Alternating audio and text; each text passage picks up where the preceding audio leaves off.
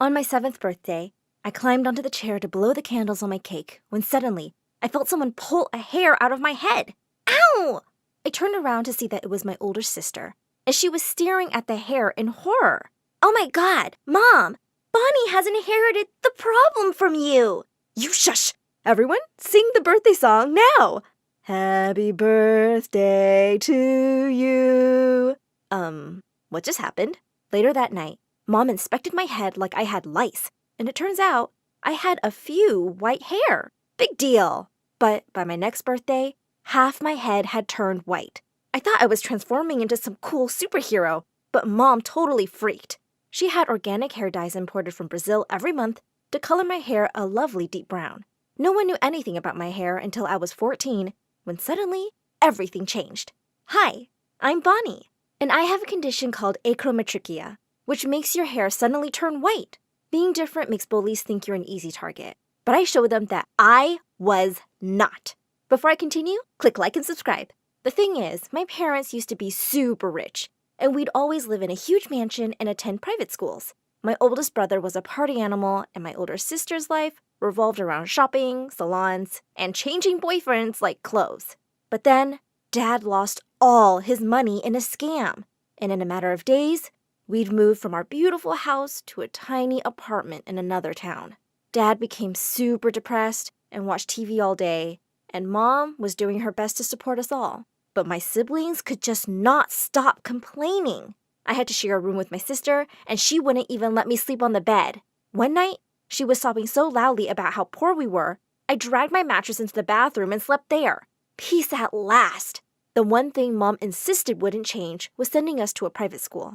I felt bad she was working so hard for us, and I really wished I could do something to help. Dad dropped us off on the first day of school, and as soon as I walked in, I felt someone pull me by my backpack. I turned around to see a pretty girl grinning at me. OMG, was that guy your dad?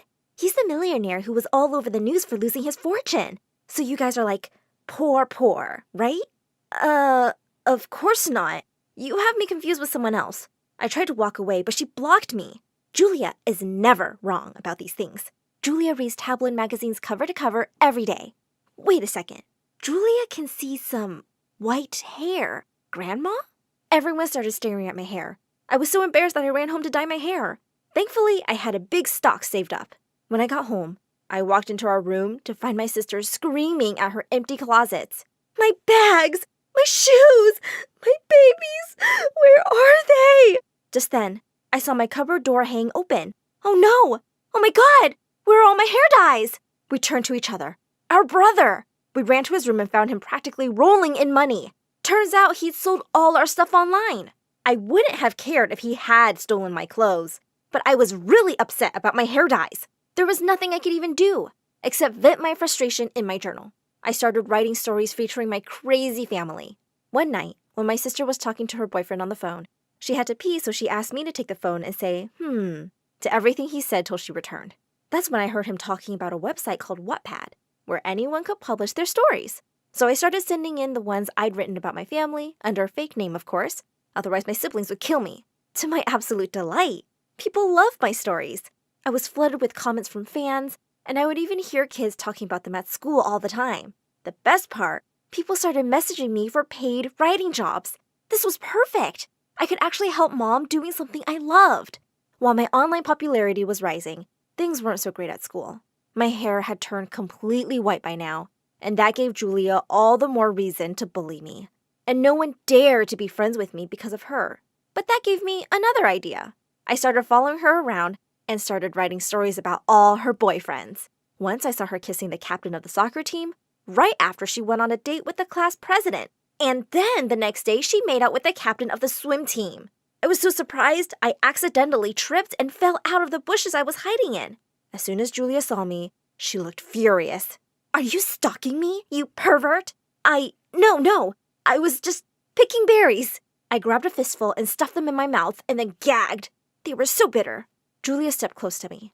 I don't know what you're playing at, but you should know I'm not into girls, you weirdo. Then she walked away while I sat in the bush, and everyone eyed me like I was a creep. The next few weeks were brutal. No matter what I did, Julia was there calling me a perv or a weirdo. She told everyone I was crushing on her. A few days later, I was sitting in the cafeteria when Julia came up and dumped a bag on me. "Take these hair dyes! You look like a homeless old woman, and this school has a reputation. Just stop embarrassing us with this hair, Bonbon!" As her minion snickered, I rose from the table and pushed the bag away and stood up to leave. "Leave me alone, Julia, or else." "Aw, I'm so scared. And what will you do, huh?" Then she and her minions took out all the dyes and dumped them on my hair. Blue, black, red, purple, everything. I pushed them back and yelled, "What have you done, you psycho?" I slapped Julia right in the face and ran to the bathroom. My hair looked like turd. I washed it and thankfully all the color came off. I was so mad that I went home and wrote a story where I gave Julia the lesson I wished she would get in real life. As soon as I published it, I received a message on my Wattpad account from a fan, ID Free Prisoner.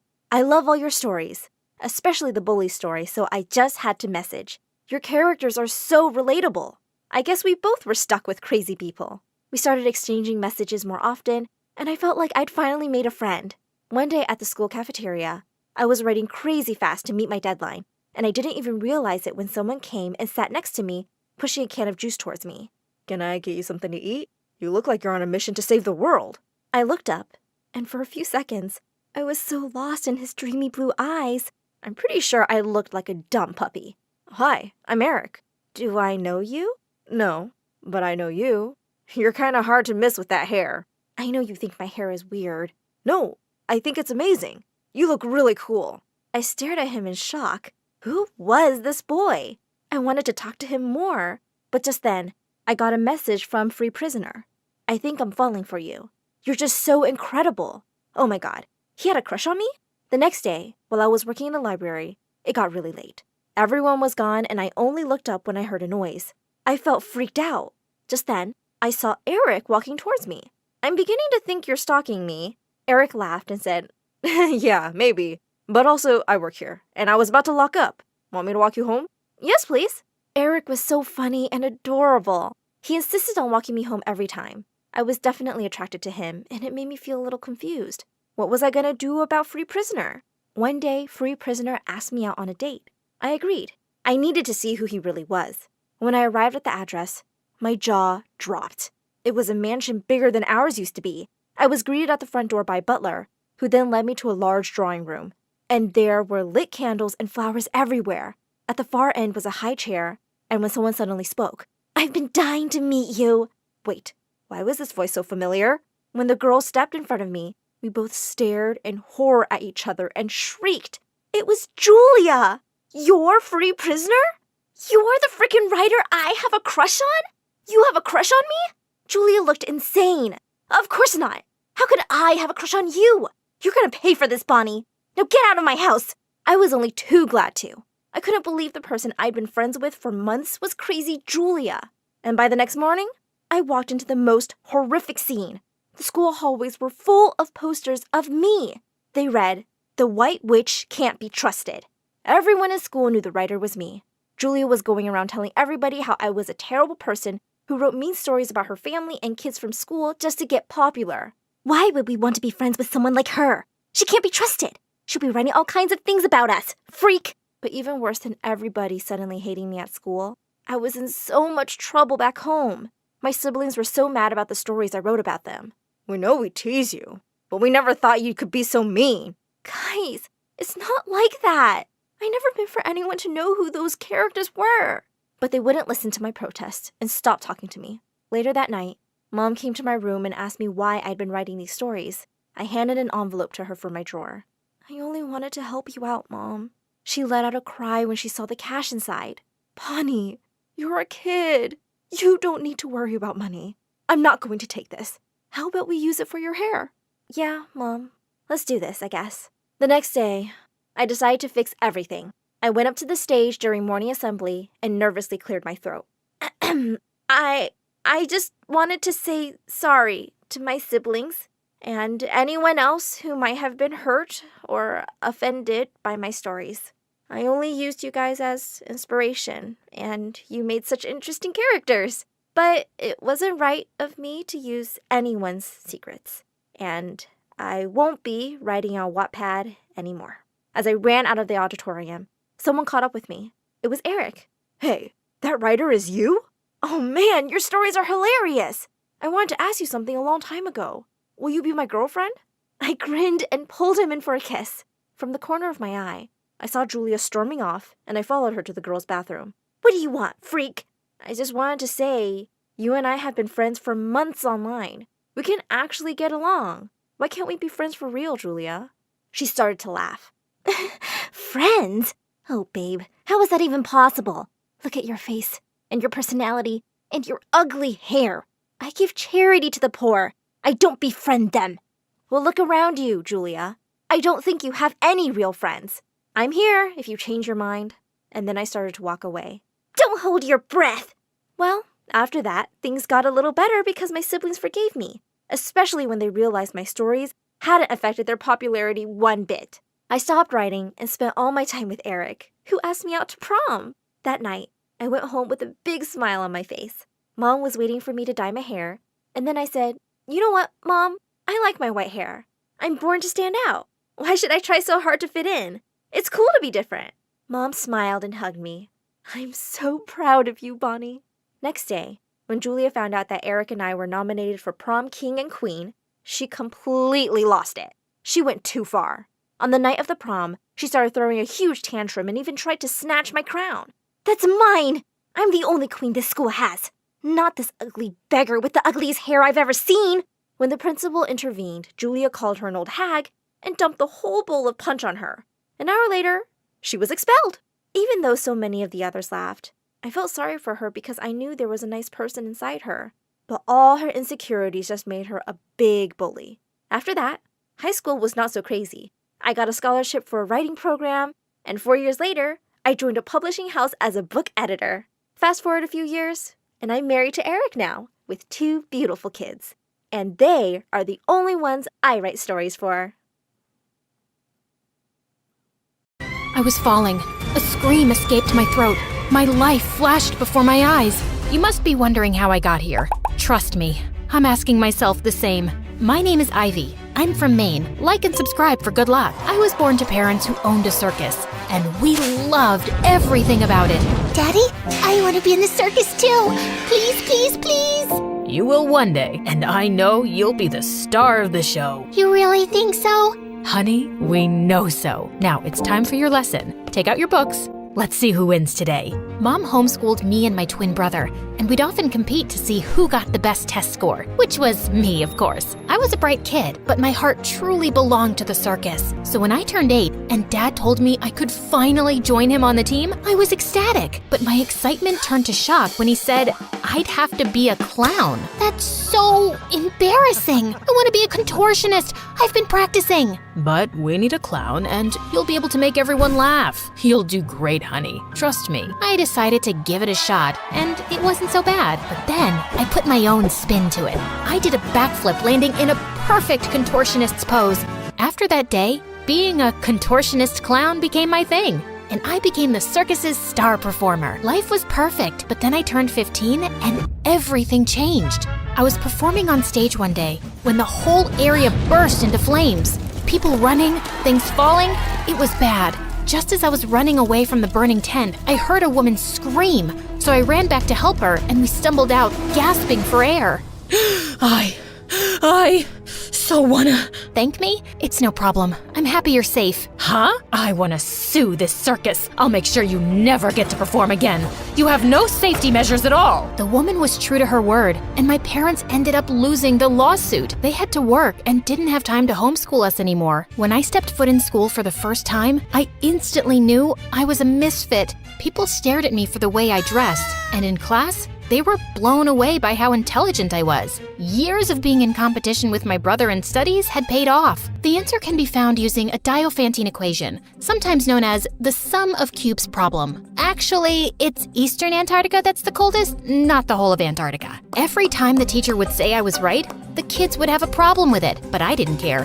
I was having too much fun studying. I became the top student in no time. Life was fine, except Mom and Dad were always short on cash. So during the 11th grade summer break, my brother and I picked up part-time jobs at the hotel. With our first salaries, we took Mom and Dad to a carnival, and I could see how much they missed their old life. I wish I could find a way to bring my parents' circus back. I was in luck because the very next day, I saw a poster in the hotel lobby asking for auditions for a talent competition. But seeing me in my barista uniform at the auditions, I could tell that the judges weren't impressed. These auditions are for the greatest talent, not someone who can make coffee the fastest. Please, don't waste our— Before he could finish, I did a killer backflip and a split that made them stand up in their seats. And just like that, I was in. I ran outside excitedly to tell my brother, when I saw a guy holding him by the collar. Who's gonna pay for this scratch? Oh, that's right. You don't have the money. I'm gonna ruin you. He was about to punch my brother when I stepped in between and pushed the jerk hard. Let my brother go, you moron. Sorry to scratch your precious little junk, but I'm sure you can afford to get that fixed. Feisty, are we? Do you have any idea who I am? Does it look like I care? Now, do as I say or I'll call the cops. Oh, I'm shaking in my boots. I mean it. Let him go. I stared right into his eyes as the guy smirked before letting my brother go. I guess he was powerful because that evening, both me and my brother got fired. I was sad, but soon the summer break was over and we were back in school. But something had changed. It was like people had started hating me more than before. What had I done to grind their gears now? I found out soon enough that one of the girls in my class showed me a video of me pushing that rich guy outside the hotel. How could you be dumb enough to push Tristan? Yeah, he deserved it. And what's the big deal about him anyway? Don't you use social media? Not really. I like to read books instead. It teaches you a lot, like minding your own business and learning some manners. Now, if you can step aside, I have a class to get to. The rest of the day, I ignored all the angry stares. Later, I found out that he was some kind of social media influencer with over 10 million followers. Good for him. I thought this whole video thing would die down in a few days, but to my horror, it was worse than I could imagine. I was a public figure now, with all eyes on me, especially because Tristan followed me everywhere. I picked up a new job at a cafe nearby, and Tristan would drop in every day. I'd had it with his stupid face. So I decided to teach him a lesson and poured a bottle full of salt in his food. His face went red as he took one bite. Do you like it, sir? Anything to go with it, like water or maybe some more salt? This is perfect. Can you tell me who the chef is? I'd love to kiss their hands. She's busy. Anyway, if you're done for the day, kindly leave. You're catching too much attention and it's a little annoying. I'm guessing you're talking about all those ladies by the window. I can tell them to leave, if you agree to go out on a date with me. Are you bored or simply crazy? What makes you think I'll ever go on a date with a moron like you? Ouch, that hurt. But I deserve it. I was a jerk. It's just that I had a big argument with my mom and I took all the anger out on you, which was totally not cool. Yeah, it wasn't. And you're really not helping your case by stalking me. I know, but I can't get you off my mind after I saw how you stood up for your brother. That takes courage. All I'm asking for is one chance. If you feel like you don't want to see me after that, I won't bother you again. Tristan, I don't care. Just leave. But the guy just didn't back down. He'd show up every day at my workplace to ask me out, and every day, I refused. And one evening after my shift ended, I found him outside my workplace with my brother. Later, he told me how Tristan was there to apologize and even offered to get him his job back. That was kind of nice of him. I guess he wasn't all that bad. So when he asked me out again, I decided to give it a shot. I was expecting him to show off and take me to some fancy restaurant in the city, but instead, he took me to my favorite taco place. Wow, you're cheap for someone so rich. And you're too pretty for someone that tough. Anyway, what were you doing at the hotel that day? You know, when you hit my brother? You won't let that go, will you? I was there for an audition. Wait, for the competition? I'm in it too. I didn't know making good coffee was also counted as a talent. Ha, very funny. Just then, I showed Tristan a few basic contortion moves and he was blown. Then he showed me his awesome tricks with cards. And I was really impressed. Wow, how did you do that? That's amazing. I wish my family would feel the same. They think I'll end up making a fool of myself on the show. When we do things that give us joy, it doesn't really matter what people think. Tristan and I went on multiple dates after that. And soon, he asked me out officially. My brother was happy, but the girls at school just weren't digging it. I didn't care. With Tristan by my side, I felt like a whole new person. He was so much gentler and calmer than when I first met him, and it made me super happy. And then one day on his birthday, he invited me to his home for a party. I'd just stepped one foot inside when suddenly my whole world came crashing down. Ivy, that's my mom. And Mom, that's The clown?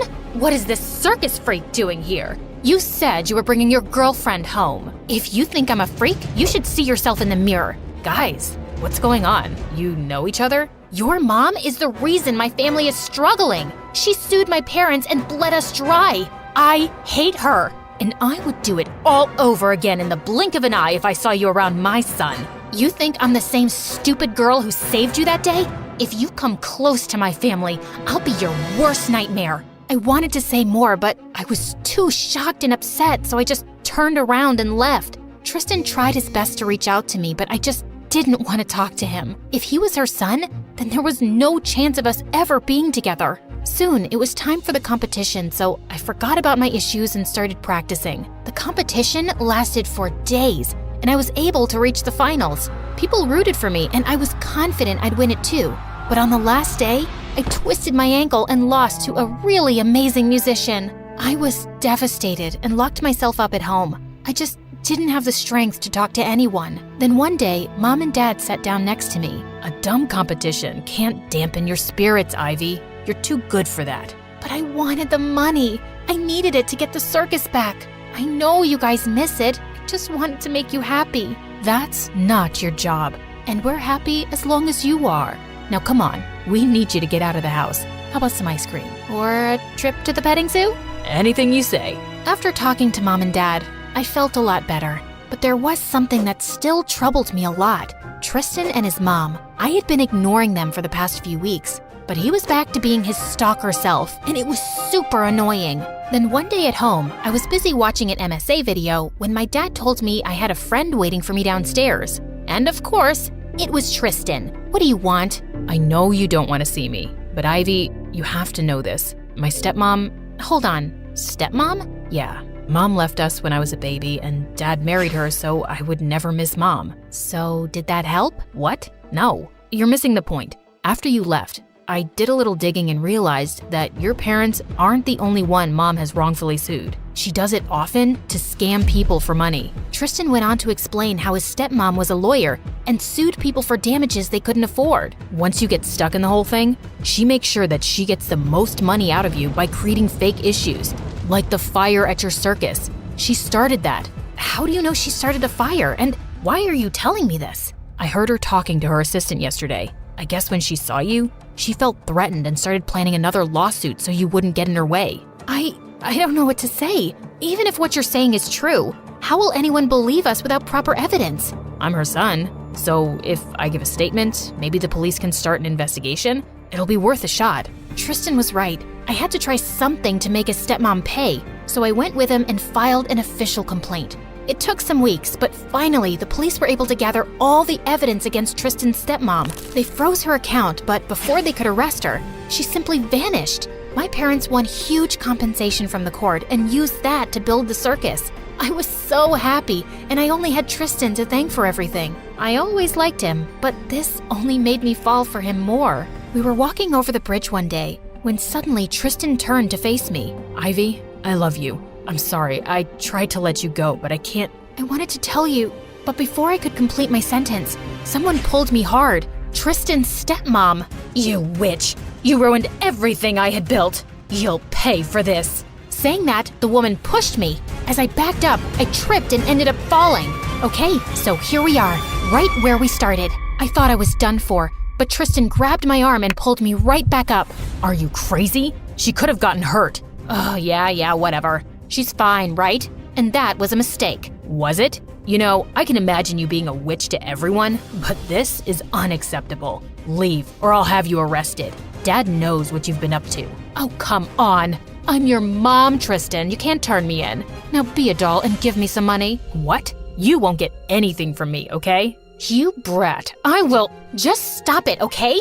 Haven't you done enough? The least you can do is save your face and leave. His mom left, and we never saw her again. My parents' circus is now bigger and better than ever. I was supposed to be the star of the show, but a magician with incredible card tricks has stolen the spotlight and my heart. Hi, my name is Ada, and I'm from New York. Me and my twin sister Gia were born to two very chaotic parents who fought like Tom and Jerry all the time. And on the very day we were born, They picked up a twin each and decided to make us the best version of themselves. Ada is hungry. She needs milk. Oh, since you chose her, why don't you feed her from your nipples? Yep, Dad picked me, and growing up, he taught me the Turkish language because he was from Turkey. And Gia was Mom's favorite, so Mom taught her Italian because she was from Italy. Although we spoke English at home, that whole language thing kinda became the reason for all the chaos and misunderstandings in the family. Because of Mom and Dad's fights, I could never get close to Mom, and I hated that. So once, when I was 8, I decided to make a card for Mom for the new year and asked Gia for help. When Mom saw it, she went ballistic. Sei una vaca grassa, which meant you're a fat cow. God, you're so rude, Ada, just like your jerk dad. I always knew I made the right choice by picking Gia. I was furious. That witch made me do this. I ran to Gia and pulled her by her hair. Why did you do that to me? 'Cause Dad loves you more than me, and I hate it. So what? Mom loves you more than me. Just then, Mom came and separated us and said something to Gia in Italian. What did you say? Not your freaking business. Go to your daddy and hug him. But Gia glared at me and spit at my face, and another fight broke out.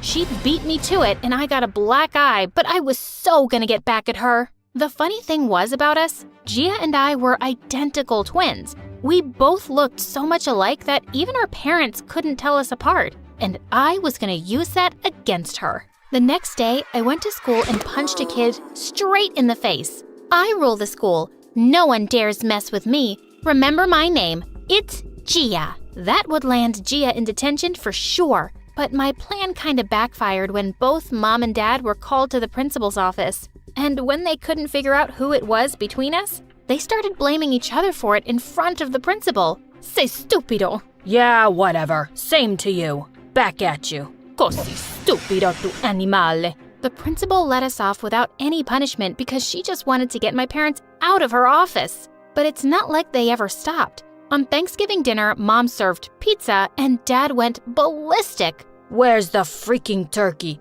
Who even makes pizza on Thanksgiving? You stupid woman. Turkey, turkey. Go ask your mother to make you a turkey. And saying that, Mom threw a plate at Dad, which he avoided. But then Dad grabbed the ketchup bottle and pointed it at Mom. Don't you dare. This is a designer top. Watch me.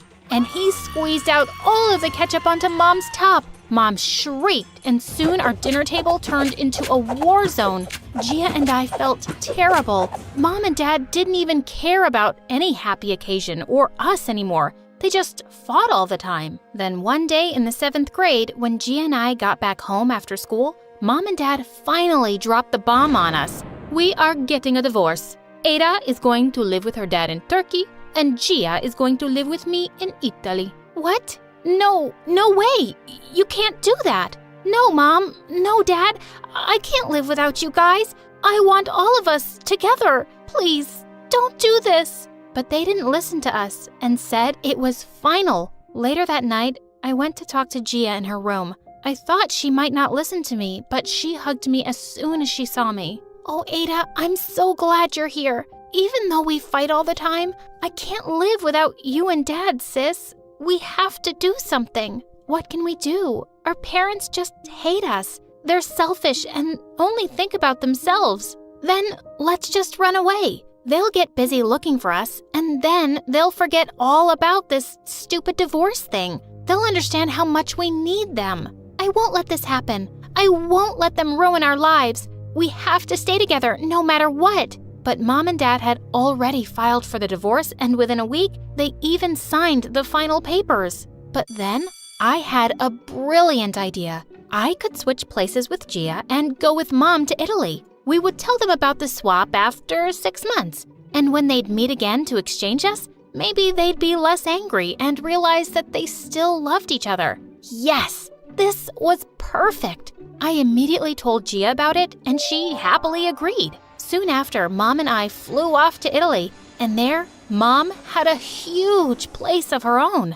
As soon as we got there, a maid came running and grabbed all our luggage. Benvenuta, signorina. And that's when it hit me. I could not understand a word of Italian. And this reminded me of Gia. She was also stuck in Turkey and didn't know a word of Turkish. God knows what kind of trouble she was going through. Merhaba birkaç erkek alabilir miyim? What are you saying, kid? Are you out of your mind? Soon after, Mom enrolled me in school, and my first day was a complete mess. The teacher asked me to introduce myself, and I said, Ciao, mi chiamo Gia, siete tutti brutti. Everyone gasped and looked at me like I'd cursed them. All I said was they were nice, but for some reason, none of them would talk to me now. The next day during lunchtime, pizza was being served in the cafeteria, but I noticed there wasn't enough cheese on top. Can I get more cheese on this? The server stared at me like I had asked for her kidney. And dude, this was a clear mistake. Asking for more cheese in Italy is considered super rude, but I didn't know that. Cheese? Vacca grassa? The lady glared at me and jumped over the food counter to attack me. She chased me for a mile around the school until the principal caught us both. She sternly told me off for being rude and said she was going to call my mom later. And I felt like a terrible kid. Mom was already dealing with the divorce, and now I was adding more to her troubles. I thought I'd apologize to her as soon as I got home, but what I saw next shocked me. Mom was having a pool party with her friends, and they were all having the time of their lives. What the crap? Mom, what's going on here? Oh, honey, I'm having so much fun. You should join us. If I knew life without your father would be so amazing, I'd have divorced him before the wedding. I feel like I'm 20 again. Woohoo! What? I thought she'd be missing Dad and me, but she was having a blast. This was so weird and not what I expected. I quickly went to my room and called Gia to tell her how Mom was going completely crazy. But what she told me shocked me even more. Dad was gonna get engaged within a week. This was insane. We had to get Mom and Dad back together soon, by any means possible. The next day, I was all set to break the news to Mom, but what I saw almost gave me a heart attack. She introduced me to a not-so-handsome man as her boyfriend. Ciao, sono Roberto, signorina. And before I could even say anything, they put me in a car and took me shopping with them. But I had to do something to get rid of all this Italian pasta sauce at all costs. When Mom went inside the changing room, I told him to leave her alone. Voglio che tu ami mia madre. Suddenly, he had tears in his eyes, and he hugged me. What was wrong? Then he took a rose from his pocket and proposed to my mom in the most romantic way possible. Sarai mia, signorina. Mom looked awestruck, and then she said the words that I dreaded the most. Si, lo farò. OMG, what the heck was happening? Our plan was literally falling apart. The next day, I stormed off to school in anger, but in the school corridor, a guy pulled my hand and started flirting with me. Hi, beautiful. Want to go and get some cheese with me? I'll open factories for you. Ew, he was so gross. And I was so done with kids making fun of me for not knowing the language. I knew a little Italian by now, so I told him to leave me alone. But he didn't, so I slapped him hard. He left and he went to tell the principal some lies, that I forced him to kiss me. An hour later, Mom barged into the principal's office and she looked raging mad. Your kid has been misbehaving with our staff and been doing inappropriate things to boys. Mom, I didn't. Oh, I know my daughter very well. It's the school that's stupid, and I'm putting her into a better one. We are done here. Oh my God, she was so unpredictable. While driving me back home, I thought Mom would scold me, but instead, she said something that completely shocked me. It's okay, honey. If you're ever in a place where you're unhappy, then you can always move away. Just like I did, Ada. What? Did she just call me by my real name? Mom, you know? Of course I know. You're my child. Really? Well, no. This morning after you left for school, I went to your room and I saw your pink-colored undies, which Gia hates. But why did you do this, honey? Imagine everything Gia has been going through there. She doesn't even know the language. We want you guys to get back together. But Mom didn't say a word to that. And as soon as we reached home, she called Dad and told him everything. But Dad, like always, wouldn't believe her. I'm not going to fall for your pranks, woman. Do you think I'm a fool? Of course I know it's my daughter. It's Ada. But minutes later, he called her back saying he knew from the beginning it wasn't me. Mom immediately got on a plane with me. When we landed at the airport, I saw Gia and Dad waiting for us outside. I ran towards her and she hugged me as soon as she saw me. I missed you so much, sister. Minutes later, Mom asked Gia to follow her and Dad asked me to come with him, but I had to try one last time. Enough, you guys. We are not going anywhere. We want to live together like a family. Please, can't you do this for us? Yes, I want to live with Ada and Mom, not like this, where I feel so empty and alone and unloved. I want to be happy. Mom and Dad looked at us in complete surprise.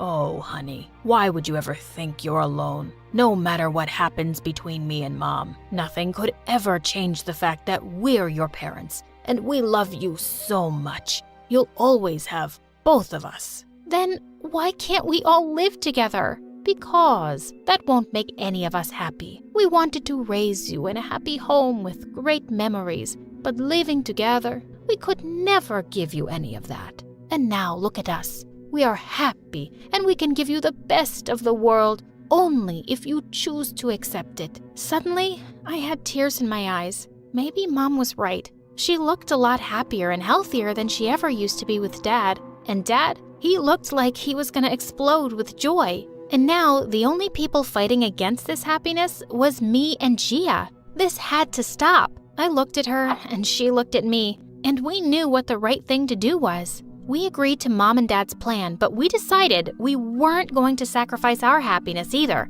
So Gia and I decided to live with Mom, and both of us moved back to Italy with her. But we often visited Dad and his new family, and we were the happiest. I'm Maya from New Orleans. Please like and subscribe to For Eve.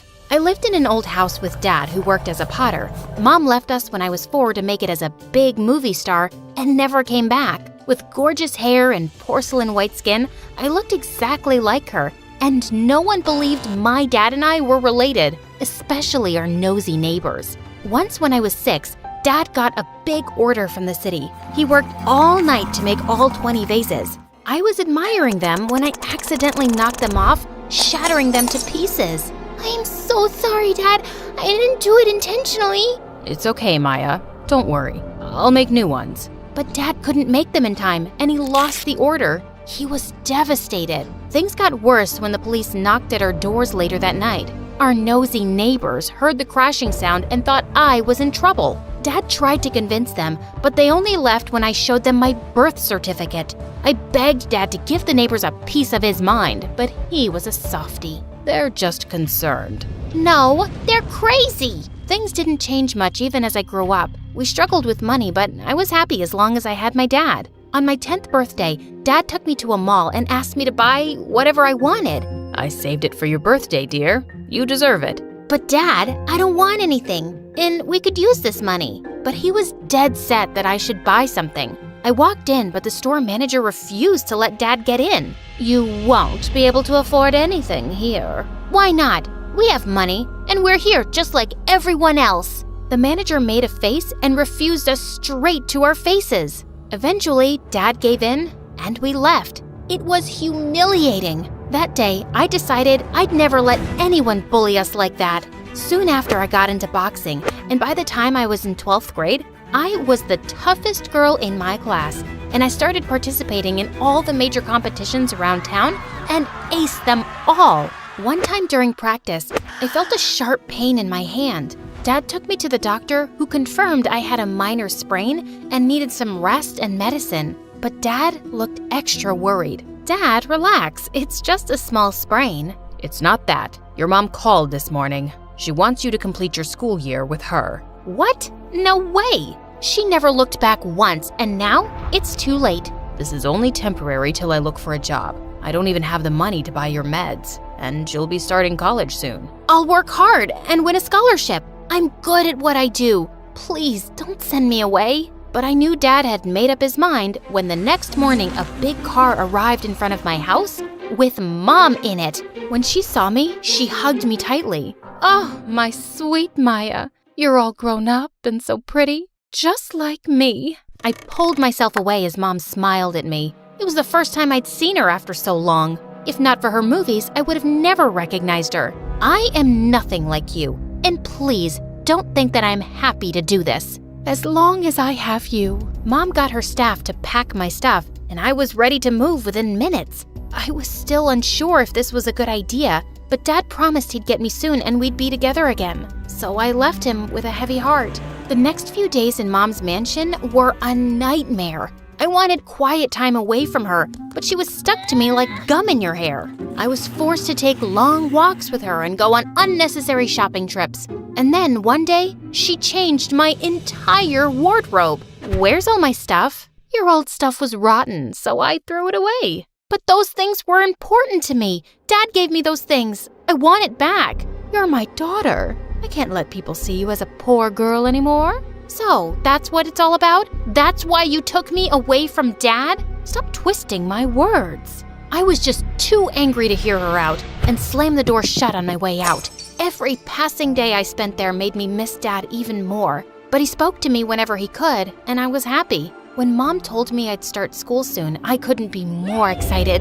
Anything to get away from her would work. On the day I was supposed to start school, I woke up late to my mom screaming at someone. I went down to see it was the cook, and a boy stood next to him holding a bagel. How dare he steal from our kitchen? But I found this in a pile of food you were throwing away, ma'am. I'm talking to your father. If your son does this again, I'll fire you. They nodded and left. I went after the boy to see him give that bagel to a helpless girl on the sidewalk. That was the kindest thing I'd seen since I'd come here. When he looked in my direction, I noticed how cute he was. She was hungry. I'm not some thief, but your mother didn't seem to believe me. I believe you. I'm Maya. He introduced himself as Zach, the cook's son. We exchanged smiles, and when the driver arrived, he continued on his way. At least there was one kind person in this strange place. My first day of school was nothing like I'd imagined. Thanks to my mom, everyone knew who I was, and to make things more awkward,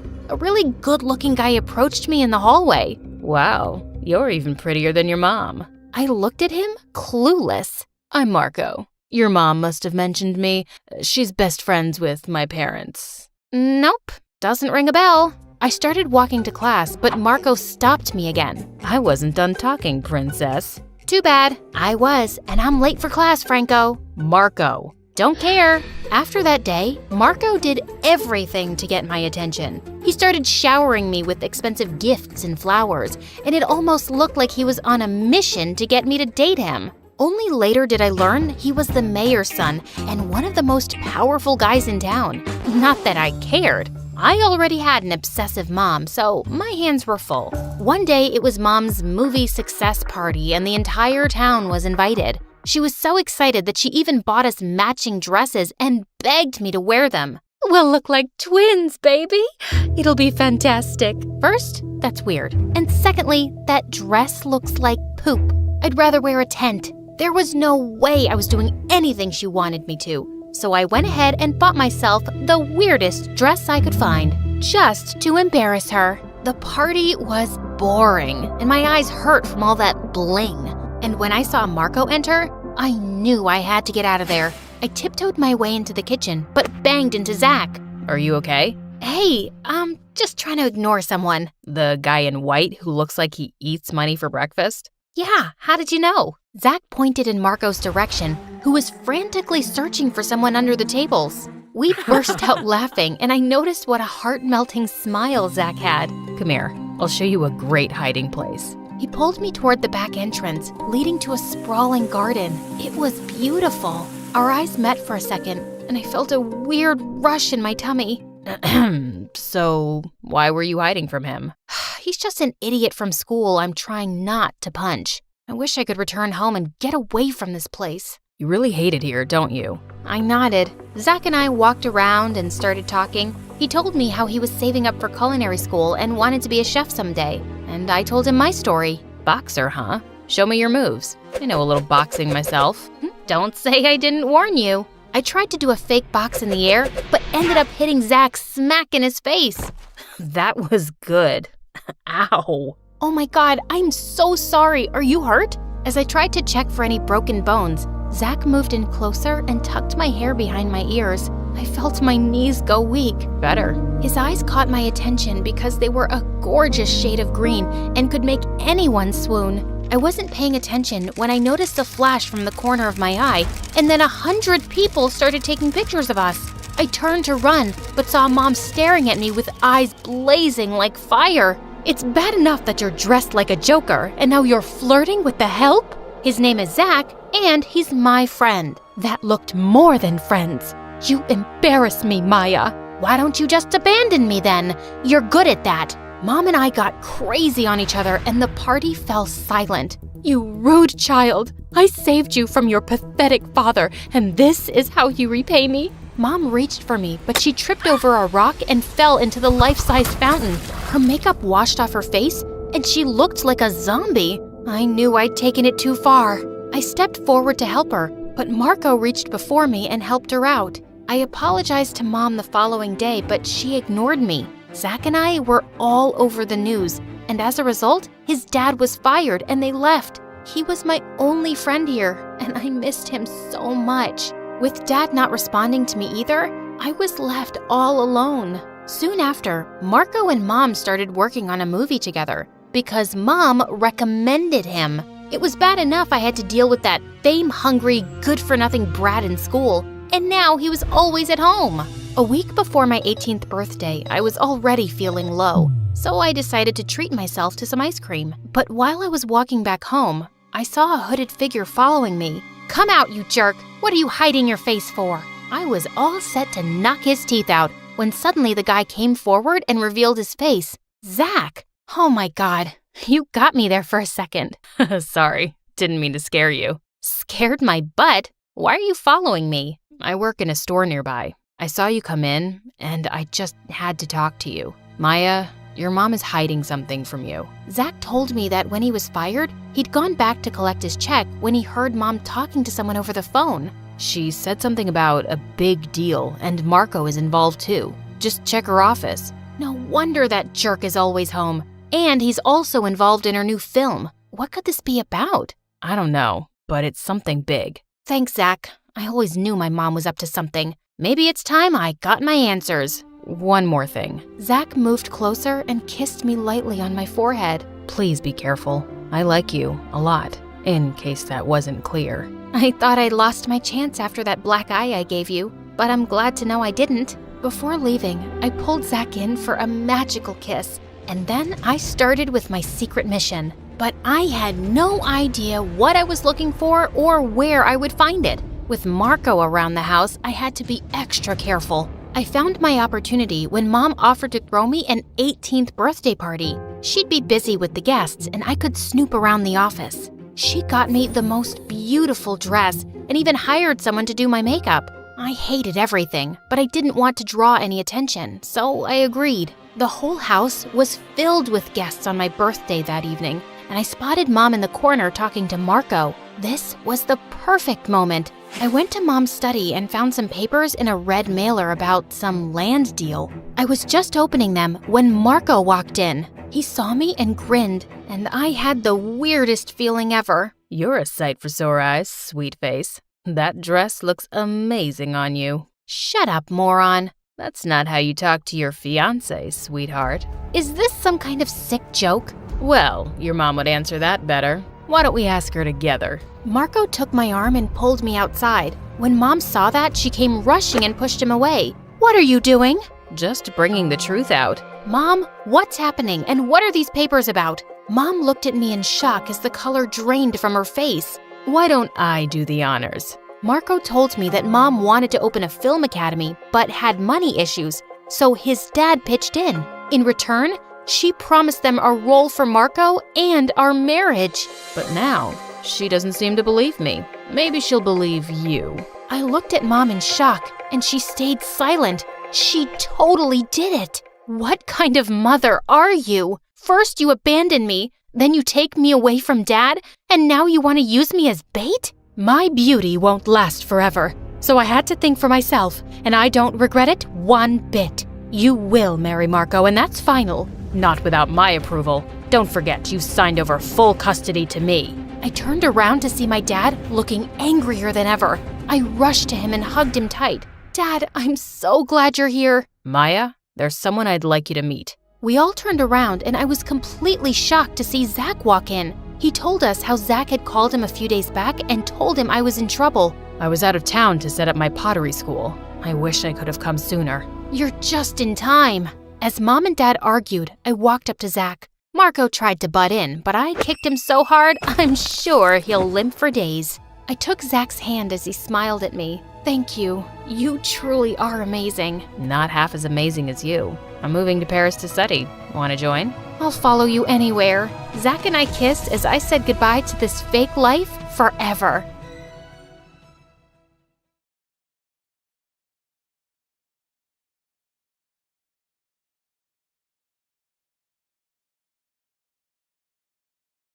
The first sound I ever heard in my life was a beeping so loud I thought my ears were going to explode. For 17 years, I'd lived in a bubble of silence. But my mom worked super hard and finally, she was able to afford hearing implants for me. Honestly though, the beeping wouldn't stop and I thought if this was what the world of hearing was like, I'm not sure I would ever cope. I looked at my boyfriend and he was making all these weird sounds. My boyfriend is still deaf. He'll be getting the implants soon, so I signed to him to stop crying. And that's when he laughed and signed that it was me who was crying like that. I'd waited for this moment for so long. But little did I know how many crazy things I'd now be able to hear, including some big secrets that would change my life forever. Things were about to get wild. Before I share everything that happened to me, click the like and subscribe button and who knows, maybe your hearing will become as sharp as mine and you'll find out some secrets of your own too.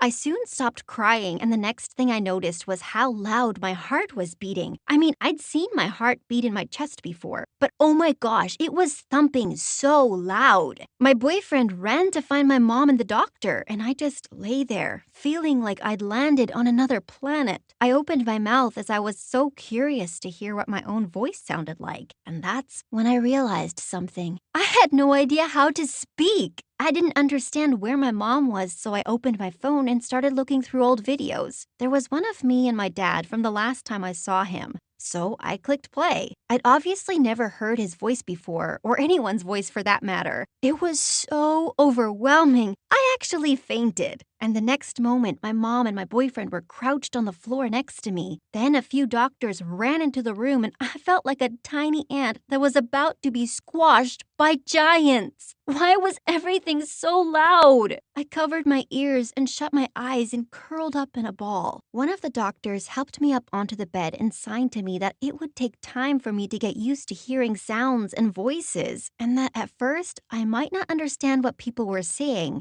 that it may sound like gibberish. Well, no kidding. My brain was fried. I couldn't keep up with anything going on around me. When the doctor finally told me I could go home, I practically leaped out of the bed. On the way out, I went to use the bathroom first. Obviously, I'd never heard someone pee before, so I got the fright of my life. It was so loud, and suddenly I felt so embarrassed. Had my friends at school heard me pee before? I ran out of the toilet so fast and bumped right into a woman who was waiting to go in. She looked disgusted and started shouting, but I had no idea what she was saying. I just walked off. But I was not ready for how overwhelming the outside world was going to be. I just froze. Cars were beeping, sirens were blaring, birds were flying everywhere and were making noises. Every time one flew near me, I ducked. They sounded so angry. I must have looked like an insane person. Then I heard something that sounded like a gunshot, and I just bolted across the road without even looking. I had no idea cars beeped, and I noticed just in time before a car almost crashed into me. The guy driving wound the window down and started shouting at me, and that made me think, was everyone always this angry? I ran straight into the park that I used to come to with my dad, and two of my friends from school were there. I felt so self-conscious about my new implants, and I didn't want them to see me. I hadn't told anyone at school about it, so I quickly ducked behind a tree. From there, I could still read their lips, and I couldn't believe what they were saying. How my boyfriend was only with me because it was easier to be with someone like him. But as soon as he gets his implants, he could get any girl he wanted, and that he was way too good for me. These girls were my so-called friends. How could they talk behind my back like this? A second later, my mom and boyfriend appeared in the park, and my mom looked angry. She was calling my name, and then the most awkward thing ever happened. She spotted my so-called friends and ran over to them asking if they'd seen me. She even told them I just had my implants done. They both went bright red and shook their heads, and suddenly I felt like they didn't deserve to get away with this.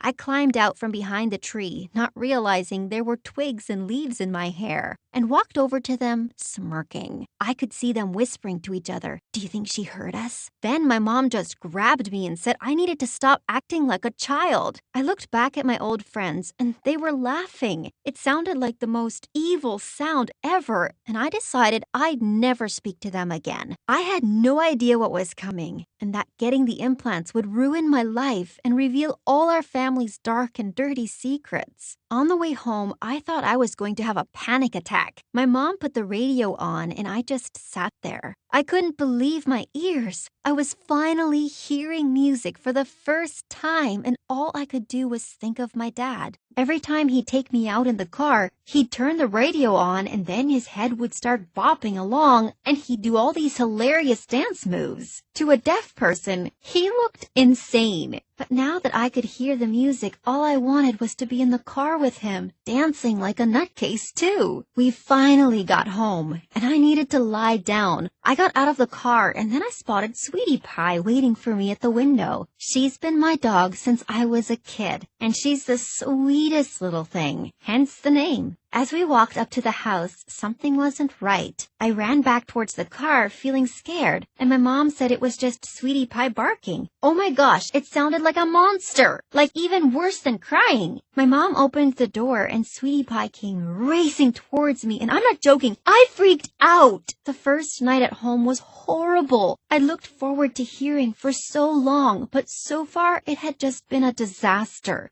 I couldn't sleep because everything was so loud. And then late at night, I heard voices. They were coming from my mom's room, and I figured she was on the phone. I wanted to go tell her to be quiet, but when I tried to get into her room, her door was locked. I knocked, and suddenly I heard my mom say, "Shh." Then she poked her head out of the door and told me to go back to bed because she was on a work call. I didn't believe her for a second. Over the next few days, I felt more alone than ever before. My boyfriend came over to watch movies one night, and we always watched with the subtitles on. I know I should have kept the volume up to get used to hearing voices, but I couldn't stand it. It was giving me a migraine. Anyway, my mom came home in the middle of it and asked why I turned the sound off. Then she started shouting that she'd worked her butt off to afford these implants and that I was nothing but an ungrateful little girl. Then she stormed upstairs. I was so shocked. My mom was acting so different. And come to think of it, so was my boyfriend. He seemed quiet somehow, like something was wrong. He asked if we could talk, and I made a joke that only I could talk. After that, he got up and left, saying he was tired. I woke up the next day and decided I would pay my mom back. I didn't want to feel like she could use this against me, so I asked my boyfriend's sister if I could work in the diner with her. She said I could probably do some dishwashing, but she didn't want me serving customers in case I got overwhelmed. I mean, I couldn't argue with her there. At first, everything was going okay. I just had to collect the dirty dishes and wash them. It was simple, really. After a while, I needed to use the bathroom, so I headed out front to find the toilet. That's when I spotted him. It was my boyfriend. How sweet. He must have been waiting for me to finish my shift. I walked up to the glass and was about to surprise him, but realized he wouldn't hear me knock. Then a girl appeared and he gave her a big hug. Who was she? Suddenly they were walking off together. I quickly ran back to the kitchen to get my phone. Then I smelled burning. The next moment, there was this insane beeping sound, and people started running. I was running too, because I had to catch up to my boyfriend.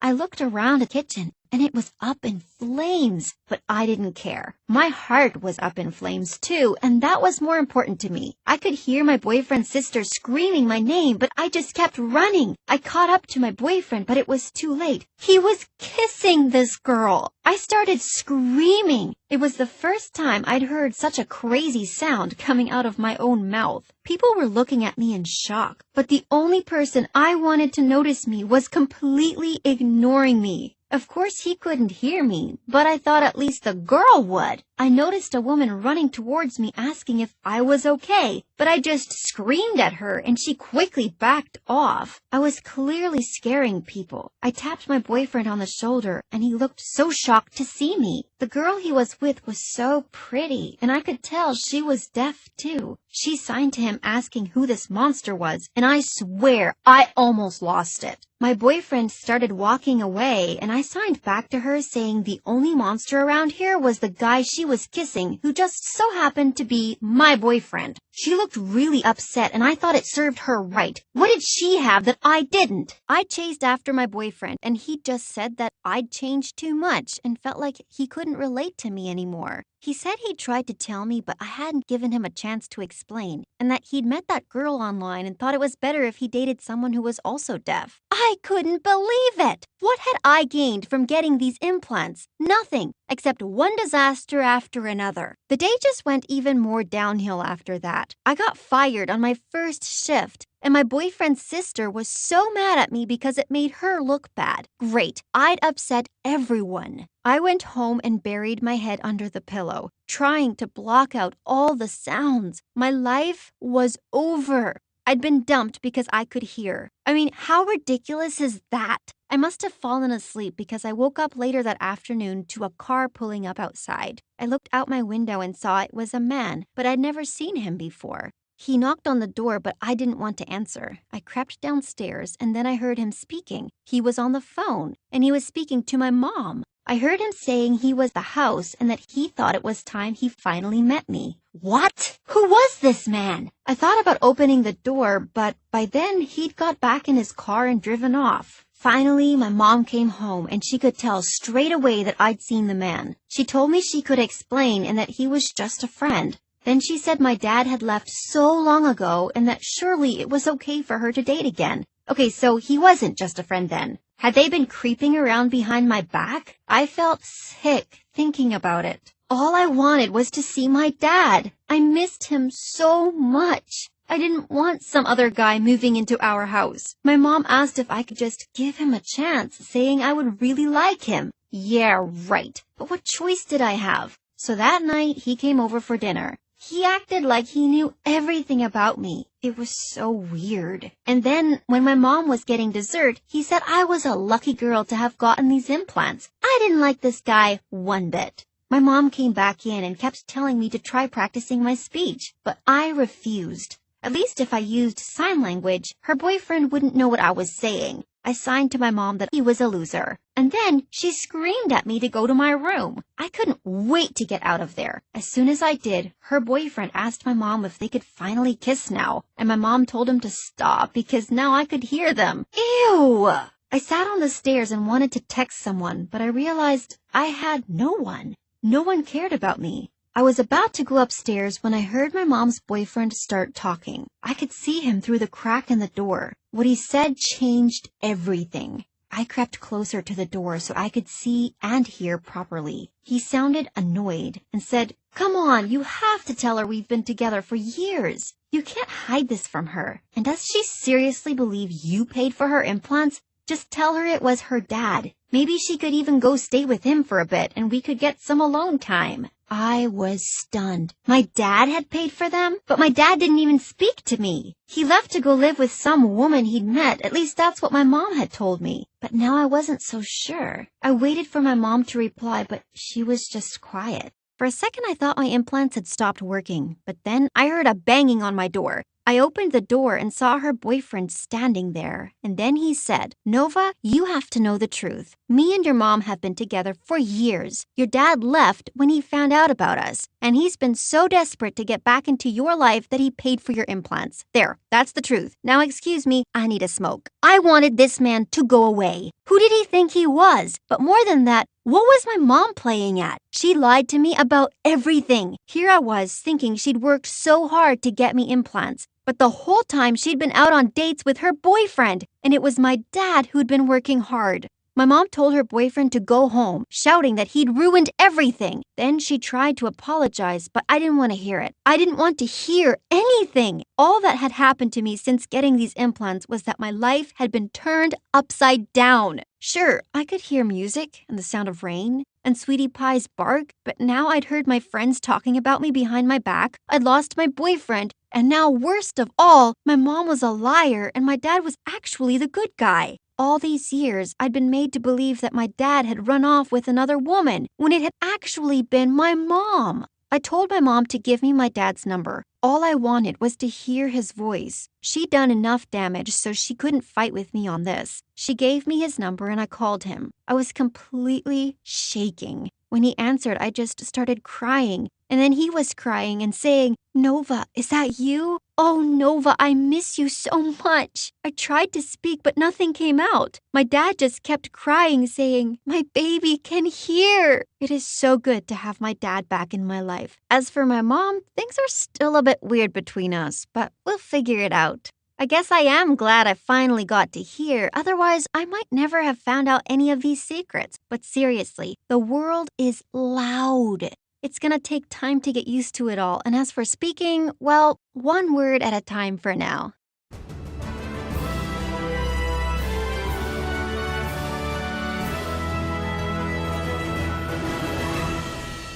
Tiptoed into the lounge. I nearly jumped out of my skin when I heard a voice. "You're gonna be in so much trouble."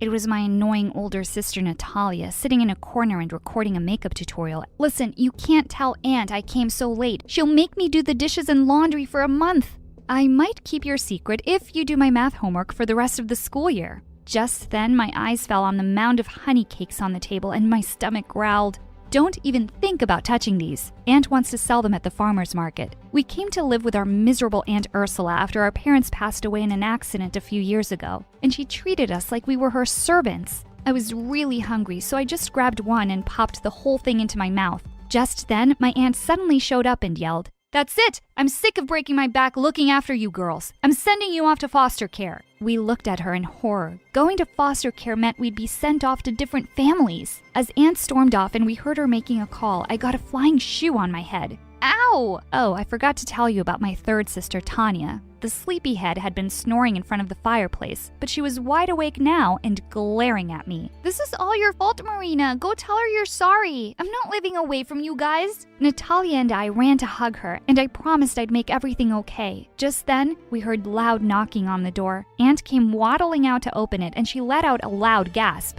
Standing in the doorway was a huge man with a beard. His voice boomed in the small room. "Did you really think you could send them off and keep taking the money I give you for their care and I wouldn't even know? Girls, pack your things. You're coming with me." "Hi, my name is Marina, and I'm from Russia." My life turned around when Mom's eccentric brother, who I never even knew existed, took away me and my sisters to live in his old mansion. But it gets even crazier from here. Before I continue, click like and subscribe. The next few weeks living with Uncle Ivan was like a dream. He got all three of us into the best school in town right away. A few days later at dinner, while Natalia and I were busy arguing over something, Tanya suddenly said, Guys, is Uncle Ivan okay?" We looked at him and saw that he sat slumped in his chair. "Oh, no, no, no." Natalia poked him, but there was no response. I bent down to check his pupils, and just then he yelled, "Do svidaniya!" We all screamed and nearly fell back in shock. He glared at us. "Can't a man take a nap in his own house?" Uncle Ivan startled us again by suddenly banging his goblet on the table. "I've just decided something. I want to give you $1 million. For a few seconds, we stared at him with our mouths open, and then we started hugging each other in delight. "To one of you." We froze in our spots. "Wait, what?" "Well, if it's only one of us, of course it should be me. I'm the oldest, and I'm running a business already. You know, my beauty blog." "Your business is just Dumbos watching another Dumbo putting on makeup. I'm going to be a big shot singer one day, so I'll need that money for my album." "Guys, come on, $1 million is a lot of money. We can share it." But the other two weren't even listening to me. "How dare you call me a Dumbo, you little bug? I'm 11 and I can kick your butt." And before I knew it, they were attacking one another while I was trying to break it up. Uncle got up and looked at us with sad eyes. "I will make my decision in 3 days." And with that, he walked off. The next morning, when I peeked into Natalia and Tanya's rooms and didn't find them there, I knew exactly where they'd be, and sure enough, I found them standing outside Uncle's bedroom with breakfast trays loaded with his favorite foods. Seriously, guys, we're family. I swear if I find the money, I'll happily split it with you two. Well, I wouldn't do that for you. Yeah, me neither. It's gonna be all mine. And with that, Tanya knocked on the door loudly, but there was no reply. We opened the door, and to our surprise, the bed was perfectly made and the room was empty. Just then, I caught sight of a note on his pillow and ran forward to pick it up. A fat lady with no eyebrows sitting in a frame, smiling strangely at the world. Everyone knows her name. P.S. I had to go somewhere. What on earth is he talking about? The woman he's describing sounds like Aunt Ursula. I'm not going back to her, not even for $1 million. Later that night, when I was in bed, I was still thinking about the strange poem when I suddenly sat up straight. Of course that's what Uncle meant. I quickly put on my nightgown and rushed downstairs. I crept quietly into Uncle's study and switched on my phone's flashlight. I knew I'd seen it here, the Mona Lisa hanging on the wall. I stared at the painting for a while, wondering what I was supposed to do now. Then I took it off the wall and flipped it over. I gasped. Taped to one corner was a small bronze key. I couldn't wait to tell the others. And then suddenly, I felt a hand around my ankle. Ah! I jumped back in fright and fell on the floor, and then someone popped up from behind the couch. "Oh, hi, Marina. I thought it was Natalia bringing me food." Oh my God, how could it possibly be? It was Petrov, the hockey team captain at my old school and my biggest crush. What on earth are you doing here? Just then, the door burst open and she walked in with a tray of snacks. She looked shocked to see me, then quickly smiled.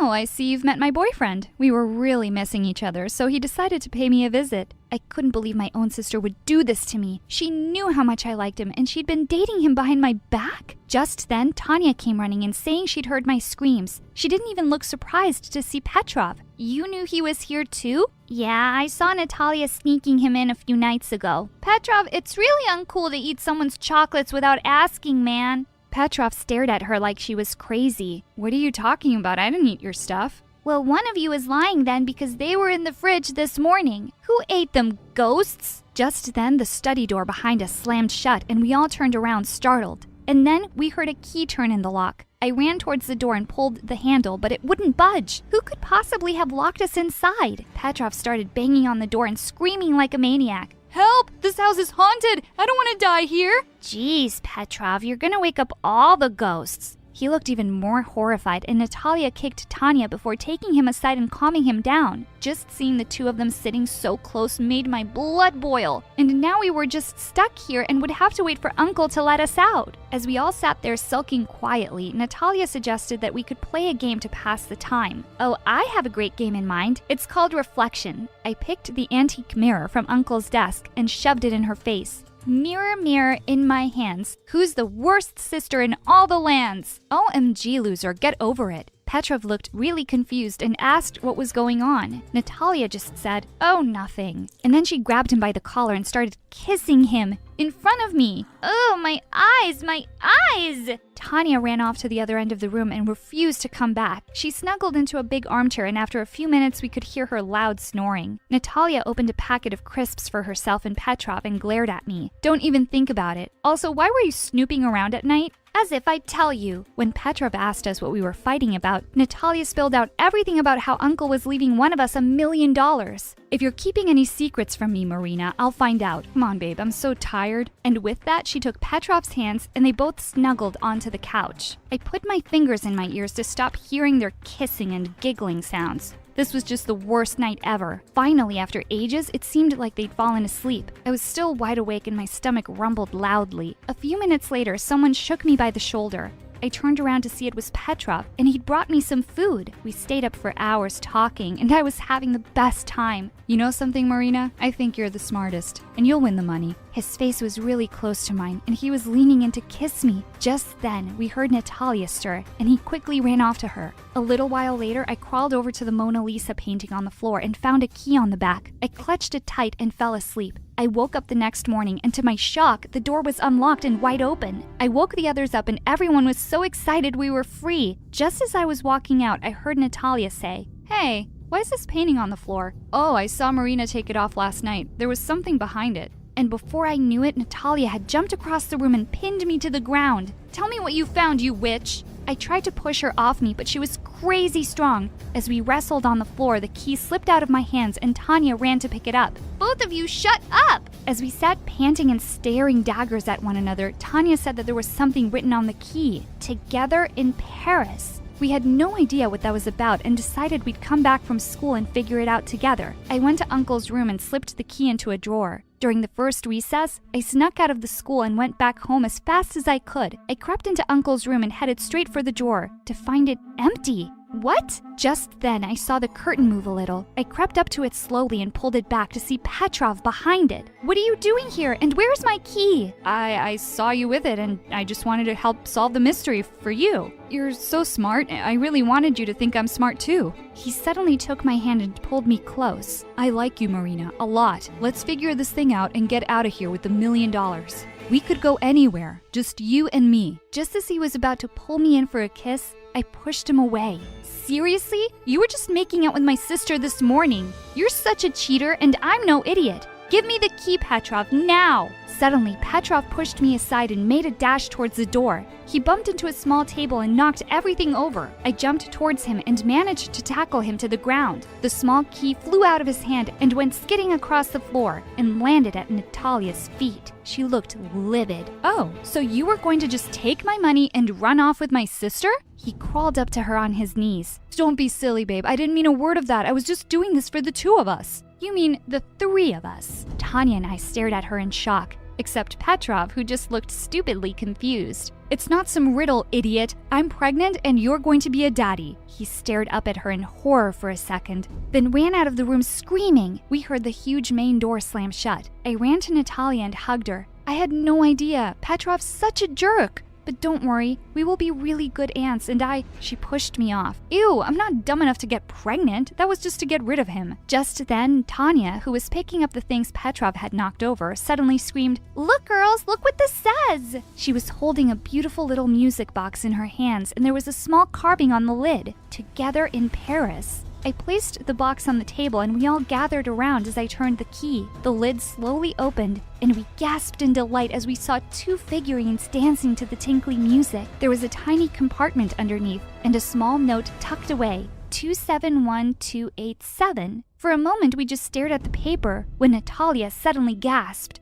These numbers! This is Mom's birthday! She was right! But what could Uncle possibly mean by this? I have no idea, girls, but Uncle said we only had 3 days, so we have to put our heads together and figure it out soon. Later that night, as I tossed around in bed, I suddenly heard a loud thump from downstairs. I froze for a minute, then quickly crept out of bed and tiptoed down with a baseball bat. I couldn't see anyone around, and just as I was about to turn away, something on the floor caught my eye. Muddy shoe prints. We definitely had an intruder in the house. I followed the shoe prints down the corridors that led to the eastern wing of the house. I'd never been here before. Suddenly they faded away, and I looked up to see a door at the end of the hall. Holding my breath, I slowly opened it. There was no one inside, but it was the oddest room I'd ever seen. It seemed like a museum of forgotten things, and there were hundreds of clocks on the walls of all shapes and sizes, ticking away and all telling the wrong time. And in one corner was a shiny bronze safe. The minute I saw it, I had a light bulb moment. Of course that's what the numbers were. The combination to a safe. With trembling hands, I entered the numbers and heard a small click. I opened it and squealed when I saw what was inside. Stacks of money. It definitely looked like $1 million.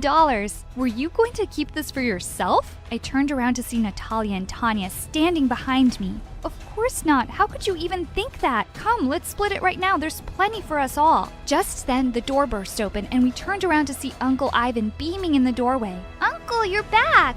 I was here all along. Who do you think locked you up when you girls were being so noisy? I just wanted to see how you would play my game. Marina, you really know what family is all about. Good girl. You get to keep all the money. The other two looked horrified. I turned to Uncle and smiled. Thank you, Uncle, but I couldn't. It'll make me happier to share it with my sisters. I knew you wouldn't. Now only time will tell if your sisters deserve their share. Yes, we deserve it. We'll prove it. We'll be so good to each other. I laughed and put my arms through theirs. Let's divide it and go shopping tomorrow, shall we?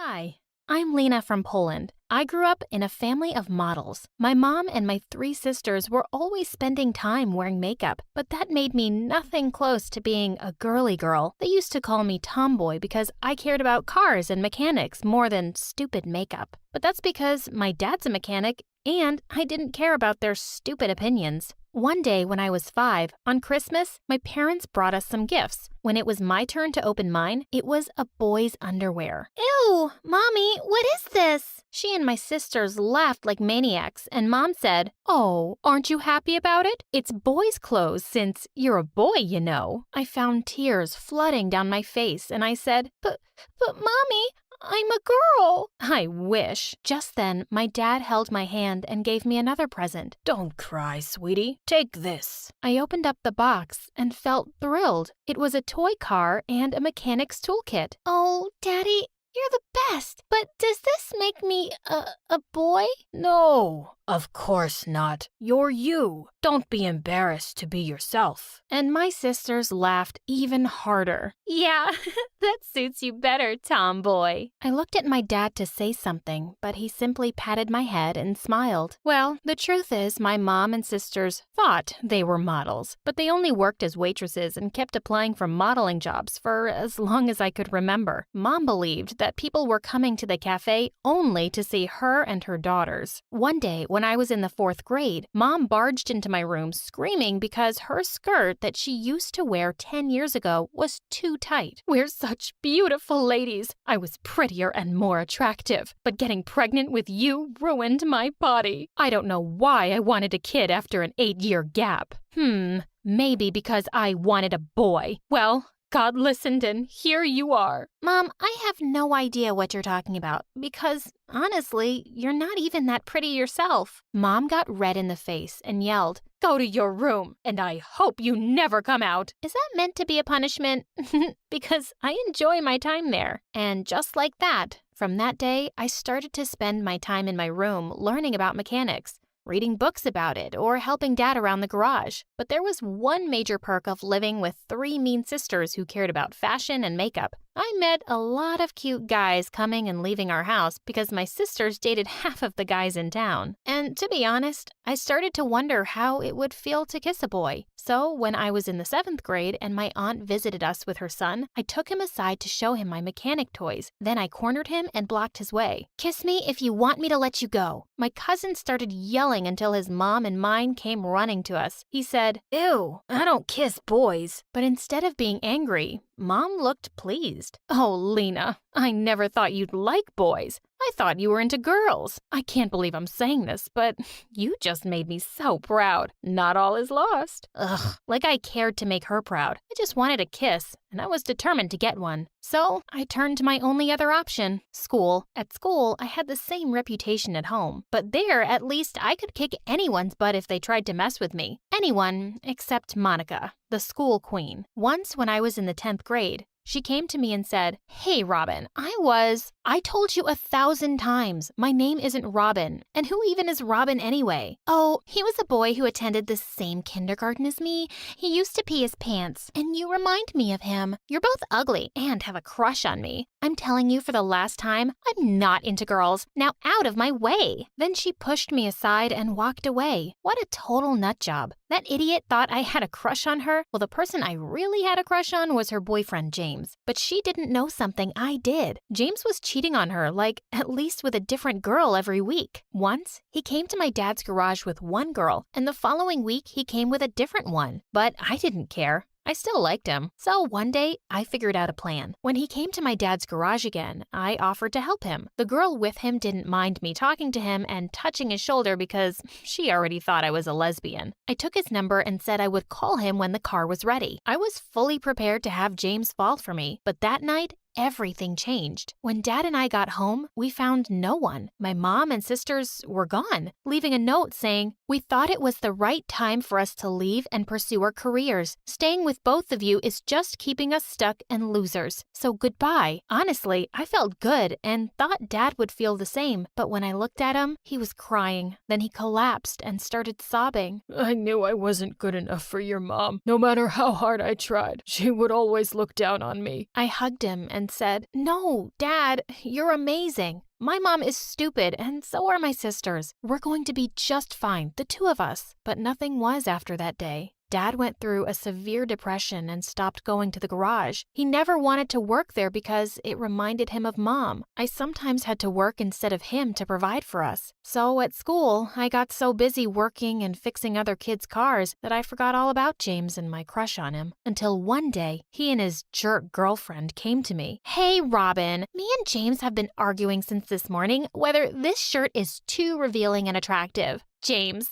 the little cutie, is so jealous because a lot of guys were staring. But I keep telling him that I'm wearing too many clothes here. It's not my problem the guys are crazy about me. So, since you have a crush on me, I thought you can give an honest answer here. Do you think this is too attractive? I looked at her. Why did she even exist? She had gotten me on one of my worst days. So I said, "I think it's not attractive enough for your boyfriend because he's cheating on you with half of the girls in school, and they are wearing way less clothes than you." Monica looked at me with her mouth open and said, "Ugh, I didn't know you were this helpless. Trying to make me break up with my lovely James so you can have me? That's so lame." I would have punched her face, but then behind her back, I saw the new janitor, and I almost passed out. It was my dad. He smiled shyly at me, and before I could warn him, he introduced himself to Monica as my dad. She grinned at me, and without replying to him, walked away. I couldn't help but groan. To be honest, I wasn't ashamed of my dad or anything, but having him as my school's janitor added more misery to my life, and that witch didn't leave me alone. One day during a class, I dozed off because I was super tired. Apparently, I was talking in my sleep,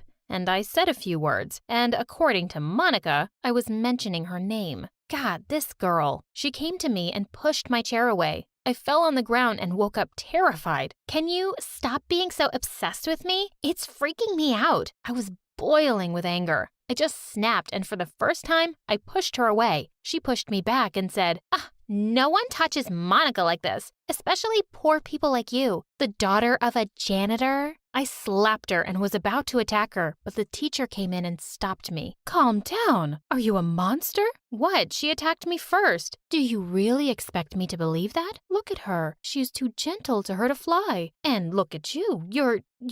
I'm what? Plus, you were sleeping in my class." "Yeah, because you're the most boring teacher in the world. And you're the rudest girl in my class." "Nuh-uh. Monica is, and you know that, but you're all afraid of her. But not me. Not anymore. I'm not an idiot coward like you." "What did you just say?" "You heard me. To the principal's office. Right now." I walked out of the room without a backward glance. When I got there, the blonde, rude secretary followed me and pulled me back. "Hey, what do you want now?" I half expected her to yell something, but she said ever so sweetly, Can I please talk to you, kiddo?" I narrowed my eyes. "Why?" So your dad, he's hot." "Ew, he's Dad." Yeah, but he is. And since you're my favorite student in this school." "I am your favorite student? Since when?" "Don't be silly. Since, forever. Just listen. Let's get to the point. I don't know why you're here, but if you can get me a chance with your dad, I promise you won't face any problems with anyone here, especially Monica.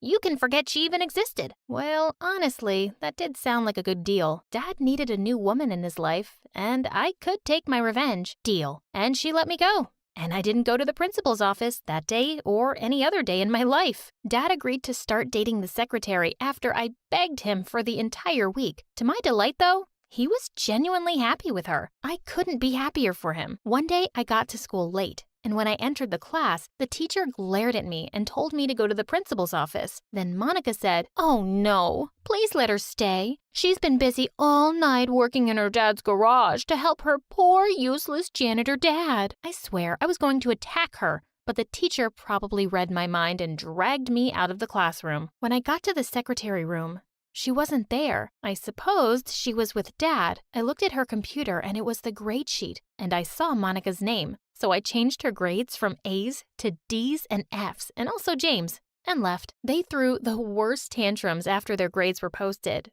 but the secretary stood firm, and before long, everyone in the school knew about my power. Of course, some students tried to tell the principal, but since he liked and trusted his rude, suck-up secretary, he didn't do anything. And she didn't have an idea I was behind all of this, and I really felt like the godfather. Suddenly, boys were into me and wanted to hang out with me, and honestly, I enjoyed the attention and hung out with a couple of boys. But my eyes were only on one boy, James. I mean, the heart wants what it wants. So one day, while he and Monica were having lunch together, I went to him and said, "Hey, you gotta date me or kiss your dream college goodbye." He looked at me and pushed Monica away. "Of course, babe. Come sit next to me." Monica looked furious, but she knew her time as the school queen was over. She never faced me again. Dating James was nice at first, but soon enough, I found out he was a jerk. And I even felt sorry for Monica that she had to deal with him. He was embarrassed to be seen with me, and I was certain he was cheating on me. Once, he sent me a message by mistake that said, "Hey, babe.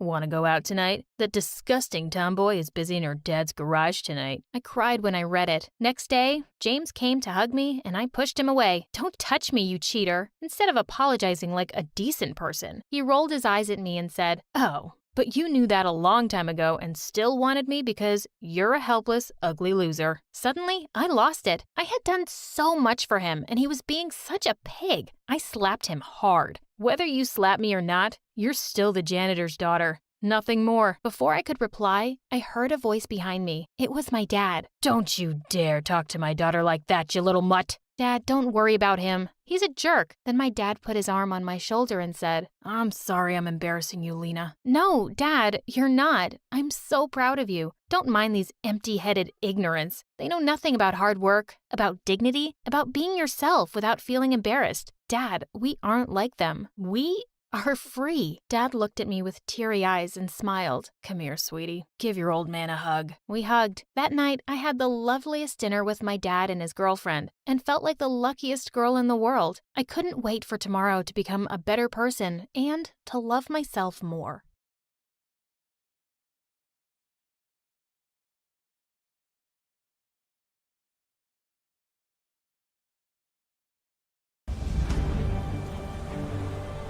Before I tell you my name, let me tell you the story behind it. I was born in the Shoshone tribe. My father was the chief. The day I was born, a big eagle flew by near my mom. She had thought the eagle would hurt her, but it didn't. The people of the tribe saw it as an omen of me being special and gave me a name that meant bird woman.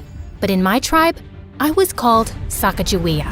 Since I was born a little before I was meant to, the entire tribe was pretty disappointed seeing how small and fragile I was. "Your child, she is destined to reach great heights, go places, be invincible." "You really think so?" "But she is small and weak." "Don't underestimate her, for when she is older, she will move mountains." Well, she was right. I don't know about moving mountains, but as I grew up, I wasn't weak and fragile anymore.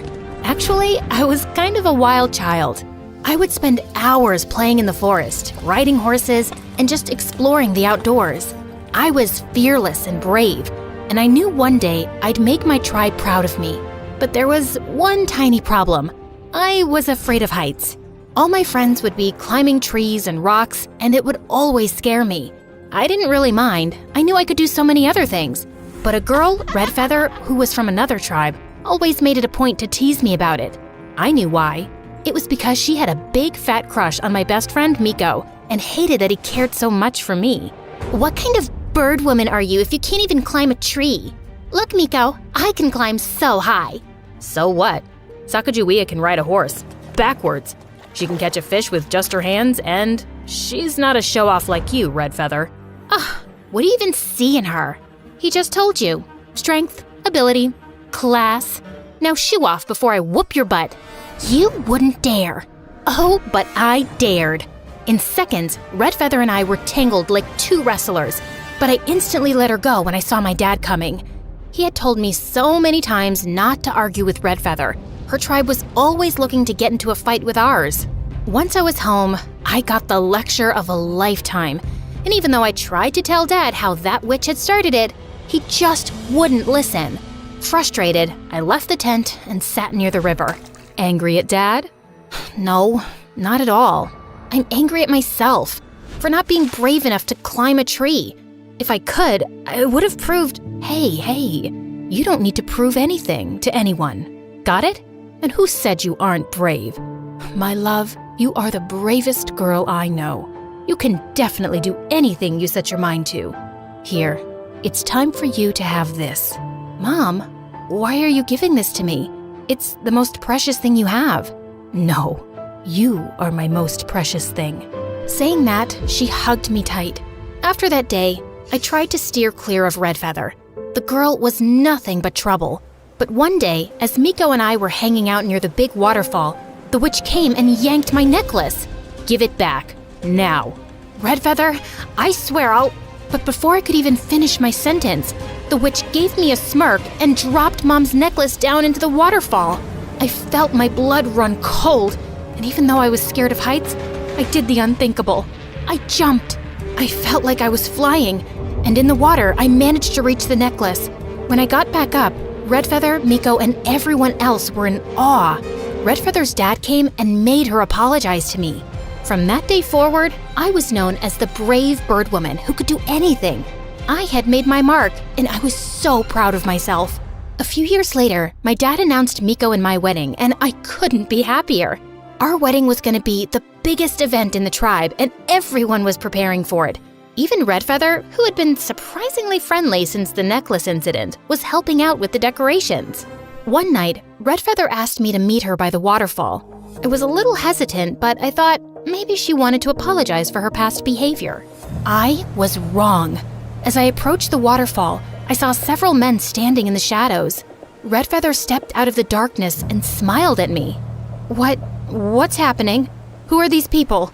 I can't let you marry Miko. Take her away. Before I could say anything else, the men dragged me away and everything went dark. When I finally opened my eyes, I was in a carriage. Where am I? Where are you taking me? I am the daughter of the Shoshone chief. When my dad finds out about you, he'll have you punished.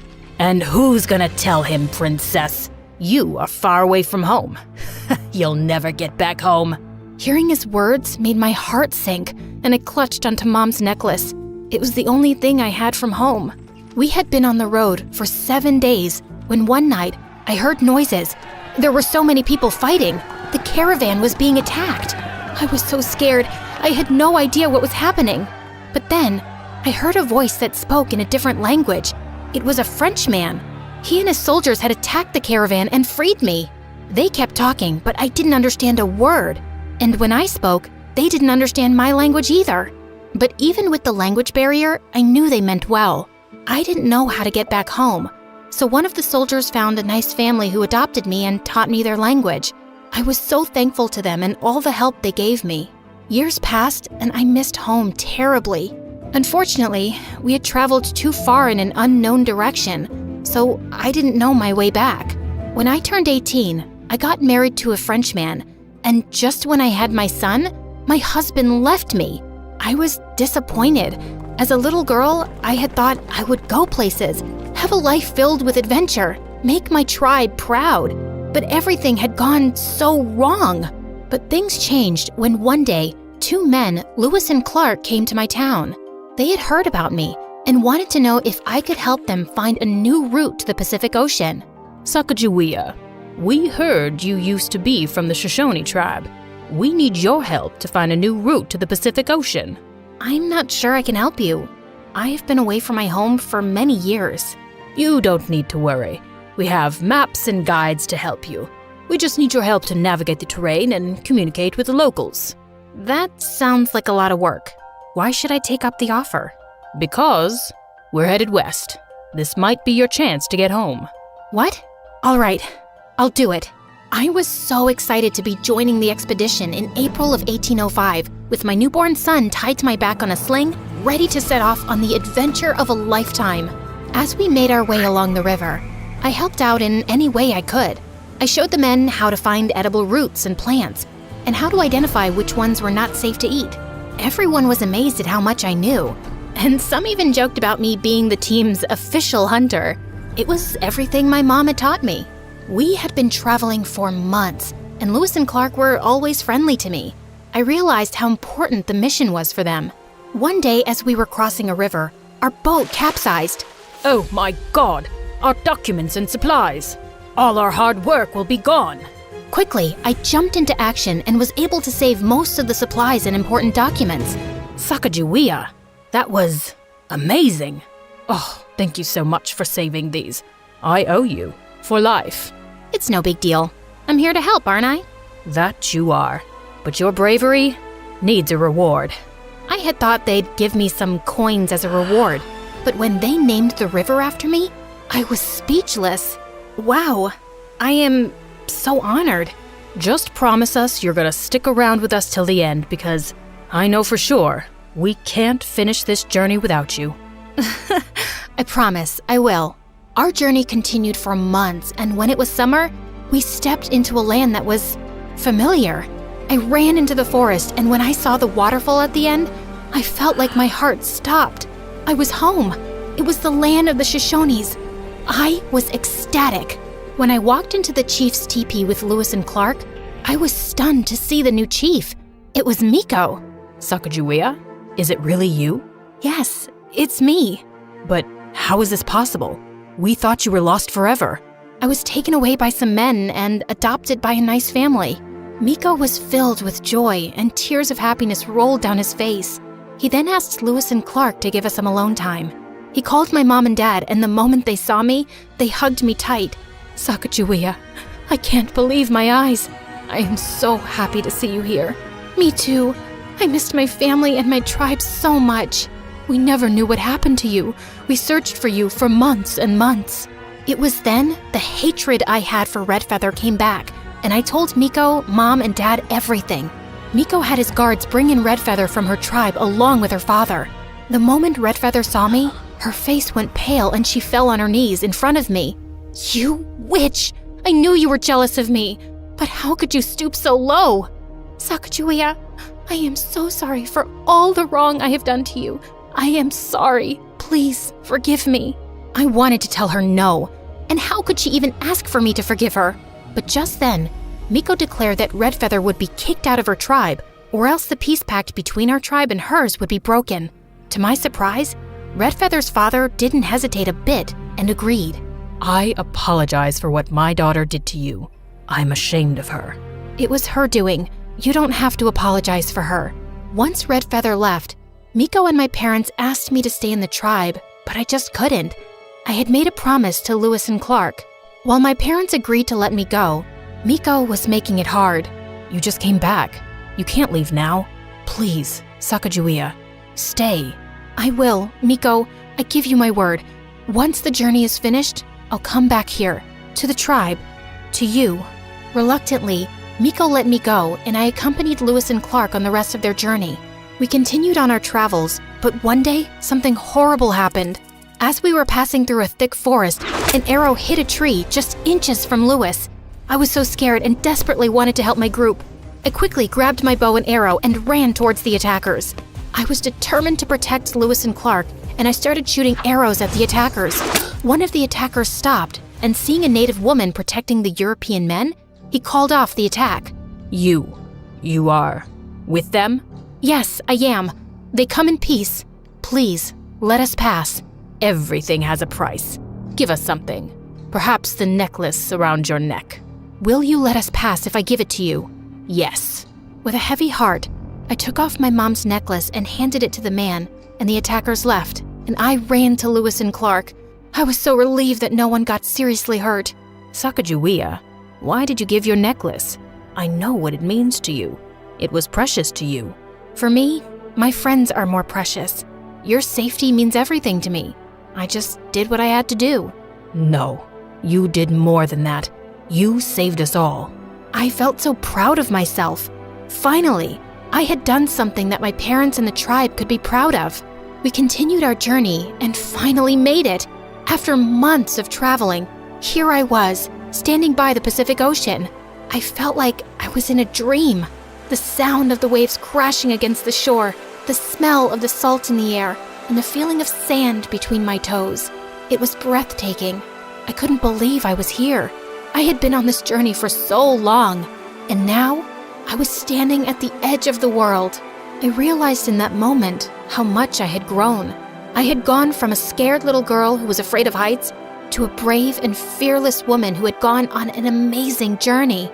We stayed for a month, and when it was time to return, Lewis and Clark asked me to come with them on another expedition. I really wanted to because I loved adventure, but I had other plans. When I returned home, the first thing I asked was where Miko was, and my parents told me that every morning he sat by the waterfall. So I snuck up to him and hugged him, and we both ended up in the water. Oh my God. You came. I promised, remember? Saying that, I kissed him, and it felt so right, like I was finally where I belong, finally home. Today, there are more statues in the United States dedicated to me than any other American woman. I'm remembered now as a hero and as a symbol of courage, strength, and peace for safely guiding the expedition to the Pacific Ocean. My story continues to inspire and remind people that no matter who you are or where you come from, you can always make a difference.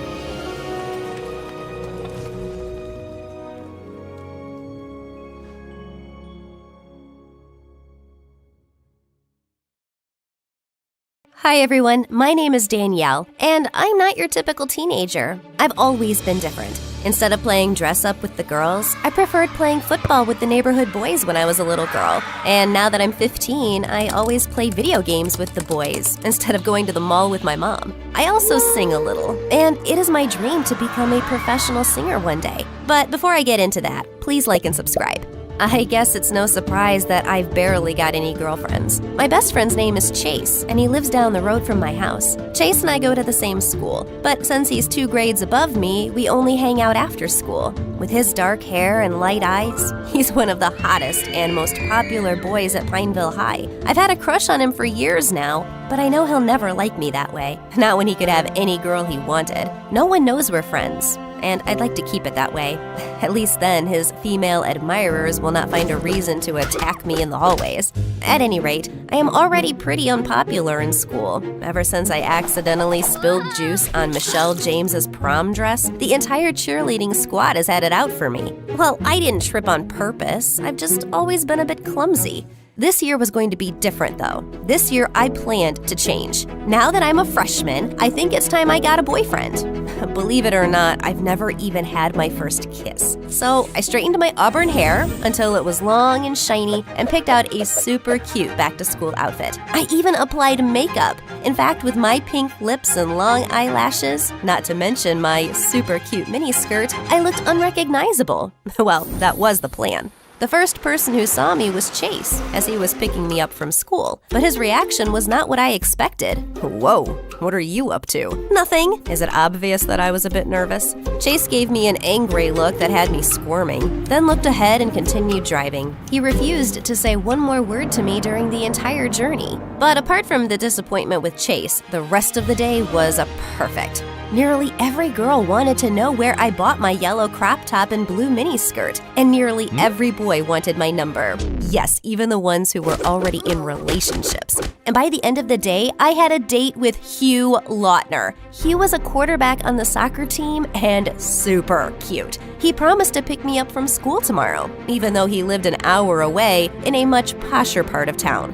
I told Chase this on our ride back from school. I could tell that he was struggling to say something. Do you really like him? I don't know. I could if I tried, I guess. I just really want to become cool now. I've been an awkward klutz for too long. And what if I told you that you're perfect the way you are? You know that's not true, Chase. Because if that's the case, why am I invisible to you in school?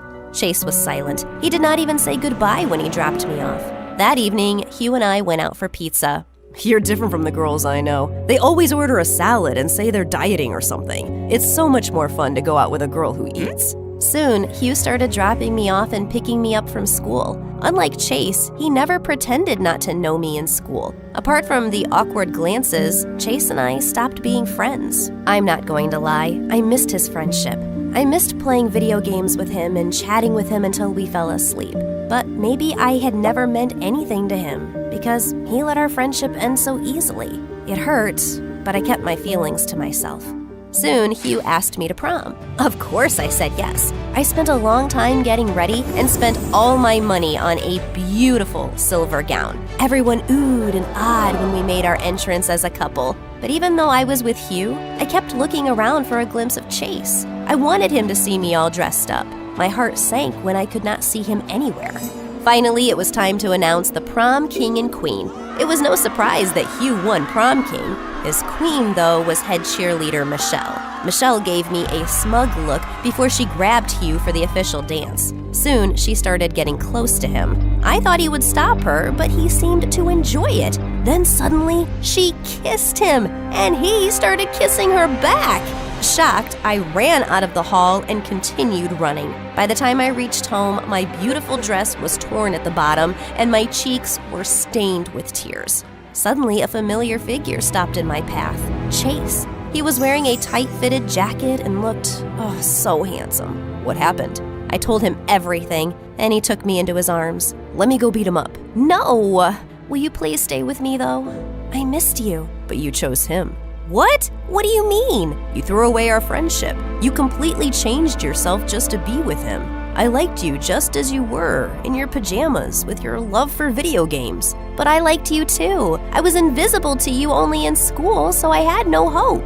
I'm sorry about that. I guess I didn't know my own feelings till I saw you gush over someone else. It's why I couldn't stand seeing you with Hugh. Suddenly, he took my hand. The question is, do you still like me? Yes. So will you go on a date with me? Of course I will. Wear your pajamas and meet me for video games then.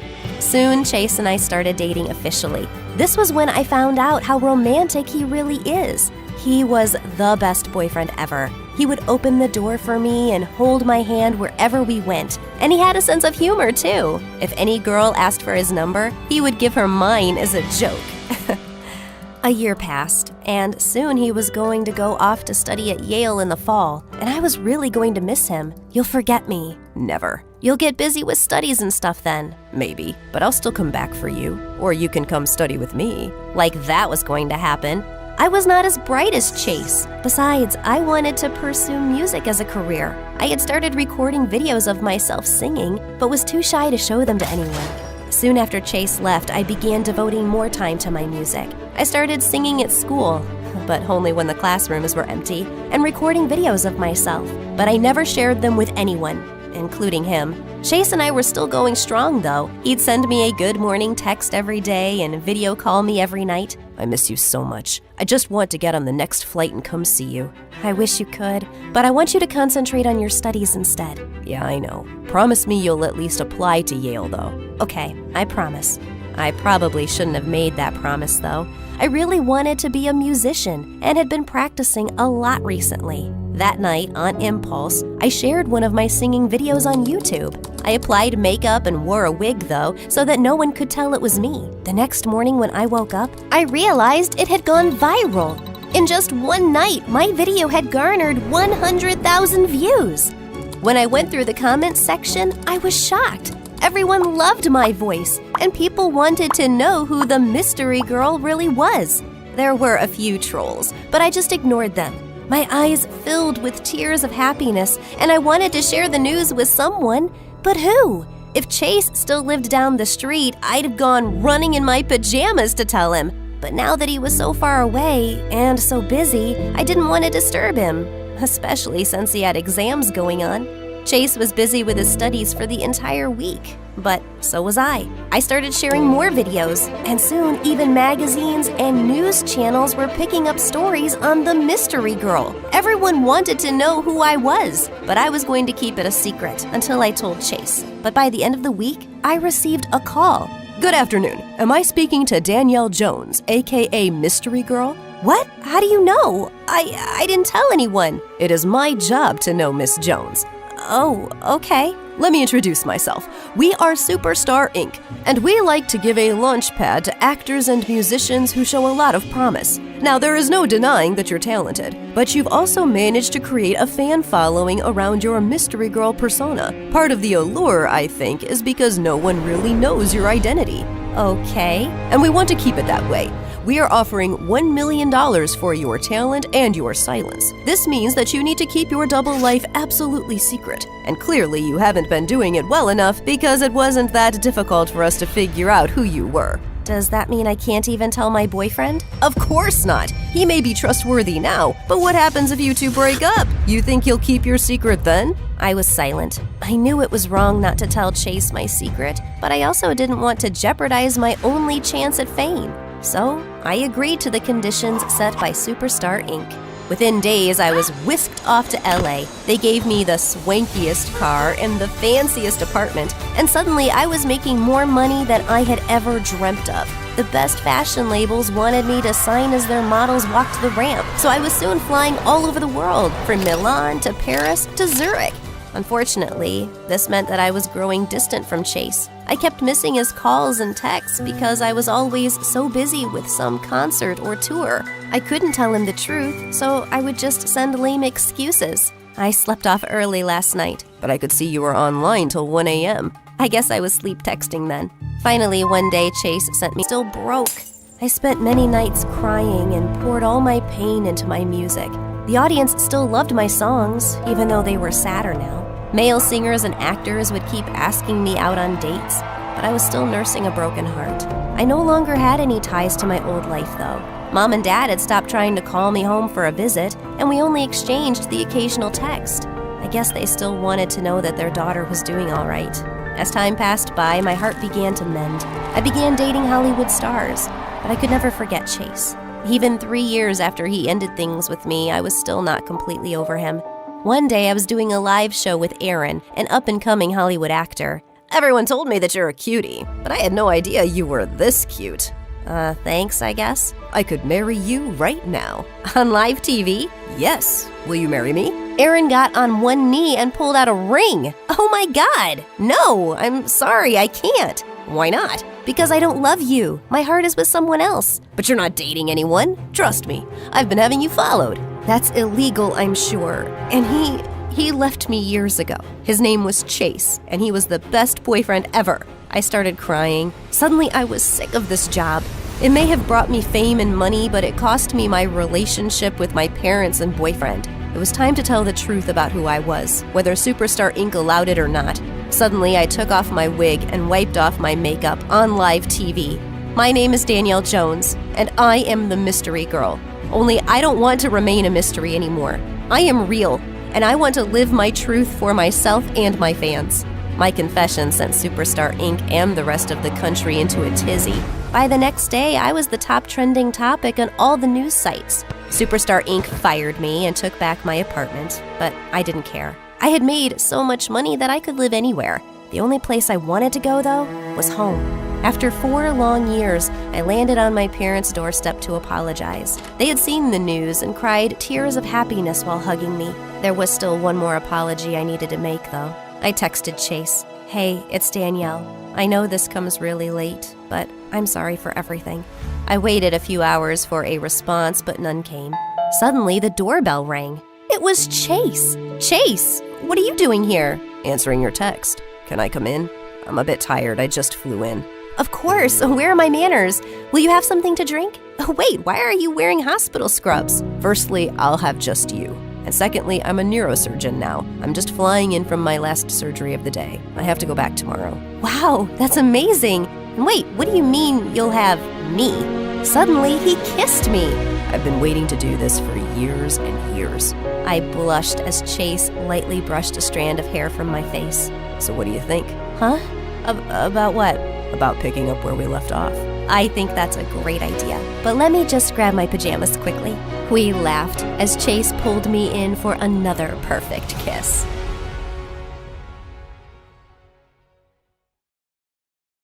You may think your parents are cheap, but believe me, you've got it good. My mom takes saving to the next level. My mom saved up everything, literally everything. Our house had different stations where we recycled plastic, fabric, paper, and so on. But worst of all was the compost bin in the kitchen for recycling food and leftovers, and I can't even describe the horrible smell that came out of it. My mom, of course, refused to put it outside. The squirrels would ruin the compost we've been saving up, is what she claimed. Because of that, every time my friends would come over, they'd complain about the terrible smell. until the day I was known in school as the girl whose house smells like a pig stable. When I was 7 years old, Mom stopped driving her car and designed her own special rickshaw with 2 seats in the back for my brother Mark and I. She drove us to school in this rickshaw for years. Back then, we thought we were cool. People waved at us and smiled. It was actually like we were the head of a special parade. I thought my mom was very creative. We always have to be prepared for the worst. Your grandpa has taught me well. He said, "Trisha, this is the best way to take care of your family," she said proudly. When we were very young, Mom bought toys from secondhand stores and then stitched them up for us. We were too young to care where the toys came from. The funny thing is that we didn't know how cheap my mom was until Tracy, one of my friends, came to visit when we were younger.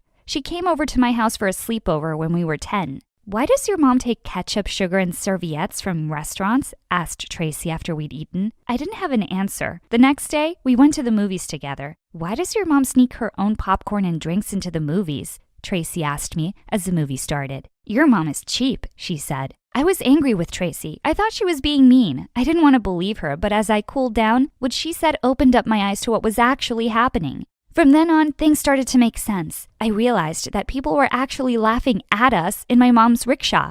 That was when I told my mom that she didn't need to take us to school anymore. "I'll walk Mark to school, Mom. It's good exercise for us." My mom quickly agreed. "It gives me more time to turn our recycling into usable things in the house. Besides, we're going to save lots of money on gas." I got shivers when she said that. Now I had a very different feeling about Mom's creativity. A week later, Mom took out all the showers. She replaced them with a bucket outside in the garden. "You know how much water we're going to save now?" she said, smiling. Luckily, when my dad saw that the neighbors were spying on him showering, he put an end to this. My dad had a lot of patience for my mom. He loved her despite her crazy cheapness. My dad had a great job, and we had money to spend, but my mom didn't want to hear any of that. "We have enough money until the government freezes our accounts," said my mom. "That's when you'll thank me for all that I do for you and your brother." The older we got, the less we saw our dad. His business trips went from being a few days long to a few weeks at a time. Soon it was months before we would see him. I should have known that something was up, but I'll admit that I was too wrapped up in my own problems. When I first got my period, I faced a problem I never expected. I knew at the time that I should start using pads and tampons, but instead, I was shocked to see my mom holding a period cup and saying, "Here you go, sweetie. You will be using this every time you get your period from now on." Not only that, but she also gave me a weird piece of fabric and said, "Spoiled teen girls start wearing a bra as they grow up, but a special girl like you will wear this." She handed me the piece of fabric. I didn't understand what it was supposed to be for. You see, you only need to wrap it around your chest, and there you go, a comfy bra for free. I knew at that point that my mom had gone way too far. My brother Mark hated my mom's cheapness even more than I did. Because he was younger than me, Mark got all my hand-me-downs. From jeans to t-shirts and even jerseys, Mark grew up wearing my clothes. He was creative in how he reshaped them to look like something that a boy would wear. But by the time he was 13, his classmates wouldn't let him get away with this. They left lipstick and makeup on his desk. They stuck fashion articles to his locker. They even started calling him Marcy. "Leave my brother alone," I said to them. But they just laughed. "What are you gonna do? Will your mother chase us in her rickshaw?" I had no reply to this. I was furious, and so was Mark. He went home and told Mom that he needed clothes for boys. My mother almost lost it. "We don't have money for new clothes," she screamed. "If you want new clothes, I'll make them for you." Mom knitted Mark the most awful, trendy clothes we'd ever seen. Mark took one look at the new clothes Mom had made and said, "It's fine, I'll wear the hand-me-downs." Mark and I were tired of Mom's cheapness. That afternoon in my room, we had a secret meeting about what we could do to stop Mom from embarrassing us in the future. We needed help, so we called our dad.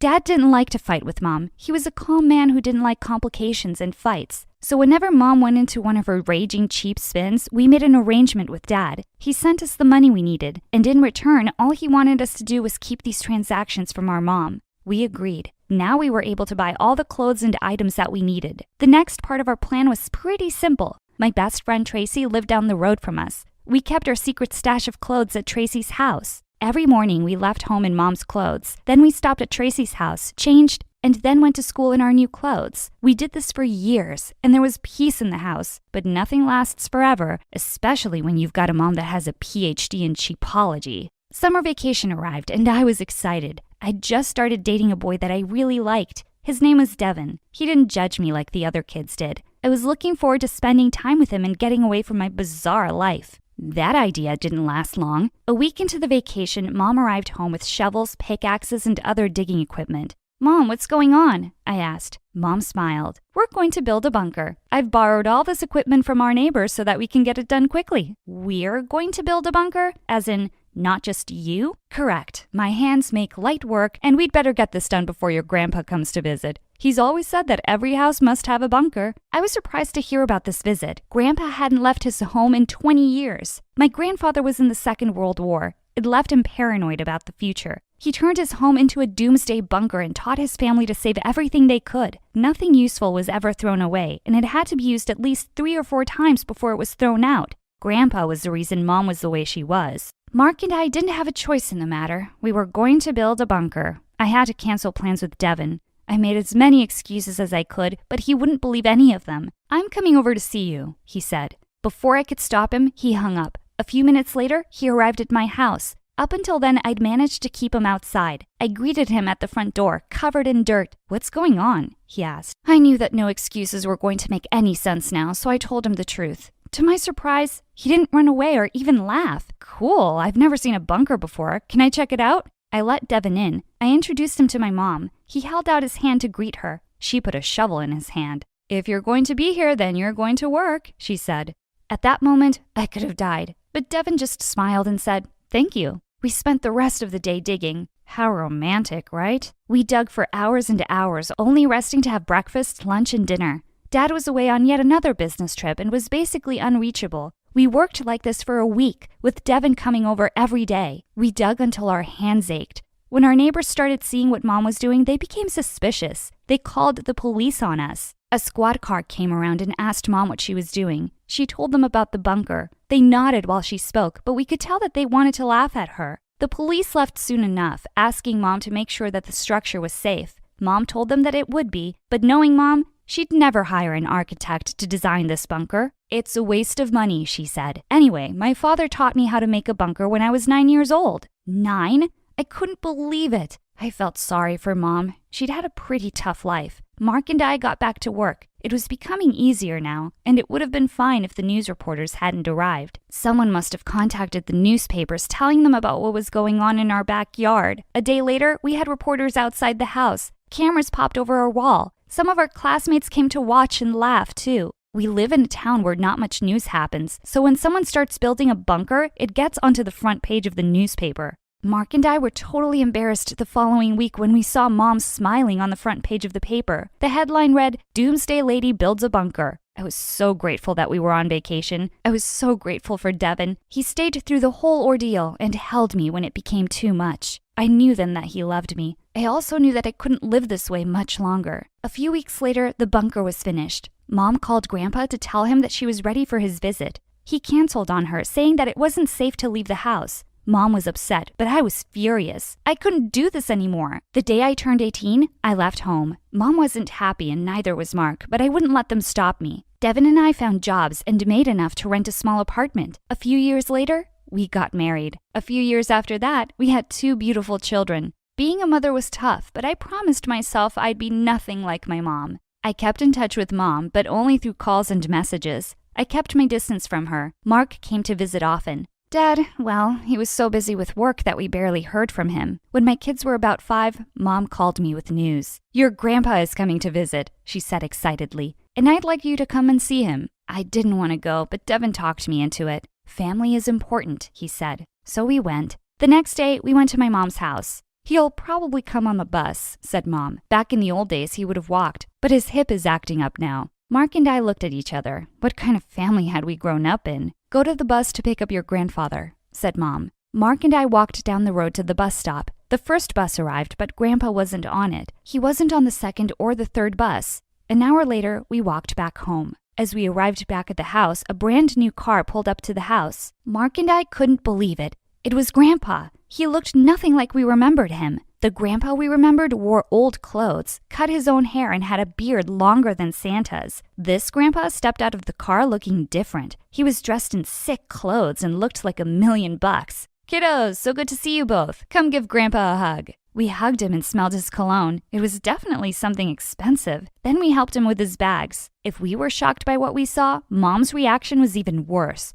She just about fell over when she saw Grandpa. He was different, calmer, friendlier, laid back, and full of jokes. Mom showed him around the house. She went through each room and explained how she had used everything that he had taught her when she was a girl. Grandpa smiled politely, but we could see that he was surprised and a little shocked by Mom's efforts. Finally, Mom showed Grandpa the bunker. We could tell how proud she was of her design. And we put it together in just over a month, she said, filled with everything we'll need for 10 years. Grandpa's face went white. That's great news. Why don't we get some fresh air? And I could use a glass of water. Mom said she'd get it for him. While Mom was away, Grandpa pulled us aside. What's happened to her? He asked. What do you mean? I said. She's always been like this? Always? Asked Grandpa. He paused a moment and then dropped his head. It's my fault. I raised her believing that the end of the world was always just around the corner, although I was rich. But after my wife was gone, I realized I was a lonely man and that I missed out on a lot in my life. I decided to change. I'm sorry, kiddos. But don't worry. I'm going to talk some sense into her. Mark and I could have cried at that point. We were so relieved. We hugged Grandpa and thanked him. That evening after a tinned food dinner, Grandpa sat Mom down and had a heart-to-heart with her. I sent Devin home with the kids. Mark and I listened from another room. You've done a great job of preparing for the end of the world, Trisha, but it's not going to happen anytime soon. Mom looked shocked. What do you mean? Grandpa stopped her. I know. When you were growing up, I thought that the world was in serious trouble. I filled your head with a lot of ideas that I now see are a bit extreme. After your mother was gone, I started to think about life differently. Trisha, it's important to save and be sensible with what we have, but it's also important to enjoy life. It was the toughest conversation that Mom had ever had. Everything that she had ever believed in had just been pulled out from under her. She was quiet for a long time. Dad, it's okay. I'm going to keep doing what you taught me. We need to be prepared for every disaster. Grandpa tried to reason with her, but she didn't want to hear it. Mark and I tried to. Enough of this, Mom, I said. This is the reason why I left. And it's the reason why Dad left too, said Mark. Mom shook her head. She looked completely confused. No, he's away on business. He's been away on business for 10 years now, Mom, said Mark. He told me that he's not coming back, and it's because of you, because of all of this. My mom burst into tears. So I just let go? Give up? My mom said quietly. You have this skill and it's so great, but you can't always be sacrificing the present for the future. The world is not going to end anytime soon. Grandpa chuckled. A long pause followed. Then her eyes became wet with tears.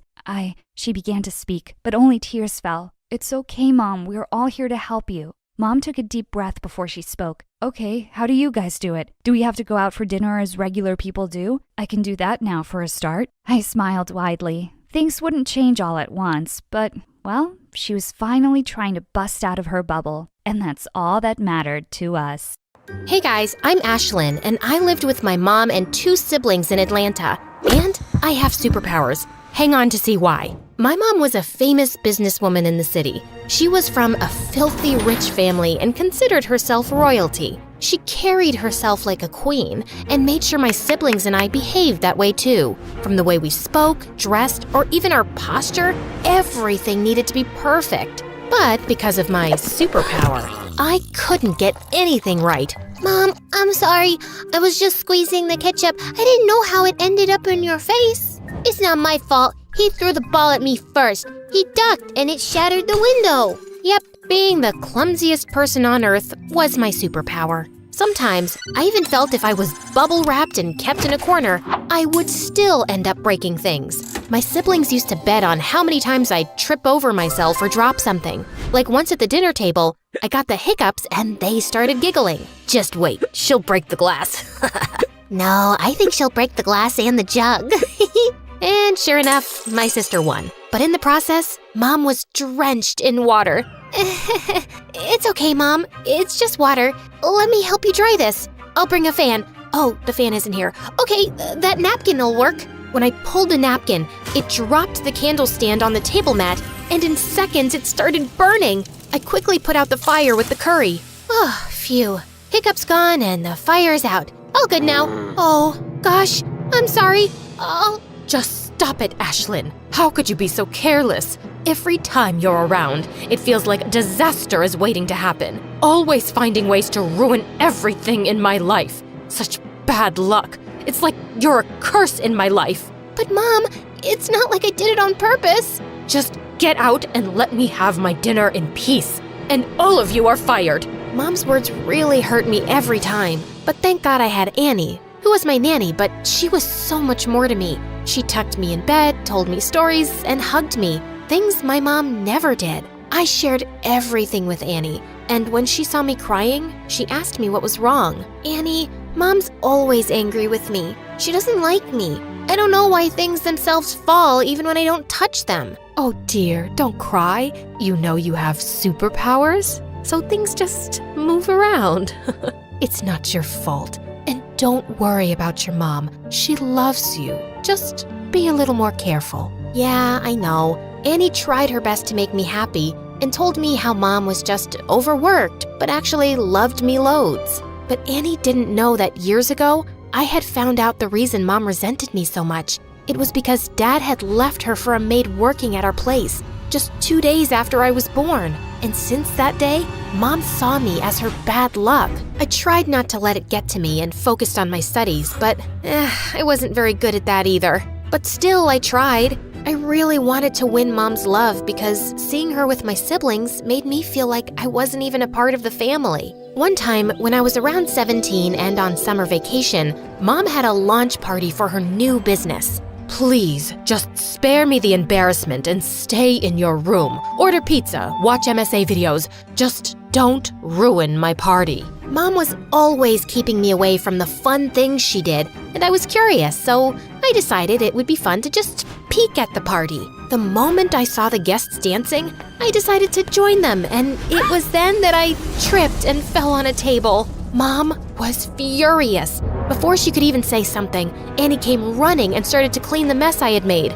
You ruined! Ma'am, I got it. Please, don't be angry at Ashlyn. Mom forced a smile, and I thought she'd let the matter go. But I couldn't have been more wrong. When I woke up the next morning, I learned from the other servants that Annie was fired. Mom could call me bad luck and whatnot all she wanted. But firing Annie? That was the limit. Mom, that's not fair. It was my mistake. Why did you fire Annie? She was the only one that cared about me in this big house of yours. What? She was just a maid. It was her job to take care of the house and you. I can't take it anymore. You're heartless. I won't live here a minute longer. You want to leave? Fine. One day out in the real world, you'll realize how much you take for granted. I want to see you try. You're not serious. In fact, I am. I left the house in a haze and found myself standing at Annie's door. When she saw me, she was worried and tried to send me back, saying how mad my mother would be. But I was determined, and eventually, she invited me into her small house. Have a seat. You must be hungry. I'll get you something to eat. Yeah, I'd like that. But as I sat on the chair, I ended up stuck. Just then, I heard a girl laugh. Bet you never used a chair like that before. No, I didn't. She helped me up and then introduced herself. She was Michaela, Annie's sister, and she was as nice and welcoming as Annie. I really liked their cozy home, even though the things were old and some were even broken. At night, I slept peacefully on the couch, which was far better than my luxurious mattress. But old habits die hard, and the next morning, when I told her I wanted an omelet with a fresh fruit smoothie and a pancake, hearing my words, she looked stunned. Your Highness, this is not your palace, and I'm not your servant. Serve yourself. I'm so sorry.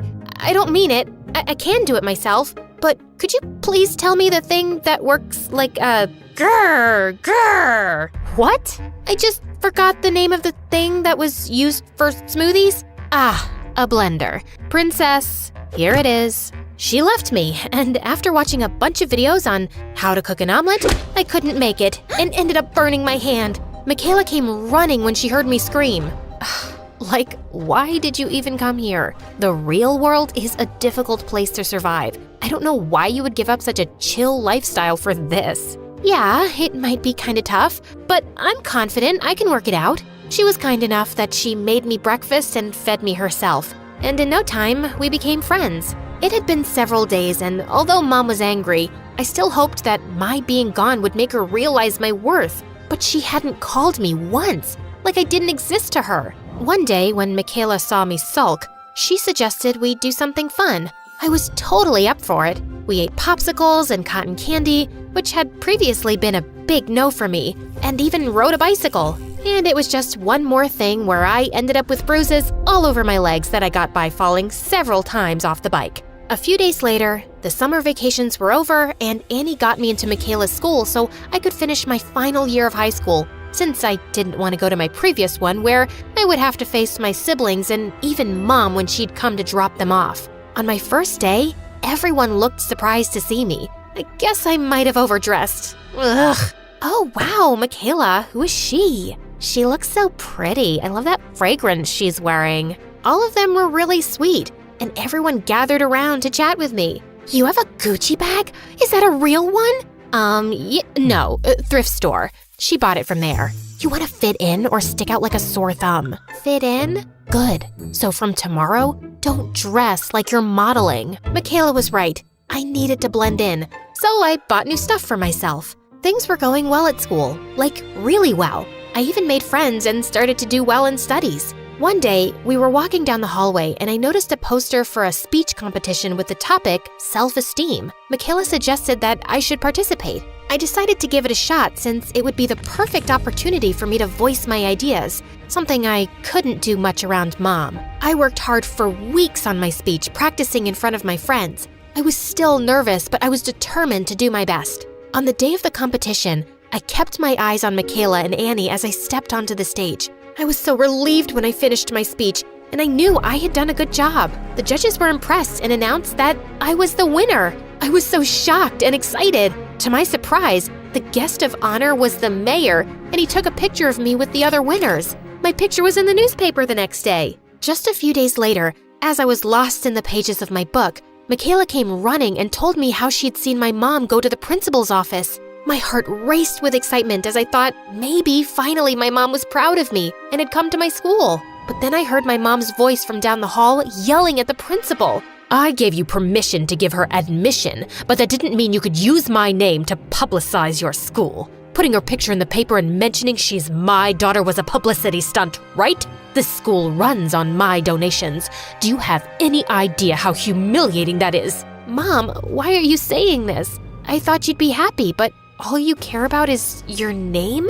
My mom just gave me a nasty look and walked away. At that moment, it finally sunk in that I'd never be enough for her. I was done trying to make her happy. I was done trying to be someone I wasn't. I went to school the next day like nothing had happened, like my heart wasn't breaking. Throughout the day, Michaela and my friends tried to cheer me up. She asked if I could come and watch them practice their cheerleading routine. I'm glad I did because she did a backflip and landed smoothly on her feet. It was amazing. OMG, I can't believe it. I did it. Yay, I did it. Oh, Ashlyn, girl, you are like my lucky charm. You know, I've been trying this routine since like forever, and I could never get it right. Today, you came and I nailed it. Awesome. Congratulations, Michaela. Hey, what happened? Why are you crying? I've been called bad luck my whole life. No one has ever called me their lucky charm. Luck isn't something you're born with. It's something you create. If you focus on the good things in life, you'll be lucky. I stayed with Michaela until we graduated. Then she got a scholarship to a big university while I applied to business school and got in. I was stoked and couldn't wait to start my journey of becoming a business professional. I was in my third year of college when one day, Annie told me how Mom wanted to see me. The company was failing. What? After all these years, she remembers she has a daughter, only when her company is going into the ground? Forget it. But Annie said Mom was sick too and kept insisting I visit her. But I just didn't want to. A few days later, Annie asked me to accompany her for shopping, but she had another idea. And before I knew it, she had driven me straight to Mom's house, and I was so angry. I get why you're mad, but she's still your mom. I know she was mean to you, but Ashlyn, don't let the anger take over. You are better than her. Please do this. For me. Fine, I'm doing this just for you. When I stepped in the house, I couldn't believe my eyes. Mom was sitting in a chair and she looked so weak. The moment she saw me, she had tears in her eyes. It turned out that my brother and sister had both taken their shares of the company and left Mom. Ashlyn, is it you? I am so sorry. I was so wrong about you. I always treated you wrong, called you bad luck. Please, forgive me. I was such a bad mother to you. Mom, you don't have to say that. Please, let me. I was so wrong to blame everything on you. Can you forgive me? I don't know if I can right now, but I'll try, Mom. I'll really try. And I'll spend every day of my life trying to make it up for being like I was to you. Then Mom and I hugged. She apologized to Annie and thanked her for always supporting me. Mom told me everything about her business and I decided to help her. I spoke to her lawyer and got to know that to save the company, we would need a merger with some big company. I started working there day and night and bagged a meeting with a big company. On the day of the meeting, I was feeling confident and engaged in the discussion. Suddenly, I dropped the pen and it went rolling under the table. Why do I have to be so clumsy? Oops, I'm sorry. Silly me. It's like I have butterfingers.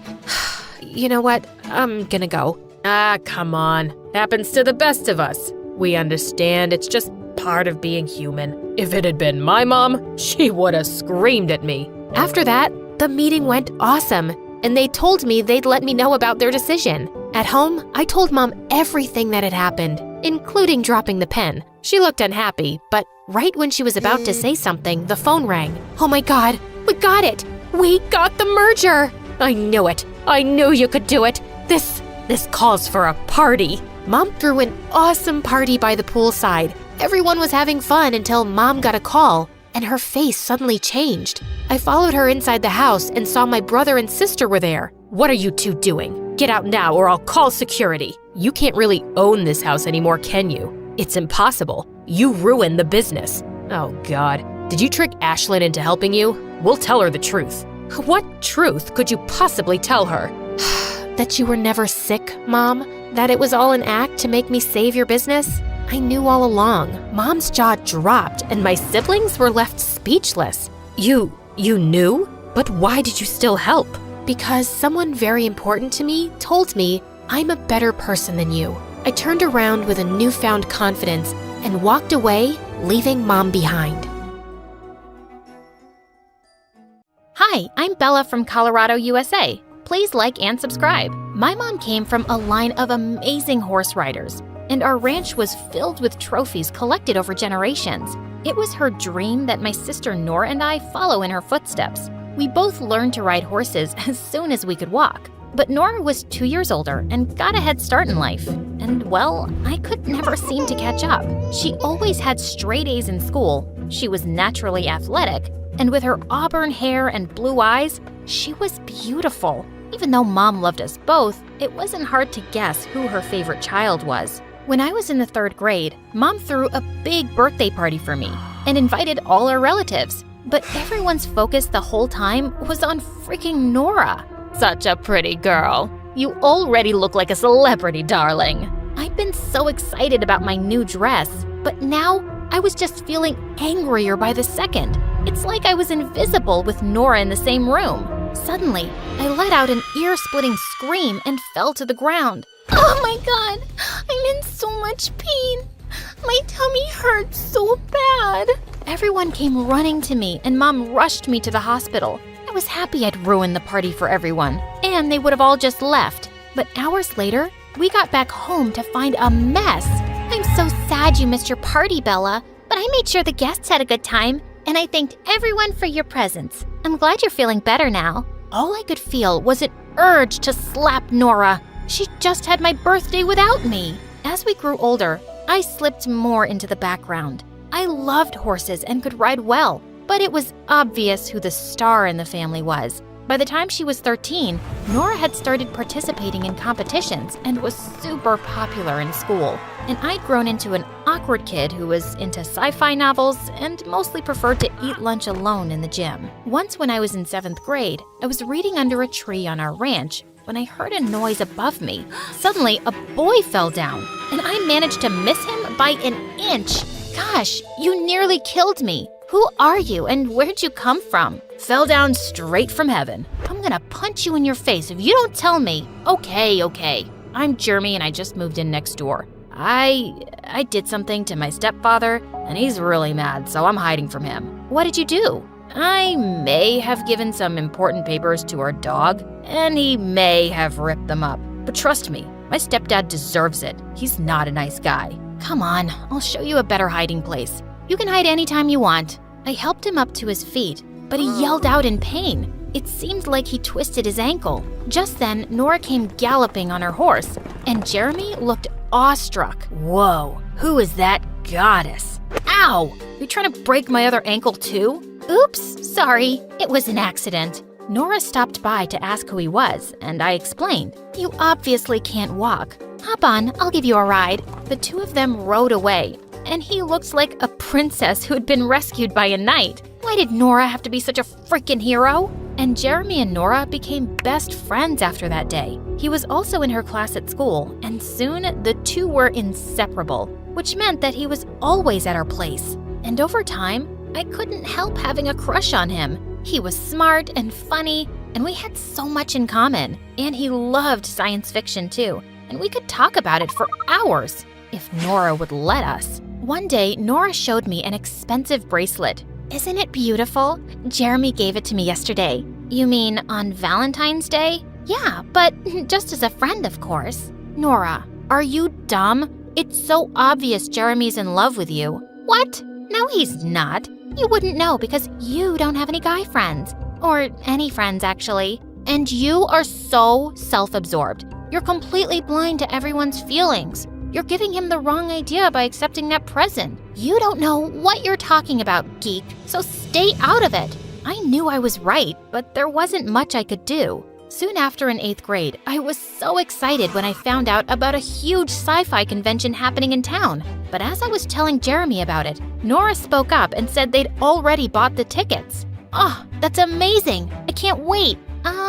I meant I just got the tickets for me and Jeremy. We're going with our friends. So I can buy my own and come with you guys, right? I can't go alone, it's too far. No, you can't come with us. Why don't you have friends of your own, Bella? Come on, Nora, what's the big deal? I'm not gonna be the only loser with my baby sister tagging along, Jeremy. We're not taking her. You don't even like sci-fi. Why are you being a witch? Jeremy, please take me along. I'm sorry, Bella. Maybe next time? I couldn't believe he was being such a coward, and my heart burned when I saw them leaving for the convention a few days later. I just wanted to hurt Nora, and I had a brilliant idea for something I could do. A week later, I was having breakfast when I heard Nora scream. She came running downstairs and waved a calendar at Mom. How could you mess up my schedule, Mom? I had a match this morning, and I missed it. What are you talking about? I woke up to see 20 missed calls from my coach, and he just told me that the first match of the tournament was today. But you've written it here that it's next week. That's because I got a call from the organizers saying it was postponed. I don't understand. How could this have happened? Bella, did you have something to do with this? I don't know what you're talking about. Why don't I believe you? Oh, wait. Yes, I remember something now. Maybe I did pretend to be one of the organizers and called up Mom to tell her the wrong date. It doesn't feel good to miss out on something important, does it? The two stared at me in shock, and then Nora pounced on me.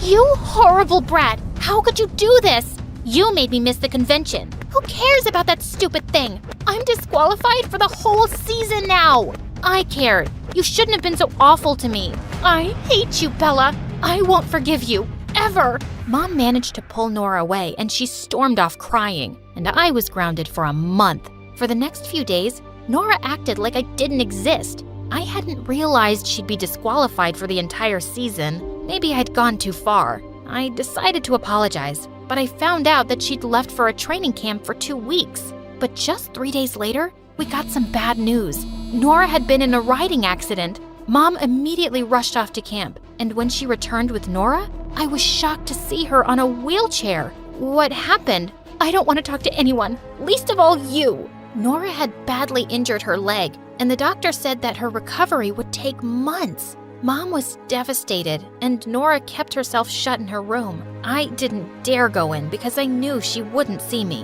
One evening, I just couldn't help crying in my room when suddenly I felt someone's arm around me. Hey, why are you crying? Because Nora hates me and she'll never forgive me. I wanted to hurt her, but I never wished for something bad to happen. Of course you didn't. No one thinks that. Nora's just upset about her injury, and once she's better, she'll be fine with you, I promise. But he was wrong. just a few days later, Mom called me into Nora's room for a talk. Nora's recovery could take up to a year. We cannot miss all the tournaments during this time. She has some modeling contracts too, and we can't lose this money. Someone from our family has to represent us, and that can only be you, Bella. But Mom, I'm not half as good as Nora. She's right about that. You've been riding a horse since you were a child, Bella. We have 3 months to train before the next match, and I believe you can do it. You have to do it. Before I could protest more, Mom left the room.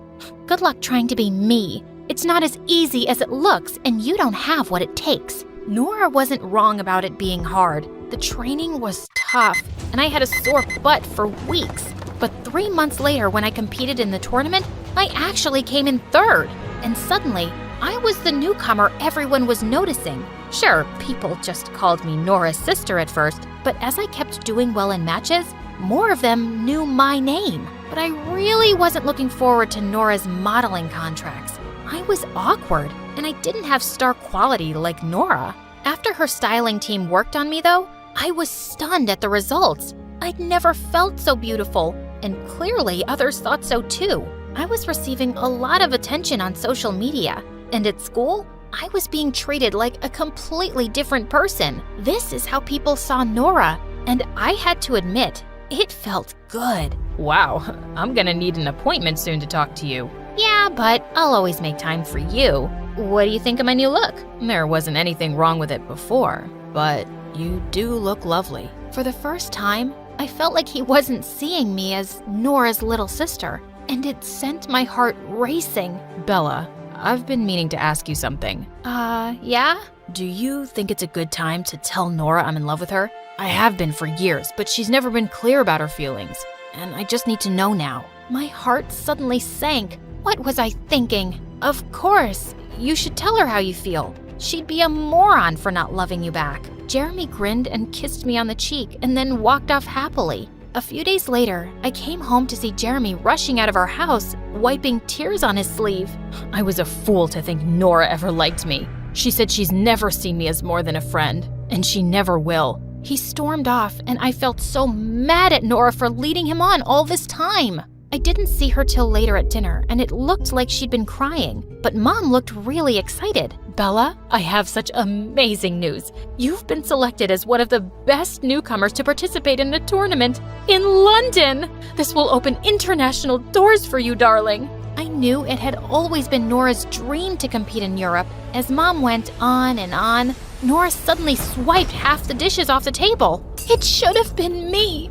But you've stolen everything from me. Nora, I only started competing because of you and Mom. Oh, shut up. You've always wanted everything I've had. Congratulations. Now you have it. That's not true. Oh, you wanted Jeremy too? I've seen how you look at him with your puppy eyes. It's embarrassing. Well, it looks like he and I aren't friends anymore, so you're welcome to have him too. That's enough. You know what, Nora? Maybe I did want to know what it felt like to be you, but I've realized that I'm just as talented and beautiful. You're just better at getting whatever you want without caring for anyone's feelings. You've misled Jeremy, and you've always made me feel small. And now I will go to London, and I won't feel bad about it because it has nothing to do with you. Only me and my talent. Jeremy didn't turn up to school the next few days. And then I found out that he'd left the city to stay with his real dad. For good. He hadn't even bothered to say goodbye. And a week later, I left for London. I won first prize in the tournament, and it opened so many opportunities for me. Mom decided that I'd finish high school in London while I kept competing for more championships. I heard Nora was back to training, but she and I didn't talk anymore, and I was enjoying my new life away from her. A year later, I was at the subway station when I spotted someone from a distance who looked exactly like Jeremy. I pushed through the crowd and followed him as he climbed onto the train, and I managed to hop on just as the doors closed. He looked shocked to see me, and we both hugged and laughed. It turned out that he'd joined a university in London. I had no idea you were here too. Of course you didn't. You left without a word and never kept in touch. That was wrong, but I just needed to get away. I'm sorry, and I've missed you. Jeremy and I started hanging out really often over the next few months, and I was happy to have him back in my life. But I kept my feelings in check. I didn't want to fall for him again. On New Year's Eve, Jeremy invited me to a party at his friend's place, and we had the most amazing night dancing away. We all counted down to midnight, and he turned to me with a smile. Happy New Year, Bella. And then he kissed me, and the whole world just faded. But then I pulled away suddenly. I started to walk away. Bella, wait. Did I do something wrong? No, nothing. I just have to go. Please, stop. I've been wanting to tell you for a while now. I think I'm in love with you. Nora turned you down, so you thought you'd settle for me now? As a consolation prize? I've always been second best to Nora in everything, but not anymore. I refused to answer Jeremy's calls or texts the next few days. But then one evening, I got the most unexpected call from Nora. She said she was throwing Mom a big party for her birthday that weekend, and she wanted me to attend. Plus, you haven't even seen my new training school yet. What school? I gave up racing, Bella. My leg's not good enough anymore, but I decided I couldn't stay angry forever, and I had to find another dream. I train other riders on our ranch now. Anyway, I hope you come. I felt both sad and happy to hear that, and I decided it was time to go home and see her. 2 days later, as I was leaving with my bags, I bumped into Jeremy right outside my place. Before you say anything, please listen to me. Yes, I loved Nora for years, but being away from her made me realize that we weren't right for each other. We're better off as friends. And you're not second best to anyone, Bella. If you don't love me, I can accept that, but I just had to tell you how I feel. I love you. Jeremy, I love you too, you idiot. As he pulled me close, he suddenly noticed my luggage. Wait, where are you going? To see Nora. I need to fix things with her. I'm coming with you.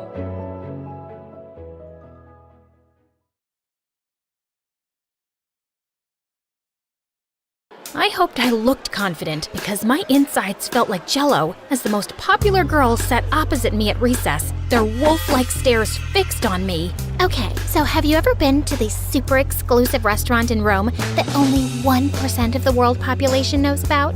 Yes, who hasn't? I mean, other than the 99%. The poached snail pasta with volcano ashes, pretty good. But honestly, I've had better. So when did you watch the new movie Spider-Man Across the Spider-Verse? October last year. Obviously, I wasn't gonna watch it with the general public. Ew. Daddy got a private viewing arranged for me. And who's your daddy? We just got him back after he was kidnapped the 5th time for ransom, so I really can't share this information. You understand how it is, right? I totally get that, girl. Welcome to the gang, Sophia. Phew. My research on stupid rich people had paid off. Hi, I'm Sally from LA, but for now, just call me Sophia. That sounds like a sophisticated rich girl name, right? Please, don't blow my cover. So, about that, I may look like a normal high school student, but the truth is, I'm actually a journalist. About a month ago, our paper received an anonymous tip that something shady was going on at the most elite private school in the country. Since I'd graduated only a couple of years before, not from this school, I'm not that rich, my editor sent me undercover to investigate. Now, I was in with the most popular kids in high school, and the first thing I noticed was that none of them seemed to study much and were partying every day, but they all had straight A's. The second thing I noticed was a boy named Matthew who didn't seem to fit in here, and he was constantly getting bullied by the popular jerks. I decided to find out why. So one day after school, I followed him. He'd walked several blocks down when suddenly, a flashy red sports car screeched to a halt, and the popular boys jumped out and surrounded him. Their leader, Aaron, grabbed Matthew by his collar. You know you have to do what we say, Pinocchio. You're our little puppet. Why are you being so difficult? I don't have to do anything anymore. I'm gonna expose all of you, even if it means getting expelled myself. And who's gonna believe you? They'll believe me when I show them proof. Yeah, this isn't a bluff, Aaron. What did you do, you little weasel? Just then, a policeman came around the corner and Aaron let Matthew go, but then snatched his backpack and threw it on the road. The boys all jumped into the car and sped away. As Matthew was picking up his things, I suddenly saw a bus approaching him at full speed, and he wasn't looking up. Without another thought, I raced toward him and pushed him out of the way. The bus driver pulled over to check on us, but Matthew wasn't moving. We called an ambulance, and I decided to wait at the hospital till his family arrived. And the doctor soon told me that Matthew had hit his head hard and he was in a coma. Gosh, so much for trying to save him. Matthew Matthew, please wake up and tell me what's going on with you and those jerks. Can you hear me? Hello? I shook him gently, flashed my phone light in his eyes, tried tickling his toes, but nothing. Then I gave him a passionate kiss on the lips. Nothing. Guess that doesn't work in real life. Just then, I turned around to see a couple who looked like Matthew's parents. They were distressed at Matthew's condition. But then, to my surprise, his mom turned around and hugged me. We received the full report of the accident, and you were really brave to jump in and save his life. The doctor's hopeful that Matthew will wake up once the swelling in his brain goes down. Matthew never mentioned you, but we're so glad to find out he has such a caring girlfriend. Girlfriend? Well, of course they thought that with my passionate kissing. I was about to correct them when suddenly I had an idea. Oh, yeah. Matthew's a great boyfriend. Lovely man. I mean boy. Such a weird age. Is he a man? Is he a boy? Who knows? He's a great guy. And before I knew it, I'd received an invitation to dinner at their place the next day. I walked away feeling conflicted. Yes, I was lying to these very nice people about being their comatose son's girlfriend, which was wrong, but Matthew knew something about the popular kids, and I had to find out what it was. The next day at school, I caught Aaron and the other jerks laughing about the accident. Good thing the Matthew situation got taken care of itself. What are you guys talking about? Why do we care about this Matthew loser? Oh, Sophia, you're cute, but you're too new for us to let you in on our secrets. You have to earn our trust, you know?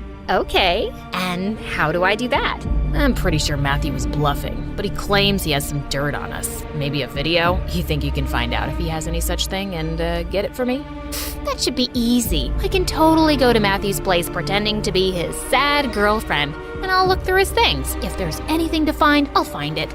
I like your confidence, Sophia. Maybe you can come by my place one of these days and see a slideshow of my abs. Chicks dig that stuff. I gave him a forced smile as I tried not to barf. Later that evening, I arrived early at Matthew's place for dinner, and it was obvious that they weren't rich at all. His parents welcomed me in, and while they were still preparing dinner, I slipped upstairs. I walked through the first door to see tons of sports trophies displayed on the shelves and a guitar on the wall. Clearly, I wasn't in Matthew's room. Just then, I spotted a photo frame with a picture of him next to a hunk who looked a few years older. Mamma mia, who are you?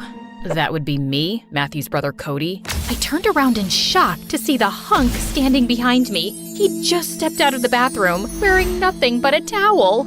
Are you staring at my abs? I'm guessing you're my brother's girlfriend who my parents invited for dinner. What? I wasn't staring. How dare you accuse me of something so disgusting? I'm just so traumatized by what's happened to Matthew, and he used to talk about you so much. And now seeing you in person without Matthew here, this is all just very hard for me. Look, I'm sorry. I just threw the photo frame aside and ran out of there. Gosh, this was gonna be one awkward evening. Cody joined us soon and was being extra nice to me all through dinner, and his parents started asking me how Matthew and I'd met. It's actually a crazy story. So, you know that big park next to our school? I was feeding the ducks there one afternoon, and when I ran out of bread, they suddenly became these vicious creatures that started jumping out of the lake to attack me. So I was running as fast as I could when suddenly I tripped. I saw my life flash before my eyes. And then out of nowhere, this boy jumps in and starts howling at the ducks like a wolf. The ducks ran away like scared chickens, and my hero turned out to be Matthew. It's actually a true story, guys. I didn't just pull it out of my butt. That's how I met my first boyfriend. He's in a mental asylum now. Wow, that's amazing. It doesn't sound anything like our Matthew, though. He's terrified of birds. Also dogs, cats, squirrels, butterflies, water, heights, sunflowers, grapes. Right, of course, I found out later he's a scaredy cat. Which made the duck thing even more special. He overcame his fears to save me. His parents smiled at me warmly. I'm sure you already know this, but Matthew's a genius. It was his dream to get into that school on scholarship, but ever since he's gone there, he's been so different. Closed off, moody, even angry. We're really happy to know at least he had you to talk to. I felt quite bad for being a big fat liar as I left that evening, and I was no closer to finding the truth. Well, at least now I knew which bedroom was Matthew's. So the next night, I decided to sneak into his room when everyone was asleep. I managed to climb up the wall and was halfway through the window when my butt got stuck. Oh God, when did my butt get so big? Probably eating all those French pastries at lunch. Why do they serve such stupid stuff in school? Oh, you know what they say. Ouch! A moment in the mouth, forever on the butt, or something like that. I finally managed to get through and fell on the ground with a thud, and I quickly crawled under the bed. Seconds later, Cody walked in. Gosh, even his feet were pretty, and he was swinging a baseball bat. Anyone there? I'm warning you, I'm armed. I lay there silently and watched him leave. I sighed in relief and turned around and suddenly felt someone pulling me out by my shirt. Sophia, what on earth are you doing here? I stared up at him, my mind racing. Just then, I spotted a pair of Matthew's shoes under the bed and grabbed them. Oh, I just came here because I miss Matthew so much. I was just sniffing his shoes. The smell of his feet makes me feel like he's still with me. He hasn't died, Sophia. You know what? I think you're lying about something. What are you actually doing here? I just had to tell him the truth. Well, the partial truth. Okay, so I didn't tell you before, but Matthew started shutting me out too lately. I've seen the popular kids in school talking to him a few times, but he'd never tell me what it was about. And right before his accident, I heard Matthew telling them that he was going to expose them all. He's involved with these kids in something serious, and I have to find out what. But what were you expecting to find here? The biggest bully, Aaron, seems to think Matthew has something on him, like a video maybe? I need to check his phone and laptop, please. I'll help you. We went through Matthew's phone and laptop, but didn't find anything. We searched all through his drawers and cupboards for any hard drives or any other clue, but turned up empty-handed, except Cody. Since when does Matthew get D's and F's? He looked at the quizzes I was holding up in shock. Never. Matthew's always shown us his report cards with straight A's. These quizzes are a few months old. If he was struggling with his grades, he never mentioned it. Well, he stopped talking to me pretty much since he joined this school. I miss him. You want to sniff his shoes? No, thank you. Come with me to see him at the hospital tomorrow? Of course. We started making hospital visits together, and I could see how much Cody cared for his little brother, and we often found ourselves hanging out afterwards too. At first, we were just talking about Matthew, but soon we were having conversations about everything. He seemed to find me funny, and I loved making him laugh with my silly antics. His parents loved having me over too, and it wasn't long before I had a major crush on Cody. I mean, literally, it took me a week. Well, actually, a second when I saw him in that towel. But of course, I couldn't say anything because I'm a professional, an undercover journalist, and most importantly, his brother's fake girlfriend. Meanwhile at school, I reassured Aaron that I'd looked through everything Matthew owned, and he didn't have anything on Aaron and his friends. So, you want to tell me now what this is all about? I want you to trust me, Aaron. I think I can. I noticed you got C's and D's on your quizzes lately. Yeah, I've been kind of busy snooping around Matthew's house lately, so haven't been studying much. And this school's tough. Well, you know that giant chemistry quiz coming up on Monday? You're gonna ace it. And then he pulled out some papers from his locker and handed them to me. The quiz with the answer key. Thank me later by going out with me, babe. He winked and walked off as I stood there in shock, then quickly stuffed the quiz in my bag. Aaron and his group were stealing exams from the teacher's room, and Matthew was involved in this too? And when I told Cody later that day in the hospital, he was stunned. Matthew? Cheating? Stealing exams? It can't be. He wouldn't. He's always been such a good kid. But he was getting bad grades and hiding them, and then something changed, right? And we know he's involved with these kids. He said he'd expose them, even if it meant getting expelled himself. I can hardly believe it. What have you been up to, Matthew? Just wake up and tell me. I put my hand on Cody's to comfort him, and the way he looked up at me made my heart race. Then he quickly pulled his hand away. Sophia, you're my brother's girl. Just then, the door burst open, and a short, curly-haired girl ran in, pushed me aside, and threw herself on Matthew. Oh my God, I came as soon as I heard. Come on, Maddie, I'm here now. Wake up. And then she planted a big kiss on his lips. Why is True Love's kiss not working? Maybe I should slap him hard.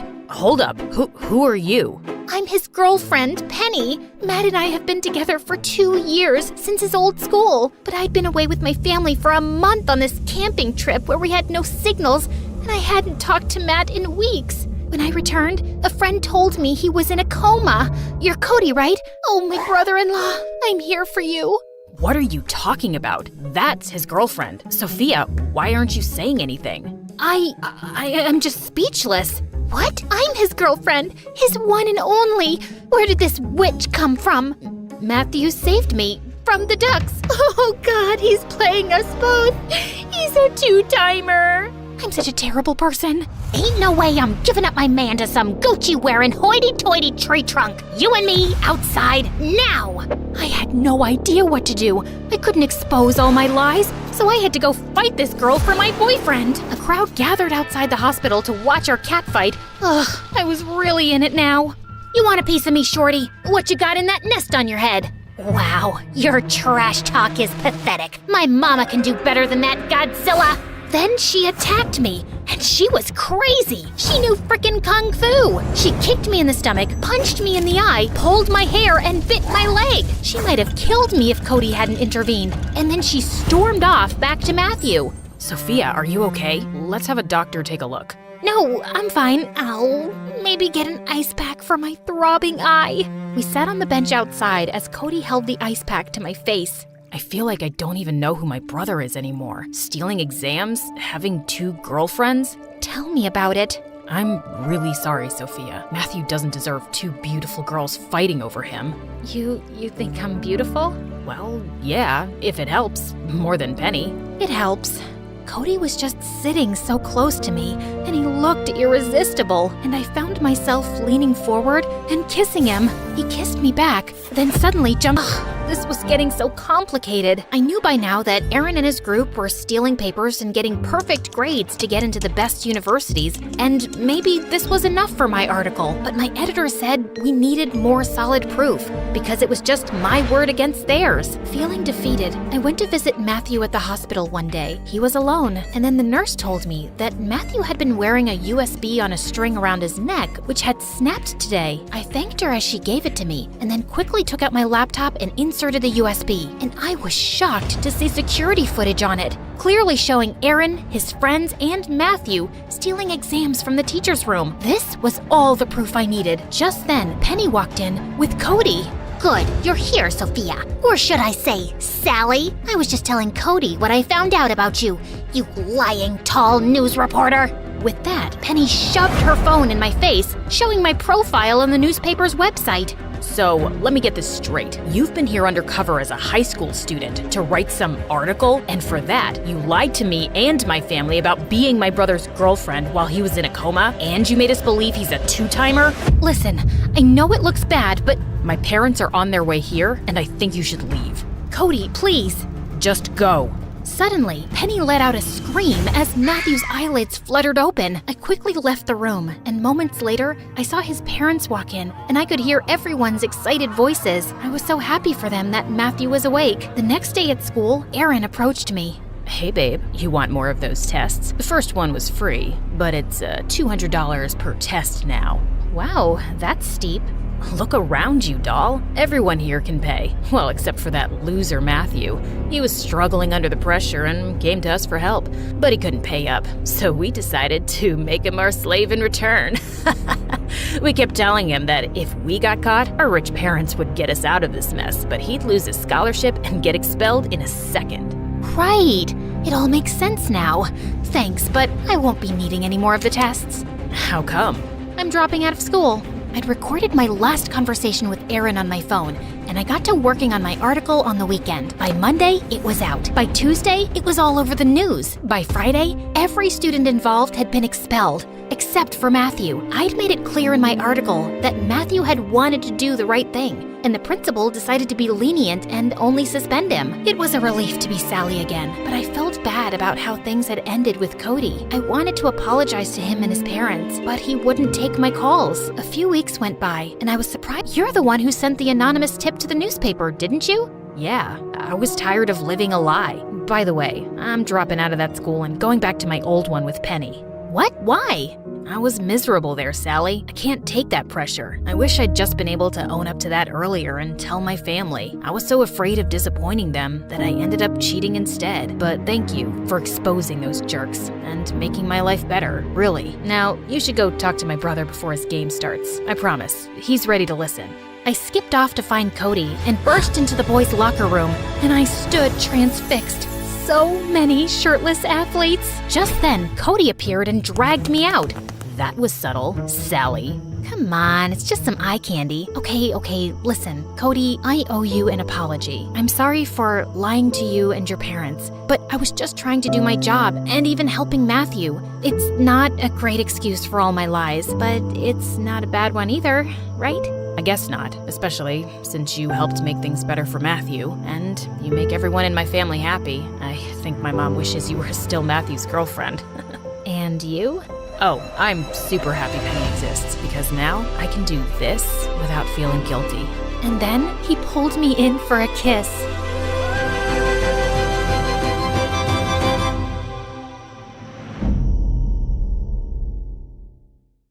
I whispered to myself as I scaled the wall. Just a few more feet. My dad would kill me if he knew what I was up to tonight. I know you're thinking I'm some kind of cat burglar, but it's not that bad. Oh, hi there, Daddy. We need to talk about your behavior, Jessica. I was just out studying with some friends and didn't want to wake you up. I've had it with your made-up stories. I know you've been sneaking off and meeting Armand. Ever since you started dating him, you've been out of control. You need some supervision. I started to laugh at him. It didn't work when I was a kid, and it's not going to work now. My father just looked at me and slammed the door so hard that a picture fell off the wall and broke. The next day, I slept in super late. Oh, it's already 1 p.m. I need to get ready. What the? The shocked boy looked at me with surprise in his eyes. Are you supposed to be Jessica? How old are you? I pushed him down with all my might and ran down the stairs to my dad's office, screaming for help the entire way. The boy chased me all the way. Daddy, help! This guy is trying to kidnap me. He looked over his glasses and chuckled. So, I see you've already met your new babysitter, Liam? Babysitter? I'm a teenager. If it makes you feel better, we can call him your bodyguard. Ugh, I don't have time for this. I have to go meet Lisa at the mall. Great. I hope you 3 have a good time. I thought it was all some kind of sick joke until Liam hopped in the limo with me. And what do you think you're doing? Liam let out a long sigh. I'm following your father's orders and supervising your little trip. Aren't you a little young to be a bodyguard? Who even takes creepy jobs like following teenage girls around? In my defense, the ad made it seem like it was an actual child who needed babysitting. I rolled my eyes at him. Well, then, why don't you just leave? Well, I made a promise. This is a great job and I intend to stick with it. I sank back in my seat. Good luck with that. No babysitter has lasted more than a week with me. Lisa leaned in and whispered to me as she stared up and down at Liam with a judging glare. So, this is your new babysitter? He's my bodyguard, Lisa. Right. Well, I'm not into the whole stalker vibe, so maybe I should just leave. Oh, trust me, Lisa. He won't be around for long if I have anything to say about it. We went into any and every store that guys would find embarrassing. Lisa even held up a pretty pink miniskirt and asked, "Is this your size, Liam?" He was so red in the face, but he never complained. No matter how hard we made fun of him or tried to shake him off by dragging him into girly stores, he stayed. Lisa pulled me in tight and whispered, "I have an idea." "Oh, Liam, we need to make a detour." We rushed to the bathroom, but stopped Liam right outside the entrance. No boys allowed, Liam. He said he would wait for us outside. Well, he's gonna be waiting a long time. As soon as we made it to the bathroom, we crawled through one of the windows and ran across the street to our favorite cafe. We were there for maybe 10 minutes sipping on smoothies when an announcement made Lisa spit it all over me. We'd like to report a missing child. Jessica went missing from the mall across the street. If found, please bring her to the help desk so we can reunite her with her guardian. The announcement went on to describe my appearance and outfit. People started to stare and point at me. Isn't she a little old to have a babysitter? Wow, something must be wrong with her. I'd be so embarrassed if I were her. Maybe we should go walk her to her babysitter? I ran out of there so fast to avoid any more humiliation. I went right up to the help desk where Liam was standing with a huge smile of relief on his face. That's the girl I'm watching. You can cancel the announcement. The attendant even handed me a balloon, like I was a child, and told me what a smart girl I was to come there. I was about to flip out when Liam rushed over and hugged me. Your father said I needed to stay with you. I was worried sick. I'm so glad you're okay. It was actually pretty pathetic how worked up he got over a stranger. Maybe losing him was going to be harder than I thought. Needless to say, Lisa said she was done hanging out with me until the Liam fiasco was taken care of. No matter what crazy things I did or how horrible I was, he stayed. One time, I stole a penguin from the local aquarium and let it loose in the gift shop. I mean, I tried everything. I made him come with me to this super sappy rom-com movie night at the local theater. I thought any boy would run straight out. Liam, he just cried. I was about to go crazy from how nice this guy was, until my prayers were answered by a little text from Armand at 2 a.m. I figured everyone was sleeping, so I scaled down the house again when I heard something rustling in the bushes. Where do you think you're going? Don't you sleep? It's my job to watch you. An idea crept over me. Your job is to watch me, not stop me from going places. Why don't you just come with me?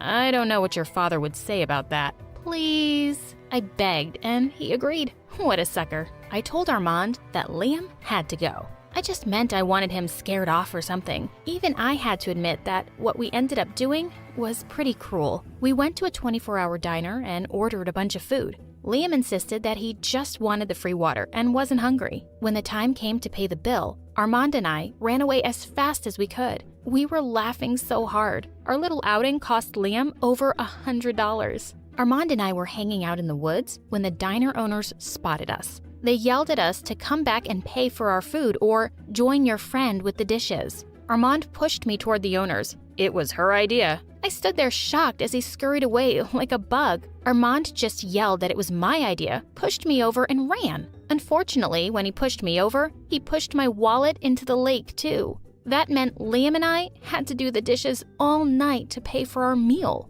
Ugh. This is taking forever. Why don't you just pay the tab? You've seen my Lamborghini collection. I promise to pay you back with interest. Liam shifted uncomfortably for a bit before muttering, I can't. What do you mean you can't? I don't have enough money in my bank account right now. I nearly fell over. You're kidding, right? That was like a 10th of my allowance when I was 5. You have a job?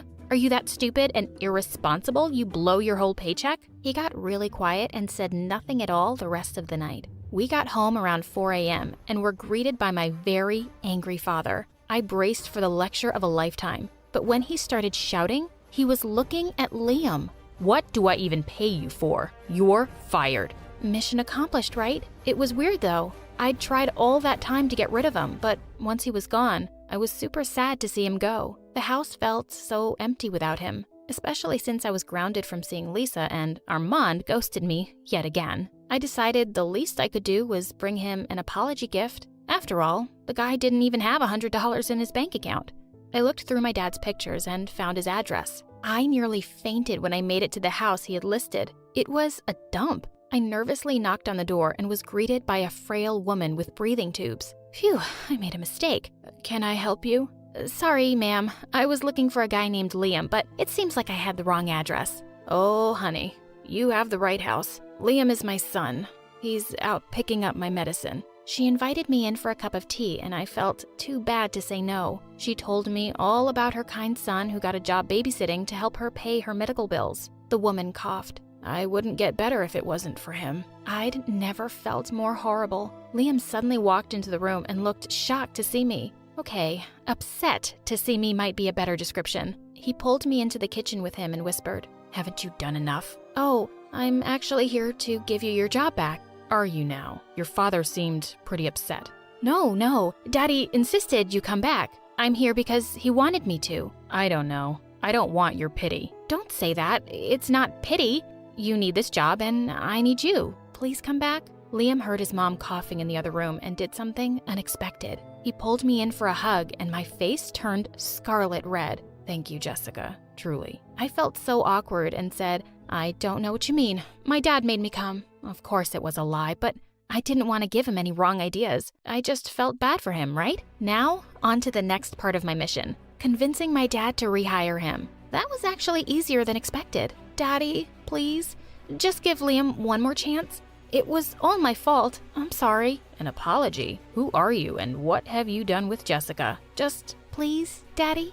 Fine. You get one more chance, but only because I think this boy is a good influence on you. I rolled my eyes and left. Liam owes me big time. Now that I knew about Liam's personal life, I couldn't help but like him a little more. in a sad puppy kind of way. My heart started to flutter every time I saw him sipping his coffee in the morning. Every time I caught him staring, I couldn't help but blush. I wasn't being very good at hiding my girlish stares, though. This one time, I was watching Liam carry in some packages and Lisa snapped at me. Earth to Jessica, you can't seriously be pining over that guy. Don't you have your super hot dream boyfriend already? I don't know. Do I?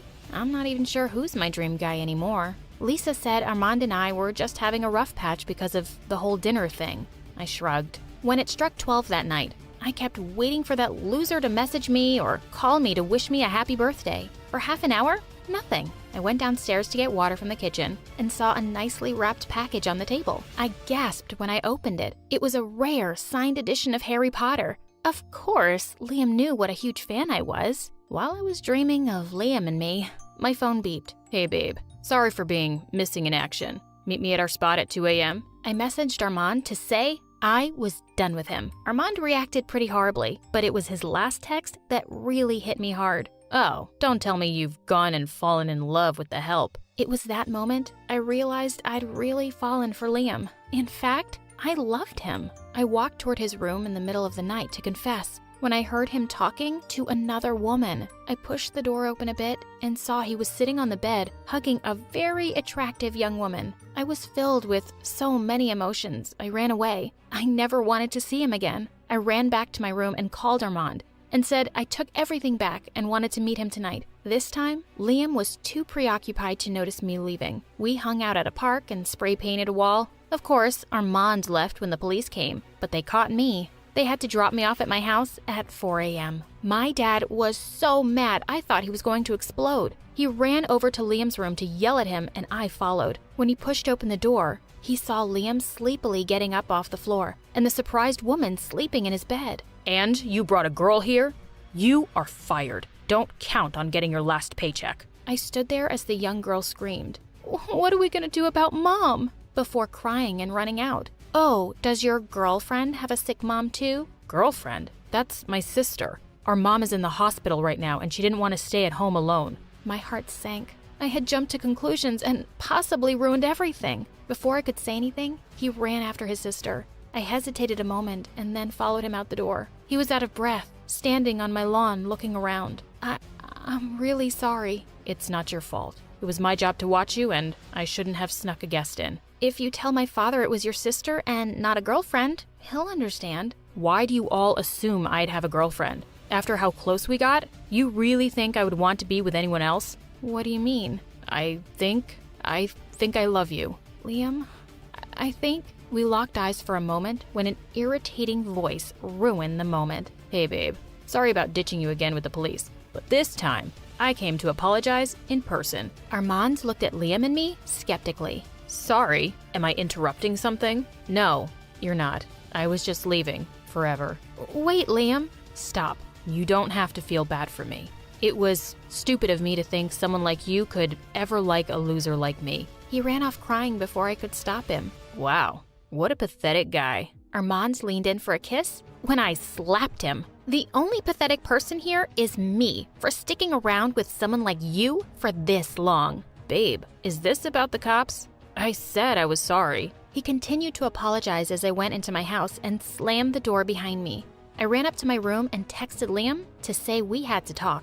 I hoped Liam would show up the next day to work something out, but he didn't. I stood by my phone anxiously waiting for a response. When my phone started buzzing, I excitedly picked up. I knew you'd answer, babe. Great. I don't want to talk to you. Just hear me out, babe. When you love someone, you need to swallow your pride and go to them. Do you get what I'm saying? Actually, Armand, I think I do. Great. So that means you'll come and meet me tonight? Not in a million years. I hung up, hopped in my limo, and told the driver to take me to Liam. When I knocked on the door, he answered this time in total shock. I told you, I don't need your pity. My family is fine. Before he could say another word, I interrupted him. Liam, would you be my boyfriend? What? I don't understand. I don't understand either, Liam, but I love you. I love the way you help your family and work hard no matter how horrible I'm being. I love the way you cry at movies and always have my best interests at heart. Now, I'll only ask one more time. Will you be my boyfriend? Nothing would make me happier. We smiled at each other and he got closer. when his sister suddenly said, "So, your babysitter is now your boyfriend? We should send this story to My Story Animated. I'm pretty sure people would love it."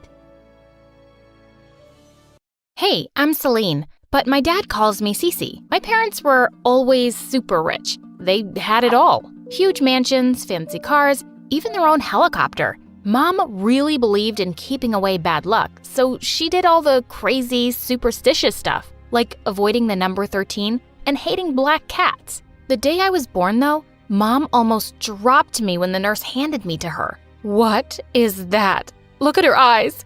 She's Satan. Get this devil away from me." Well, yeah, my eyes were a little different than others. One was blue and the other was green. But for some reason, my stupid mom thought it was the devil and meant bad luck. Growing up, Mom never really cared about me. Once, when I was 4, I gave my mom an invitation to the party that our teacher was having to celebrate Mother's Day. And Mom said, "To celebrate what? Giving birth to the devil? My life was way better before you. Your teacher is stupid and doesn't know what it's like to raise an enemy. Yes, you're my enemy. Just get lost." I went crying and Dad hugged me and said he would attend the party himself, and we had a great time. When I was in the 3rd grade, Dad got me a puppy and I was super happy. But the moment Mom saw her, she took her immediately. "This puppy is mine. I need someone to make me feel like a mom since I don't see you as a daughter." She kept the puppy for herself, but a week later, the puppy died. Mom went ballistic and said it was my fault.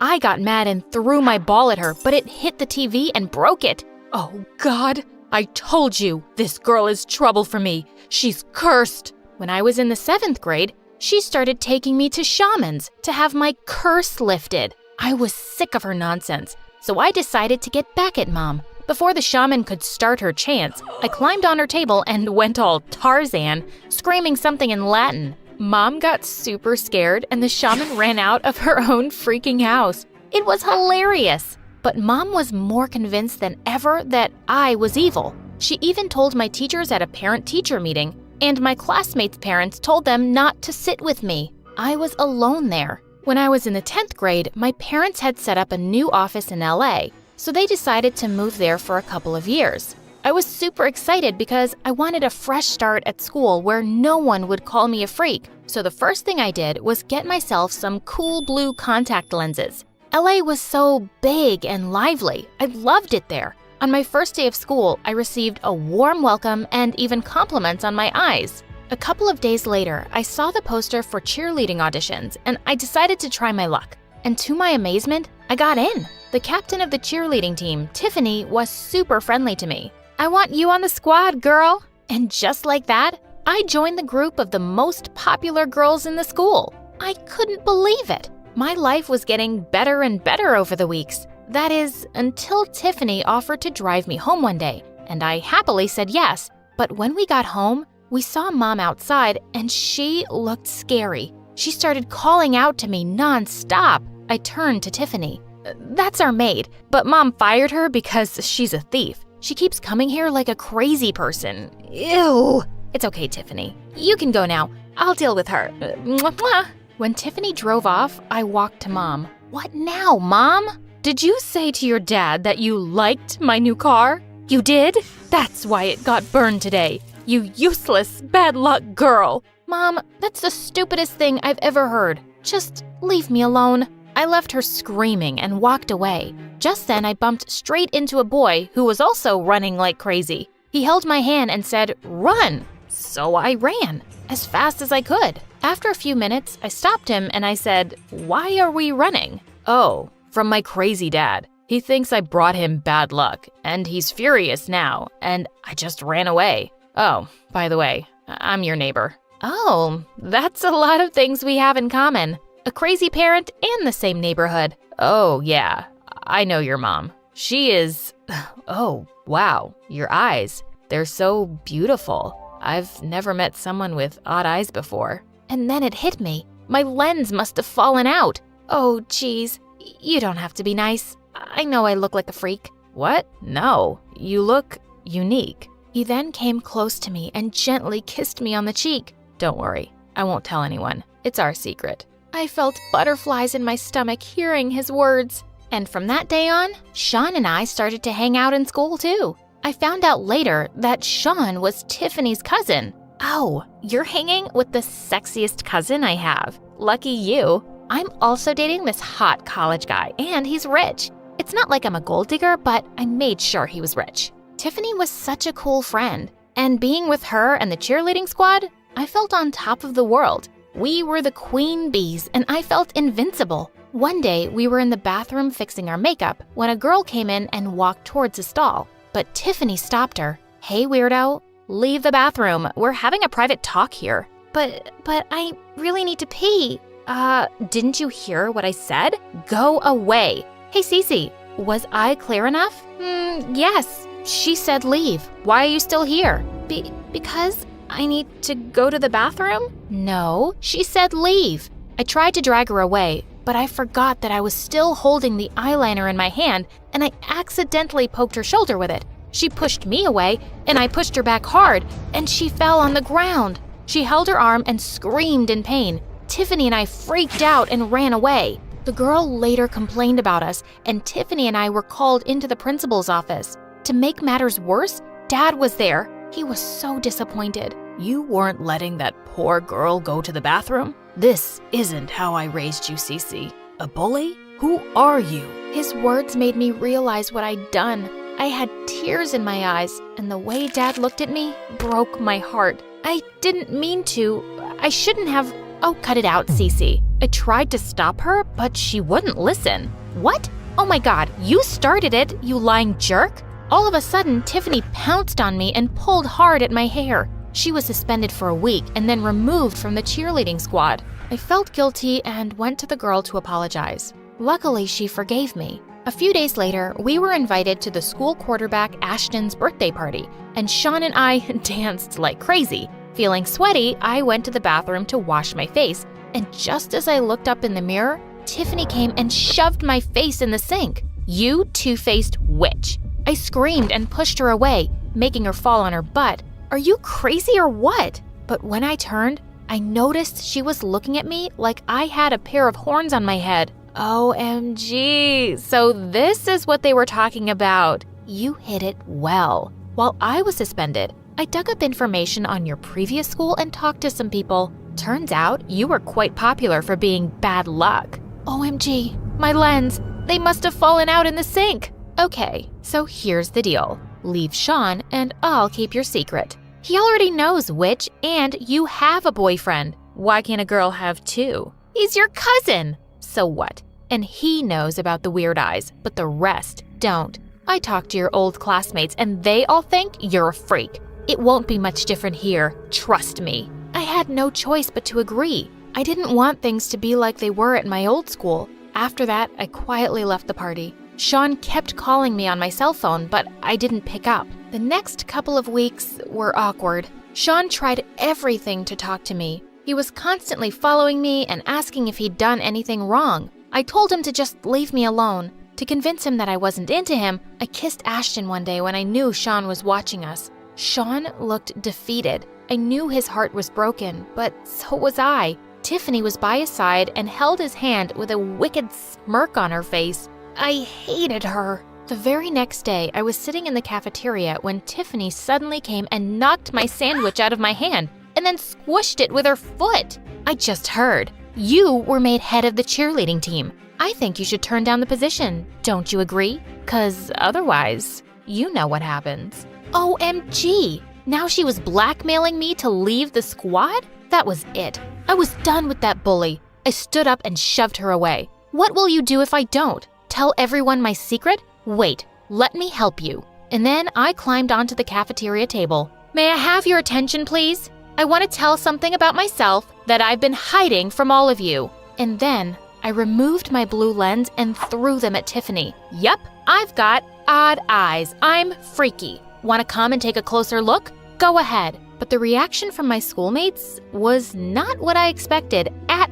all. OMG, I always wanted to see someone with odd eyes. Cece, that's so awesome. It just makes you look 10 times cooler. Everyone complimented my eyes. I was the center of attention, and Tiffany was screaming with anger as she left the cafeteria. but all I could think about was Sean. I searched for him everywhere, and when I found him, I immediately hugged him and started crying. I'm so sorry I hurt you, Sean. I was so stupid and foolish that I let Tiffany blackmail me into driving you away. But it's only because all my life, my mom and other people have made me feel like a freak. Hey, don't cry. It's all right. I told you before, you're not a freak. Cece, you're the most amazing girl I've ever met. And then it happened. I looked up at him and he kissed me. I was back to going around with Sean now, and Tiffany looked crazier than ever. A few days later, we had a soccer match in school. Right at the end of our cheerleading routine, we were in the pyramid position and I was on top when I felt something hit my head. I lost my balance and was about to hit the ground, but the other cheerleaders caught me just in time, and they started screaming. OMG, it was Tiffany! Yeah, I saw her throwing a stone. She's a psycho! I knew Tiffany hated me, but this was next level psycho. Like a raging bull, I charged towards Tiffany and we both fell on the ground. You witch, why can't you just leave me alone? Leave you alone? Oh, I will destroy you, Cece. You became the cheerleading captain and you got Sean? No. Not on my watch. Sweetie, it's already done. The cheerleading squad had called the principal and Tiffany was expelled. When I got home from the game that day, Mom noticed I wasn't wearing my lens, and she flipped out. You've been going around like this? God knows what bad luck is going to come my way now. Go wear your lens. It makes me sick looking at you like this. You know what, Mom? Don't look at me. In fact, don't talk to me either. Just pretend I don't even exist. I'm just so sick of your stupid nonsense. All my life, you made me think I'm some kind of freak. But the only abnormal person I know is you. How dare you? Mom lifted her hand to slap me, but before she could, Dad caught her hand and pushed her away. Pack your bags and get out. What? Get out before I call the cops. You've hurt my daughter long enough. I'm not putting up with you anymore. Goodbye and good luck. Mom kicked and screamed, but Dad just threw her bags out. Then Dad hugged me. I love you, Cece, and I'm so proud of you. I love you too, Dad. And since then, our lives have been so much better.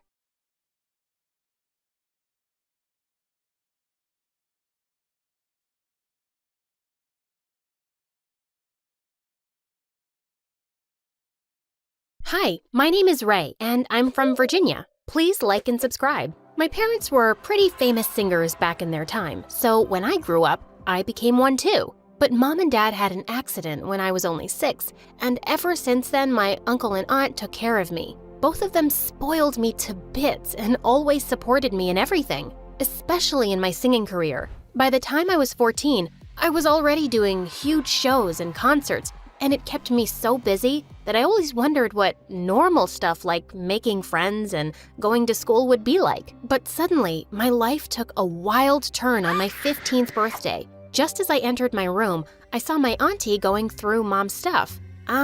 What are you doing in here? Hey, honey, happy birthday.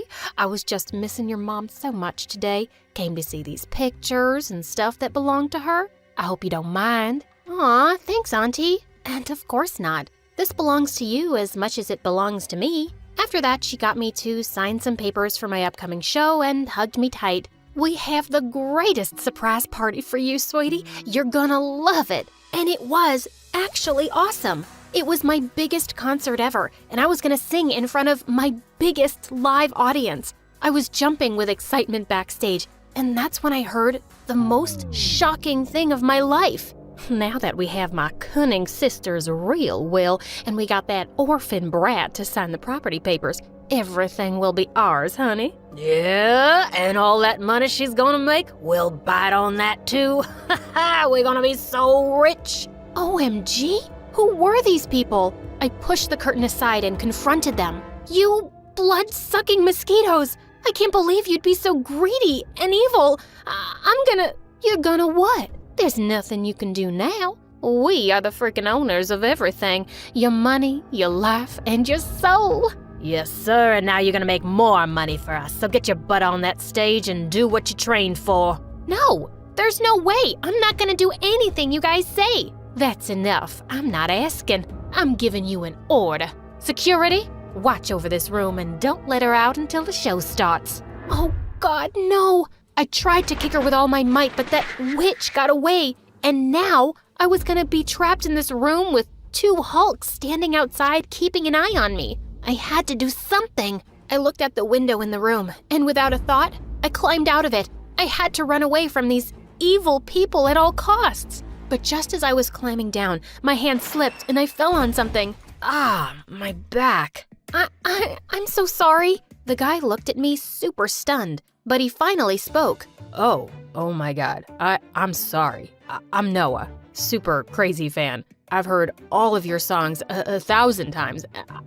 Suddenly, the guards heard me and they were running down to catch me. I didn't have any time for the introduction, but he had a bike. Get me out of here, now! What? He looked shocked and I didn't have time to explain, so I just kissed him and told him to get me out of here. He went into shock for a few seconds, but then he held me and got me on his bike and we rode off. In no time, we were far away from my evil aunt and her potato head husband.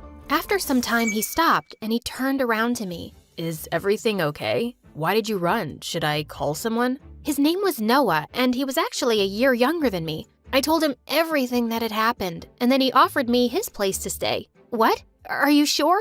Yeah, I live with my mom, and you can stay with me. Us, as long as you want. Honestly, I had no other place to go, and I ran from a freaking concert. I didn't want the media or my aunt to find me, so I said yes, and Noah took me to his house. We climbed into his room through the window so his mom wouldn't see us. Once inside, he got me all the food in the house and kept looking at me like I was some kind of alien. What's wrong? Do I have something on my face? I just can't believe you're here, in my room. This is like... I pinched him hard and he squealed loudly. Now do you believe me? Ouch! Okay, I do. And we both burst out laughing. Later, when it was time to sleep, Noah offered me his bed and went to sleep on the floor. Oh God, he was so cute. But the next morning when I woke up, I was startled to see Noah staring at me. What the heck, dude? Oh, I'm so sorry. I didn't mean to scare you. I was just leaving for school, and Mom will go to work. She's a lawyer, so you have the home to yourself. Make yourself comfy, okay? He then got me breakfast and a pair of clothes which were obviously his and left. But the next morning, as Noah was getting ready for school, I had a crazy idea. I want to go to school and see what a normal school life looks like. Will you take me? And he straight away denied. No, what if someone sees you? It's too dangerous for you to step out like this. What? So I was again a prisoner? No way! After he went downstairs, I sneaked into his mom's room and borrowed some wigs and some makeup, and then I followed him to school. And public school was nothing like I had imagined. The kids were coming in on buses or bicycles, and everyone minded their own business. That was so freaking awesome. But then I saw a bunch of guys surrounding Noah, and one of them was holding him by his collar. I thought you'd stay at home after the butt kicking I gave you yesterday, nerd. Next time when I ask you to do my homework, don't you dare refuse. Leave me alone. I don't want to talk to you. Sure, I'll do that. But before that, you'll have to lick my shoes. Seriously? I couldn't hold it back anymore. I marched up to him and punched him hard in the face. Oh my God, what are you doing here? Oh, and who is this you got with you, Noah? Your sister? 'Cause I didn't think a scaredy cat like you can get a girl. Ha! He sure can, and here I am. 'Cause you see, he ain't a giant crybaby who has to pick on others to satisfy his tiny ego, and that's why I love him. And then I kissed him again. The guy looked raging mad after this, and he turned to hit me when Noah came in and took the hit. Noah, are you okay? Just then, seeing some of the teachers coming our way, the bullies ran away. And I didn't want to be caught either, so I took Noah's hand and ran too. Wait, what are you doing here? This was crazy. You're crazy. Why didn't you tell anyone you were being bullied? And why did you come in between? Because he was gonna hurt you. You didn't have to save me, you dummy. Look at that. It's gonna hurt. But don't you worry. I'm gonna make those jerks pay for what they did. What do you mean? I showed him the phone camera I had on all this time and recorded whatever those jerks did. Later, Noah showed it to the principal and those jerks were suspended for 2 weeks. Later that night, I went downstairs to get some ice for Noah's bruises, but just as I picked up the ice tray, I freaked out to see Noah's mom right behind me. Goodness gracious, where did you come from? Suddenly, Noah came running downstairs screaming, Mom, listen to me. I can explain. You better. I didn't want to complicate things, so I told her everything and begged her to let me stay. Just a few more days, and then I'll go back, I promise. She melted and agreed, but Noah had to sleep in the living room, which he was totally fine with. This guy was winning my heart like anything. The next day, Noah's friends were throwing him a huge party for getting into the basketball team, and he asked me to tag along. This was gonna be awesome. When we reached there, Noah and I danced to my favorite song and partied so hard. This is the best day ever. I'm so happy you got onto the team. Yeah, I think I made it because I got my good luck charm. Oh, your good luck charm? The bully guys from school. What were they doing here? How about you share this babe with us too, Noah? What are you even doing this evening, sweetheart? Want to go out with a real player? I was gonna poke my fingers right into his eyes this time. But before I could do that, Noah kicked him hard and he fell to the ground. Both of them broke into a fight and I had to pull Noah apart from him. But Noah looked raging mad. Stay away from my girl or I'm gonna kill you. Whoa, his girl? I was blushing so hard. Noah took my hand and we were about to leave when the bully got up and pulled me by my hair, my wig. It came off and everyone gasped as they saw me. Ray! It's Ray, the music superstar! Within seconds, everyone had their phones up and were taking pictures of me. Oh, shoot. Noah put his hoodie over me and rushed me out of there, but I was terrified now. My aunt was gonna know about me. As soon as we reached home, I hugged him tight. I don't want to go. I can't, Noah. Don't worry, Ray. I won't let them take you, I promise. But minutes later, someone barged into the front door, and it was none other than my aunt and uncle with loads of paparazzi and a huge crowd gathered behind them. My darling niece, thank God I found you. I've been worried sick. Come, let's go home. Get away from me. I'm not going anywhere with you. And you already have everything. You made me sign those papers and all my money.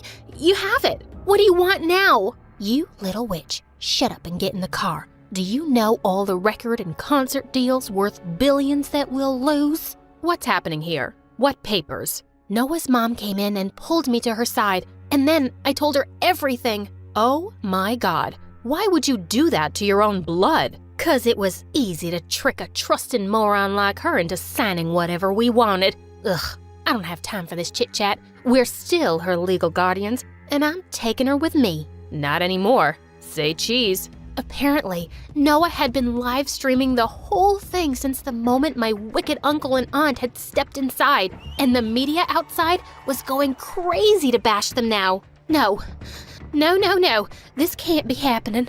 I'm gonna kill you. My aunt tried to get a hold of my arm, but I pushed her away. She turned into a witch, but thankfully, Noah's mom had already called the cops, and they got there just in time. After everyone went away, I turned to Noah and I hugged him tight. Thank you so much for everything. His cheeks went all red. I want to say... Oh, get in here. I pulled him in for a kiss and he swung me into the air. I love you. I love you too, dummy.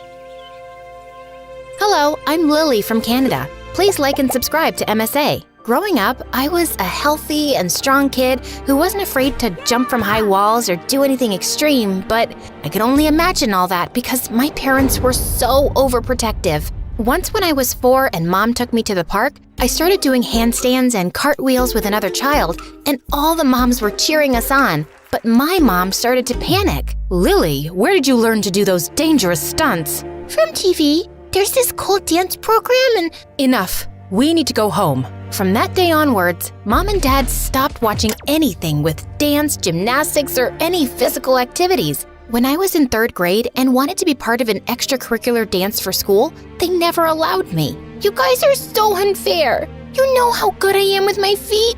Why can't I just dance? Because, hun, We live a very peaceful life right now. What if you become a famous dancer and then there are reporters and the next thing you know you're being published? Do you really want all that attention? Yes? Who doesn't? My parents still refused, and their excuse was ridiculous. And then when I went into high school, I started to rebel against them and become friends with the most rebellious girl in school, Zoe. Everyone in school was scared of her because she did the craziest things. Like this one time when we were in the 8th grade, she set the school's rose garden on fire. Oh my gosh, Zoe, we're gonna get in so much trouble. There's no cameras here, so no one will know. This is my payback to the principal for giving us detention for an entire month. Huh, I know, that was so unfair. We weren't the only ones who threw food around in the cafeteria. Even though Zoe was crazy wild, she was the most genuine person I'd ever met. And one day when we were in the 11th grade, she finally invited me over to her house for a sleepover. I can't believe this. This is the first time you invited me to your house. Well, you haven't really invited me to your house either. But anyway, my mom only recently got a decent job to take care of us. We struggled for a really long time after my dad left. Oh, I'm sorry. You mentioned us. I assumed that you were an only child. I wish I were an only child. I have a brother. And just because he goes to a special school, my parents give him all the attention. And just then when we entered her house, the most gorgeous-looking guy gazed at me from the living room. Lily, meet my goofball brother, Grant. Hi, Grant. As we walked past him, Grant winked at me and I blushed so red. I was definitely gonna enjoy my sleepover. Zoe's room was exactly what I expected it to be. Creepy and a little scary since she had bats hanging from every corner. And then her mom came into her room limping. I made you girls some cookies. So glad to finally meet you, Lily. Zoe's mom was so sweet, but Lily told me she was sad most of the time. And when I asked why, Lily said she didn't want to talk about it. I was really moved by the story. And then Zoe broke the ice by slamming my face with a pillow. Pillow fight! We had loads of fun pillow fighting, dancing, and just being free. Until my mom called. Honey, I think you need to come home. But Mom, we spoke about this. I'm sleeping at a friend's house because we're working on a school project. Your father and I are very worried. I'm hanging up now and I'm not coming home tonight. Zoe saw how frustrated I was and I ended up telling her all about my crazy parents. Maybe they're hiding something from you. Because why would any parent not want their kid to participate in any hobbies or activities? Yeah, they're definitely hiding something because my life is not normal. That night, I couldn't sleep, thinking about what secrets my parents had that made them so scared about everything I did. I checked if Zoe was asleep and she was snoring like a bear. I got up to go get some water and while I was at the kitchen sink, a hand suddenly touched my shoulder and I jumped, feeling freaked out. And before I could scream, Grant held my mouth. Oh my gosh, you gave me such a fright. I'm sorry. I usually wake up to get a glass of milk around this time. I have night eating syndrome. I got it from my dad. You want to join me? Well, I'm struggling to sleep too, so why not? Grant and I sat outside on their swinging chairs on the porch. We spoke for hours and I couldn't believe we had so much in common. I sometimes teach Latin dance to some of the younger kids at the community hall after school. You should come by. Wow, that's so cool. I'll definitely stop by. We continued talking until we lost track of time and fell asleep on the chair. But I woke up to a camera flashing in my face and Zoe looking angrily at me. So, I guess having a sleepover with my brother was much more fun than with me. Zoe, it's not like that. Zoe didn't let me finish and rudely asked me to leave her house. But Grant stood up for me. Why are you being so difficult? I like Lily, and there's nothing you can do about it. Grant took my hand and walked me out. I just felt more and more sparks between us. Zoe started acting weird after that, but at least I had Grant. As time went by, I started going to the community hall after school to watch Grant teach. I was mesmerized by his moves, and one day after his class was over, he called me to dance with him. Grant, I don't know anything about dancing. I'll just watch. He took my hand and held me around my waist, and we almost kissed, until we were interrupted by Zoe. She had her music kit and danced in the hall glaring at me. Oh, don't mind me. I'm just here to practice for the up-and-coming competition. You need a dance partner for the competition. Don't worry about me, brother. You should be concerned with your dance partner, who has 2 left feet. I wasn't planning on taking part in any dance competition, but because of Zoe's new attitude towards me, I took her mockery as a challenge. What if we practice until we shine so bright that Zoe won't be able to open her big mouth anymore? I think I like that plan. After a while, I stood up to Zoe. She tried to make my life a nightmare at school. Once I was reading a book under the school tree during recess, and then suddenly I felt eggs cracking on my head one after the other. And when I looked up, I saw Zoe looking like a koala. Zoe, I'm gonna get you for this, you crazy witch. She definitely laughed like a crazy witch after that, and that wasn't all for the day. When I got back home after school, she was at my house, and thank goodness my parents weren't around. Have you completely lost your mind? I didn't come here to fight. I'm just here to warn you about my brother. He has a girlfriend, so let's just stop being enemies and let's go back to being pals. Your brother and I are not dating, and besides, he would have mentioned his girl. Before I could complete my sentence, my parents came back from shopping and Zoe's expression changed. You know what? I think we should just forget the friendship thing. I felt so confused with her, and my parents acted even more strange when they rushed me into the house and locked the door. Who was that? And why was she at our house? Relax, that's Zoe. I was at her house for a sleepover, and why are you two always on edge? Did y'all commit a crime or something? Lily, we will not have you talk to us like that. To your room, now. My parents frustrated me with whatever secret they were keeping. I was done listening to them and never told them about my dance lessons or the local competition. But I did invite them to the contest and told them it was a school function. I thought after they saw me dance, they would understand my passion. But I was wrong. Lily, what did you do? I just won a local competition. You should be proud of me. And then Mom suddenly took my hand in a panic. Come on, we have to get out of here before anyone sees us. But before I could walk out the door, Zoe called out to me. She was with her mom and Grant. Lily, wait. My mom wants to meet your parents. I pulled my hand away from Mom and ran to them. And when Zoe's mom saw my parents, she immediately stopped smiling. And my parents had this look of guilt in their eyes. Lily, are these your parents? Yeah? Why? Our parents used to be best friends and famous dancers. But one time, they were doing a competition. Your mom tripped my mom and broke her foot. Your mom ended up winning the competition, and my mom's foot was permanently injured. She was never able to dance again. I looked at my parents, and all of a sudden, Mom started crying, and I looked at her angrily. So all this time, when you were stopping me from doing what I loved, it was to avoid how you felt about your guilt? We did everything for you. When I found out I was having a baby, it came as a shock, and your father and I didn't have any money for a baby. So you cheated and left her to suffer? We are so sorry, Lily. This has haunted us for so long, and we are still ridden with shame every day because of it. Somehow, we thought if we shielded you from pursuing any hobby you loved, we'd prevent you from ever making the kind of heartless mistake we made. Zoe walked away with her mom, and Grant stood watching me with sad eyes. I guess we'll meet in another life. That was the last time I saw Grant, because when I went home, Mom and Dad quickly made plans to leave town. So, I guess you guys are just gonna run away from your problems again? Honey, we have built a good reputation for ourselves and we can't have anyone ruin it. Yeah, whatever. I was so disappointed in my parents, and after we moved, I was homeschooled, which I hated, but stuck through it, and whenever I felt like dancing, I did it in my bedroom. And then one day, when I was in the 12th grade, I was tired of being indoors all the time, so while my parents were out, I decided to take the bus to visit Zoe and Grant. The bus rode for hours before we could reach the town, and when I finally got there, it was so dark. As I walked to Zoe's house, I could feel someone following me. And then suddenly, the person who was following touched my shoulder, and I screamed, "Ah!" Calm down, it's me. Grant!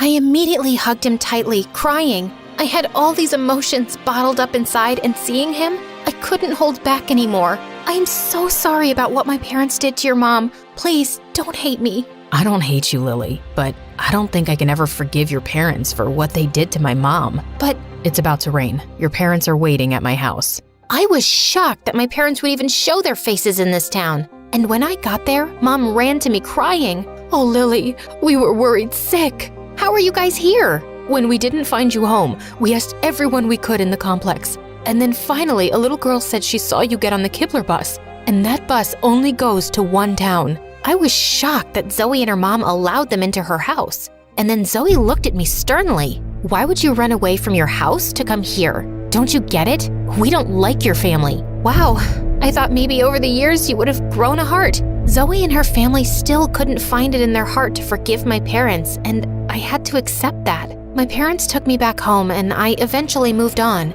And one day, Mom and Dad gave me an envelope. When I opened it, I was so surprised. They applied for me to study dance in one of the best universities abroad. Wow, Mom, Dad, are you sure you want this for me? Dance is what you love, and we deprived you of it for too long. Yes, we will support you every step of the way. My parents finally started being supportive, and I sent the university my audition clips, and I immediately got accepted. I lived in New York for 5 years training as a professional dancer, and one day I was chosen to perform in the biggest theater production called The Nutcracker. We traveled everywhere, and one day we were set to perform in my previous town. I went to my favorite cake shop and was shocked to find Zoe dressed up like a hobo. Zoe, is that you? Lily, my friend, can you spare me $1? I'm starving. She smelled awful, and instead of giving her $1, I bought her a meal, and after she ate the food, she changed towards me. Don't think this small gesture means I forgive you.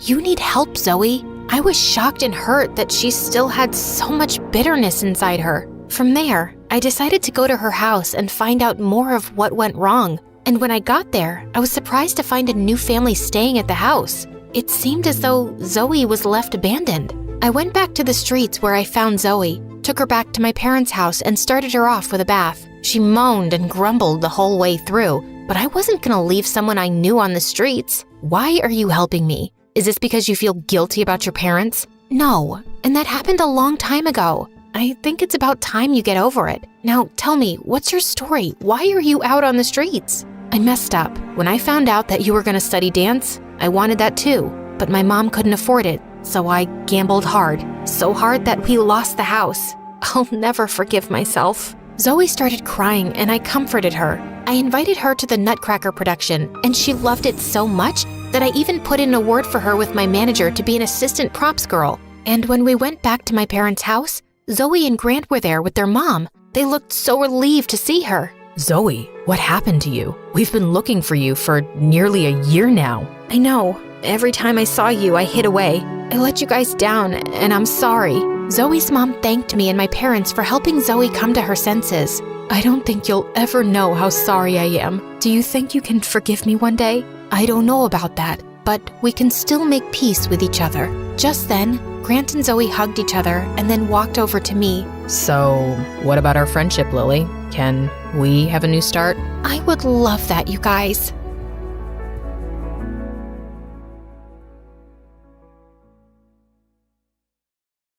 Hi, my name is Ava, also known as the Vampire Girl. And it's all because I had the meanest parents. But before I continue, please like and subscribe. I was born in a small town in Romania, and growing up, I realized that my parents were weirdos. For starters, they were always talking in whispers to each other, which was so annoying. And they never left the house. They wouldn't go out for work or even groceries. A box of supplies just mysteriously arrived every week. Every day, Dad would spend hours reading the newspaper and circling stuff on it with a red marker. Once when I was 4, I kept asking him to pour me cereal, but he kept ignoring me. So I leapt onto the table and put my foot in his bowl, spilling it all over his newspaper. And Dad went bonkers. Oh my God, do you realize what you've done? You're such a nuisance. Here, take the whole box. Just leave me alone, you idiot.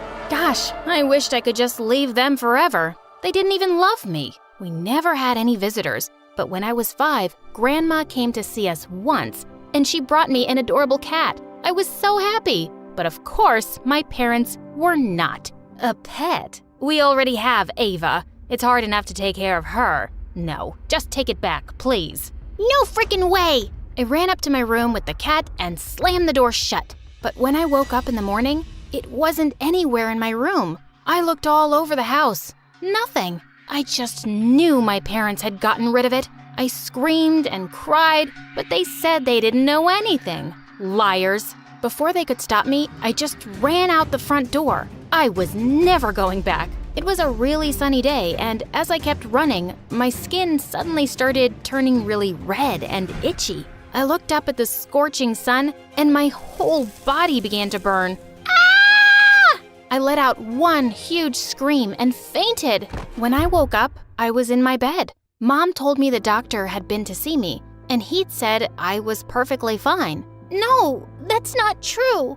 I'm not fine. The doctor is dumb. The sun almost killed me. My parents said I was crazy, but I knew they were evil and I wasn't gonna let them hurt me. So after that, I refused to let a single ray of sunlight touch my body, not even indoors. I covered myself from tip to toe, socks, trek pants, hoodie, and a face mask. Only my eyes were visible. My parents almost fainted when they first saw me roaming around the house like a little ninja. The only time I removed my costume was when the sun was gone. I'd never go out during the day. I even insisted on being homeschooled. But by the time I was 13, my parents refused to homeschool me anymore. There's nothing wrong with you. Just go to school. It's been years since you last walked under the sun. It's because I'm allergic to the sun. You just want me to die? If you keep behaving this way, I swear I'll send you to your aunt's place in Norway. There's only sunlight there for 6 months. Gosh, they were unbelievable, and they thought I didn't know about their plan. Fine. But don't think I won't wear this costume to school. I will. And when people say you're weirdos for dressing me up like this, just know that you asked for it. I joined school in the 8th grade, and the minute I entered the classroom, everybody started laughing and whispering things like weirdo and freak. I ignored all of them and sat down quietly on the first empty seat. During lunch break, I stayed back in the classroom while everybody left, except for this one girl, Jessie. Ava, right?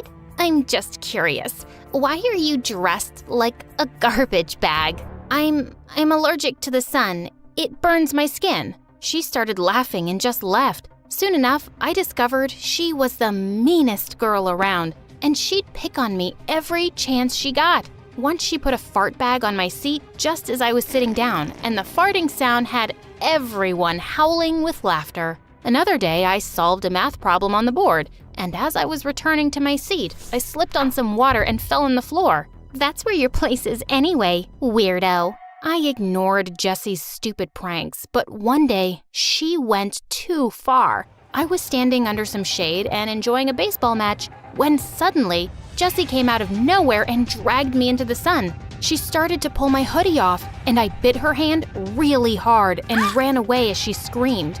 You crazy freak! Are you a vampire? And that's how I got my name, Vampire Girl. I could hear people calling me a monster, but I didn't care. At least the bullies were a little scared of me now. A few days later, the teacher introduced a new kid, Nick, to our class. His clothes were old and ragged, and I could see Jessie and her minions already laughing at him. They'd found their new target. I joined him in the cafeteria at lunch that day, and we started talking. I found out that he was the new janitor's son. He was really sweet and never even said I was crazy when I told him about my condition. I was so happy to have made a friend. But one day, as I was walking down the hallway, I found Jessie and her friend surrounding Nick. She spilled juice on the floor and said, Oops. You can clean this up, Nick. I mean, you'll grow up to be a janitor like your dad, right? Come on, just sit down and wipe it with your butt. Hey, jerk, have you forgotten the last time I bit you? Stay away from Nick, or this time I'll do some serious damage. Jessie rolled her eyes at me, but when I leapt forward, she actually screamed and went running. Nick thanked me, and I always made sure to stick close to him after that. But then one day, Nick and I had just entered the classroom after recess when Jessie started screaming like crazy. OMG! My brand new iPhone, it's gone. Someone stole it. And then she pounced at Nick and grabbed him by his shirt. You must have done it, you beggar, you thief. Where is it? Hey, knock it off, you witch. You have no proof. Oh, I'll get the proof, girl. She snatched his bag and started throwing out all his things. I grabbed her hair and she turned around and attacked me. We got into a huge fight, and just then, the principal walked in. Jessie kept screaming that Nick had stolen her phone and it must be in his locker. Of course, the principal found nothing there, but Nick was left humiliated in front of everyone. He was silent the whole day, and I caught up with him after school. Hey, Nick, are you okay? Jessie is just terrible. I hate rich people. They always look down at us as if we aren't human. She called me a thief just because I'm poor? God, I just hate everyone. And he just walked away. He didn't come to school the next day, and his dad was nowhere to be seen either. A week passed, and there was still no sign of them. I felt worried, but I didn't know where he lived. But then I remembered Nick talking about how his dad also worked at a restaurant in the evening. So I decided to go talk to him. As I was walking down the street one night without my mask or hoodie, I saw a masked guy running towards me, and suddenly he started snatching my bag. As I tried to get away, I lunged at his face and pulled his mask off, and I nearly fell back in shock. It was Nick! But before I could say anything, he ran away. I just stood there in disbelief. Jesse was right all this time? He was a thief? I felt betrayed. Nick showed up at school 2 days later, but I just ignored him. But when he kept following me and asking me what was wrong, I suddenly lost it. You want to know what's wrong? I'll tell you. The girl you robbed the other night on the street? That was me. He looked horrified. You? That was you? I didn't know. I've never seen your face. What does it matter who it was? What matters is that you're a liar and thief, and to think that I fought for you. Suddenly, he started weeping like a baby. I didn't want to steal, Ava, but I just had no choice. My dad's in the hospital. We needed the money. I'm so sorry. I swear, I didn't steal Jesse's phone. I've never stolen anything until that night. He kept crying and my heart went out to him. I'm sorry about your dad, but stealing isn't the answer, Nick. You should have told me. I could have helped. Let me help you now, but promise me you'll never steal anything ever again. He promised, and I went to talk to the school principal. Together, we planned a fundraiser for Nick's dad, and within a day, we were able to raise all the money Nick needed for his dad's treatments and more.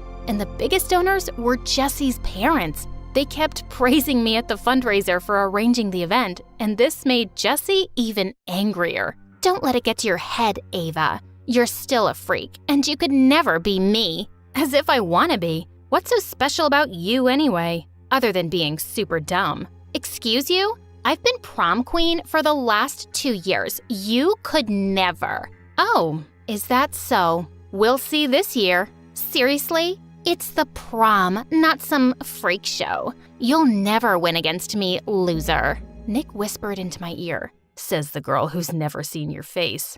I bought a beautiful red dress for prom. Since it was at night, it was the first time anyone in school would be seeing me without my mask and hoodie. As soon as I entered the hall, I saw people turning around and asking each other who I was. Just then, Nick came to me and took my arm. Ava, you look beautiful. That's Ava, the vampire girl? I can't believe it was that face behind that mask all this time. She's gorgeous. Jessie looked furious when she saw everyone's attention was on me. And to my shock, I was actually voted as that year's prom queen. As I was being crowned, suddenly Jessie came charging at me on the stage, trying to rip the crown off my head. But then something strange happened. The bullies who used to pick on me saved me. They all stopped Jessie and took her away. Don't lay a finger on our prom queen. That was amazing. Things at school started getting better. Everyone was super nice to me now. Nick was tutoring kids after school,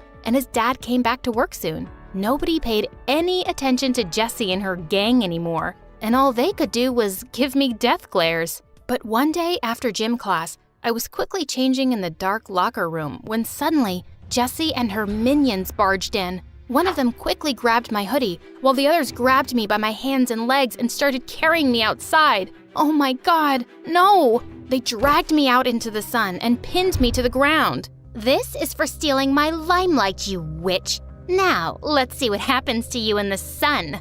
I hope you melt and disappear. Suddenly, someone pushed the girls away. It was a teacher, and Nick. While the teacher dragged the bullies off to the principal, Nick quickly took me inside as I cried like crazy. Hey, you're okay now. And your skin? It looks totally fine. It's not even red, Ava. Does it hurt or burn? I looked all over my arms and realized he was right. There were no rashes, and it didn't itch or burn at all. Was my condition gone for good, or had it just been all in my head? When I went back home that day, my parents were shocked to see me. Ava, where's your hoodie and your mask? Mom, Dad, I was out in the sun, and nothing happened to me. Was I just crazy all this time? They hugged me tight and actually started to cry. Sweetheart, we tried to tell you it wasn't real, You just got a bad sunburn as a kid, and you let that fear get so big in your head. I just never believed you guys because, well, I always thought you hated me, and you wanted to be rid of me. You got rid of my cat. No, we didn't, honey. It just ran away. And we never hated you. When you were growing up, your mother and I were working as undercover government agents. It was a really stressful time for us, and I'm sorry we made you feel ignored. What? My parents were secret agents? That was the last thing I'd ever expected. But suddenly, their weird behavior made sense. I wish you'd told me sooner. All this time, I've been believing things that just weren't true. We're sorry, Ava. We should have been better parents to you. We love you so much. I love you too, guys. Hi, my name is Raven, and I'm from Texas. Please like and subscribe. When I was born, my parents were delighted with my lovely black hair. She's our little raven-haired beauty. That's what we should call her, Raven. My twin sister Megan was born minutes later with blonde hair just like Dad's. No one ever believed we were twins because we did not look alike. In fact, we were complete opposites in every way. We had a farm and I loved our simple life and I never complained a day. But Megan constantly threw tantrums when she didn't get what she wanted, which was often. Once when I was 7, Mom got me a new pair of sneakers when she saw how worn out my old ones were.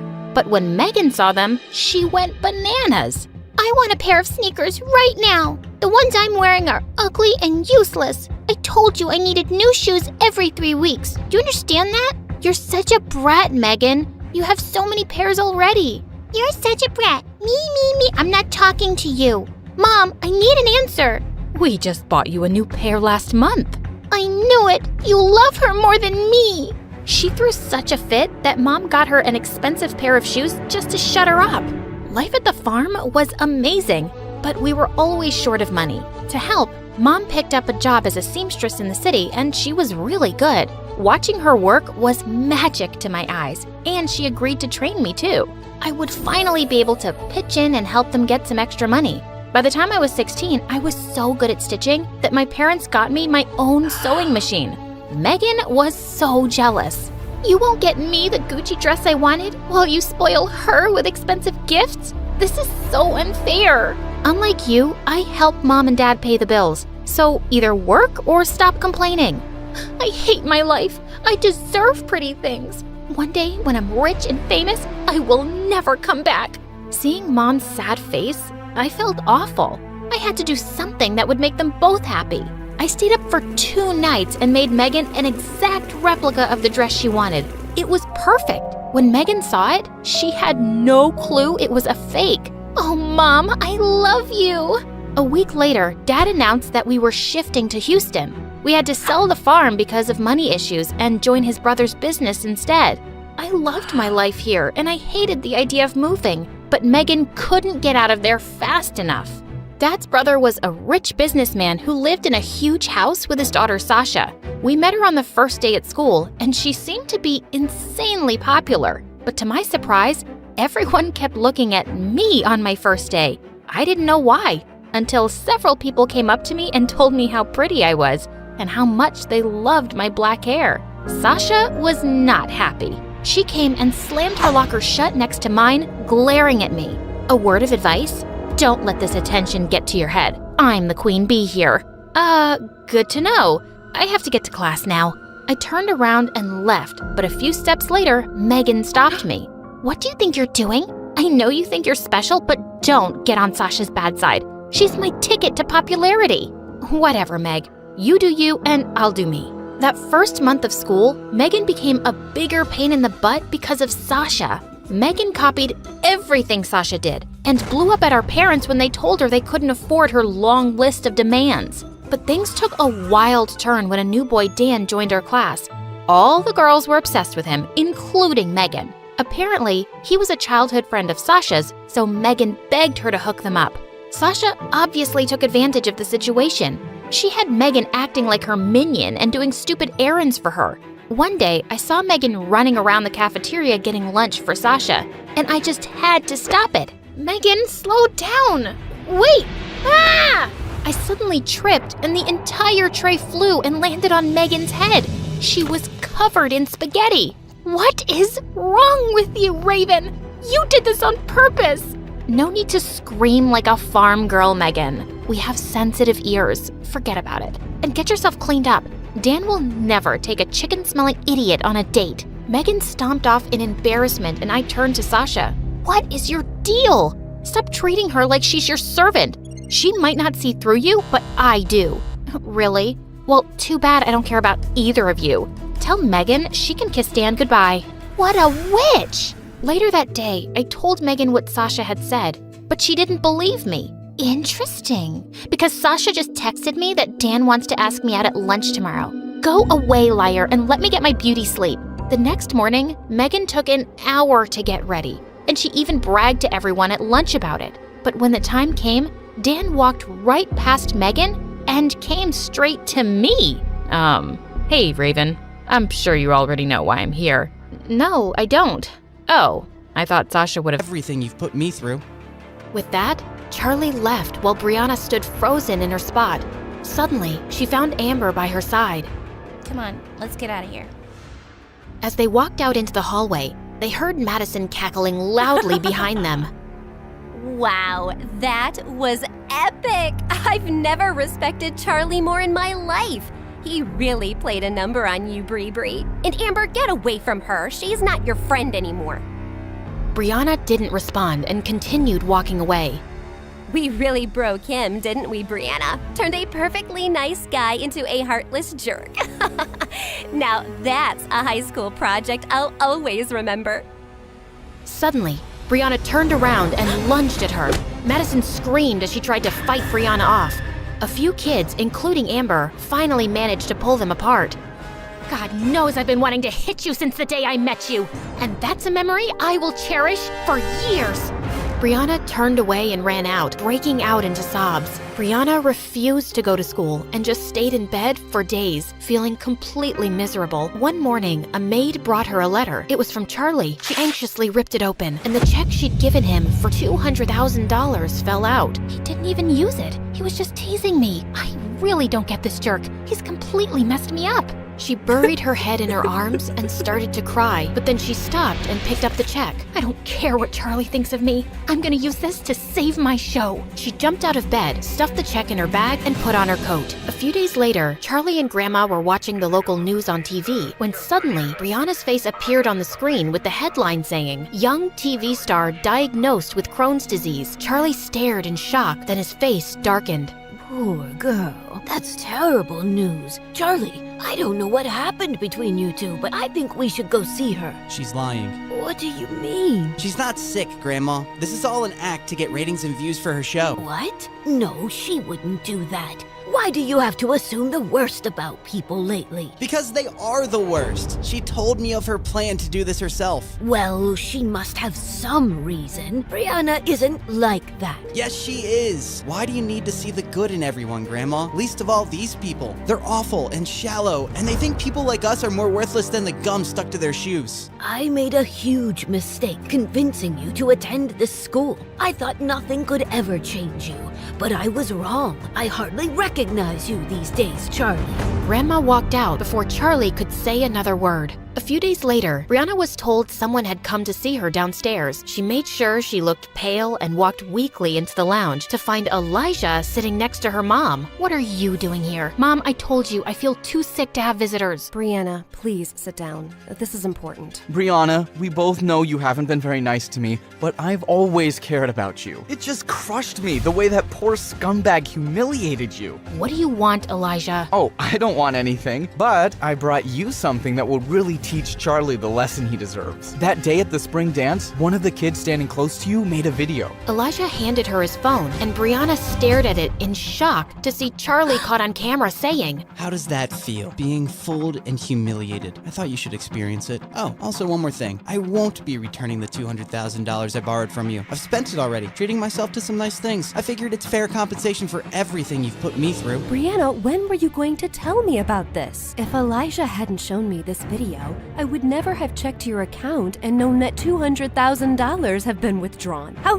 dare he threaten to not return your money? Oh God, how can I tell Mom that Charlie returned the money? If she asked me where I spent it, I can't tell her I used it to bribe the doctor. Brianna, answer me. Has he been making any other threats? No, Mom, he hasn't. Please, I'm just too sick to deal with all this. He'll give it back. Oh, you bet he will. When I sue him, I'll have my lawyer send him a notice today. No, I don't want to do that. Honey, I'm not asking you to be a part of this. You just need to rest.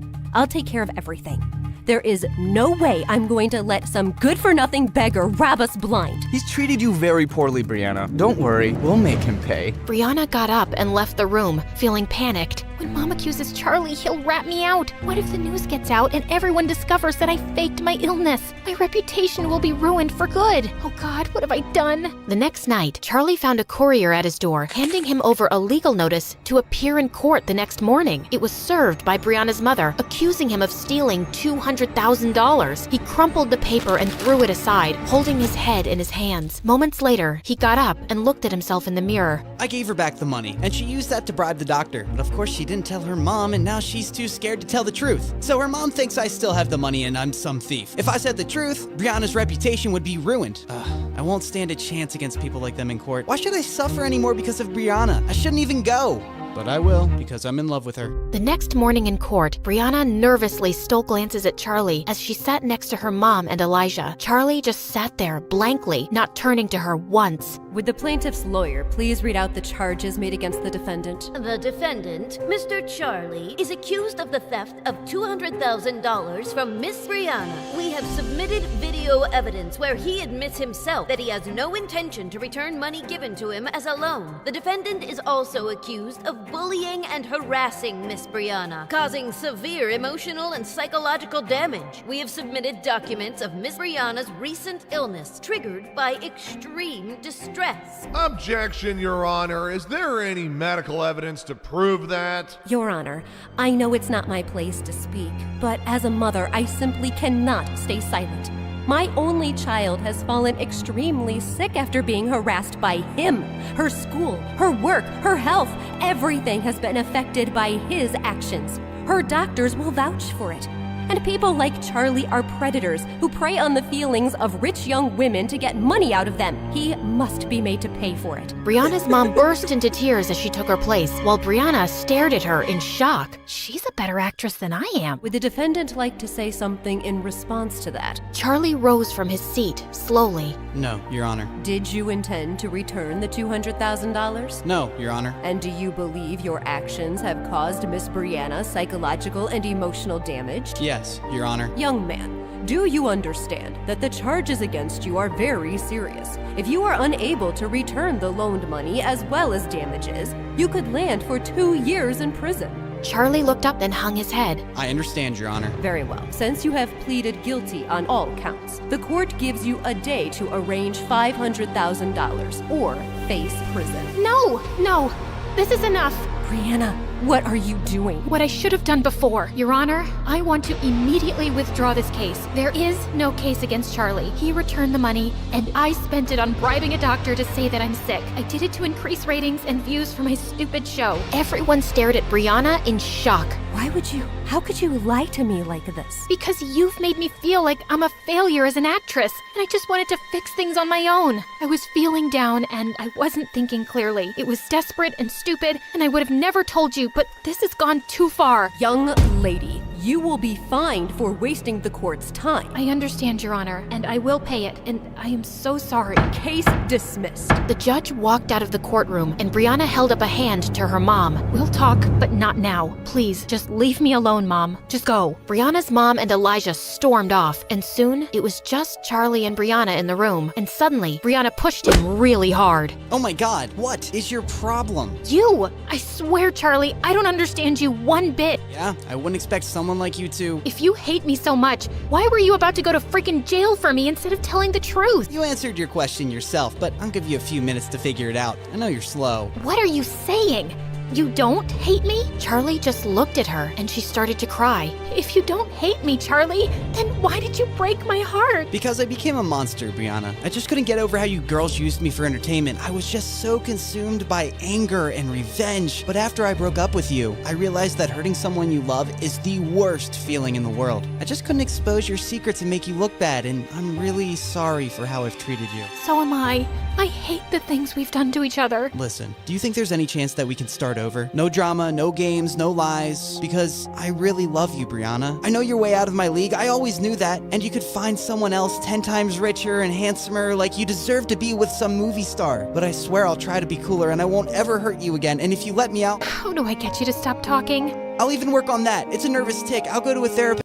Hi, I'm Natalie, and I'm the only child of a rich couple of tech entrepreneurs. They developed some apps that became super popular overnight, and they became millionaires. Sounds cool, right? Well, it wasn't that great for me. My parents were always working or traveling, so I hardly ever saw them. I was practically raised by my nanny, and my best friend was my chauffeur, Thomas. I really wanted to have friends my age to play with. So when I was 5 and starting school, I was thrilled. I put on my new uniform and cleaned my thick glasses. Oh yeah, I have a huge eyesight problem. I'm almost blind without them. When we arrived, I noticed that everyone in the parking lot was looking at me. Just then, I spotted a girl my age standing close by and saw that she was wearing the exact same shoes as me. I walked up to her excitedly and put my foot next to hers. Look, we have the same shoes. We could be best friends. The girl stomped on my foot. Don't think you'll be popular here just because you came in a fancy car, Four Eyes. But I didn't ask, and I don't care. Don't talk to me. And with that, she flicked her hair and left, and her minions followed. I soon discovered that her name was Cynthia, and she was in my class. She told everyone I was a loser who'd begged to be her best friend, and I instantly became a laughing stock. For the next few years, I just kept my head down and ate my lunch alone in the janitor's closet. In the 2nd grade, I saw a sign-up sheet on the board for dance auditions. I'd been having dance lessons at home since I was a kid, and I loved it. So I immediately put my name down. But just then, I heard Cynthia laughing behind me. There's no place for you here. Only talented dancers can join the class. The ones who don't wear stupid glasses. I was so tired of her walking all over me. I am a talented dancer. You don't get to decide what my place is. With that heavy equipment in front of your eyes?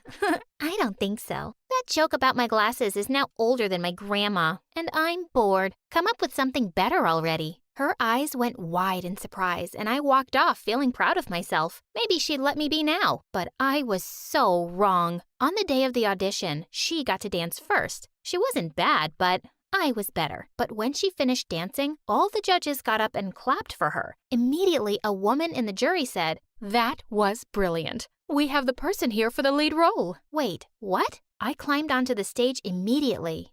Excuse me, ma'am, but she was only the first dancer. You haven't even seen the rest yet. The woman looked at me with disgust. I can tell simply by looking at someone if they're talented, and you are not. Someone take her away, please. Next. That was so unfair. After the audition, I saw Cynthia hugging that woman and calling her mom. Now it made sense why the judge was so nasty. Well, I couldn't even do the one thing I loved, and Cynthia still kept making my life miserable over the next few years. She spread a rumor that I had a contagious eye disease, and anyone who hung out with me would go blind, and everyone actually believed her. Another time, I'd taken my glasses off during an exam to clean them, and I didn't notice her slipping a cheat sheet on my desk.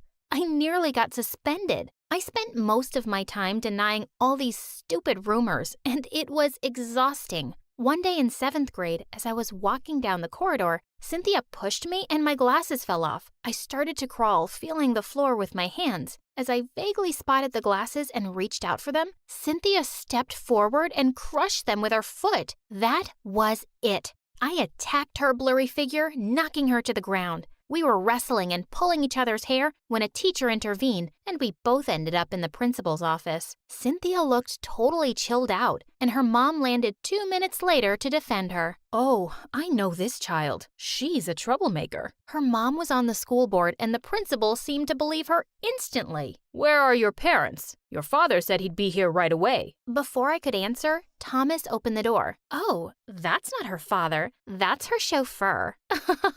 Clearly, she's not on her parents' priority list. They sent the chauffeur to deal with her. I blinked away my tears furiously and ran off to the empty school auditorium, one of my usual hiding spots. I put on my headphones and started dancing in the dark. It was the only thing that kept me sane. When I finished, I heard someone clapping. As I looked towards the audience, I saw a boy sitting in the dark. It was Clayton. Clayton was popular and hot, and every girl in school wanted to date him, including Cynthia. And that was reason enough for me to stay away from him. What do you want? I was just watching you dance. You're really good. Please, just stay away from me. I stepped down from the stage, and as I was walking past him, he gently took my arm. Wait a second, okay? I just want to talk. I stopped, my heart beating a little faster. He removed my glasses. You're really pretty. As he pulled me closer, I shut my eyes, waiting for my very first kiss. But before anything happened, he started to laugh and ran away with my glasses. Hey, wait! I started panting and sweating. Everything was dark and blurry. I heard laughs coming from every corner. Loser. Four-eyed dork. I covered my ears and started to cry. Suddenly, Thomas opened the door and shouted, Natalie, where are you? Oh, here comes the superhero to the rescue. Or should we say, super chauffeur? Cynthia and her tribe skipped out laughing as Thomas took my hand and then drove me home. I didn't go to school for a few days and stayed in bed, but the more I thought about it, the angrier I felt. I was alone, and my parents weren't going to come bail me out. I had to stand up for myself. It was the only way to deal with these bullies. But when I went back to school, suddenly everyone and everything had changed. Cynthia ran towards me and hugged me like a best friend. Hi, Nat. We were so worried about you. Yes, where have you been? We missed you. Even Clayton was there smiling at me. What on earth was happening? What are you up to? Don't touch me. And then I heard a voice behind me. It was my mom. Natalie, what are you doing? What am I doing? What are you doing here? Nat, how come you never told us that your mother is the founder of the most successful fashion app in the world? She just gave us a ton of discount coupons for the most awesome brands. And why did I need to tell you that? I don't even use it. You're hilarious, Nat. That's why we're best friends. No, we're not. You're a psycho. Natalie, you're being so rude. I didn't teach you those manners. You're right. You didn't teach me any manners. You didn't teach me anything. So go back to making your apps, Mom, and take these psychos with you. Well, maybe having a famous mom would finally help get Cynthia off my back, but that was wishful thinking. Because from that day on, I not only had to deal with her at school, but also in my own home. Since Cynthia had convinced my mother that we were best friends, Mom had a brilliant idea of inviting her home every day and to come with me in the limo. Cynthia and her minions were really enjoying the limo ride, touching every button. Knock it off, you're going to break something. Poor Four Eyes. Her mom likes me more than she likes her. Ugh, I wanted to punch her stupid face. This went on for weeks, but one day, just when I was at the edge of losing my mind, something unexpected happened. As I was coming out of class, I saw Cynthia and her mom arguing. You need to train for nationals, Cynthia. You seem really distracted. Don't worry, Mom. I'm practicing at the studio every day. I know how important the competition is. Okay, just checking. You have to win every competition to get a university scholarship. Your stupid father has left me with no money, and you have to go to Juilliard. It's important for my reputation. I know, Mom. I realized Cynthia had been lying to her mom about going for practice because she was always at my place. Now was my chance to get rid of her once and for all. That afternoon, when Cynthia was at my place as usual, I stole her cell phone, took her mom's number, and called her, acting as a secretary from the dance studio. Hi, I wanted to tell you that your daughter had an accident at the studio and you're her emergency contact. Can you please come over immediately? Oh my God, is she okay? Yes, she's fine, but she's asking for you. I'm sending you the address. I'll be right there. Okay, that was a bit dramatic, I know. When I heard a car screech to a halt outside my house, I went running out. Cynthia's mom was shocked to see me. You? What is this? Some kind of prank? Oh, no, please believe me. You have to come see Cynthia. As her mom looked at me suspiciously, I led her to my bedroom where Cynthia and her minions were reading magazines lying on my bed. Gosh, I think I'll just run away and become a teen model. Or marry some rich billionaire. I don't want to dance and go to stupid college. Mom is really annoying. No wonder Dad left her. You ungrateful brat. Mom, I was just kidding. Shut up. You're coming with me right now. You're grounded for life. She took Cynthia by the ear, like a 5-year-old rascal caught doing something bad by her mommy. It was heaven, and I'd been recording the whole thing on my phone. It was an Oscar-worthy film I could watch on repeat, and then I shared it with the whole school. By the next day, Cynthia was the laughingstock, and that was the end of her popularity. But when I got home that day, Mom was waiting for me with her phone in her hand. You made this and circulated it everywhere? How could you do this to that nice girl? You're a terrible person. I'm glad at least this made you pay some attention to me, Mom. Did you know Cynthia has bullied me from the day I started school? Do you know she's knocked me down, broken my glasses, spread rumors about me, and humiliated me in front of everyone? You wouldn't know because you were never here. Her mom always came to defend her, but mine never showed up for me. I'm sorry, Natalie. I didn't know. I was so busy all these years to build a great future for you. This app, this company, this money, it's all yours. Well, you know what, Mom? I always thought I was angry at you for never having any time for me. But now I think what's been bothering me all along is that I'll grow up to run your company one day and I'll become someone like you. And I don't want to be like you. I don't want to ignore the people who love me the most for some company or money. Oh, I didn't know you hated me this much. Mom, I don't hate you. I hate the fact that I might turn out to be a mother like you. Please, forgive me.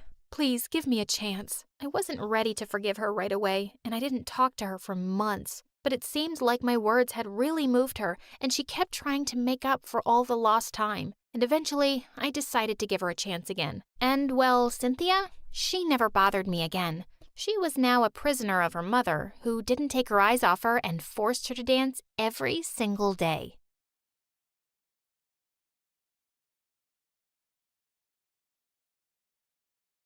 Hi, I'm Tina from New Jersey. Please like and subscribe.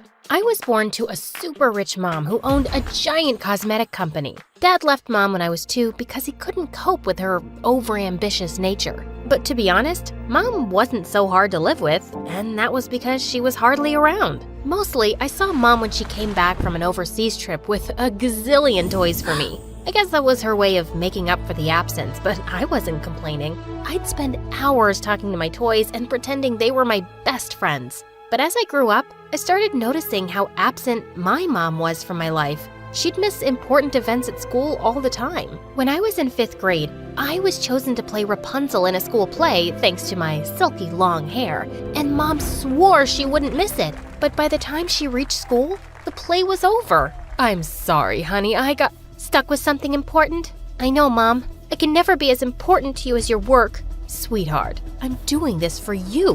One day this company will be yours, but I don't want to work for your stupid company. I want to become an actress. My drama teacher says I'm a natural.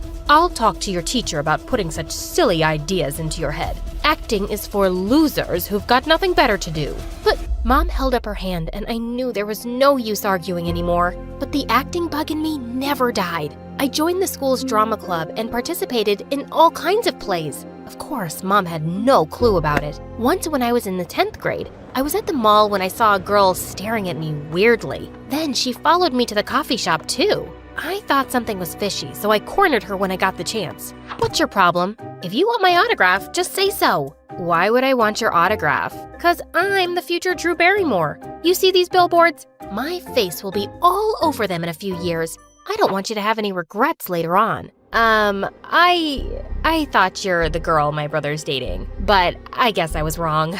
Oh, so this girl thought I was someone else. Suddenly, the acting bug in me started squirming. Actually, I am Jackie's girlfriend, but my brother's name is Fred. Of course, but I call him Jackie. You know, when we first met, it was raining and he offered me his jacket. Since then, I've called him Jackie. The girl totally bought my lie and even took me to lunch to know more about how her brother and I met. I had an awesome time talking about my imaginary boyfriend and how much we were in love with each other. The next day, I was in the school cafeteria with my best friend Daisy when I saw the same girl walking towards me, looking crazy mad. I had no clue she was in my school. You big fat liar. I thought I'd seen you somewhere before, but that was in a play last month. How dare you pretend to be my brother's girlfriend? No need to get so worked up. You assumed I was her, and I just played along. By the way, don't you think my acting skills are next level? The girl stomped off angrily without taking my autograph, yet again. Daisy looked at me with a confused expression, so I told her everything. Suddenly, she fell to my feet. How could I be so blind? The answer to all my problems has been right in front of me. Girl, what's gotten into you? I'm the one who's supposed to be melodramatic. Daisy told me she wanted to dump her boyfriend Zach since she'd fallen in love with her new neighbor. Since Zach went to another high school, we'd never met. But weren't you telling me last week how you were deeply, madly, and hopelessly in love with him? That was last week. It's been 168 hours since. You just have to make it look like he's been cheating on me so I can easily dump him. Okay, but what do I get in return? The opportunity to practice your acting skills? Future Scarlett Johansson. You know how to push the right buttons, girl, don't you? Zach was supposed to take Daisy out on a date at a fancy restaurant that weekend. Moments after they were seated, I barged in with a massive curly wig and the ugliest glasses. The love of my life, the apple of my eyes. You said you loved my thick curly hair. Then what are you doing with this witch with a boring ponytail? Who are you? Do we know each other? Oh, don't be so cruel, my coochie coo. I know I've put on 25 ounces, but I promised to put in the extra hours at the gym. Stop it. Daisy, believe me, I've never met this girl before. She's lying. If you want to dump me, just say so. I'm willing to die for you, my precious, but don't call me a liar. I know your favorite color is blue. You love dumplings. You still watch Popeye. And you fart when you sneeze. Am I lying, Daisy? Daisy simply shook her head. That doesn't prove anything. Actually, it does.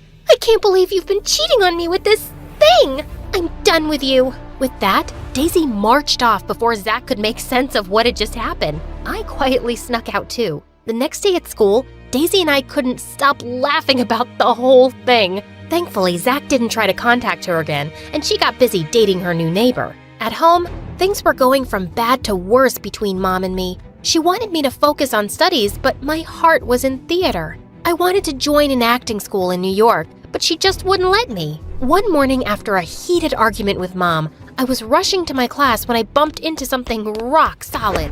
What the rock? You got buttons for eyes? I looked up and saw Zach. What are you doing here? I transferred to the school. It was getting hard to stay away from my girlfriend. Let go, you moron. I am not your girlfriend. But wasn't I your coochie coo just a few days ago? Listen, mister, I was just trying to help my friend get rid of you. Actually, you did me a favor too. I knew Daisy was going around with another guy while we were dating. What? And you still dated her? Are you a nutcase? Well, I was about to confront her that day, but you made things easier. You put up a nice act, by the way. He gave me a lopsided smile, and for some reason, it made my heart flutter. He knew it was me. Zach was actually pretty cute. Then suddenly, he was touching my long, silky hair. Your hair is gorgeous. It's a shame you hid it behind that ugly wig that day. I mumbled an awkward thank you and literally ran to my class. The next few days, I had a feeling Zach was intentionally bumping into me. I saw him near the lockers, during lunch, at football practice, in the auditorium. Heck, he even agreed to play the role of a rock in a play I was participating in. One day, I was coming out of the library when I spotted him standing outside, whistling to himself. Are you stalking me? I could say the same. You were the one falling all over me a few days back. I angrily walked towards him to give him a piece of my mind, but I slipped on something and landed straight into his arms. Did you just fall for me? Again? Before I could respond, he helped me get back on my feet and then gently pulled off the scrunchie I was wearing. Your hair looks better this way. Free. Then he simply turned around and left, leaving me stunned. You'll burn a hole in his shirt if you keep staring like that. Whoa! You scared me, Daisy. You like Zach, don't you? What? Nonsense. He's not my type. I would have never dumped him if he looked at me the way he was looking at you. A few days later, we had to go to another school to perform our play, and I got my period on the bus. As I was getting off, Zach pulled me aside and wrapped his jacket around my waist. I rushed to the washroom and changed, and when I came outside, I found him waiting for me. He stayed close to me throughout the day, and I could feel his eyes on me every now and then. I was slowly falling for Zach, and when I told Daisy about it, she squealed with delight. I knew it! I know he feels the same about you. Why don't you ask him out? Mom has a party planned this weekend, so maybe next week? That weekend, Mom threw a grand party for her business associates. I hated being part of these boring parties, but I had to, for Mom's sake. I was sulking in a corner when I heard a familiar voice. Hey, this party just got 100 times better. Zach, what are you doing here? I'm here with my mom. What about you? This is my house. My mom's the hostess. I spent the evening chatting with Zach, and we had an amazing time. Zach was smart and witty, and at one point, I was about to ask him out when I noticed Mom gesturing to me to meet her outside. Tina, my sweetheart, you're looking gorgeous today. Cut the drama, Mom. Get to the point. Okay, that boy you're talking to, his mom owns a supermarket chain, and they're one of the biggest potential buyers of our cosmetic products. If you date him, it'll be great for our business. I almost told her that I was going to, but then I had an idea. But I don't even like him. Please, Tina, think about the business. I want to see our products on their supermarket shelves. Okay, but then you'll allow me to apply to that acting school. When Mom reluctantly agreed, my heart did a double hooray. I was gonna ask Zach out anyway, and now I'd also be able to follow my passion. Zach and I started dating, and the next few days were pure bliss. He was even better than I'd expected. I was falling hard for him, and he seemed to like me too. Then on my birthday, Zach planned a surprise party for me and invited the entire school. We were having a blast when suddenly Zach grabbed a mic. Tina, I have another surprise for you. Here, come take this. Everyone cheered as I went to him and took the envelope he was holding. But my face turned white when I saw the papers it contained. It was the contract that said his mom's company will be my mom's company's buyer. What's this? We all know what an amazing actress you are, so you can drop the act now. Zach, I don't understand. Okay, let me explain. Friends, Tina was dating me so she could use me to get my mom to promote her mom's business. I just made her wish come true. That's not true. You know what? I've had enough of your lies. I'm breaking up with you, Tina. Think of this as a parting gift. Zach left the party, leaving me completely humiliated. I wiped angry tears and rushed back home. Honey, how was the party? What's wrong? Zach broke up with me. But don't worry, he gave me this as a parting gift, so you can do your happy dance. I shoved the envelope into Mom's hands. She opened it and looked shocked. Don't worry, I'll talk to him. You'll do no such thing. I'm leaving for New York right away. The acting school accepted my application. That wasn't true, but I wanted to get away from the city as fast as I could. I spent the next few months in New York doing random acting gigs until I actually joined the school of my dreams. In a few years, my hard work paid off and I became a popular actress. Then one day, I got a call from Mom's doctor who told me her health was deteriorating fast. I immediately rushed back home and found Mom in bed, looking so frail that it shook me. Mom, why didn't you tell me you weren't well? I didn't want to distract you. I always thought you were wasting your time in acting, but you proved me wrong. How's the business going? I don't know. What? I know it sounds hard to believe, but I haven't gone to the office for months. The doctor told me to take a break, and I'm listening to him this time. That's because you've exhausted yourself so much that you can't handle the stress anymore. Maybe, but I'm tired, Tina. I spent my life running after money, and I didn't value the priceless gift life had given me, you. I hugged Mom, and it felt amazing. The next day, I went to her office and found out Mom's business had been falling apart for months. But there was one company still buying her products that kept her from completely going bankrupt. Zach's. I decided to meet him and thank him personally. When I went to his office, my heart skipped a beat seeing how handsome he looked. Tina, I was waiting for you. You look just the same. He looked at me for what seemed like an eternity, and I felt my cheeks grow red.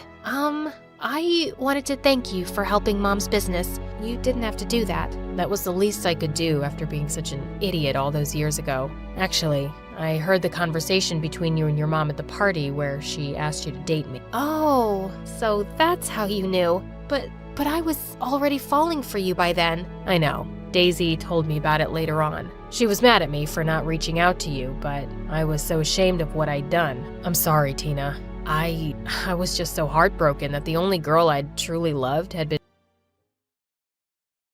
There's a saying in our little town.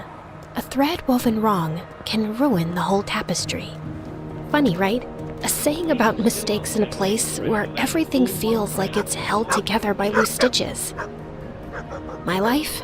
Just one long, fraying thread. I'm Nadia. You've probably never heard of me. No one has. I'm the girl who blends into the walls, the one you forget is in the room. Teachers don't call on me. Classmates don't talk to me. Even my own parents barely notice when I come and go. I didn't always feel invisible. Once, I had someone, my best friend, Sophia. She understood me like no one else. Every afternoon, we'd dream of escaping this little town, imagining a big city life, a shared apartment with a balcony, nights at the ballet, and endless chocolate until we couldn't eat another bite. But then her family moved away, and just like that, she was gone. No more laughter, no more secrets under the oak tree. She left, and the silence felt louder than ever. And my parents? They're not bad people, just exhausted by bills and worries. Dad grumbles about rising prices and factory closures, while Mom stares at the bills, hoping they'll vanish. So here I am, alone, invisible, and wondering if this is all life will ever be for me. You're too quiet, Nadia.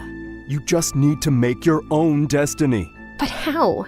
How do you shine in a world where every chance feels like a thread slipping through your fingers, and the loom of fate is woven by someone else entirely? If I could change one thing, just one thing, I'd want to matter, to be seen, to be someone. The night it began was unremarkable. Just another argument echoing through our paper-thin walls. I was upstairs trying to tune it out when I heard it again, the creak from the attic. For weeks I'd noticed it, faint whispers of wood shifting, or maybe something more. Once, I even thought I saw glimmers of light under the attic door, shadows that vanished when I blinked. I always ignored it, too scared to look. But that night, curiosity outweighed fear. It felt like something was calling me, pulling me toward the attic with a promise I couldn't ignore. With some faded letters and brittle cloth, but there was something off about it. The threads shimmered, like they were alive. As I reached toward the threads, tiny sparks of light burst from the loom, floating through the air like fireflies. They danced around me, filling the attic with a golden glow. Then, as if it carried on the air itself, I heard a faint whisper. Weave wisely. Each thread carries a new destiny. I wasn't scared. The voice wasn't menacing, and neither was the loom. If anything, I felt drawn to it. The threads seemed to hum softly, almost as if they were...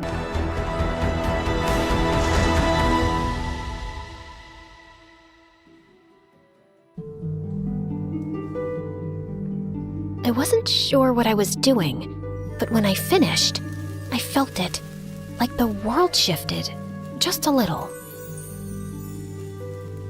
The next day, just like I did before, the golden light flashed again, as it had the first time. The next morning at school, something strange happened. A pair of classmates I barely knew waved and spoke to me. Hey, Nadia. I love how you did your hair.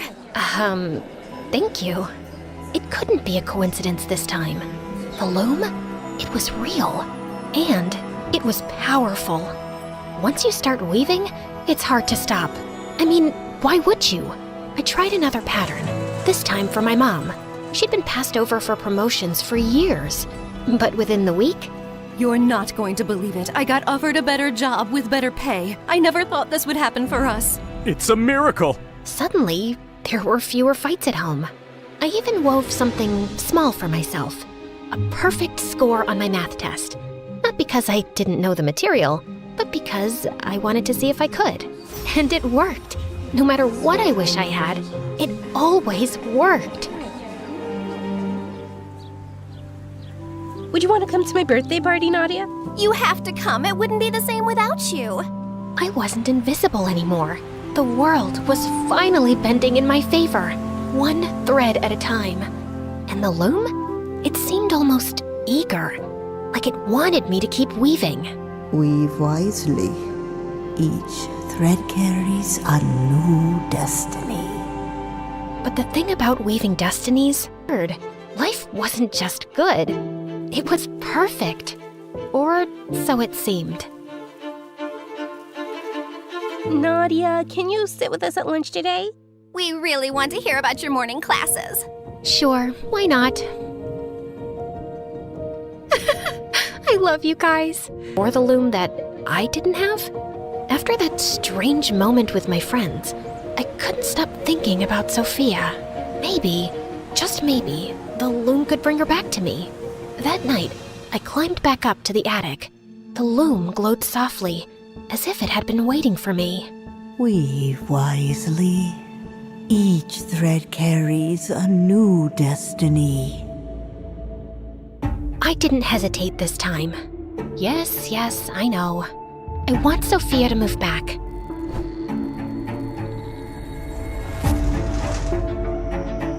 Do I know you?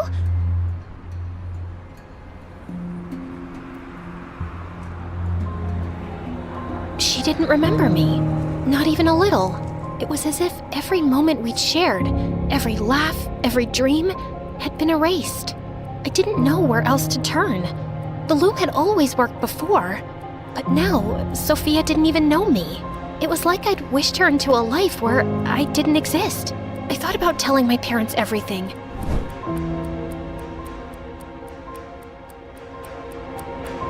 Mom? Dad? Can we talk for a minute? What is it, honey? I feel like I've messed something up. I need to talk to someone. What do you think about getting that grand chandelier from the artisan in town? Imagine how it'll dazzle everyone when they walk in. It's about the loom upstairs. I think it's changing things, and I don't know what to do. Let's get the chandelier. I've also been looking into buying a villa by the lake. We can go there in the summers. Would you like that, Nadia? You can bring your friends. Oh, yeah, that would be great. Then it's done. I'll talk to the realtor tomorrow. What did you want to talk about, Nadia? Nothing. As I listened to my parents excitedly talk about all the new things we could buy, I glanced around and thought about everything the loom had given me, given us.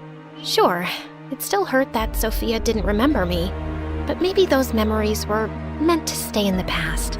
I had a new life now. New money, new friends. Through worse.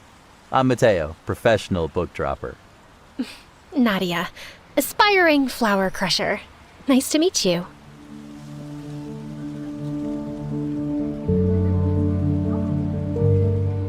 There was something about him, something different.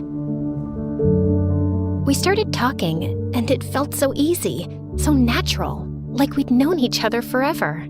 As we talked, I started to learn more about Mateo. He was new to the city too, chasing a dream of opening his own book. The time I spent with Mateo, the more I realized how much we had in common.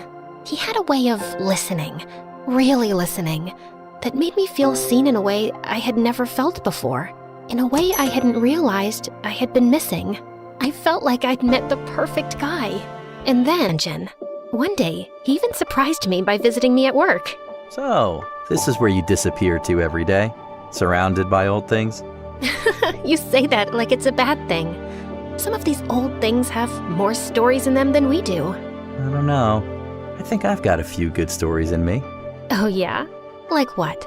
Like the time I walked into a museum and forced the lovely curator into giving me a private tour. This was dangerous. Being around him like this, so easy, so natural. It made it impossible to ignore what I really wanted, to be with him. This was woven over 400 years ago. Every thread was placed by hand. The amount of hard work it took to make this, it takes my breath away every time. Wow, can you imagine that kind of patience? And I wasn't trying to take something that wasn't mine. Mateo and I were supposed to be together. I just needed things to change a little. Weave wisely. Each thread carries a destiny. I just want her to leave. That's all. That was it. No harm, no pain, just a shift in fate. The next morning, I wondered if the loom had worked. Would there be some sign? Some shift in the air? Mateo? Hey, Nadia. You okay? Isabella's leaving. Leaving? She got a job offer across the country. We talked about it last night. I guess it just made sense to break up. This is what I wanted. A quiet, mutual parting. No fights, no heartbreak. Just fate gently pulling them apart. And you're okay with it? Yeah, I think I am. Hey, do you want to take a walk? I'd love to. It wasn't long before Mateo and I got together. Our connection only grew, and our relationship was so easy. Years passed, and Mateo and I had built a life together. We got married, and our days were filled with laughter and love. He was my best friend, my partner, the person who reminded me every day what it meant to be truly happy.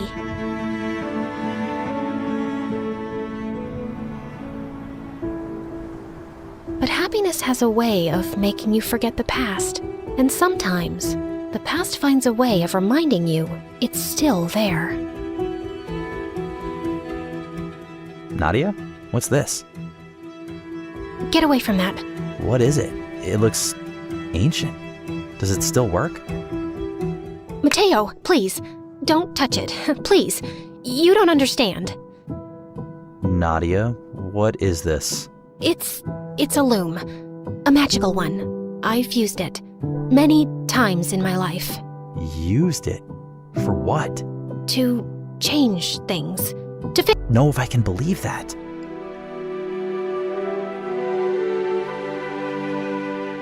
For the first time in years, I was alone again. No golden threads to guide me, no loom to shape the future. Just me, watching my life unravel thread by thread. And this time, I wasn't sure if even the loom could fix it, or if I even deserved to try.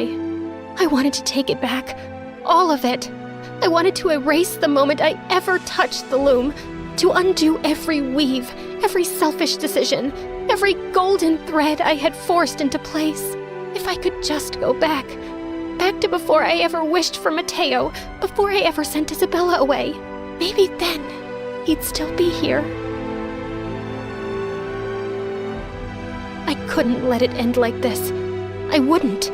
If the loom had unraveled my life, maybe I could unravel what I did. Weave wisely. Each thread carries a destiny. I don't want to weave anymore. I want to unweave. Tell me how to take it all back. Begin where you ended. Unravel what was stitched.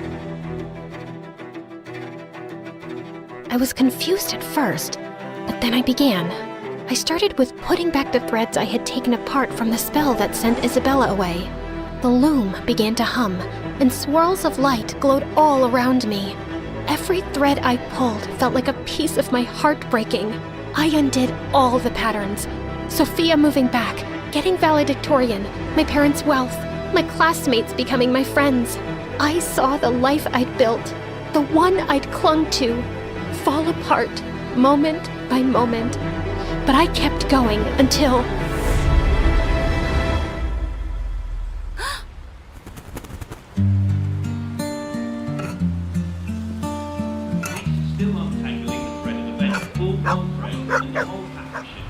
Fate.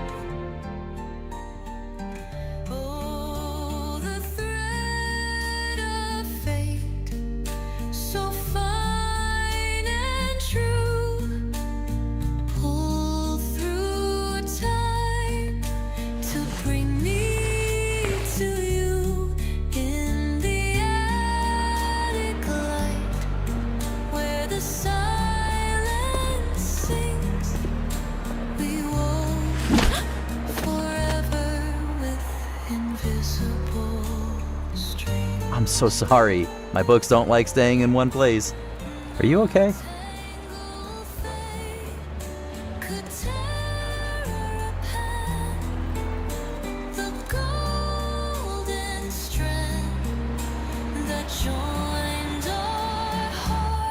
Yes.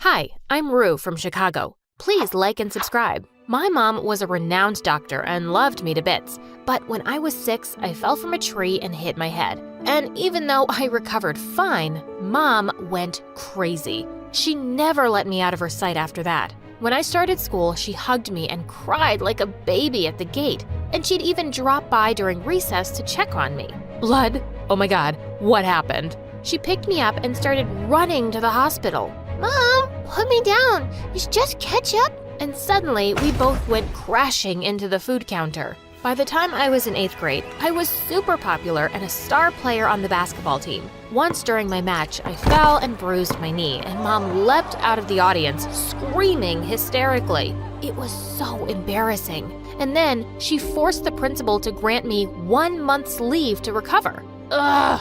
I spent the next week in bed watching MSA videos about crazy moms like mine. But a few days later, it was my friend's birthday party, and I felt well enough to sneak out. But just as I was about to kiss this cute guy there, Mom barged in and smashed the music system. That music's loud enough to hurt my baby's ears. Mom, are you crazy? How did you even find me? Apparently, she had a tracker installed in my phone to always know my location. On the way home, we had a huge argument. If you ever do something like that again, I'm gonna leave for good, and I'll throw away my phone, Mom. You won't be able to find me. And surprisingly, that worked. She kinda backed off, and I was relieved to be back at school soon. Guys, I'm back! I was hoping for an awesome welcome, but to my surprise, no one bothered to say hi. And just as I was about to sit, someone pulled my seat and I fell on my butt. You can't sit there. It's Sally's seat. Wait, what? This is my seat. And who's frickin' Sally anyway? Me. I'm Sally. And you are? I turned around to see a tall blonde girl offering me a hand. I'm Rue, and I think you're new because I've never... Oh, Rue, the one with the crazy mom. It's nice to finally meet you. I just joined this month, and it's okay. You can take this seat. She smiled and went to another seat, and all the kids followed her. What the heck? A new girl had taken my place while I was gone for just a month? After that, I noticed how everyone was just too pleased by her, even the teachers. Oh, Miss Olsen, did you get a new haircut? It looks so nice on you. Thanks, Sally. You're the only one to notice.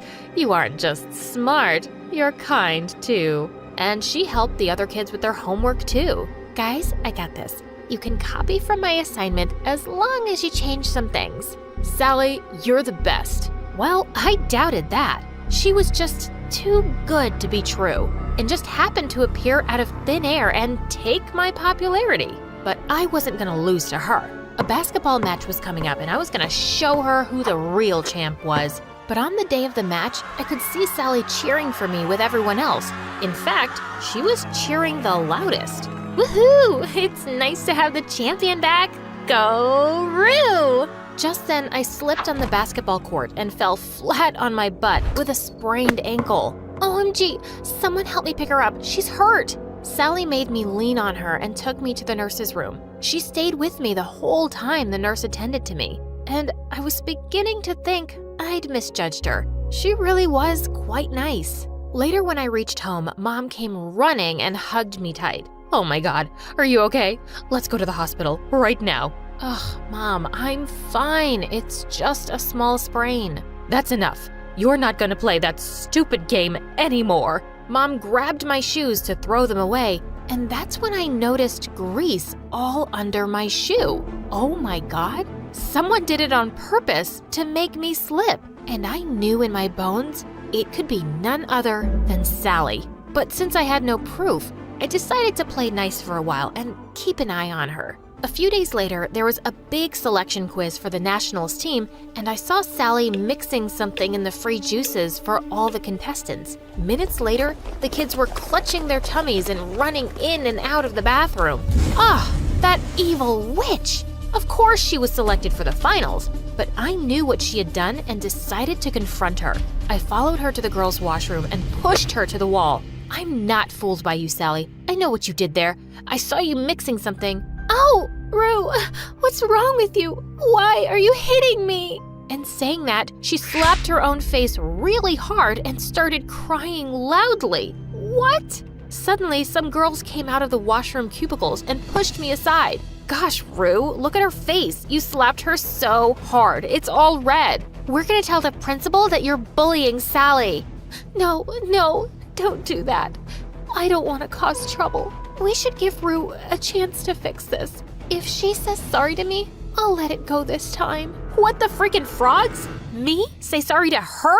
Ugh, no way. I pushed her harder this time and stormed out of there. But now I knew she was a cunning fox, and I had to play smarter than her. Soon, the elections for the new school president were announced, and I was super excited to participate. But guess who else was running for president? Sally! She already had loads of kids working for her campaign and making her posters. One day while I was in the library working on mine, I heard some noises. I went ahead to check, and I was shocked to see Sally bullying a kid. What do you mean you didn't complete my assignment? I need it back within an hour or I'll kick your butt, you moron. She took his glasses off and threw them on the ground and crushed them. The guy looked terrified as Sally walked away. Just then, I had a mind-blowing plan. I quickly went in and picked up the guy from the floor. Hey, you don't have to be scared of her, okay? I'll help you get rid of her, but you'll have to help me too. You just have to speak the truth in front of everyone, and I'll make sure she never lays a finger on you again. Deal? The guy looked at me with teary eyes and nodded. A few days later, we had an event where each candidate had to speak up in front of the entire school, and I was all set to see my plan in action. Minutes before Sally was about to come on stage, I was so happy to see the guy she'd bullied standing there already. Sally's whole act was about to be exposed. Yippee! I need to tell you all something. One of the candidates here is a chameleon who pretends to be your friend, but in reality, she's a bully. And saying that, he pointed at me. What in the mother frickin' world? That's her, Rue. She even smashed my glasses the other day and put my head inside the toilet. She's a bully. What? Have you lost your mind? What are you talking about? It was Sally, can't you remember? She smashed your glasses. Who's Sally? And please, don't kill me. Please, someone save me from her. Saying that, he ran and hid behind the other kids, and all of them went bonkers on me. Rue, we already knew you could be a bully, and now you're blaming Sally for this? Everyone knows Sally would never do something this horrible. Yeah, we saw what happened in the washroom the other day. You're the bad person here, and you don't deserve to be the president. And they all started throwing paper balls at me. I ran out of there to save my butt, but I was so gonna kill Sally now. After the event was over, I followed Sally and saw her kissing that jerk who betrayed me in front of everyone. That's how she turned him on her side. She was such a devil. I heard them laughing and talking about how they'd humiliated me in front of everyone. I couldn't take it anymore. I went ahead and kicked him in the butt. You're such a world-class jerk. You lied in front of everyone for a wicked lizard like her. Watch your mouth, Rue, or I'll tear off your tongue. Whoa, look at that. Finally, your true colors are coming out, Sally. But guess what? I've known from day one that you're a witch, and soon I'll prove it to everyone. You recorded us? Oh, yes, I did. You know, I'm tired of pretending to be nice to you. I wish you had slipped and hit your head that day, but you just got away with a little sprain. But today, I'm gonna kill you, squid face. Saying that, she charged at me like a mad bull, and we broke into a wild fight. Within minutes, the cheating jerk came in and held me by my hands. Let go of me, you idiot, or I'll put your face in the toilet seat for real this time. I tried to fight them both, but they locked me inside a small janitor's room. No one's going to come here till tomorrow, Rue, and I'm gonna be the next student president by then. And your little phone?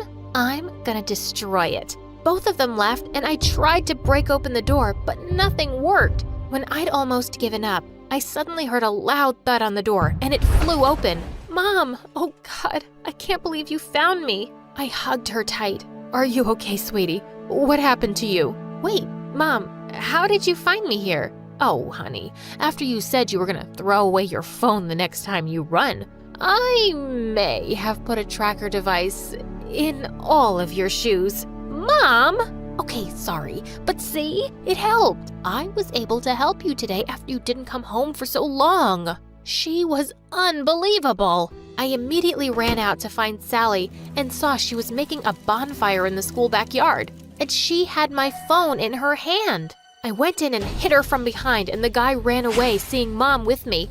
What are you doing? Let go of me, you witch! I'm gonna kill you this time. Oh, you can try, but you're not getting away with anything now. This time, I tied her and made sure she didn't run away until we called the principal and her parents. Oh, we are really sorry, but she has a histrionic personality disorder. Because of that, she wants to be noticed and praised all the time. We kept it out of her records when she joined this school. Oh, God. I didn't know I was taking such a dangerous kid. But you've been really brave, Rue. I'm gonna announce you as the next student president tomorrow. No, I'm the best one. I'm the best. She's nothing. Saying that, she broke the ties and leapt towards me. I'm gonna burn this entire school with you in it, loser. Thankfully, the principal had called security and they took her away. After everything was over, I turned to Mom thinking she'd go all crazy again, but she hugged me. Oh, honey, are you okay? I was so scared. I'm fine, Mom. Thanks for saving my life today. I love you, but no more tracking devices, please. Hi, I'm Abina, and I live in an orphanage in Ghana. And before you start feeling sorry for me and blah, blah, blah, relax, man. Everyone is super chill here. The coffee is bomb, and I have a little brother who worships me. So I guess that's why I've never wanted to get adopted. Before I continue, please like and subscribe. Ever since I could remember, rich, stupid foreigners would come every month to take one of us home with them. But I knew they were just using us to brag about how they'd done such a noble deed by adopting a poor orphan. So whenever those snobs would drop by with their camera phones and designer clothes, I'd convince my brother Kofi to help me mess with them. Come see our room. We just got new blankets. Sweetie, I'm taking a selfie with— Our new blankets smell like lavender. Ah! Is that pee? Silly me. I forgot. We have a bedwetting problem. A bedwetting problem.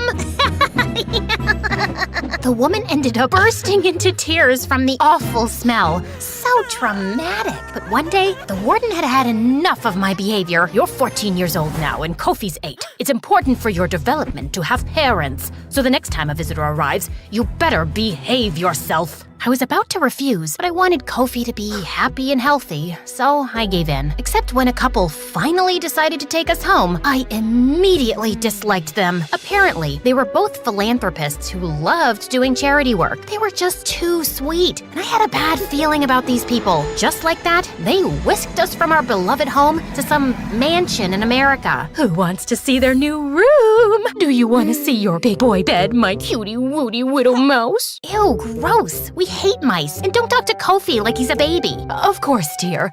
I'll try again. Yo, dudes. Who wants to see their billion-dollar golden baller sleep-in place? You hear me, bro? There's gotta be a cliff I can jump off of. At least I had a giant bed with a mattress from heaven. But the next day, things took an awful turn. I discovered that Kofi and I were all over the news, and the paparazzi were right outside our window. Were my new parents famous? How come you didn't tell us you guys were celebrity philanthropists? I don't want to live in the public eye, and I've got an 8-year-old brother. I don't want his picture everywhere online. Oh, come on. Being a celebrity is fun. You never have to wait in line. You get free stuff stuff? Give it a chance, Abena. It's Abena. I've told you 3 times.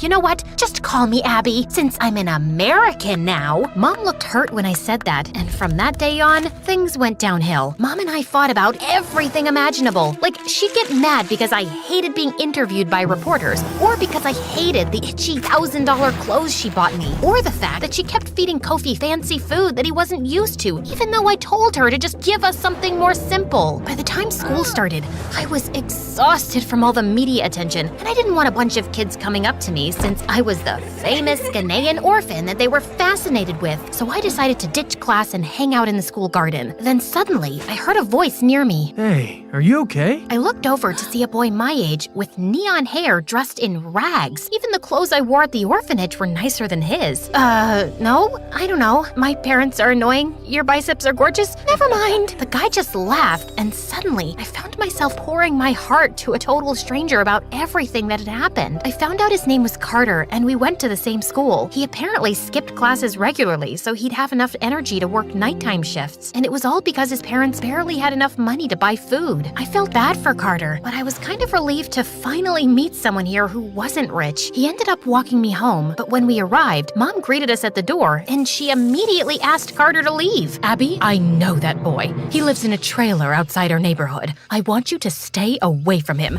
He's a criminal. You'll be in danger, and people will think my daughter's mixed up with a crook. Because your publicity image is all you care about, right? You don't actually care about my safety. Well, guess what? You're not my real mom, which means I don't have to listen to you. Mom grounded me after I said that, but I didn't let that stop me. Carter and I started hanging out all the time. Sometimes we'd ditch class together, and sometimes he'd sneak in through my window so we could watch MSA videos together on my TV. I'm so glad you watched these on YouTube instead of TikTok. Promise me you'll never watch MSA on TikTok and fry your brain, please? I didn't believe Mom about the criminal nonsense until one day I noticed Carter take off his baseball cap to reveal a clump of shiny jewelry. Please tell me he didn't steal all that. Abby, you know I have a family to support. Yeah, I feel bad for stealing, but a job washing dishes can only pay so much. Look, I get it, but you don't have to become a thief. No wonder Mom thinks you're a delinquent. Maybe I'll ask her to give you some money. She and my dad love bragging about how they give to charity. Then suddenly, Carter got this really serious look on his face, and then he told me something disturbing. My parents were known for being frauds. Kofi and I hadn't been the first kids they'd taken home. Apparently, they'd foster them for a year or two, use them to get publicity, and then they'd send them somewhere else. That makes no sense. They took me home and signed the papers. Are you sure? Because they've never adopted an actual kid before.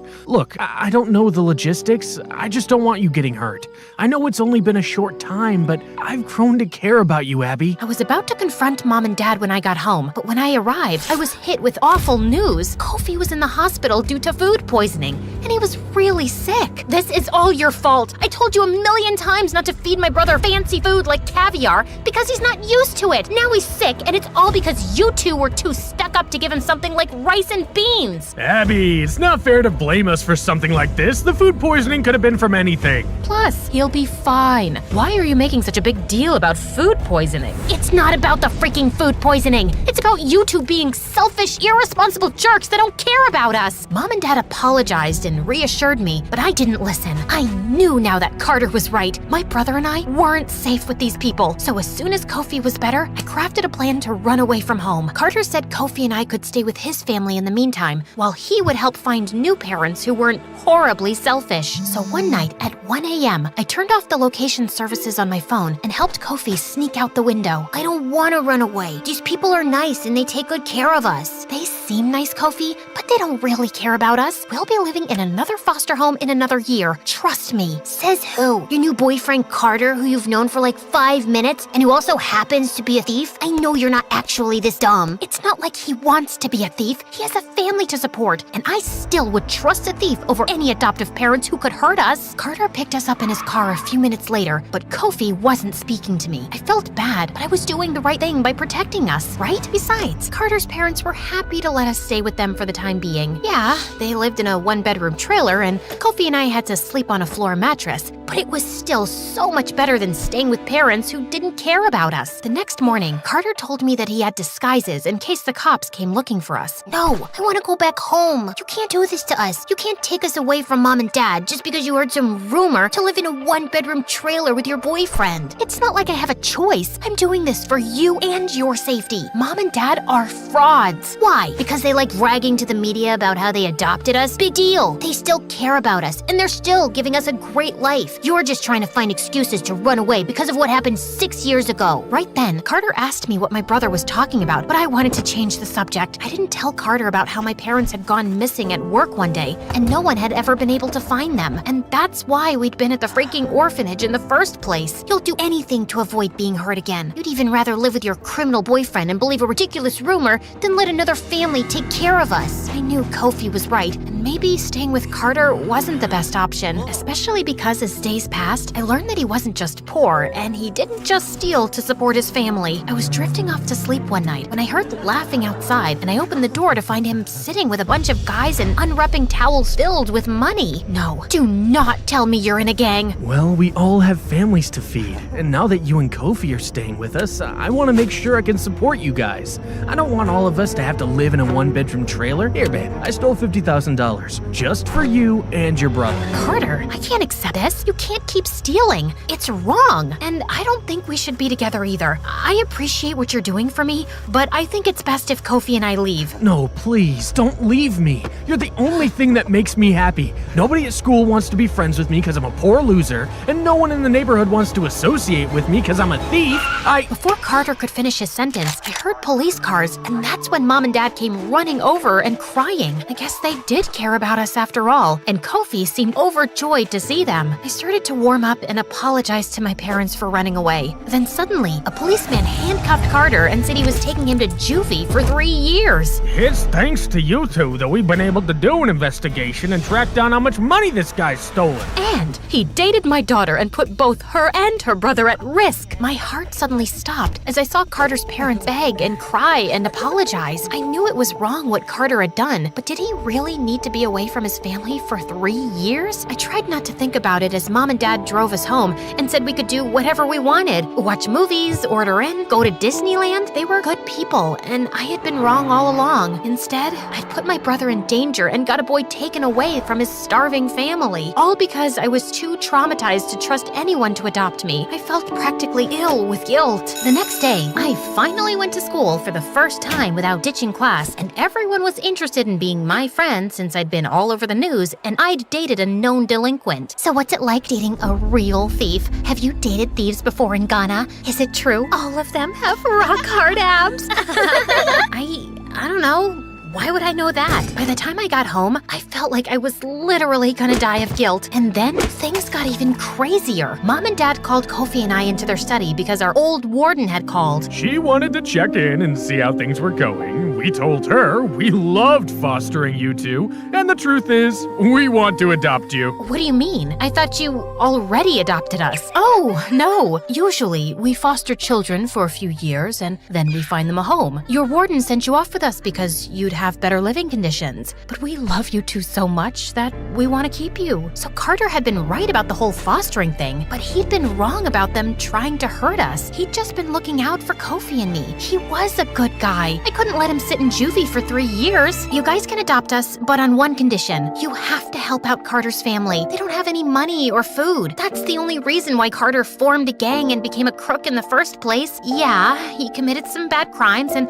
I won't date him anymore, but he's a good person and shouldn't have to stay in juvie for 3 years. To my surprise, my parents actually agreed, and the 4 of us went together to talk to the police about Carter's situation. My new mom even insisted on buying his family a new house. Thanks, Mom. That means a lot. Did you just call me Mom? Well, you did agree to adopt me, and I've kind of been a jerk to you. We hugged at that moment, and it made me feel warm inside, but there was one more person I needed to talk to. I'm really sorry I got you into this mess. You might still have to go to a disciplinary school, but you won't have to stay here for 3 years. Don't apologize. That's what you get for forming a frickin' gang. Thanks for looking out for me, Abby. I know we need to break up, but I'm glad we're still friends. Actually, my real name is Abina. Why don't you call me that from now on? And yeah, of course we're friends. I've never had anyone look out for me the way you did. So, will I see you again soon, Abina? You sure will.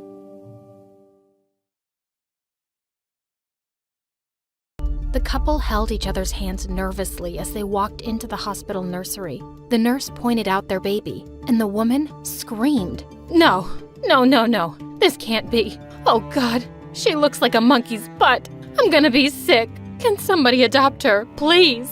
Ma'am, that's not your child. This one is. The woman instantly stopped crying and picked up the baby, and the couple stared at her in delight. Ooh, of course this one's mine. She's beautiful. And that beautiful baby was me. Hi, I'm Jessie from LA. Please like and subscribe. I was born to parents who'd been pageant kids and teen models, and the first life lesson I learned was that it's really important to be beautiful. Ugh, our baby has such gorgeous hair. Did you see the poor neighbor's kid? I bet she's got pigeons living in that nest on her head. And her brother? Ew! That kid has so many freckles. We should keep Jessie away from him. What if he's contagious? Growing up, I'd always have people telling me how pretty I was, and nothing seemed to make my parents happier. When I was in 6th grade, Mom decided we'd pay her family in Italy a visit. I can't wait to finally show Jessie to my stupid sister. She'll be so jealous when she sees her olive skin and her beautiful hair. But when I got there and I met my cousins, I saw they all had skin and hair like mine. Still, Mom shoved me in Aunt's face and said, "Look how pretty my daughter is. Of course, we know where she gets that from." Yeah, she's all right, but luckily her face can be improved with makeup. Mom was furious. She picked up her plate of pasta and rubbed it in Aunt's face. That just improved yours, and my baby doesn't need any makeup. But the minute we landed home, Mom's first stop was to buy me makeup. I refused to wear it to school, but in 8th grade, my parents enrolled me in the family business, beauty pageants, and there was no stopping Mom there. Mom, I don't need all this makeup. Don't be an idiot. Everyone needs it. If we need it, I guess it means we're not that pretty after all.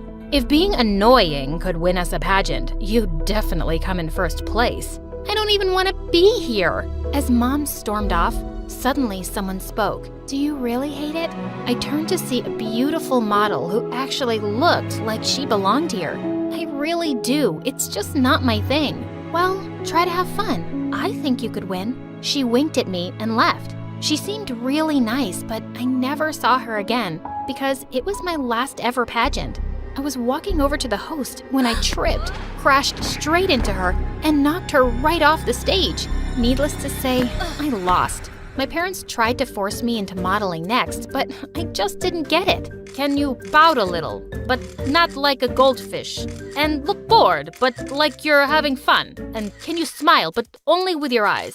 Oh my God, this girl is a moron. After getting fired from a dozen modeling jobs, I thought my parents would finally leave me alone, but I was so wrong. The night before I started high school, they sat me down for an important conversation. Jessie, since we're getting older, we're not doing much modeling anymore, and we're running out of money. And since you're the world's worst model, you've left us with no other choice. What are you talking about? We have a plan. I recently made a friend at the gym, and he's filthy rich. His son John is going to be at your school. He has a girlfriend, but you can get rid of her. You'll look pretty, get the guy, marry him right out of school, and he'll support all of us. What? So I don't get to go to college? Oh, honey, I don't think you're smart enough. But also, we just don't have the money. If you want to go, this is what you have to do. I just knew there was no point arguing. So the next morning, I walked downstairs in my prettiest dress and bright red lipstick. But when I got to school, I wiped it off and changed into jeans. I'd study hard and get a scholarship for college. I wasn't following my parents' awful plan. I spotted John pretty quickly, though. He was a grade older than me and really into basketball. And his cheerleader girlfriend, who I called Clownface because she wore too much makeup. But soon enough, my parents were nagging me about my progress, and I had to get a selfie with him. I kept trying to catch him alone, but Clownface never left his side. So one day, I just followed him into the boys' bathroom. Whoa, what are you doing here? Oops, is this the boys' bathroom? I can be dumb sometimes, but can I just say, I'm such a big fan of your game. Could I have a selfie with you? He agreed, and my mission was accomplished. But as we stepped out of the bathroom together, someone pulled me by my hair. What were you doing in there with my boyfriend, witch? Ow, nothing. Get off me, clown face.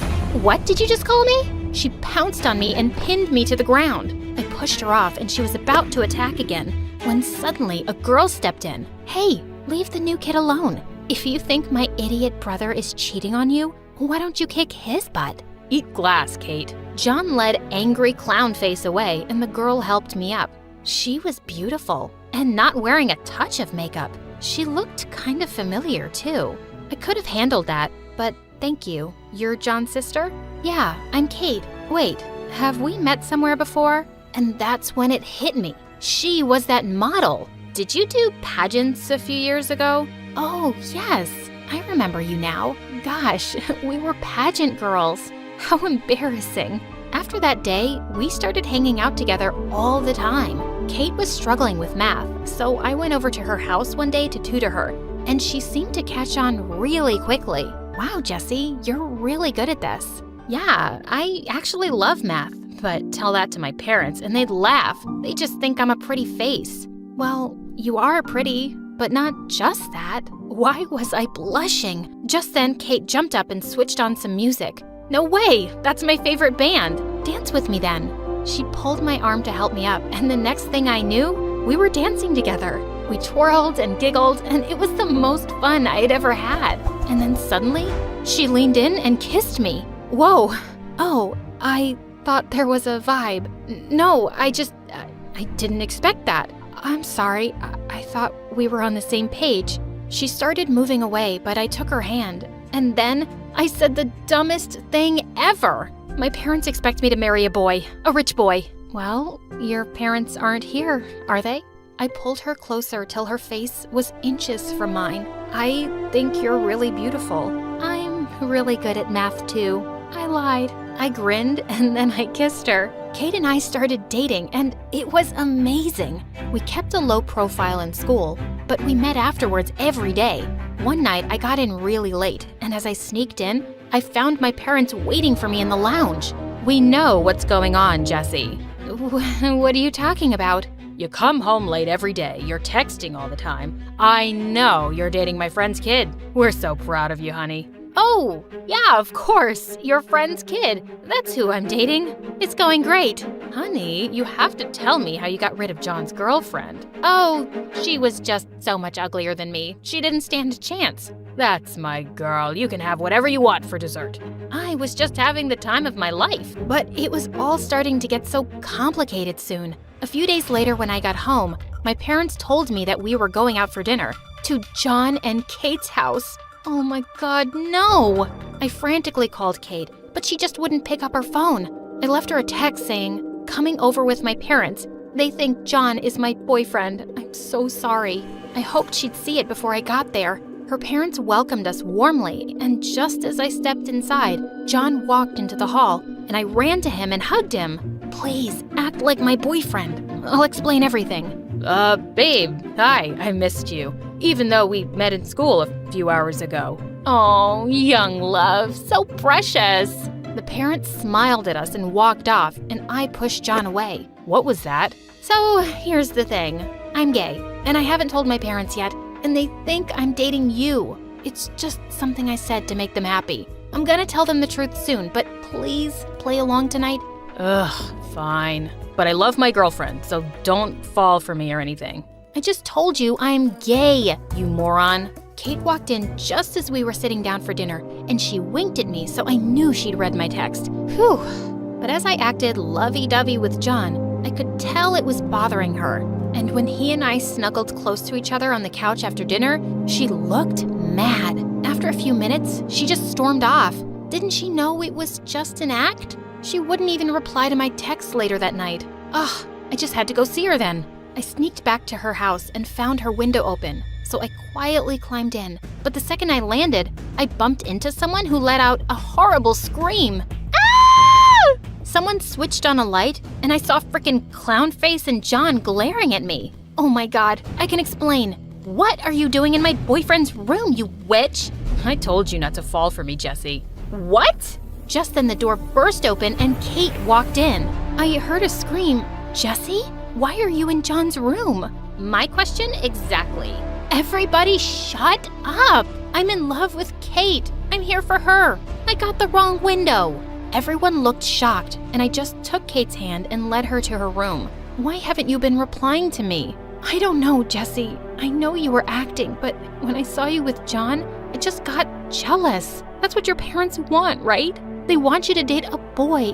What if you want that too? I really don't want your brother. And I think I just said I'm in love with you for the first time. In front of those idiots. Kate's face lit up.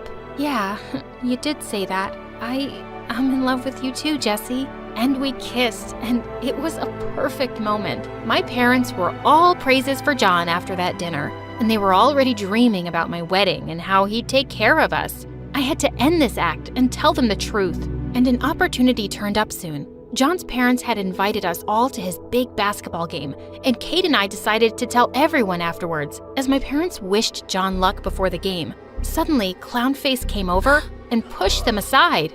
Good luck, my little smooch monster. Break your legs. And she kissed him smack on the lips. My parents nearly fainted. Jessie, do something. I thought you got rid of her. Rid of me? As if. I'm marrying John one day, and we're having so many babies together. As the two walked off, Mom turned to me, horrified. You broke up? How could you let him go? Mom, we were never dating. Never dating? But we saw you two together. Who have you been dating then? That would be me. Kate stepped forward and took my hand. I wish I could have made it less shocking for my parents, but this was happening now. Mom, Dad, Kate's my girlfriend. You're dating a girl? I did not spend my whole life making you presentable so you could date a girl. This is humiliating. How will you go to college now, huh? If you stopped treating me like a dumb Barbie doll, you'd know I'm smart enough to get a scholarship. We'll talk about this at home. There's nothing to talk about. And to make my point, I kissed Kate. Mom got so mad, she walked out of there. I was waiting for Dad to scream next, but he leaned in and whispered, Jessie, I'm okay with this. She's gotta be as rich as John, right? Of course, Kate was loaded. I didn't care, but it was good enough for Dad. And he eventually convinced my mom that having a rich daughter was more important than having a straight one.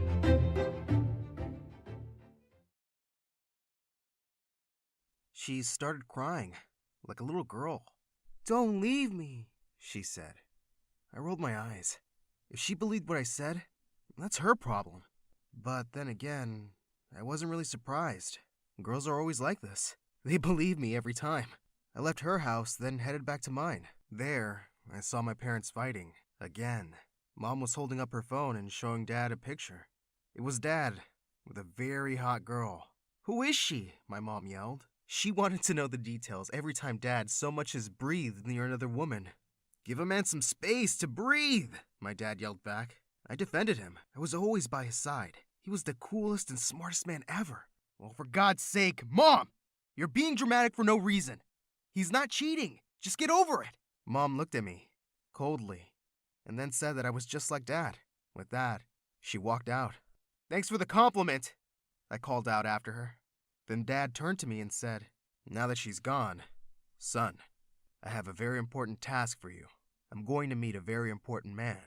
He said that this person was one of the most important businessmen in the state, and that he wanted to convince him to become his business partner. Now, this man has a very lonely child who he loves a lot, and your mission is to make her fall madly and deeply in love with you. You have to make her convince her dad to sign the deal.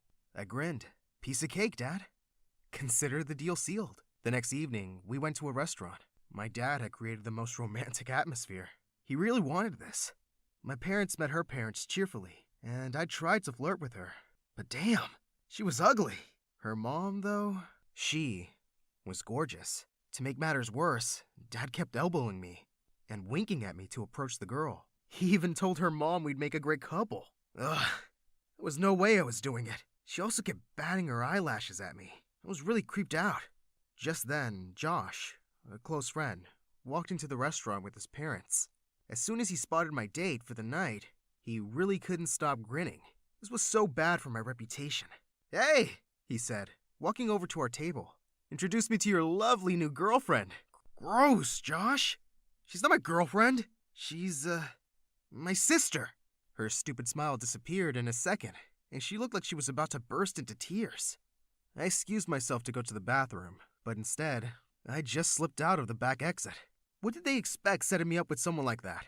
I called up one of my girls, and we met to party. When I got home, my parents were in the middle of a fight. "I saw the way you were looking at her!" She was yelling at him, but just then, Dad saw me and turned his anger on me. He was furious and said that I embarrassed him. "If you really want to make the deal, why don't you go out with her? Why set me up with her?" I yelled at him. "It's just one stupid deal." And she was too ugly.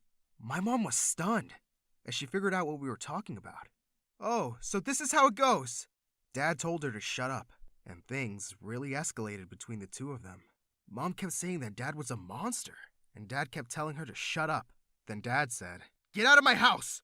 Both of you! Leave! Now!" At first, I thought he wasn't serious, but in a few days, we moved into a small apartment. I knew that I pissed off Dad, but I was sure he would take us back. At least, he'd take me back. I didn't really care about Mom, but days turned to months, and we heard nothing from him. Mom didn't talk to me either. She said she was ashamed of me. "I'm just letting you stay because I feel sorry for you. You're an embarrassment," Mom said. Well, yeah? Who cares? I did the only thing that made me happy. Going out with girls. I called my friends over. We had a wild party. Mom got really mad and kicked everyone out. One day, Dad called and said he misses me and wanted me back. "I have so many important tasks for you," Dad said. I was thrilled, but he said he didn't want my mom. "I'm tired of that ugly woman," he said. I know, right? I grabbed my stuff and left to live with him. There, I saw something that thrilled me. He had a new maid. She was around my age. She was gorgeous. Her name was Stella. I was sure Stella would fall for me in no time. So I flashed her my most charming look. "Hey, how are you doing?" I asked. She looked at me and then looked away, like she'd seen a car crash or something. For a moment, I didn't know what happened. Had she just ignored me? She probably doesn't speak English, I thought. But then she said something to the housekeeper in fluent English. I gasped. Was she ill then? Terminally ill? But the way she worked, I knew she wasn't. Then what is it? I couldn't stop wondering. Meanwhile, when I wasn't completely distracted by the gorgeous Stella, Dad kept giving me all these missions to make wealthy men's daughters fall for me. I did it every time, and I gained my dad's trust again. But I just couldn't stop thinking about Stella. I saw her everywhere. Every brown-haired woman reminded me of her. She even popped up in my dreams. I kept trying to talk to her, but all she did was look at me like I was an idiot. One day, Dad called me into his room.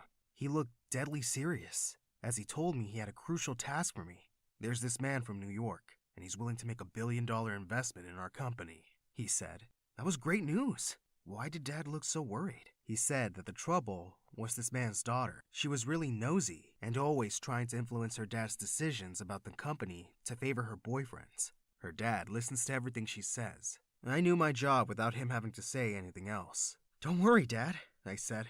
"I won't embarrass you again. The girl I was supposed to flirt with was pretty and all, but man, she was insane.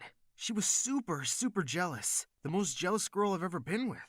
She was so crazy. She would come to my house without telling me, and when I asked why she didn't call before coming, she would say, 'I just wanted to surprise you, babe. I missed you, and I needed to touch you.' Well, that was a lie. She came over to make sure I wasn't cheating on her. She didn't know that she was dealing with an expert. One night, she came over unexpectedly. I was with another girl. She caught me and started screaming like a banshee. 'We're so over!' She yelled over and over again. 'Whatever, just leave,' I said. I was so tired of her drama. But then she looked at me with her big eyes and said, 'Aren't we going to make up? Damn, we love each other.' Ugh, I didn't want to deal with this crackpot right now. Just then, Stella came in with some soda. My super crazy girlfriend took one look at her, and she freaking blew up. She just went insane. She grabbed the can and threw it at Stella, saying, 'What the actual hell are you doing here? You disgusting gold digger!' Stella looked shocked as my girlfriend kept saying she was planning to steal me from her. I jumped to my feet and yelled at my girlfriend to stop, and told her that Stella has nothing to do with this. But my girlfriend wouldn't stop yelling and pushing Stella away. Suddenly, Stella looked super pissed, and she pushed her back. My girlfriend fell to the floor. Damn! Stella was so hot. I loved a girl who could fight. Get out of my house right now, I said to my girlfriend. She looked so shocked. She got to her feet and threatened me, saying that her dad wouldn't be happy about this, and she left. I approached Stella and gently told her that I was sorry for my crazy girlfriend's behavior. Then I made an offer I knew she couldn't resist. Would you like to spend the night hanging out with us? She looked at me and rolled her eyes. No, she said. Damn. She wanted me all alone for herself. I turned to the other girl and said, you heard her. She doesn't like sharing. Get out. But Stella said, God, no! Again, what was wrong with this girl? She tried to walk away, but I grabbed her hand. Are you into girls? I hope she was. At least, that would make me feel better. But she looked at me like I was a dumb kid and said no. I asked her if she had a boyfriend, but she said no. With that, she pulled her hand away and left. I stood in shock as she coldly walked away from me. This was the first time I'd been rejected, and I had to admit it. It broke my heart. I was devastated and lost. I went up to my room and slept early, thinking about my beautiful, cold-hearted Stella. In the morning, Dad burst into my room, screaming and threatening me. I knew you were stupid, but I never thought you'd be such a royal idiot, he yelled. I told him that my ex was a pain, and that I just couldn't deal with her. Is that why you got her pregnant? My dad suddenly started to laugh. What? He was thrilled and said he was kidding about me being dumb. You're the smartest kid in the world. They're signing the deal right after you two get engaged. I was so confused for a minute. I couldn't understand what he was saying. He saw my confusion and figured I was too sleepy. Then he explained how my girlfriend had told her dad that I proposed to her. She said that since she was pregnant, she'd say yes. Both our dads were thrilled. When I tried to tell my dad she was lying, he wouldn't believe me. I called her, and she laughed. You're mine now. For a few weeks, she made my life hell as she dragged me around to shop for our engagement. On the day that they threw us an engagement party, she said, Are you ready to be my slave for life? Suddenly, I flipped and started screaming at her. I told everyone that she wasn't pregnant, and especially not by me. I have no plan of marrying this nightmare, I yelled at Dad. Everyone stared at me in horror. Her dad had me and my dad kicked out as she burst into tears, crying about how I could say such terrible things. You're the one having an affair with your maid, she sobbed. I tried to deny it, but no one believed me. Dad didn't speak to me the whole day. The next day, I couldn't find Stella anywhere. When I asked my dad about her, he calmly said, I fired her. I was furious. How could he do that? I'm not your freaking employee. You don't own me, I yelled. I told him that I've had enough of him, and I was leaving. I went to my mom's. To my surprise, I found her with another woman. Meet my girlfriend, Anna. She lives here now, Mom said. I asked her what the hell was wrong with her, and she said that Dad had made her hate all men. As much as Mom loved Anna, she was a real pain in my butt. She didn't like me, at all. Apparently, Mom had told her what I used to do with girls, and she thought I was a jerk. And man, was she crazy. You're the scum of the earth, she said to me every time she saw me. She would go into my room when I wasn't around and leave notes on the desk. Mirror, walls, every freaking where, saying that I was a cheater, a player, a rat. This one time, she said she had a surprise for me. I thought she was finally warming up to me. She gave me a jacket that had the words, I am a rat, printed on it. Mom thought it was hilarious. A few weeks later, one of my girls came over. I was so psyched because I really needed to stop thinking about Stella. As I was getting ready in my room, my mom's girlfriend told my girl that I needed to change my clothes every 2 hours because I sometimes soil my pants. I had just stepped out when I heard her say it. The girl looked at my new clothes, and with a very disgusted look, she left. Mind your own freaking business! I yelled at Anna, but Mom jumped in to side with her. Shut up! Don't talk to my girlfriend that way. This is my house, and here we respect women, she yelled. I was so incredibly pissed. I wanted to leave, but I had no place to go, so I decided to try to reason with my mom's girlfriend. I'm really not as heartless as you think I am, I said, with the biggest puppy dog eyes I could manage. I told her she didn't know what it was like to grow up with parents who were always fighting. And you think I can't love? Oh, I've loved. I've loved and lost. I said my heart was broken, and all these girls were just soothing balm for my aching heart. I kid you not. I saw some tears in her eyes. She said she would do anything to help me find Stella. So she suggested I go to the police. They'll help you find her. I have a friend in the police. I'll talk to him, she said. I went to the police station and asked about Stella's address. The guy helped me, and in no time, I was outside her shabby little apartment. Her crazy father opened the door. He immediately figured out that I was some rich guy. He took one look at me and said, "Wrong address. Leave." "I know Stella," I said, just as he was about to slam the door in my face. He was surprised and looked at me again, more carefully. Behind him, I was able to see Stella with a lot of kids. She was trying to calm them down while she chased after them. She was feeding one and scolding another. Apparently, they were her siblings. "Stella!" Her dad screamed and demanded she come over. She came to the door, and immediately, her dad went inside. But I could see him trying to eavesdrop from behind the door. I took her hand and said, "I am so sorry, Stella, for everything. I love you. Will you be my girlfriend?" She pulled her hand away and shut the door in my face. I heard her dad yelling, "You crazy brat! Are you out of your mind? He's rich! Marry him!" He opened the door again.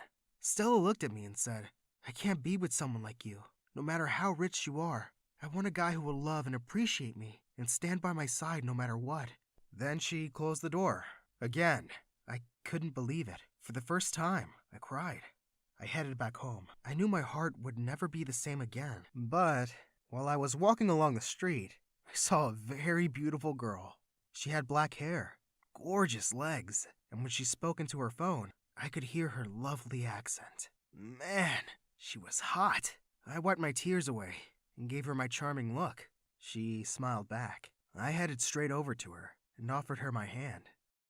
Hi, I'm Nadia from New Jersey, and My Story Animated will give $1,000 to one lucky person who subscribes in the next 7 days. Tell your friends, your sister, brother, and mom to subscribe now. I was born to filthy rich parents and a sister who was 5 years older than me, Angela, and I discovered early on in my life that they just weren't very nice people. Like once when I was 5, we were all walking out of a shopping mall when suddenly a lady holding grocery bags tripped over something and fell face forward. I ran to see if she was okay, but my parents and Angela burst out laughing. Why are you guys laughing?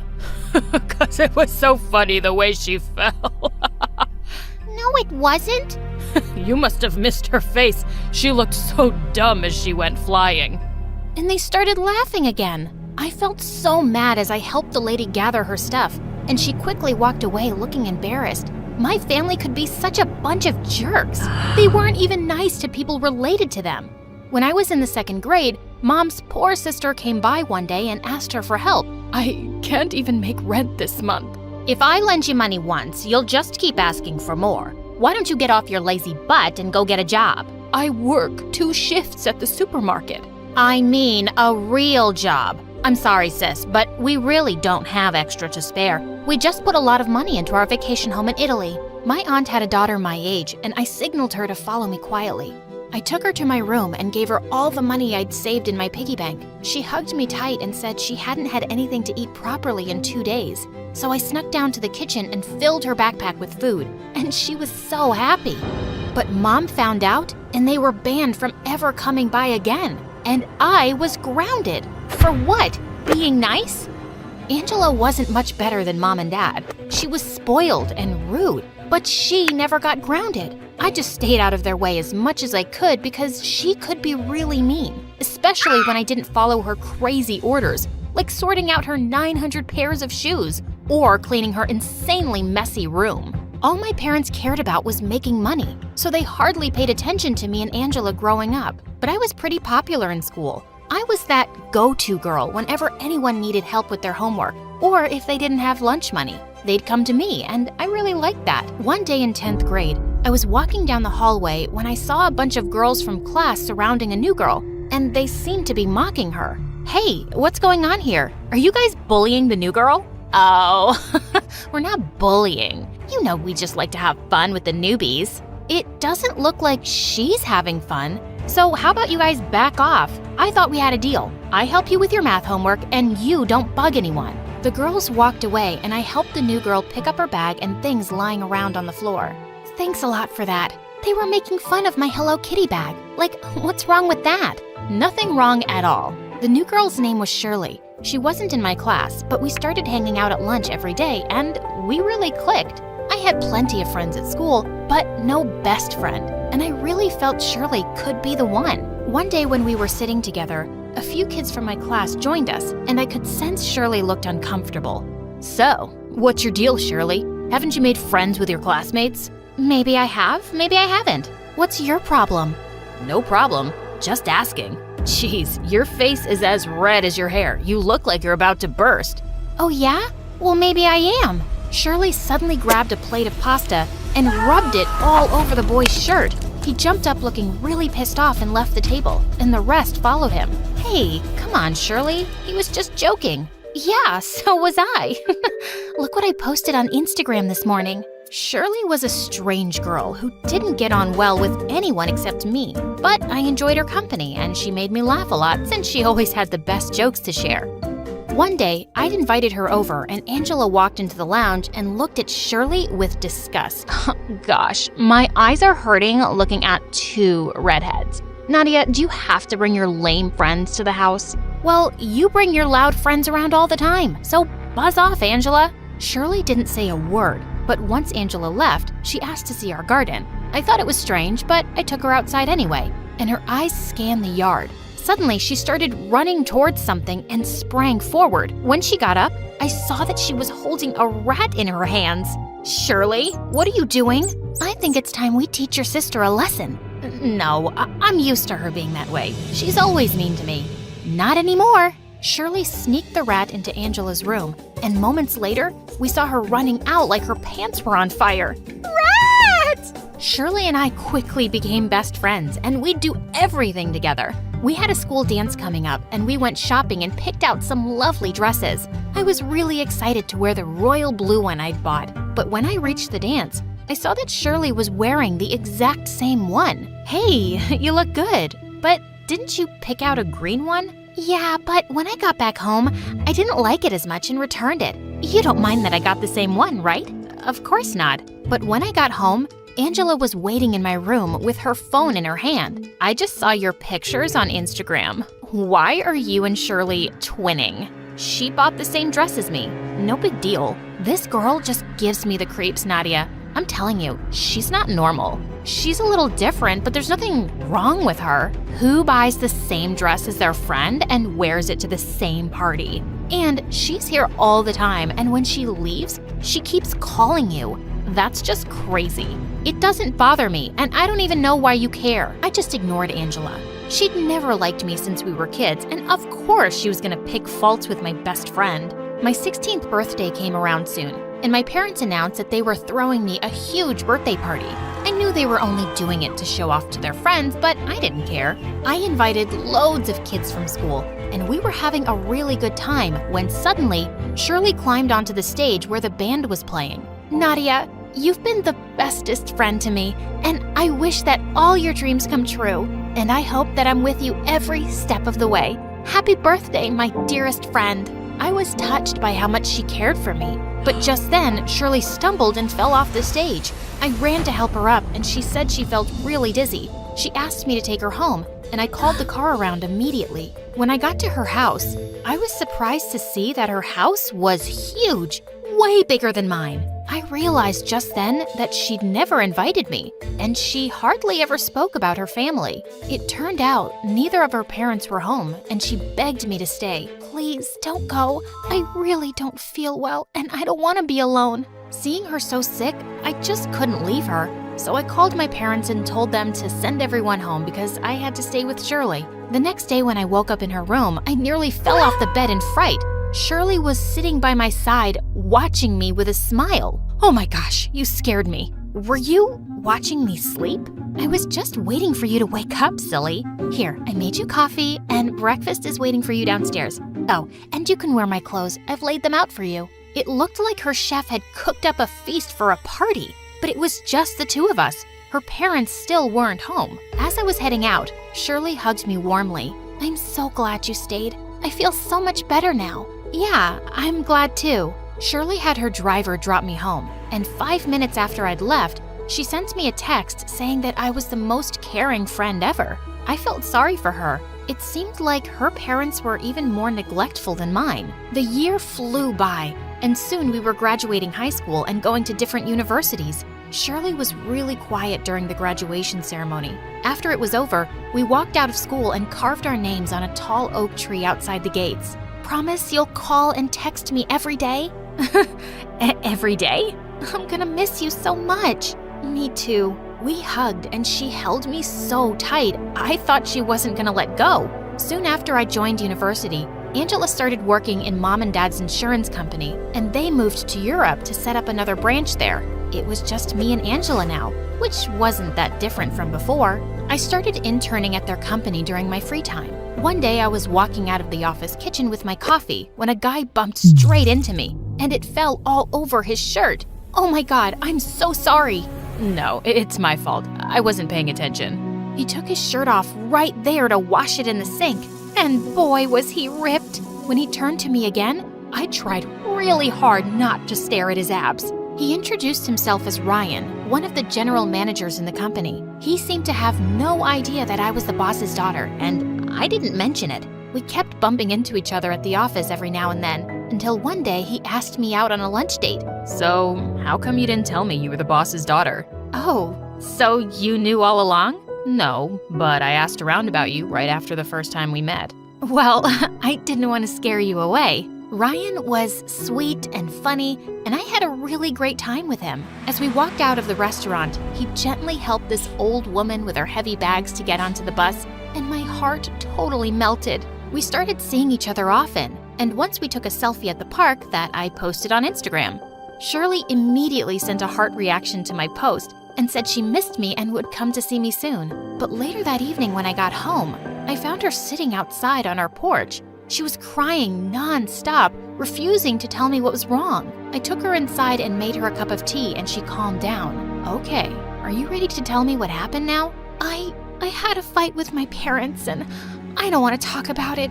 I just don't want to go back there right now. I hugged her and told her she could stay for the night. Just as the two of us had settled into bed to watch a movie, Angela walked in and stopped short when she saw Shirley. You again? When are you gonna leave my sister alone, weirdo? Angela, can you not be a jerk for once? Angela stormed off, and just then my phone rang. Hi, I was just thinking about you. I couldn't stop smiling when I heard Ryan's voice. We'd just started talking when suddenly, Shirley started choking on popcorn. I quickly hung up and ran to the kitchen to get her some water. Oh, thank you. I don't know how that happened. Who was that on the phone? It's this guy I met recently. You know, the one I posted a selfie with? Oh, you have a boyfriend now? Yeah, I think you could call it that. And suddenly, Shirley looked mad. And you didn't think I deserved to know about this? Best friends are supposed to tell each other everything. And this is why you haven't been calling me like you promised, right? I'm sorry, Shirley, but I have other things to do in my life. Not everything can revolve around you. Shirley started crying again, and I felt bad. Please, don't cry. It's not like you care. With that, she just ran out the door. I didn't stop her because she needed some space to clear her head. After some hours, I called her to check if she was okay, and she didn't answer. But the next day at work, I received a bouquet of flowers from her with a card saying that she was sorry. Her behavior was getting really weird. And one day when Ryan and I were having lunch at our favorite restaurant, she popped out of nowhere like a rabbit. Hey, Shirley, what are you doing here? Oh, I was just passing by and I saw you guys. I'm Shirley, Nadia's best friend. Oh, yes, she told me about you. But she's hardly told me anything about you, and I'm dying to know more. Tell you what, I'll buy you guys lunch today. Ryan and I were lost for words as she just joined us. Shirley went on and on about how close we were in high school, and then Ryan said, I haven't known Nadia for that long, but yeah, she's amazing. I think I'm in love with her already. I blushed as he spoke and took his hand. I think I'm in love with you too. When we looked up at Shirley, her face seemed to be twisted in rage. What? You just met the guy. How can he love you so fast?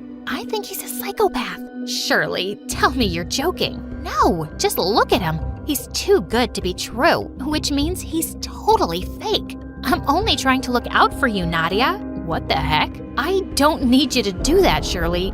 In fact, I think you should leave. Shirley looked at us like a crazy person and then left. But a few days later, I received a call from the police station that Ryan had been arrested for attacking a woman. When I got there, Ryan said the police had picked him up from his place because Shirley had complained that he'd attacked her in a park. I got him out on bail, and then I told Shirley to meet me. Shirley, are you insane? Why are you doing this to me? Ryan attacked me. You're gonna take his word over mine? Yes, I will. You have a problem, and I need you to stay away from me and my life. After that, Shirley dropped the charges on Ryan and started sending me cards and flowers to my house, telling me how sorry she was. One day, she even came by my house at midnight and started screaming and crying outside, begging me to talk to her. But she went running when Angela got up and chased her away. I told you this girl was crazy, Nadia. I know, and I don't know how to stop it. I broke down and started crying, and for the first time ever, my sister comforted me. It's okay.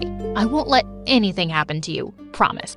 Angela took me to the police station that very night to get a restraining order against Shirley, and I blocked her from all of my social media accounts. After that, I never heard from her again, which was a huge relief. Soon after, I graduated university, and Ryan and I got married. Angela was my maid of honor, but my parents didn't even bother showing up, and I really didn't care.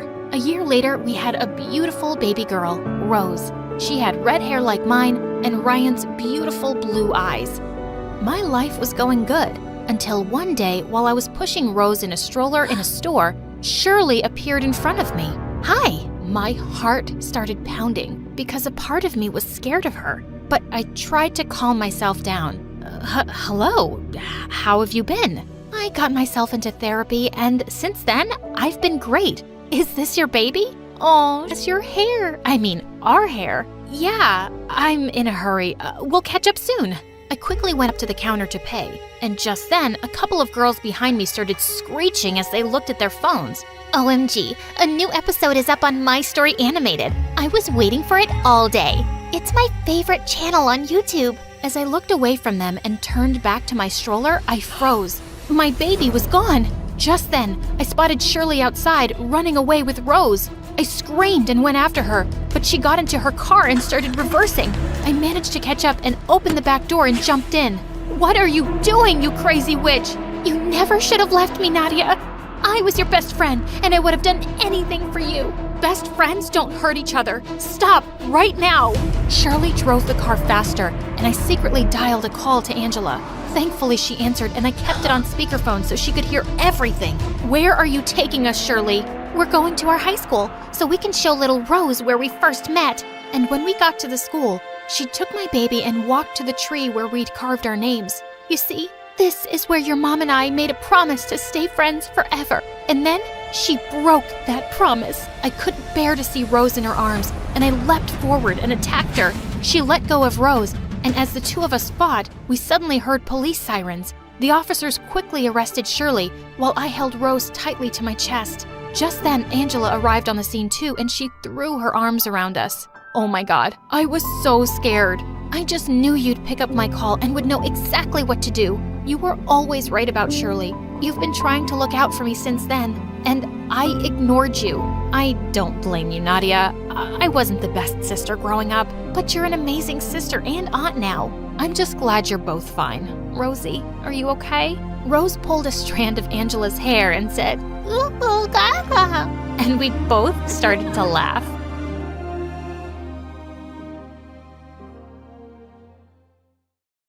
Hi, I'm Joy from Chicago. Please like and subscribe. My parents always loved to call me a unique child. When I was little, I was always making toy buildings out of random stuff. Seashells, bottles, cereal boxes, anything I could get my hands on. I was also kinda shy and found it more fun to help out with chores at home than play with other kids. One day, Mom was teaching me how to make pancakes when she suddenly stopped and stared at me. Sweetie, what's the matter? Am I going too fast for you? No, Mommy, everything's fine. But you keep blinking a lot, like there's something wrong. I hadn't even realized it, so Mom took me to a doctor. and I got diagnosed with an excessive blinking condition. It was nothing serious, but in school, kids started making fun of me for it, and I'd mostly just stay away from them and sit alone. One day in 3rd grade, I was making a presentation and this stupid boy kept interrupting. Miss Brown, why does Joy blink so much? Just keep quiet and listen to Joy's presentation, please. But how can I listen when Joy's eyes are doing all the talking? The whole class burst out laughing. Just then, this kid Martin walked over to the annoying boy's table. Hey, don't talk about Joy like that. Oh yeah? Who are you, her boyfriend? Martin jumped on him and the two started wrestling like crazy. They both ended up in detention for a week. So after school, I snuck into the detention room and sat next to Martin. Hey, thanks for sticking up for me.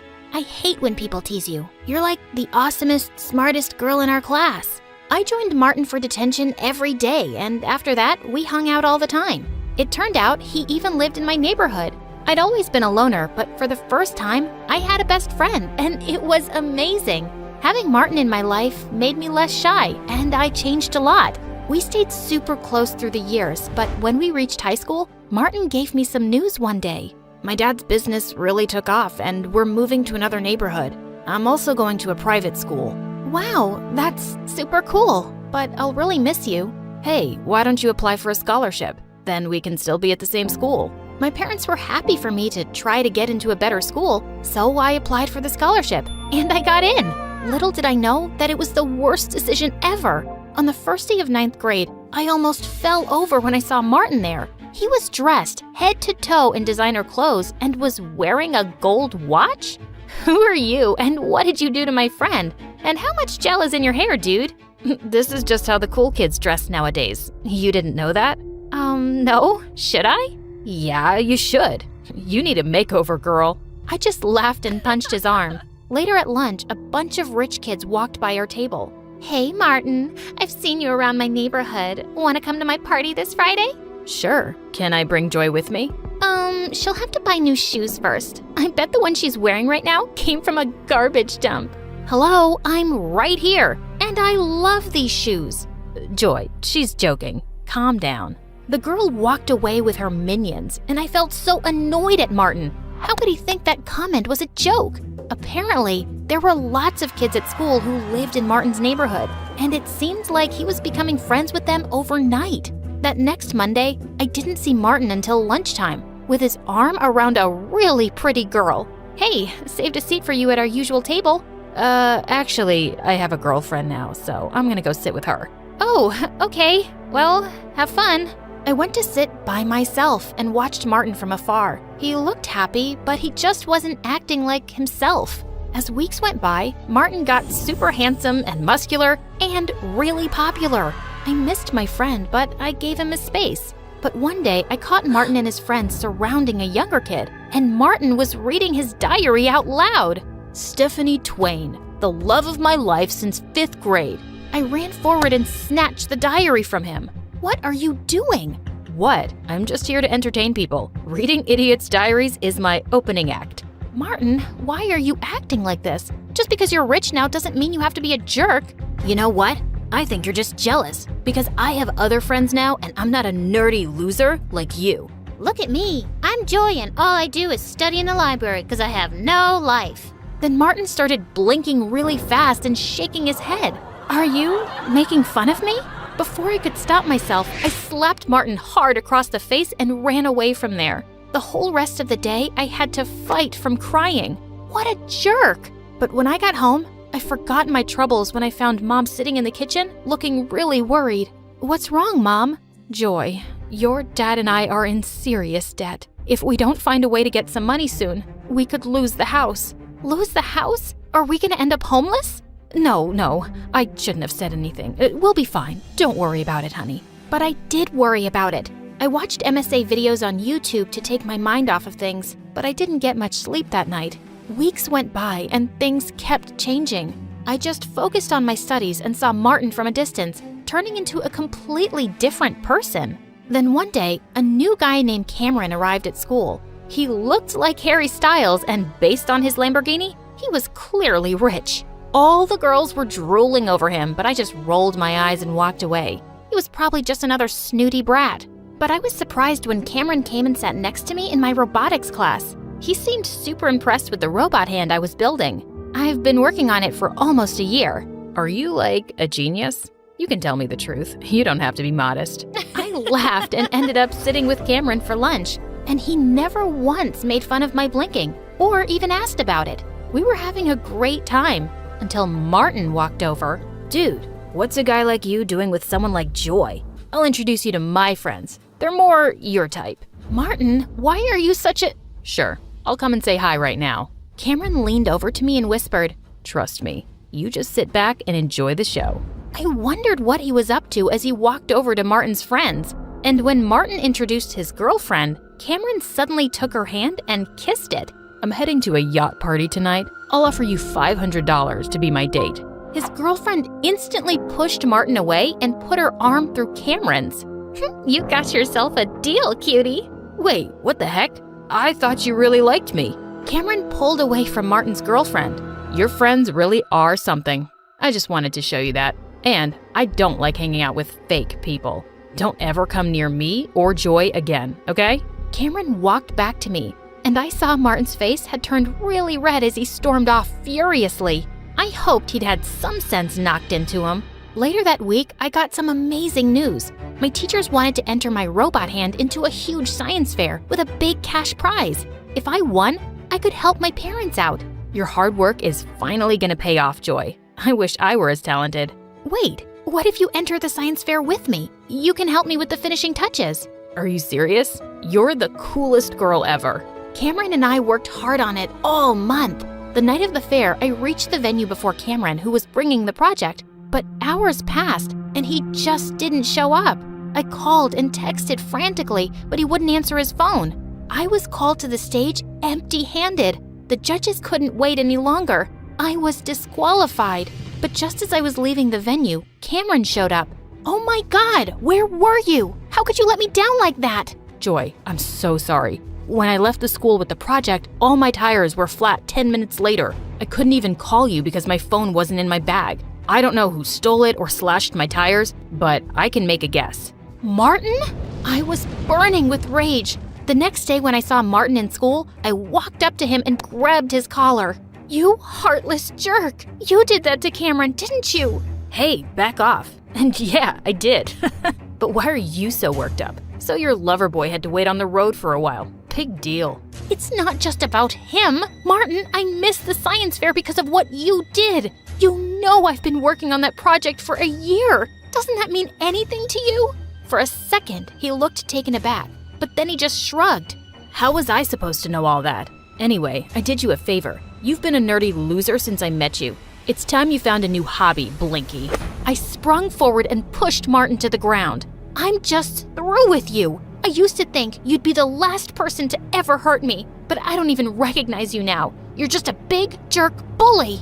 I turned around and fled from there. At that moment, I hated him so much. A few days later, I was studying at the library for exams and realized it was really late. As I walked out of the building, I heard laughter coming from the back alley. I went over to see what was going on and nearly fell backwards. Martin and his friends were spray painting the principal's brand new car. Are you crazy? What are you doing? Ugh, what are you doing here, Joy? Martin, just please stop this. You could get in so much trouble. As if you care. Just keep walking and pretend you never saw this. I had no choice but to leave, but seeing him this way was so frustrating. The next day when I went to school, all everyone was talking about was how the principal's car was wrecked, and he was raging mad. But in the third period, I was shocked when I was called to the principal's office. I saw on the CCTV footage that you were on the premises last night when my car was destroyed. But sir, I had nothing to do with it, I swear. Oh, I know that, but I think you saw who did it. I just stared back at him and then spoke. It was really dark. I wouldn't be able to tell you who it was for sure. Joy, you're here at this school on a scholarship. If I don't have a name by Monday, you'll lose it for next year. I suggest you be smart and think about your future. I walked out of the principal's office in shock. Just then, Cameron caught up with me. Joy, what's going on? Why were you called to the principal's office? I told him everything that had happened. You can't just throw away your scholarship like that. You have to turn Martin in. How can you even suggest that? He used to be my best friend, and I'm not a snitch. He's not your best friend anymore. He's a jerk, and he deserves this. If he was a nice guy once, he's changed, Joy. But I didn't change. I just can't do this, Cameron. I won't do this. I'll go to another school. It won't be as great as this one, but I'll be okay. Tears stung my eyes. I thought about the colleges and opportunities I'd never have now, but I was doing the right thing. That Monday, I went to the principal's office with a heavy heart, ready to lose my scholarship. But he told me the most shocking news. Martin had come to his office and confessed to destroying his car. So what's gonna happen to him now? He's already expelled, of course. I couldn't believe it. Why did he suddenly confess? And he even took the fall for his friends. I found the other two brats who were with him that night snickering in the hallway, and I asked them, "We don't know why that loser did it. We'd all gotten away with it. It wasn't his idea. He just does whatever we tell him to, always trying so hard to be one of us." I've known Martin for years, and trust me, he's 10 times better than all of you. I shoved them aside and left. I was totally off the hook, but Martin was gone for good. My head was spinning, but when I got home that day, I found my parents in the living room with huge smiles. "Joy, we have the most wonderful news. We're not in debt anymore." Are you kidding? That's amazing. But how? Some anonymous donor paid off all the money we owe for the house. We have no idea who did it. It was probably Cameron. He's an amazing friend. I just know it was him. I rushed to my phone to call Cameron and thank him, but suddenly I realized Cameron didn't know my landlord or anything about my house. There was only one person outside my family who did. The next morning, I took a bus to Martin's new place and knocked on his door. Hey, I have a weird question. Did you pay off our mortgage? Yeah, I did. But hey, don't worry about it. Our moms ran into each other, and your mom told my mom everything. I told my parents I'd help them out at work every weekend if they paid your loan. Martin, I don't understand. I thought you hated me now. Why would I hate you? Cameron told me what you did for me. After how horrible I've been, you were gonna give up your scholarship and ruin your future for me. I guess I'm not really surprised, because that's just who you are. The best friend one could ask for. I couldn't let you do that, though. I got expelled because I deserved it. And I'm really sorry about everything.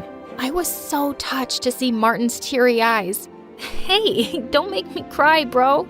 It's okay, and thank you for apologizing. I'm just glad to see my old friend back. Me too. And for the record, Cameron's a really good guy. You have my blessing to be with him. Yeah, I didn't ask for your blessing, but thanks anyway.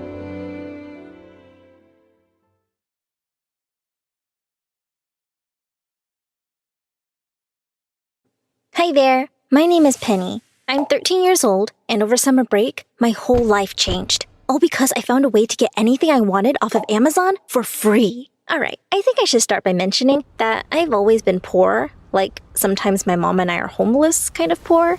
And I'm pretty sure it's part of why I've always been super unpopular at school. Anyways, we were recently kicked out of our last spot and moved in with my aunt, which is great for me because at her house, I always get my own room with a TV and a computer in it and everything. Well, one day, I was on my computer surfing around on YouTube when I came across an interesting video. The title said, "How to Get Everything for Free from Amazon." I didn't really think it would work, but I was interested. I clicked in and began watching. "If you're watching this video, you must be ready for your whole life to change," the guy started. I was hooked. "This video is brought to you by a bug in Amazon's system," the guy continued with a sly wink. As he went on, I followed along, making sure to copy each step exactly. The whole process didn't take long at all, and before I knew it, I was at the last step, enter. Nothing seemed to happen.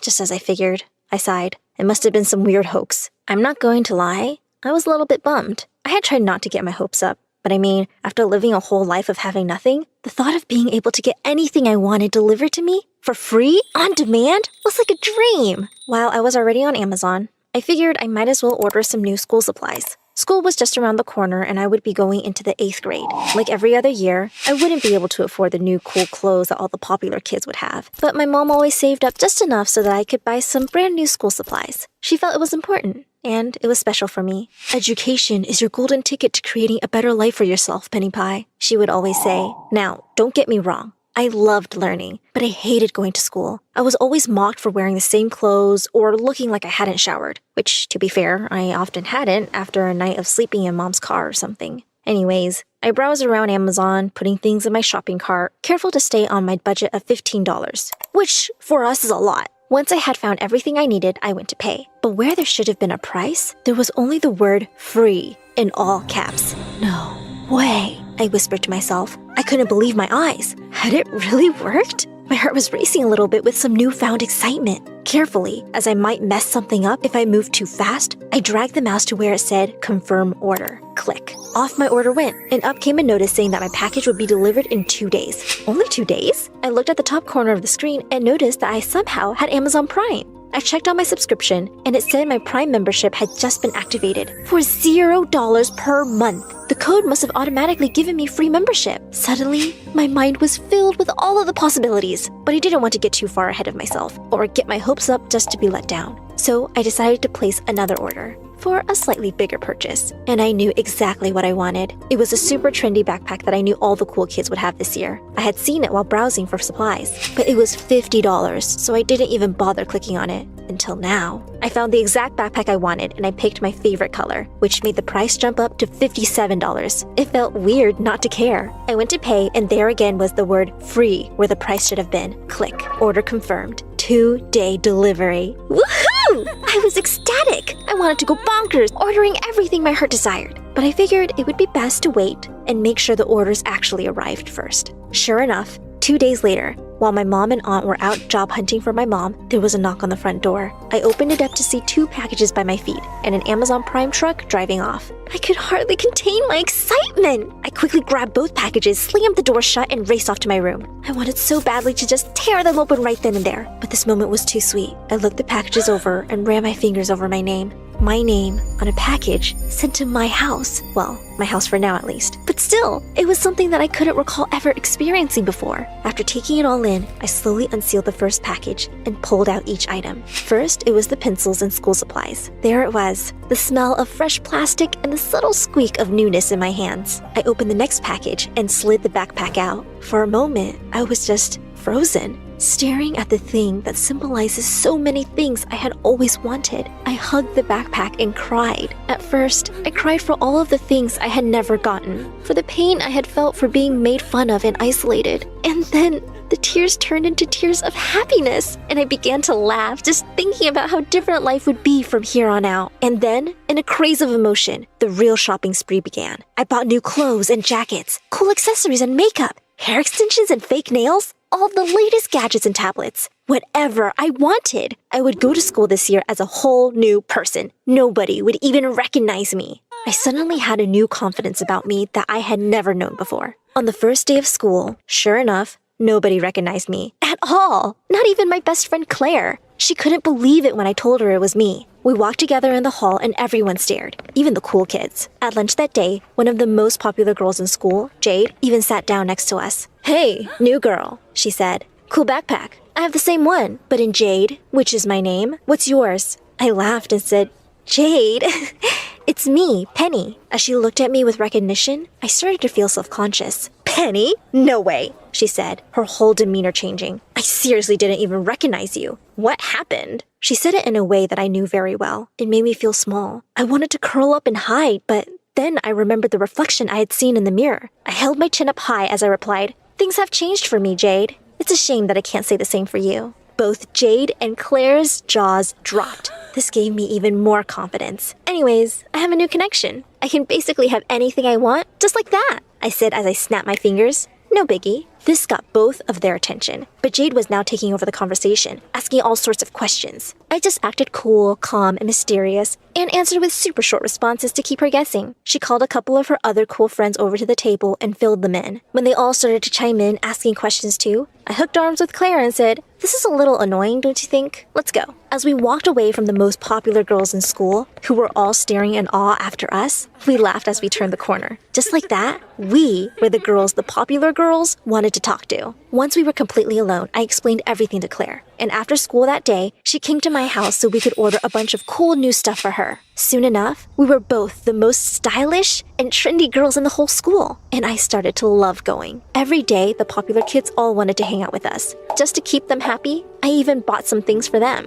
And you should have seen how happy and grateful they were. They were practically bowing down to me as their queen. Within weeks, I was receiving between 20 to 30 packages a day. On some days, the other kids would even line up in gym class as Claire and I would sit on the bleachers, passing out gifts like a modern-day Lady Santa Claus. Of course, while school life was getting better and better, things were becoming more and more difficult back home. As my mom and aunt became more suspicious, I had to lie and tell them that all the packages were for a job I had found on Amazon. I told them that companies were paying me to test out all sorts of products in exchange for my raving reviews. I almost felt worse when they believed it, but I couldn't stop now. I was the happiest I had ever been. That is, until one day, when along with around 35 packages, I received a letter from Amazon. It was laid out for me on the kitchen table when I got home from school. I guess my mom had gotten it first, but it was still sealed. She trusted me too much. I was nervous as I opened it. Amazon had never sent me a letter before. I read in horror as the letter explained that I had been the biggest spender that month.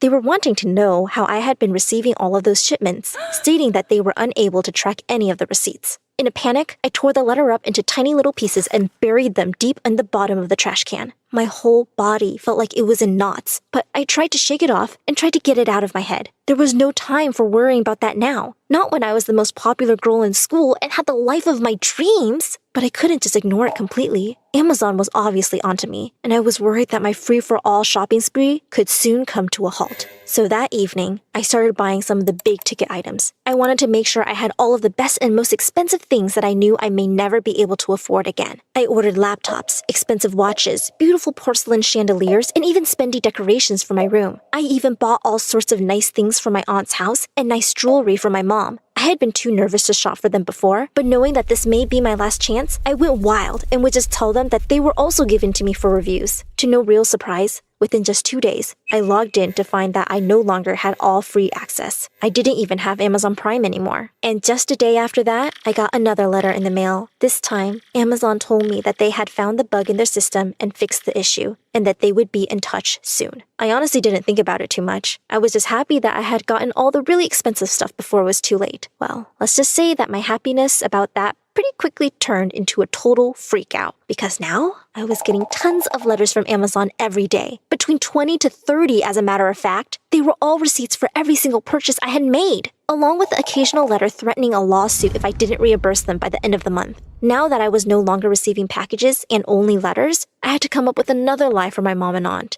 who were becoming more and more suspicious. I told them they were just thank you letters from people I had written reviews for, or more people asking for my endorsements. I also told them I had decided to quit my job and asked if they could just throw the letters away if they saw them. But one day, I caught my mom starting to open one of the letters when I got home from school. I caught her just in time and she apologized for almost invading my privacy. "I'm just worried about you, Penny Pie," she said. "Something just seems off with you lately." I told her that everything was okay and that I was sorry for making her feel worried. And I meant it. "You don't have to worry anymore, Mom," I said. I told them to stop sending me stuff and that I quit for good. So we shouldn't get any more letters or packages anyways. Of course, this wasn't anywhere close to true. I had an unimaginable amount of money to still make in a very short period of time before they would stop sending those letters. But I had to deal with one thing at a time. I knew I would really be toast if my mom ever found out. So I made that a priority and started skipping my last class every day, just to get the mail before my mom or aunt could. In the meantime, I was selling everything I could on Facebook Market and Craigslist, anywhere I could think of. I even explained what was happening to Claire and all of my new friends, and how I was in serious trouble. I asked if they could give back the stuff I had bought for them so I could make back that money. Of course, Claire did this without any hesitation and even helped me sell some of it, but everyone else just laughed at me. Jade even called me pathetic in front of everyone. "I knew you were an imposter," she said, and then she started to chant, "Penny is a loser!" And all of the other cool kids, who I thought were now my friends, joined along. But at that moment, I was too worried about getting the money back to even care. At this point, Claire and I had scrounged up a whopping $1,000, which was practically a nickel compared to what I had spent. And to make matters even worse, when I got home that day, after skipping class to get the mail, my mom was on the phone with the principal. Now I was in real trouble. Surely he would be informing her of all of my recent absences. I had to think quick. She hadn't heard me come in the house, so I snuck upstairs and quietly shut my bedroom door. I had nowhere else to turn. So I hopped on my computer, I wrote in the search bar, how to make money fast. The first video I saw was one that said, how to make money fast with a Craigslist scam. I was totally desperate and freaking out.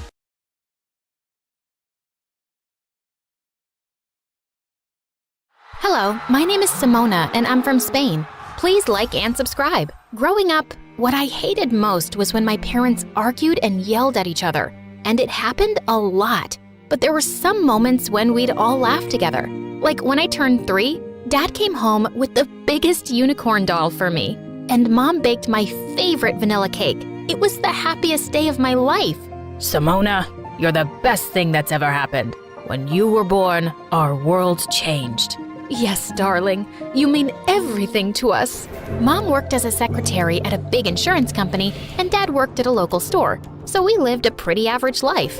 But then one day when I was 4, Mom came home driving her boss's expensive car and told Dad that she was leaving him. Please don't go, Mom. I love you. Oh, my baby. Tell you what, you will visit me at my new house every weekend.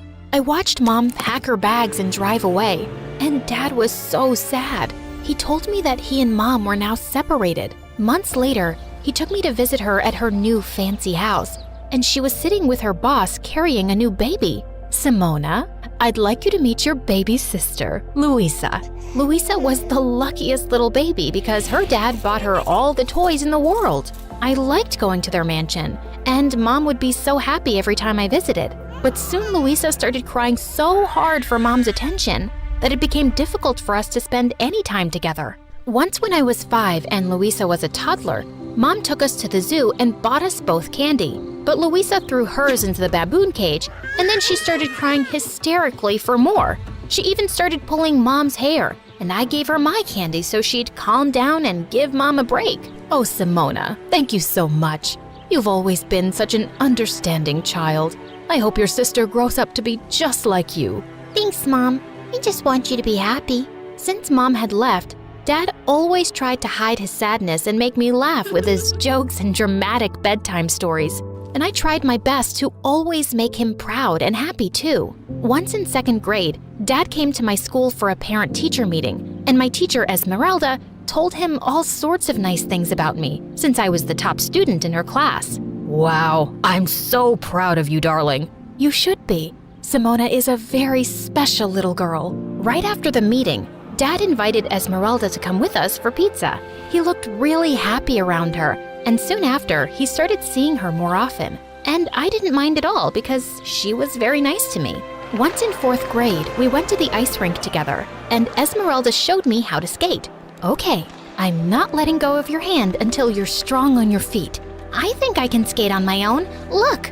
I let go of her grip and twirled around, feeling like I was flying. And then suddenly my leg twisted and I fell down hard. I felt dizzy and I saw Esmeralda running towards me as I blacked out.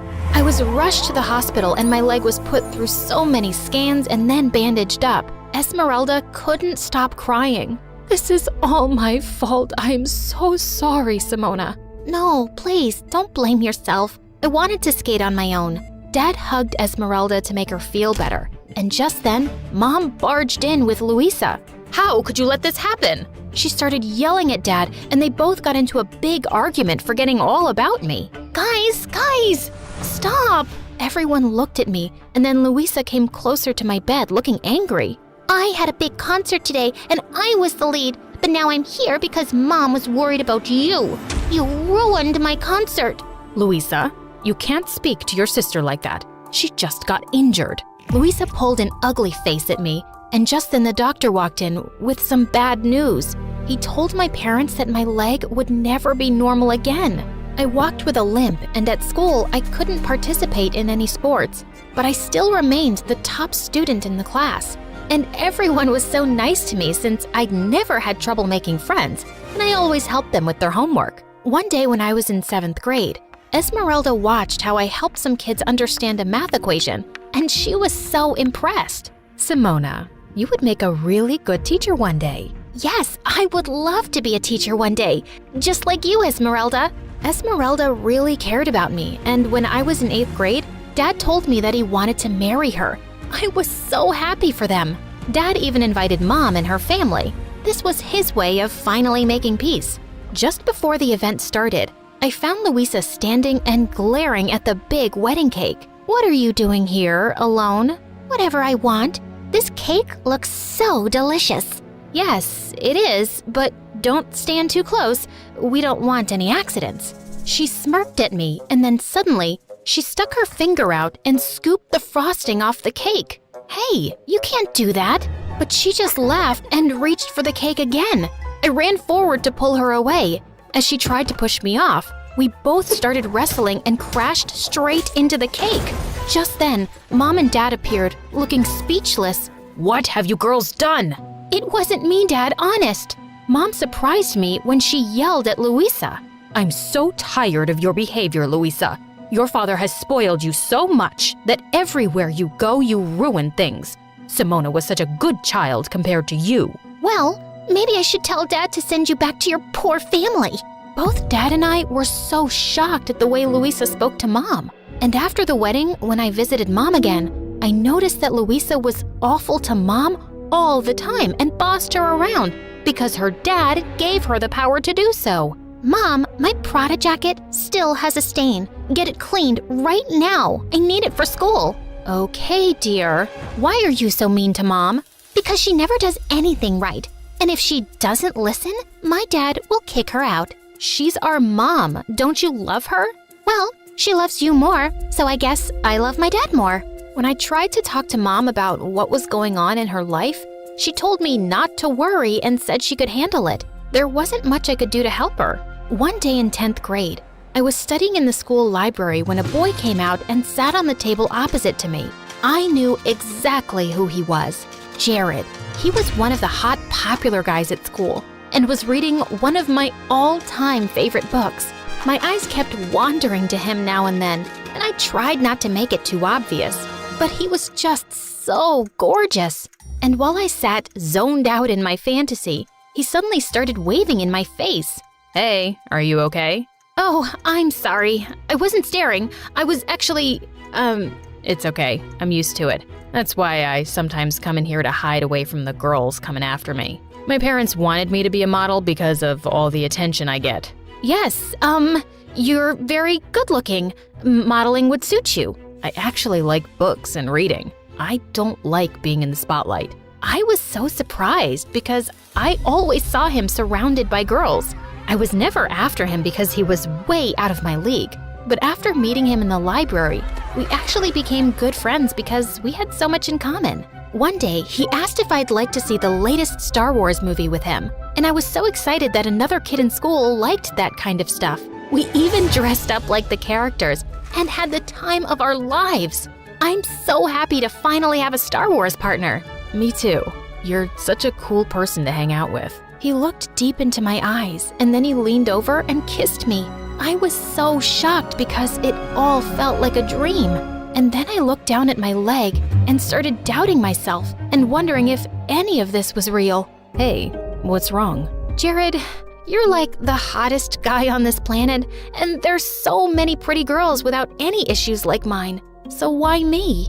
There's nothing wrong with you, Simona. You're perfect. Jared liked me just as I was, and I learned to love myself with my brokenness. Life at school felt great until one day Mom called me with some surprising news. Honey, Louisa will be joining your school. She got expelled from her fancy private school because she was bullying kids. But Mom, she won't fit in at my school. No other school will accept her. Please look out for her and show her around. Maybe she can learn something from you. The next day, Louisa walked into my school wearing a white fluffy coat and black shades. Just as she approached me, a group of girls snuck up behind her and spray painted her coat. What is wrong with you fools? This is Dolce & Gabbana. Oh my gosh, you ruined it. The girls went ballistic and lifted her off her feet. What did you call us? Put me down. When I told the girls that she was my sister, they let her go. What is wrong with the people in your school? This is not one of your fancy schools. And all the newbies get spray painted. It's tradition. That's why I hated the idea of a public school. Poor people have no class. Ugh, she was such a snob. While I was showing Louisa around, we bumped into Jared and he kissed me before running off to class. Louisa looked at me, stunned. Oh my God, how did the hottest guy in school end up with you? Why? What's wrong with me? Everything. You're boring, you dress like a granny, and you have a broken leg. You're just a very ugly person inside and out, Louisa. I'm going to steal him from you. Watch and see. I wasn't threatened by my stupid sister. After school, when Jared walked me out to the gate, Louisa ran after us and slipped her number into his pocket. Before I could say anything, Jared spoke up. Louisa, what's wrong with you? I'm with your sister and I'm crazy about her. Please, just stay away from me. I smiled widely as Louisa turned red, and just then Esmeralda came to pick me up. We had to wait till Mom came for Louisa, and she yelled on the phone at Mom for being late. Hey, you can't speak to your mom that way. Mind your own business, lady. You are not my stepmother. Louisa was just out of control. I decided I was done with her. I completely ignored her for the next day at school, and during recess, she insulted some girls by calling them poor, and they all surrounded her, but I didn't run to her rescue. Hey, aren't those girls hurting your sister? Yes, but she can't control her awful mouth. Whatever happens to her, she deserves it. Yeah, but she's still your sister. Jared always had a way to make me think twice, so I stepped into the circle of girls and found my sister crying. Simona, please tell them to bring back my bag. Not until you promise to change your ways, especially how you speak to Mom. I promise. Please, please save me from these mean girls. It's not so nice when it's done to you, right? I told the girls to leave my sister alone, and then she joined me and Jared for lunch. And to my shock, she actually apologized for being a jerk. I'm really sorry, Simona. I've always been mean to you and Mom because I always felt she loved you more. But today, when those girls were mean to me, I felt what it was like to be the weak one. I've hurt so many people already. Well, it's never too late to change. Later that day, when my stepmom and Mom came to pick us up, Louisa apologized to both of them too. And then, Esmeralda told us some thrilling news. She was pregnant. Oh my God, what? I'm gonna be a big sister again. That baby's lucky to have you, Simona. And you, Louisa, will be the best big sisters ever.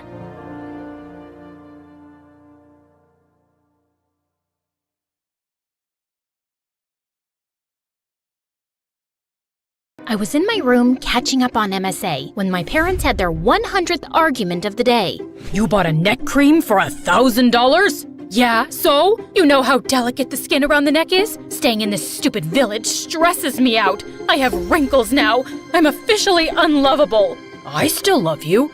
Like that matters. Outer beauty is just a lie, Mother. It's what's inside that counts. If you really want to be loved, you need to fix your personality. And while you're at it, please fix your posture too, or you'll have a hunchback soon. Mom stared at me before bursting into tears and running away. Okay, maybe it was a bit harsh, but hey, that was me trying to help Mom become lovable. It was a good deed. Hi, I'm Julia, and I'm about to tell you how my parents ruined my life. But before I do, please hit like and subscribe. I knew very early on that I wasn't an ordinary kid. By 3, I could use a knife and a fork to cut apples to perfection. By 10, I could recite Shakespeare word for word. By 13, I could bake pastries that could give a French baker a run for his money. I've always wondered how I turned out to be so amazing. Maybe my great-great-grandma or grandpa was an extremely responsible, talented, sophisticated person, and I got my unique genes from there, because my parents were a total mess. Dad owned a vineyard, and every year he would struggle to create a new wine variety, and every year he'd fail. Mom was a self-involved ex-beauty queen who kept complaining about how she gave up everything for her marriage. Now, her only talent was blowing up money we didn't even have on makeup and skincare. Like this one time when I was 16, Mom bought some anti-aging cream off the internet that gave her a bad reaction, and Dad had to pay a lot for her skin treatment. My face looks like a swollen monkey's butt. This is all your fault. If only you were rich and I could afford plastic surgery. If only you were smart enough to read the label, darling. Did you just call me dumb? If you keep screeching like a banshee, Mom, we'll have to get you new vocal cords too. But before I could finish, she picked up a tray next to her bed and flung it at Dad. Dad ducked, the tray hit the TV screen on the wall, and he ended up paying more to the hospital. Even though Dad was pissed, he went home early and arranged a surprise welcome home party for Mom. But she decided to surprise him instead by packing her bags and leaving for good. And divorce papers soon followed. How could she leave me like that? I've done nothing but love her. Please compose yourself, Dad, and let's not cry over spilled milk. What? You'll get over it. I'm not some stone-hearted witch, trust me. I missed my mom too, but I wasn't gonna bawl my eyes out like a silly baby with no self-control. One of those in the house is enough. Dad threw himself into work after that, while I focused on school and picked up baking full-time. By 18, I got a job at a small cafe, and life went back to normal. Then one evening, Dad told me excitedly that he'd finally found an investor, Mr. Sharman, for his new wine batch, and he had invited us over for dinner to talk further. That evening, we were welcomed warmly by Mr. Sharman. He was showing us around his mansion, when suddenly, my world kind of stopped. This really gorgeous guy walked in, sadly with the prettiest girl on his arm. Apparently, he was Mr. Sharman's nephew and financial manager, Darren, and it was hard to keep my eyes off of him. At one point, he was feeding her grapes when one fell down. He bent to pick it up, and I saw the girl staring at me, staring at his butt. I got so flustered that I stepped back and knocked over a huge bowl of punch, getting plenty all over myself. So humiliating. As I cleaned myself up and walked out of the bathroom, I crashed into Darren in the hallway. Wow, are you always this clumsy? Or do I have this effect on you? I am not clumsy. I am the very picture of grace, and you have no effect on me. My date said you were staring at my butt when the accident happened. That's a false accusation, a blatant lie. Why would I be staring at your rear end? It's okay. I don't blame you. I work out a lot. Yes, it shows, and your behind is perfectly sculpted like a Georgia peach. But what does that have to do with me? Your girlfriend sounds like an insecure lady just making up nonsense. I doubt that you would make her insecure. She's a model and you, well, you look and talk like you're Mary Poppins' daughter. No offense. With that, he grinned and just walked off. I loved Mary Poppins, but it didn't feel like a compliment coming from him. I joined Dad and Mr. Sharman, but minutes later, someone tapped on my shoulder, and I nearly passed out when I saw Mom? Surprise! What is happening? Mom told us how she'd met Mr. Sharman on a cruise and they'd fallen in love. They'd been dating for a few months and she only recently moved back to the city.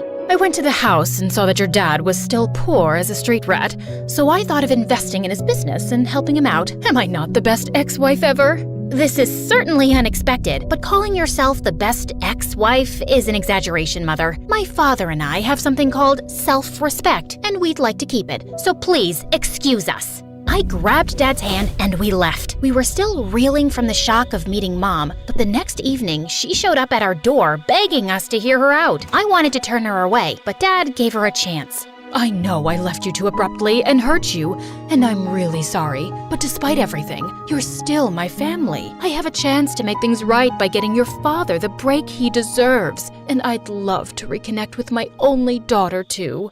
I wanted to be less cynical and believe this was an unselfish act, but I wasn't convinced. Dad, however, was staring at her with stars in his eyes, and he agreed to take Mr. Sharman's investment. After she left, I turned to Dad. I know you want to succeed, but is this really a good idea? Trust me, I know it is. Also, I think your mother's still in love with me, and I have another shot. What? Dad, no, she's happy with her rich boyfriend. We'll see. Good Lord, was this gonna end up with Dad as a weeping disaster again, and I'd be picking up the pieces again? But I couldn't do anything to stop it. Soon, Dad and Mr. Sharman were meeting regularly and getting to know each other before making the deal, while Mom wanted me to hang out with her so we could bond, which meant I had to see a lot more of Darren every time I went over to their house, or when Mom took me to some fancy party. And to my dismay, he even started visiting the coffee shop I was working at every time with a new girl. Can't you find another cafe as your saliva-exchanging rendezvous spot?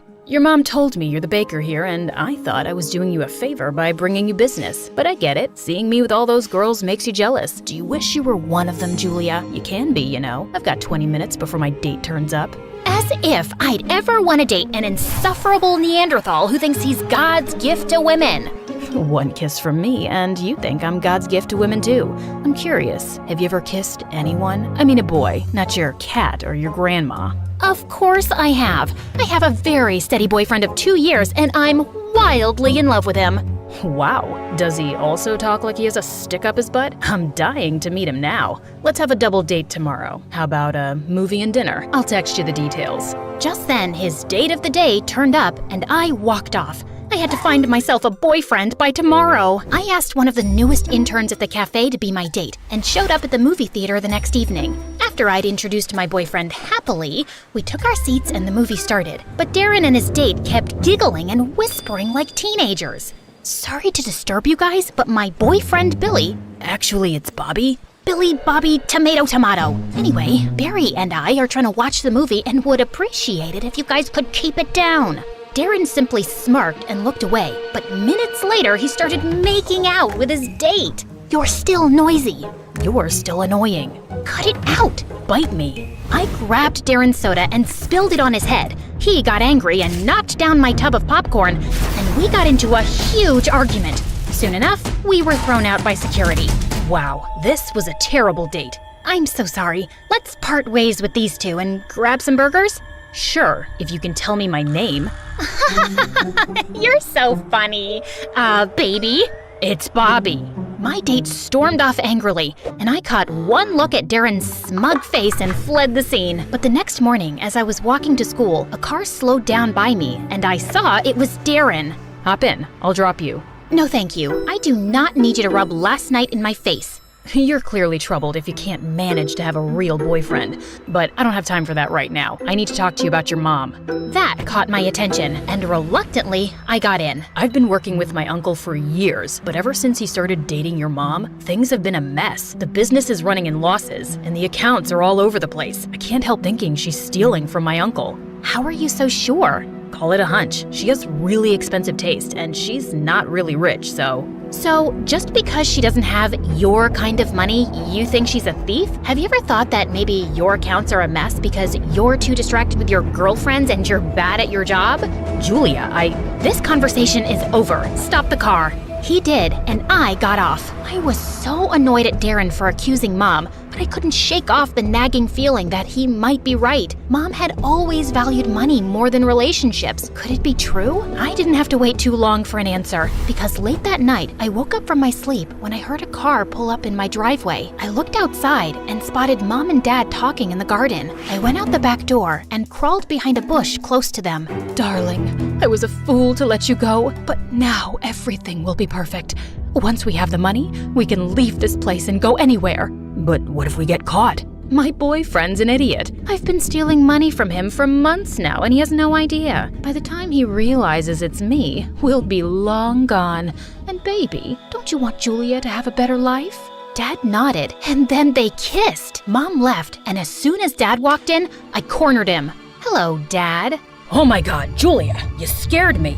You can't cheat Darren's uncle. He's willing to invest in your business, and you're just gonna take off with his money? Why are you ruining this amazing business opportunity? Because your mother and I love each other, and that matters more than anything else. Once we have the money, we can start over and be together anywhere we want. It's still illegal and criminal. This isn't who you are, Dad. And what makes you so sure she won't leave you again? Because she's changed, and I know things will be different this time. She really loves me. The only two things Mom loves are money and herself. I have a big day tomorrow, Julia, and I would like you to stay out of it. I tried talking to Dad again the next day, but he just blew me off. So I went to Darren's place and told him everything. We needed proof, and I started with searching Mom's room. I was going through her stuff when I found a bunch of fake passports and IDs at the back of the drawer. I shoved everything into my pocket and was leaving when my foot got caught in the carpet and I fell flat on my face. Just then, Mom walked in. Julia, what are you doing in my room? I came to see you, and I was just admiring this carpet. The thread count is amazing. The embroidery is exquisite. So elegant. Your taste is so chic, and you passed it all to me.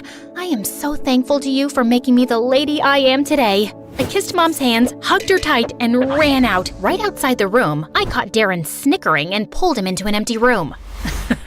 Admiring the carpet? How'd you come up with that? Quick thinking, and I found something. But before I give anything against my mom, promise me that Dad will not face any criminal charges. I know he's at fault too, and I'm asking a lot here, but he's just an innocent man who is blindly in love with the wrong woman, and he's the only family I have left. Darren touched my cheek gently, and suddenly I felt hot tears rolling down my face. I get it, Julia. My dad left when I was really young, and it's not easy dealing with something like that. I promise you, I'll keep your dad safe. You really mean it? Darren nodded and pulled me into a hug, and it felt amazing. He dropped me home, and that night, I slept with Darren in mind. The next morning, Darren called me up and told me that he was chasing some lead and would meet his uncle at a golf event to tell him everything. I wanted to talk to Dad one last time before Darren exposed Mom, but he wasn't around. That's when I noticed an invite to the same golf event on Dad's table. I quickly took a cab and reached the venue. The place was huge, and I was running out of time, and that's when I spotted an old lady climbing onto a golf cart. "Excuse me, ma'am. I'm really sorry for what I'm about to do, but it's an emergency." With that, I shoved the lady aside, slid inside the cart, and zoomed off, despite her screams and protests. Please ignore my driving skills here. I'm actually a very safe driver. You can ask my friends. They say I drive like a grandma, and that's a compliment. Anyway, after crushing a bunch of feet and getting chased by a mad golfer, I finally spotted Dad and Mom in a corner talking to Mr. Sharman. Dad pulled out some papers, and Mr. Sharman was about to sign them when I got out of the cart, lunged at him, snatched the pen, and threw it away. "Julia, what are you doing?" "Sorry, where are my manners? I apologize for the outburst, Mr. Sharman, but your girlfriend, and unfortunately, my mother, has been stealing from you. And now she wants you to sign over money for Dad's business so she can steal that too and leave forever." What is this rubbish? Darling, don't believe her. She's lying. Oh, no, she's not. I turned around and saw Darren walk in with all the evidence we'd collected and some papers. He told everyone how Mom was actually a con woman who'd been running around conning millionaires the last couple of years, and her latest target was Mr. Sharman. I always had my doubts about you, but I had no proof. But then, you booked this one-way flight leaving for Ibiza tonight, and I chased that transaction to find out about the secret account where you've been stashing away my uncle's money. Wait, you were gonna leave for Ibiza without me? You just bought one ticket? Julia was right. You were gonna take the money and just leave me. I tried to warn you, Dad, but why did you come back, Mom? You could have conned anyone. Why Dad? Suddenly, Mom looked like a raging mad woman. Because he was such an easy target. Your dad needed money, and I wanted an exit from this miserable relationship with his old hag Sharman. So I decided to use him to get the money and leave the country. I would have been successful if you hadn't butt in, Julia. Seriously, why do you hate me so much? I don't hate you, Mom. I feel sorry for you because you're doomed to stay alone. Have fun in jail. Mom got arrested that day, and I never saw her again. Darren convinced Mr. Sharman to not press charges against Dad, and it took some pleading, but thankfully he agreed. Dad and I were on our way out when suddenly I heard Darren calling my name. Dad left to wait in the car as Darren caught up with me. I just wanted to say thank you. That can't have been easy for you, watching your mom being taken away. Honestly, it wasn't that hard, and thank you for not sending Dad to jail. Actually, I wanted to tell you that I like you, Julia. I kinda have from the first moment we met. Do you think you could go out for a movie and dinner with me as my date? So I can be another trophy in your Playboy Hall of Fame? I politely decline. Will you listen for a minute? All those girls you saw me with are blind dates my mom set up. She's dying for me to find a girl I can settle down with. I clearly don't like her choices because I've had eyes for you only. Oh, well, that's flattering, but you'll have to woo me and treat me like a lady and work your way to my heart. Darren's still trying his best to impress me, and I'm almost in love with him. Okay, fine, I am in love with him. We're getting engaged soon, and all of you are invited to the party.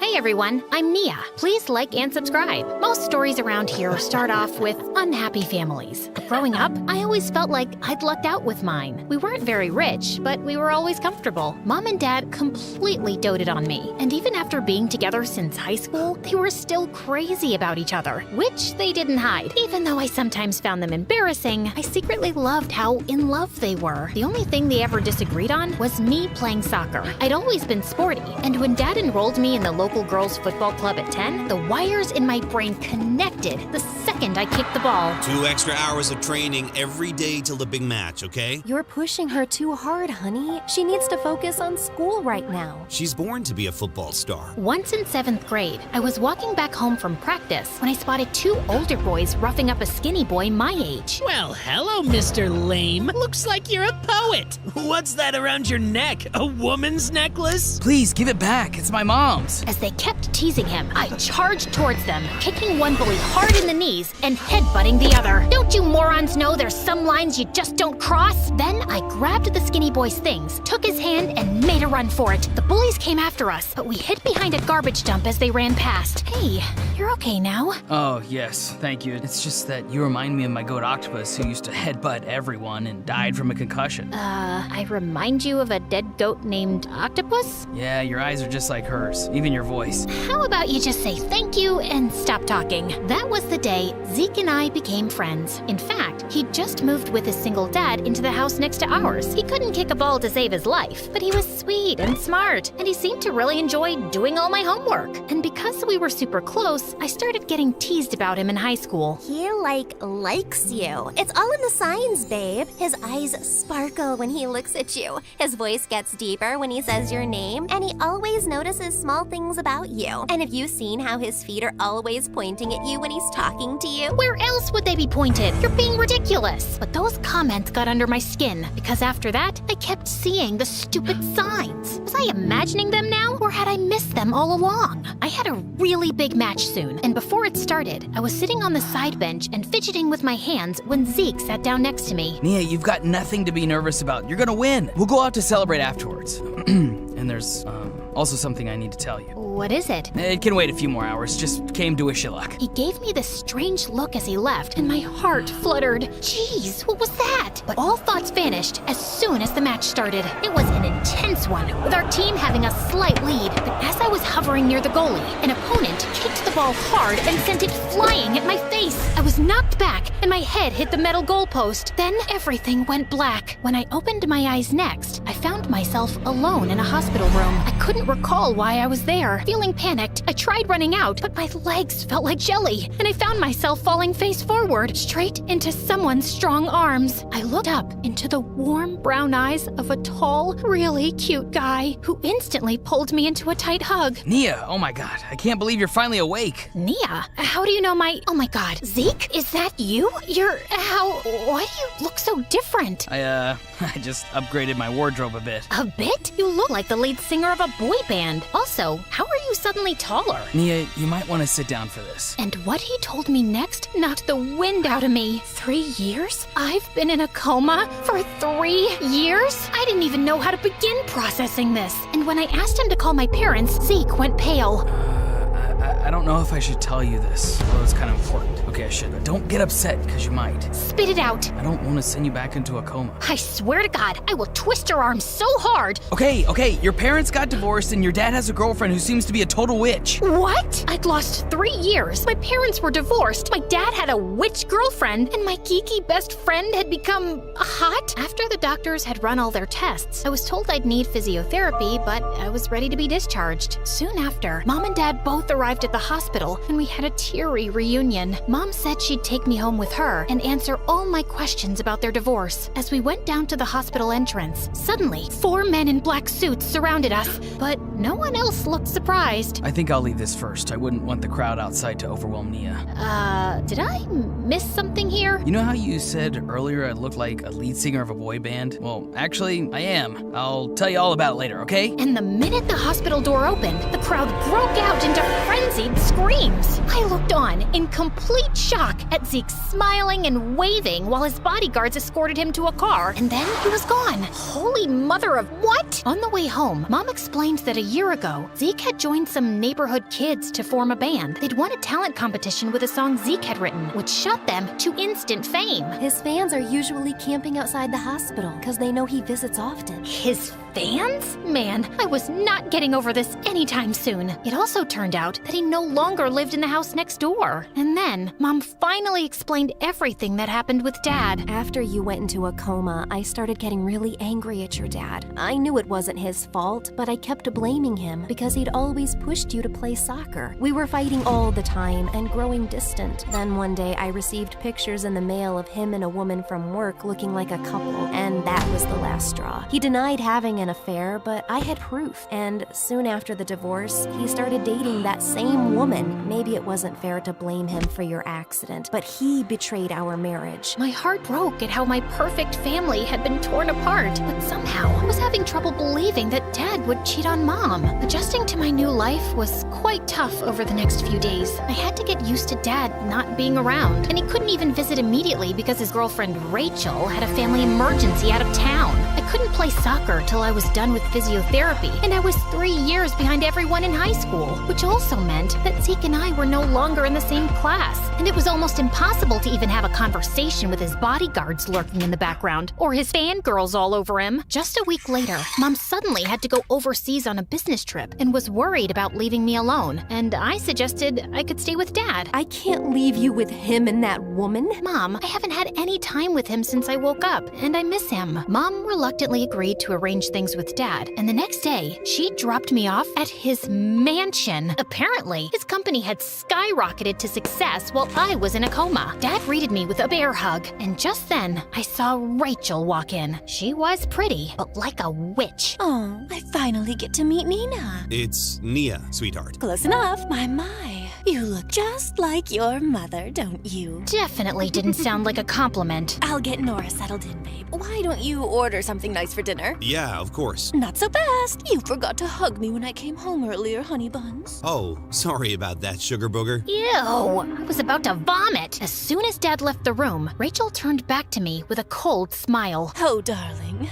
isn't it just divine how fate brings people together? Here I am, the new beacon of light in your dear father's life. And there you are, the previous light. But let's not dwell on the past. We must look to the future. And sweetheart, the future is Rachel. Previous light? I'm his only daughter. Yes, but till last week you were a vegetable. And people move on. One must keep up with the times, mustn't one? Oh, and speaking of time, I imagine you'll be wanting to spend a considerable amount of yours at boarding school, summer camps, perhaps even a nice long exchange program. Oh, the places you'll go. I'm not going anywhere. And why are you talking like that? I don't think you're listening to me, my little chickadee. While you were sleeping, a new world order was established. There's room for only one queen bee in this hive, and you're looking at her. Oh, but don't worry. I'm sure we'll find a lovely little worker bee role for you.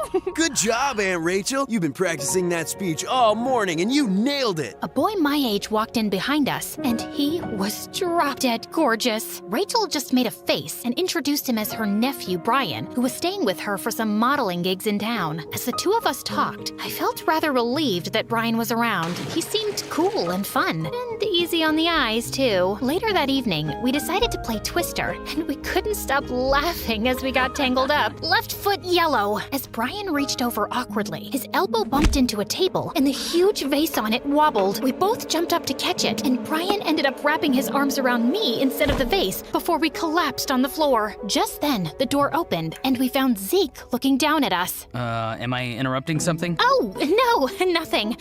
What are you doing here? I dropped by at your place and your mom was just leaving for the airport. She told me you were here, and I thought you could use some company. Well, luckily for her, I'm staying with my aunt here for the next few weeks, too. Wait a minute, you're that boy band singer, right? I'm shooting a shampoo commercial with you tomorrow. Ah, right. You're the model. A small world. As Brian excused himself, I told Zeke about how weird Rachel was. I just don't know what Dad sees in her. Also, I'm finding it hard to accept that Dad cheated on Mom. I want to find out more about how exactly Rachel ended up in Dad's life. Yeah, she's shady. Don't worry, if there's some dirt, we'll dig it up. We? I doubt a celebrity like you has the time. I'll always make time for you, Nia. I remembered what Mom had said about him visiting me in the hospital often, and my heart skipped a beat. I'd be careful of Rachel during your stay. And maybe you should stay away from that Brian dude, too. I mean, he is her nephew. He seems nothing like her, though. Wait. Free time. It's called time management. I can give you some tips. Won't you have paparazzi or fans following you here? Oh, no. I have a foolproof plan. I went wearing a mask to this small cafe no one visits, then changed my outfit there and my car, too. Then sometime later, I ditched my car for a scooter my bodyguard was waiting with. And we zoomed on our way through some quiet back alleys, and here I am. Can we rewind the movie to the start? Hey, Nia, I thought you'd like to go watch a movie, so I booked the whole cinema for us. We'll go through the back entrance. No one will know I was there. That sounds amazing, dude. Can't wait. I meant me and Nia, us. There isn't space for you. It's a whole cinema. Of course there is. You look a bit cranky. Here, have a cookie. Dude, did you follow us here? Of course not. It's my favorite place. I practically live here. Nia, you've got to try their slushie. Can't you see we've already ordered them? Oh God, brain freeze, brain freeze!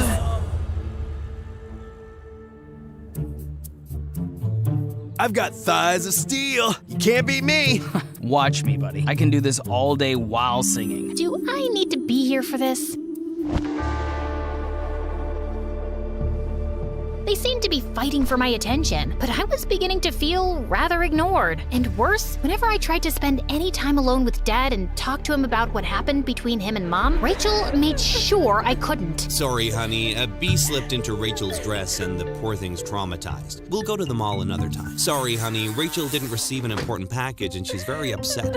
Rain check on the breakfast plan? Soon, I was cleared by the physiotherapist for some light soccer practice, and Dad was so happy that he wanted to accompany me to the club. Of course, Rachel had to tag along. Just as I was exiting the girls' locker room, I found Rachel outside pinching her nose. Ew, you'd think the girls' locker room would smell a little better. Ugh. Anyway, I just came by to say good luck. Break your arms and legs. I just rolled my eyes and kept walking. Oh, also, your dad and I are getting married soon. My heart dropped to my stomach. You're making that up. Dad wouldn't just ask you to marry him without telling me about it first. Yes, he would, Nancy. Just like he got divorced while you were sleeping. Now, don't you want your dad to be happy? He certainly wasn't with your mom. You don't know the first thing about my parents' relationship. Oh, trust me, I know more than you think. And if you're harboring any secret desire to go all Parent Trap on them, don't think for a second it'll work. It's so over between them. So over. She walked away smirking, and I was trembling with rage. I had to go join the game right after, but my focus was totally shot, and I was terrible on the field. I left the game midway and marched over angrily to Dad. Are you two getting married?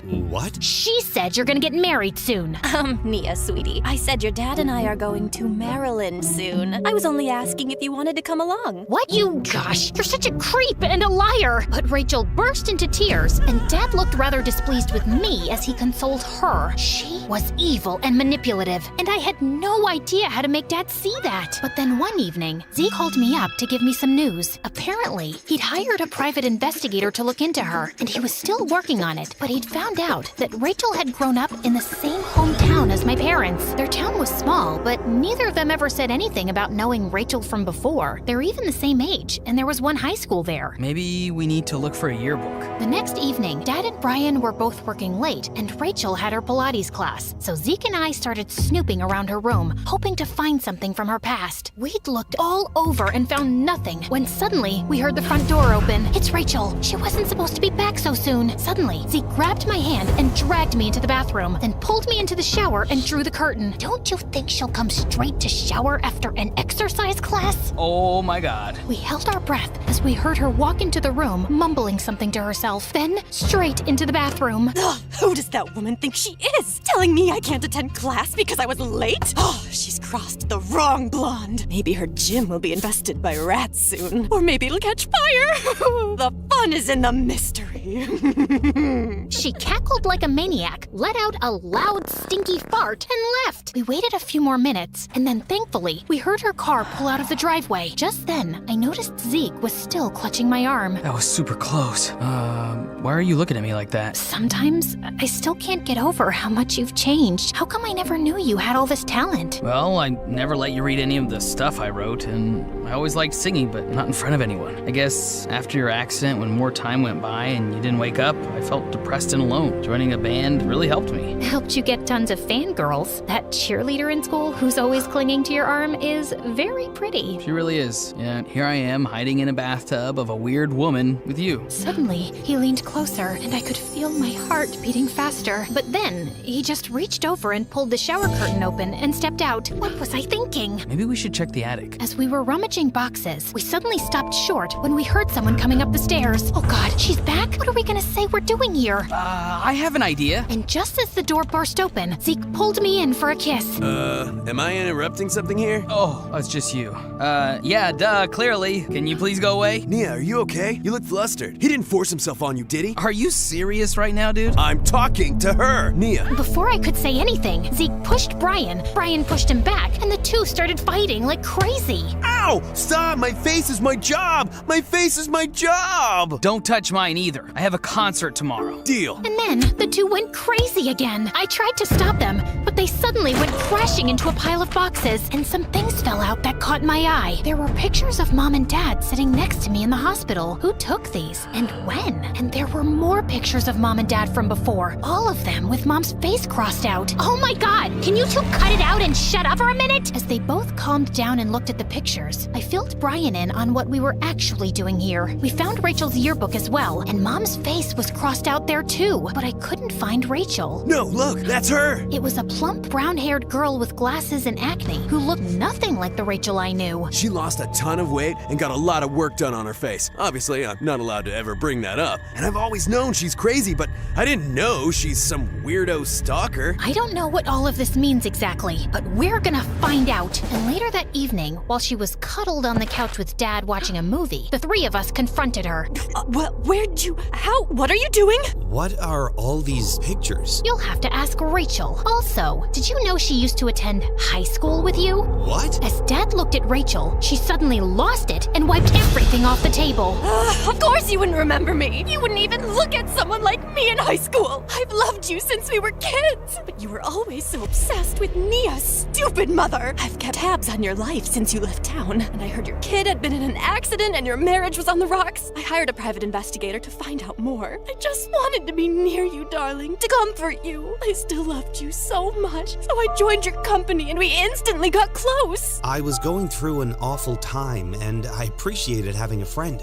But that's all it was back then. I never understood who would Photoshop pictures of us holding hands and send them to my wife. That was you? Why does that change anything? You guys were already at the edge of the cliff. I just gave you to the last push. And see, you've been so much happier since then. Honey buns. I want you to leave right now. Go to a hotel or wherever and I'll send you all your stuff. You can't stay here another minute. Rachel looked at him in shock, then screamed and lunged forward to attack him. But Brian and Zeke dragged her away. Dad collapsed on the sofa in shock. I can't believe this. Me neither. She broke up you and Mom. Dad lifted his head slowly. Not really, Nia. I can't believe Rachel sent those pictures to your mother. But the truth is, we were already broken. Your mom couldn't stop blaming me, and I should have been patient and comforted her, but instead I lashed out too. And she just wouldn't believe that I didn't cheat, so things had to end. Maybe we can fix everything now. Don't get your hopes up, love. Yes, we can start to forgive each other, but it may never be what it used to be. I still love your mom, and we both will always love you. Things slowly started to mend between my parents after they talked things over, but I wasn't sure if the old spark would return. But I was glad they could be friends. And a month later, when I was back at my first friendly soccer match, it warmed my heart to see them both in the stands, along with an unexpected visitor. What are you doing here? I thought you were still on tour. I canceled some shows. I couldn't miss this. So is Brian here? No. I mean, we're still friends, but I didn't think he'd come right after he asked me out, and I turned him down. I could literally see Zeke's eyes light up. Aw, poor guy. You're not fooling anyone. I gotta go. The match is about to start. How about this time you finish it and let me take you somewhere to tell you that I like you, and have ever since the day we first...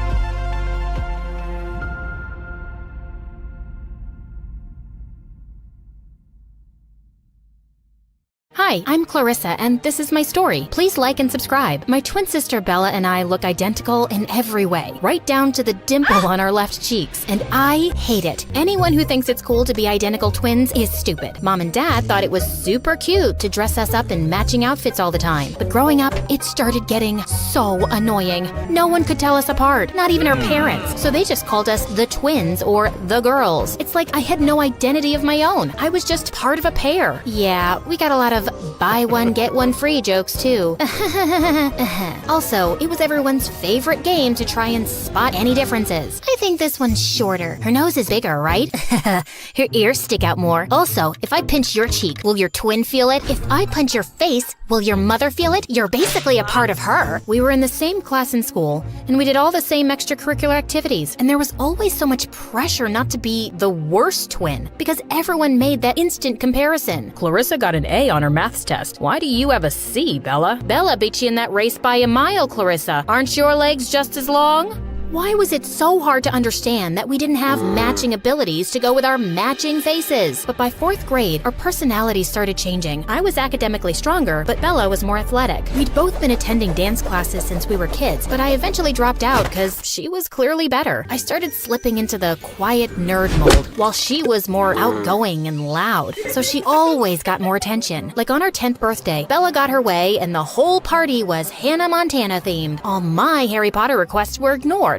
Mom had baked our birthday cake, and it read, "Happy birthday to our beautiful beauty Bella and Cla." Mom, what happened to my name? Bella told me she wanted this text on the cake, honey, and there just wasn't enough space left. Our classmates were gathered around Bella as they danced away to her playlist. I spotted a new kid sitting in a corner and playing some game. Hey, you think this party sucks as much as I do? Yeah, kinda. Sorry. Wanna play? I was having a really good time, till Bella and her friend started a crazy water fight and attacked us too. And they ruined the boy's gaming console. He left the party crying and never talked to me again. Yeah, Bella always found a way to ruin things for me. Then one day in 7th grade, we found Mom waiting for us at home with an envelope each. OMG, no way. You signed me up for the tween beauty pageant? Oh, thanks, Mom. A flyer for the middle school mathletes? Well, what do you think? One for my beauty and one for my brainiac. It's perfect. It's fine, I guess. From then on, my sister got more and more popular, and I became more invisible. By the time we were in high school, Bella's pageant trophies were on full display all over the house, while my mathlete trophies collected dust in my room. My parents clearly loved to show her off more. Well, at least my mathlete's teammate Eugene thought I was really cool. The way you gave that answer right before the buzzer went off,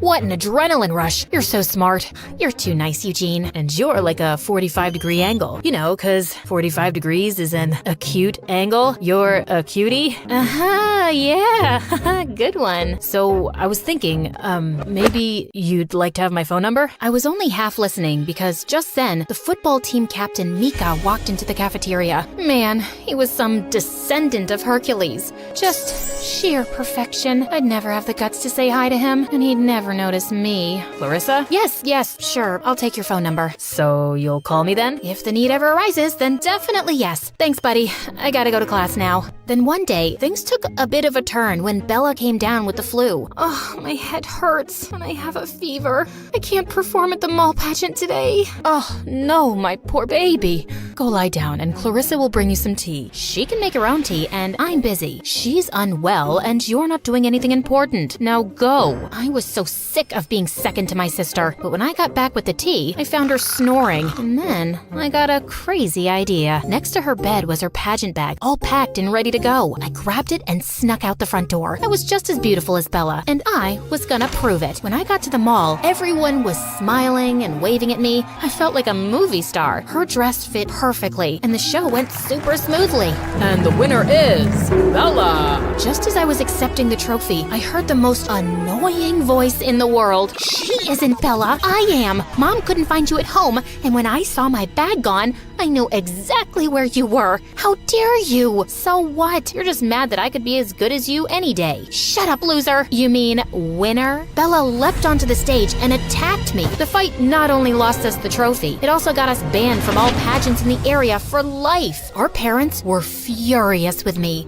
I was grounded for 2 weeks, and Bella basically pretended I didn't exist after that. She even blocked me on all social media. But at school, it seemed like everyone had heard the pageant fight and people were noticing me more. And I almost turned to jelly when Mika approached me. Hey, not Bella, right? Right. I'm, what's my name? I forgot. Clarissa. I'm Mika, the football captain. I loved that gutsy stunt you pulled at the mall yesterday. We're having cheer tryouts tomorrow. Why don't you come too? Cheer tryouts? Sure. I'll be there. Perfect. But, change your look or something. I want to be able to tell you apart from Bella, okay? Sure, Mika.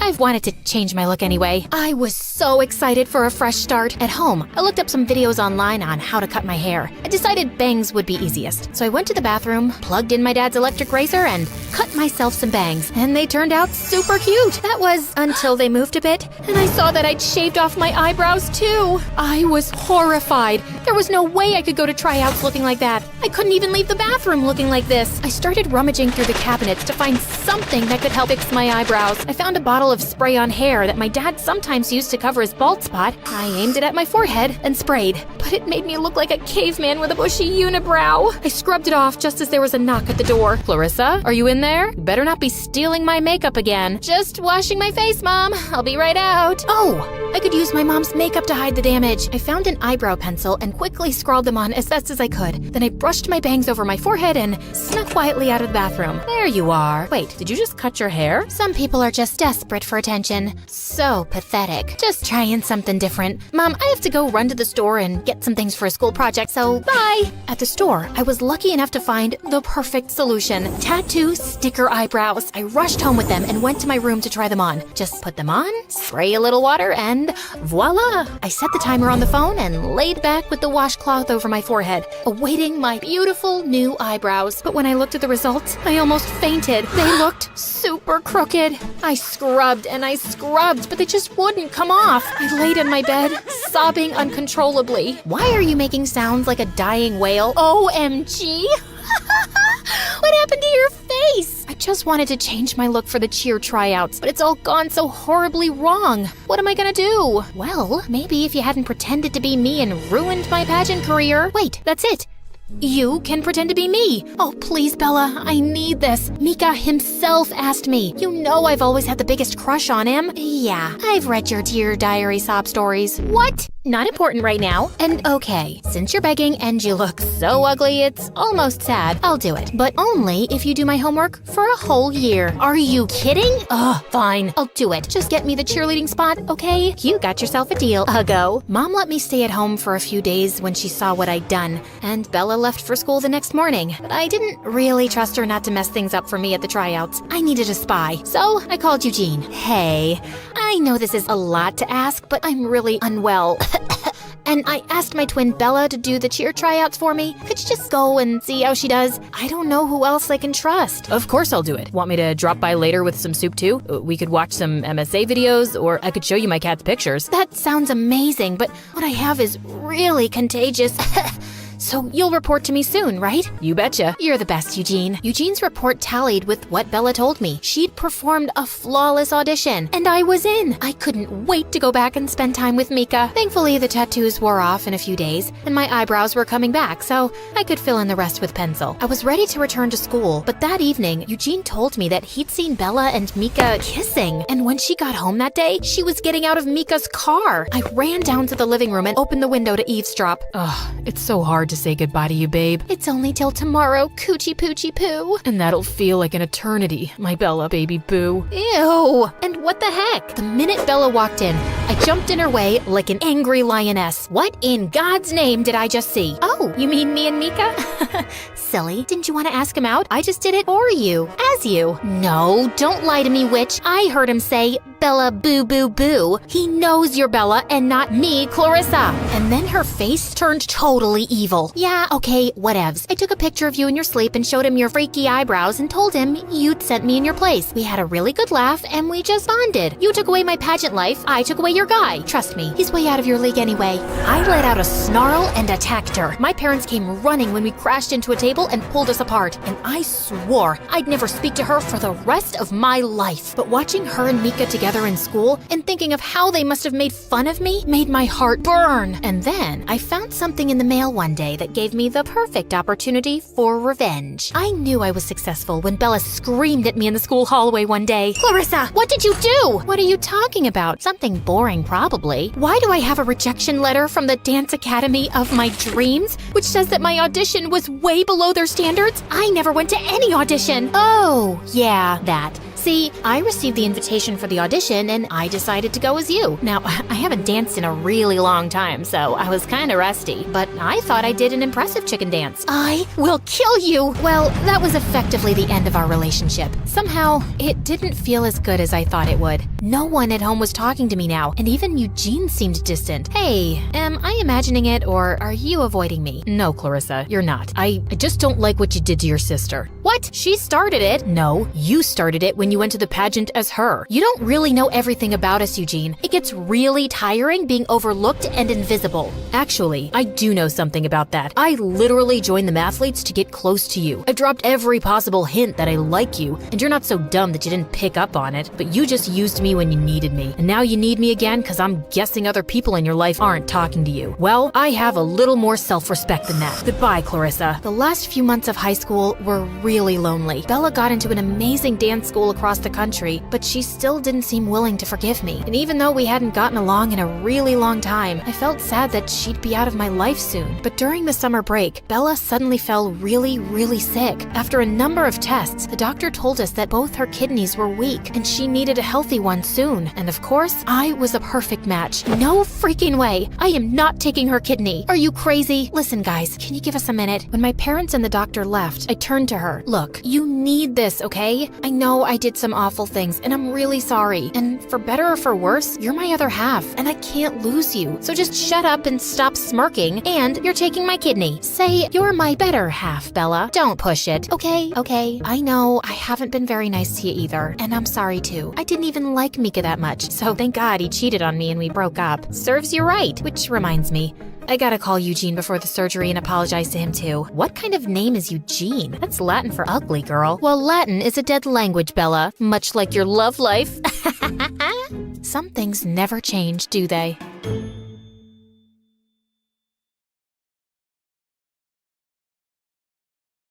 A large chair swiveled around to reveal a tiny, skinny guy.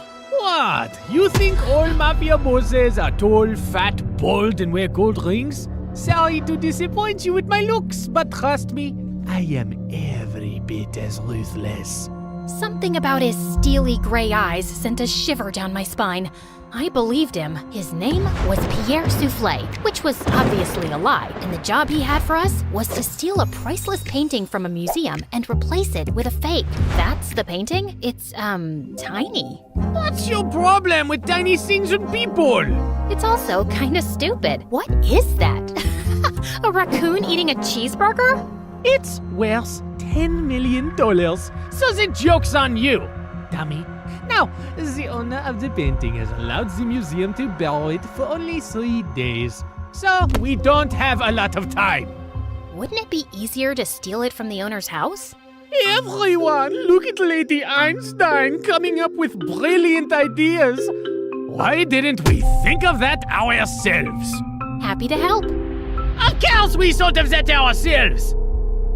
Trust me, the museum is easier. Why choose us? It's a very stupid security measure, but the museum's floors are activated by pressure sensors at night. Anything above 55 kilograms and they go off.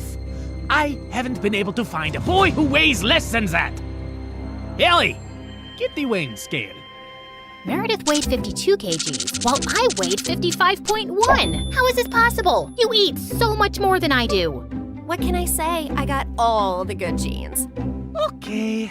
You're out, fatty! Meredith, you're my leading lady. The plan was to enter the museum through its large air ducts, carrying the fake painting with us. We first had to make a stop in the security room and disable all the cameras and alarms. Then we'd crawl back through the ducts till we reached the exhibit area, and I'd lower Meredith down along with the painting so she could switch them out. As Meredith made it to the bottom, I dropped the painting to her, and she missed it, and we heard a loud crack. Oh my god, did you break the frame? Me? It's your fault. Who told you to throw it like that? I was expecting you to catch it, but what was I thinking? You made us lose the frisbee tournament in 8th grade because you're so bad at catching things, unless it's someone's boyfriend. Seriously? You were so distracted by that hot boy on the bleachers, your throwing skills were completely off. FYI, that boy was totally into me. Why are we even talking about frisbees and boys right now? You started it. No, I didn't. Okay, shut up. Let me think how to fix this. Are you trying to glue it together with your saliva? You got a better idea? Any idea would be a better idea than that. Look, it's a museum. They must fix broken, ancient things here all the time, right? I'm looking at the floor map, and there are some offices in the left wing. I'll go get some glue. It took me an hour to find glue and return to our spot, and I found Meredith eating a bowl of ramen. Where did you get that? I brought a packet of instant ramen with me, and you were taking forever, so I went to make it in the staff kitchen. There was someone's chicken sandwich in the fridge, so I used the meat from that. And there was also some tofu, and I added a dash of oyster sauce. I'm so happy you chose this moment in your life to become a gourmet chef. Just send the painting back up so I can fix it. I tried to fill in the crack as best I could, then sent it back down to Meredith, who took the real one off and put the fake one on the wall. But just as she started walking back, the whole floor lit up suddenly and a blaring sound went off. Oh my god, what's happening? I don't know. Is the painting heavier than the fake one? Just hurry up. We gotta get out now. I pulled up Meredith and the real painting and closed the opening in the ceiling seconds before security burst in. We crawled down the ducts and out of the building as fast as we could. We ran a few blocks down where Pierre's van was waiting for us, and we sped away. Oh, I would have preferred if you hadn't alerted all of New York about the break-in. Now I'll have to move this painting around with cops crawling all over the city. Never mind. Here's your check, and Claire, try to lose some weight. Au revoir. And without warning, we were dumped on a dark street. We scrambled to our feet, headed for the subway, and made it home. It was all over the news the next morning that someone had broken into the museum and switched off all the security systems. But apparently, nothing had been stolen, except a chicken sandwich and a block of tofu from the staff kitchen. You ate the entire block? Hey, I'm not the one who needs to watch her weight. I do not need to. Whatever. Listen, I've been meaning to talk to you about something. It'll have to wait. I got a hair appointment. We'll talk over dinner? Yeah, sure. I was gonna tell Meredith that I wanted a break from this life, and I wasn't sure how she'd react. As I sat in a cafe later, I suddenly found a cute guy next to my table. Mind if I sit here? There are no other empty seats. I won't disturb you. I promise. We actually ended up talking for over an hour, and I found him sweet and charming. I'd love to meet you again if you're free. I don't live in New York, but I come every weekend. You come here for work? No, actually, I came to visit my mom who's admitted in the hospital here for a medical trial. She has some rare brain issue that sent her into a coma. Oh, I'm sorry to hear that. How long has she been in a coma? 6 years now. It's been the toughest thing I've ever dealt with. Actually, she was part of this other really promising clinical trial before, but that didn't work for her.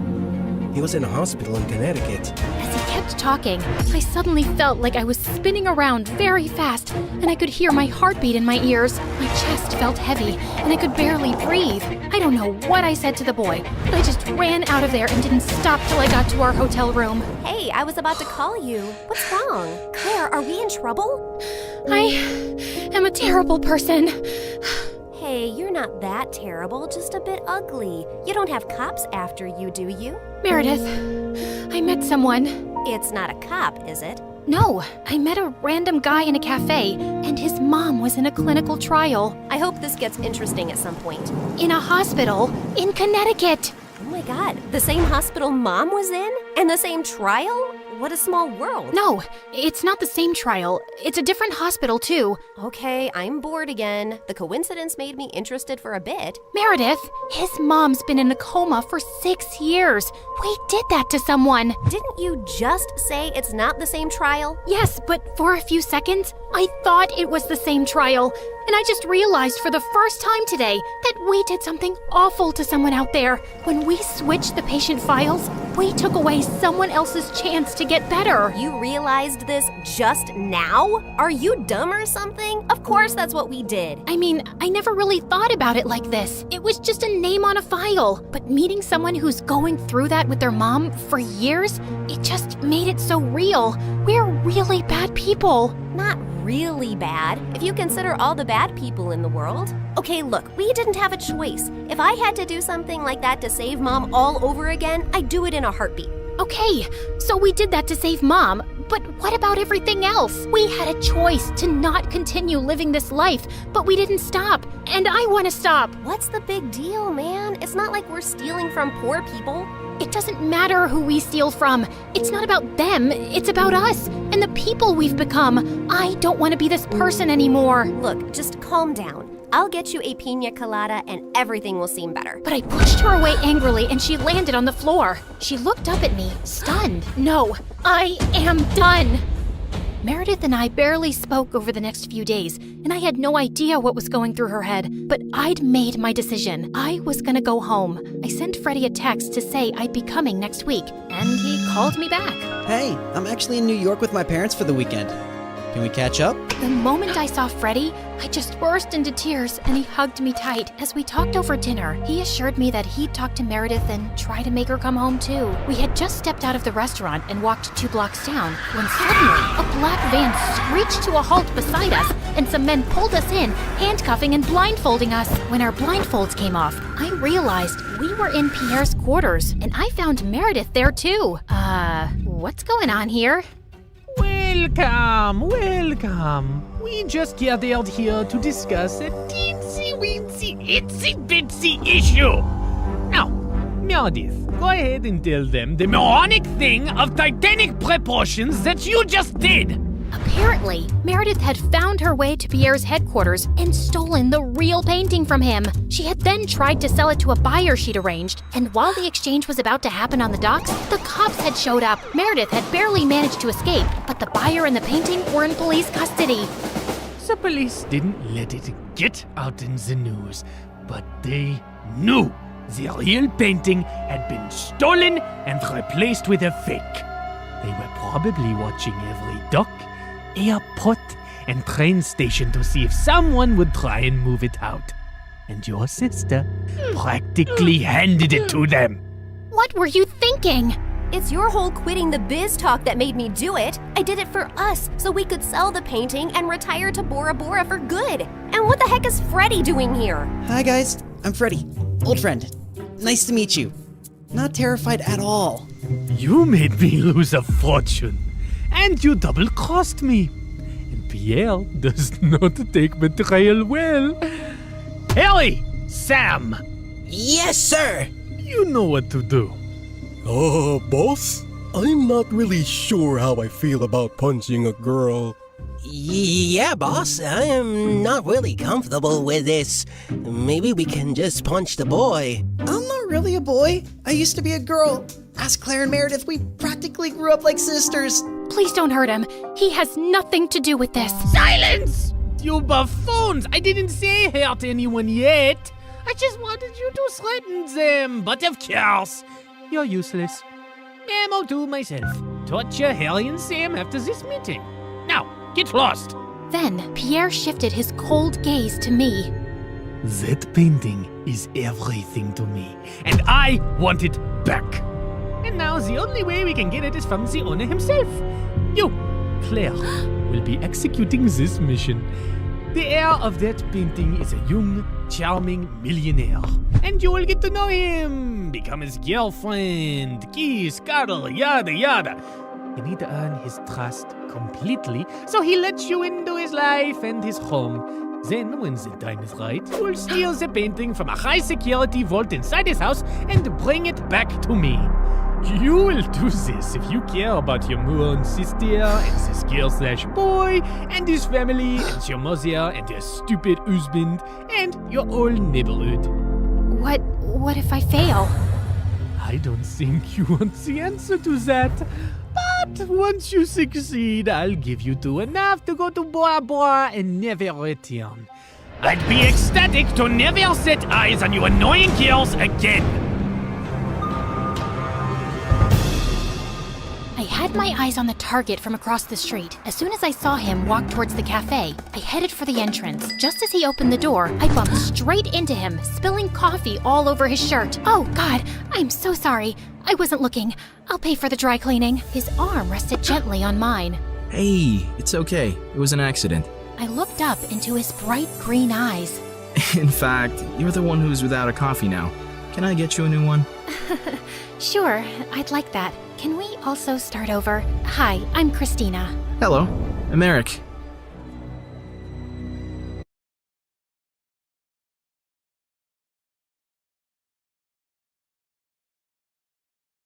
Hi, I'm Blake, and this is my story. Don't forget to like and subscribe. My childhood was pretty weird. My mom could be a little dramatic. She was either very happy or very sad. She would do cartwheels on the lawn just because the sun was out, and cry like a baby waving the trash goodbye on garbage day. On the first day of school, she strung balloons in my hair. Everyone made fun of me. This one boy, Sam, made a game out of who could pop the most of my balloons while they were still attached to my head. I went home crying. They're just jealous of you. You're the prettiest girl in your class. But I didn't like the way people looked at us and talked about my mom behind her back. I heard she serves candy for dinner. So irresponsible. That poor child, stuck with a crazy mother like that. I didn't want anyone talking about us like that. So I started dressing myself for school and packing my own lunch. I was super serious about my studies and tried to be as invisible as possible. But Sam made it his mission to make my life miserable. Where'd you get that dress, loser? Because it's screaming for some color. What did you do to your face, dingbat? Because it looks good enough to punch. I didn't want to give kids like Sam more stuff to use against me, so I purposely didn't invite anyone to my 10th birthday. I have a surprise for you. Come out to the garden and see. My entire class was there. Mom dressed up as a clown and danced around. She even had one of those comically large flowers on her coat that squirted water on people. It was so humiliating. Everyone was laughing at her. It was so cringe that I ran to my room and refused to come out. Honey, what's wrong? Is your tummy hurting? Is it gas? Do you need to poop? Mom, please leave me alone. Oh, I guess it's the hormones. My little girl is growing up. Other than Sam always torturing me, life was going as well as it could. Years went by and I was acing my classes and even volunteering at the library when a transfer student from LA joined us in the middle of 11th grade. Kiara was something else. She had the most ridiculous hair and wore super bright colors in every shade. But somehow she thought I was the fascinating one. Why is your hair tied up so tight? Aren't you afraid you'll pull the skin right off your skull? Whoa, what's the prescription for your glasses? Are you like legally blind? No, I'm not blind. Yeah, she is. She uses echolocation like a bat. See? That's why she has massive ears. Get lost, Sam. Oddly, it was our combined hate for Sam that brought us together as friends. We got closer over spring break, and Kiara told me about her parents, who both owned a tech company. They think I'm a weird hippie. We have nothing in common. I visited her house for dinner once. The place was so huge, I got lost twice looking for the bathroom. Despite what Kiara said, I thought her parents were awesome. They even had vegetables for dinner. What do you plan on doing after high school, Blake? I was hoping to study law at Harvard. That's amazing. If only Kiara had some ambition too. Her only talent right now seems to be inhaling food. Ugh, Dad.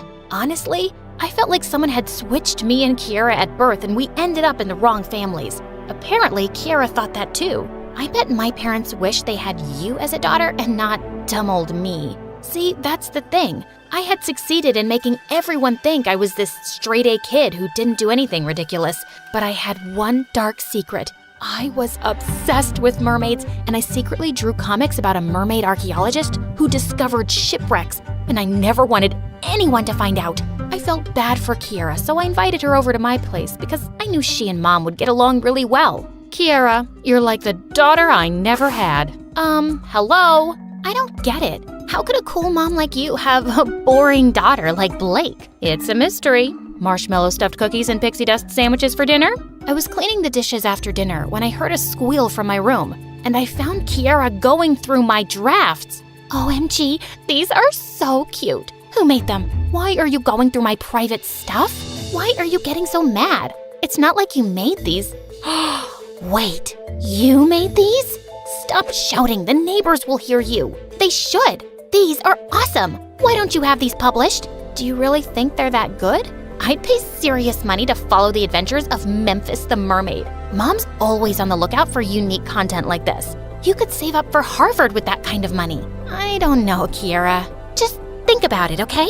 I tossed and turned all night thinking about it. I'd built up a spotless reputation over the years, and no one could call me a freak anymore. Was I willing to risk all of that now? But what if it paid for my dream education? And suddenly, I had a great idea. The next day, I met Kiara in the library. I'm in, but I have a condition. You have to give the draft to your mom and say you made it. Are you nuts? No, think about it. Your parents want you to succeed, and I need the money, but not the fame or publicity. This could be a win-win for both of us. Well, if you're sure. The plan was a huge success. Kiara's parents were over the moon at her hidden talent, and the comic books were an instant hit. Kiara was called on all the morning shows and did a countrywide tour promoting the book. Back in school, she was suddenly this huge celebrity. Can you sign my copy, Kiara? Do you like my Memphis hairstyle, Kiara?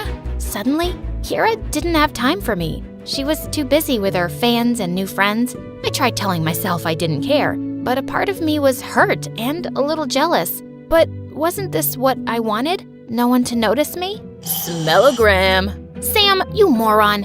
I'm gonna end you. Like your friendship with Kiara? That must have been rough. I guess I'm your only friend now. You're not my friend. Your words hurt me, Blake. Haven't I always made you smile and brightened your day? You've made me think of several ways to end you. See? I provide motivation and creativity. Now, how about as a thank you, you get me a date with Kiara? Why was stupid Sam interested in Kiara? And why did I care? He was a pain in my butt, but he was also really good looking now. Why do you want to date her anyway? Why do you care? Are you jealous? As if. Well, I want to date her because she's awesome. Have you read the comics? They're epic. I've heard several Hollywood producers are interested in the movie rights. I pushed Sam away and walked off. It was my idea to put Kiara's name on my work, but I still hated every minute that she got glory when I knew I would have gotten shame for it. It just wasn't fair. A few weeks later, Kiara suddenly showed up at my house asking for new drafts. I need to publish teasers on my stories. Hi to you too, Kiara. I'm fine. How are you? I know, I'm sorry. I've been busy. You have no idea what a creative person's life is like. Sure, I have no idea. And I haven't had time to draw up anything new. Are you serious? You must have something. A sketch? An idea?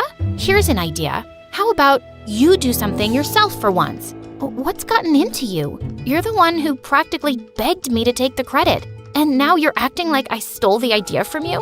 You know what? You're right. It was a stupid idea, and I'm glad it stops now. No! What will I tell my parents? It's the first time they've thought I'm good at something. I don't see how that's my problem. You can tell them the truth, that you have no talent. You're a horrible person, Blake. I wish we'd never met. I felt terrible for all the hurtful things I'd said. Just then, Mom came into my room wearing a hollowed-out watermelon as a helmet. Is everything okay? I was already upset, but Mom's ridiculous hat made me ballistic. She was the reason people thought I was weird, and that made me insecure about my art. How can you ask that with that thing on your head? Geez, Mom, when will you act your age? I'm sick of being the adult around here. Why are you speaking to me like this? Because you're an embarrassment. I regretted my words instantly. Mom looked so deeply hurt that I wanted to hug her and apologize, but she immediately left. What had I done? Mom didn't kiss me goodbye the next day, and Kiara didn't show up at school. I skipped lunch and drew a quick outline for Kiara when a shadow loomed behind me. Is that Memphis the Mermaid? You're the original artist? Are you nuts? I was just copying Kiara's work. She's really talented. Nah, I don't believe you. No one's that good at copying stuff. Wait till I tell the whole school. What do you want, jerk? Just the truth, actually. Why won't you take credit for your own work, loser? It's because of you and other people like you.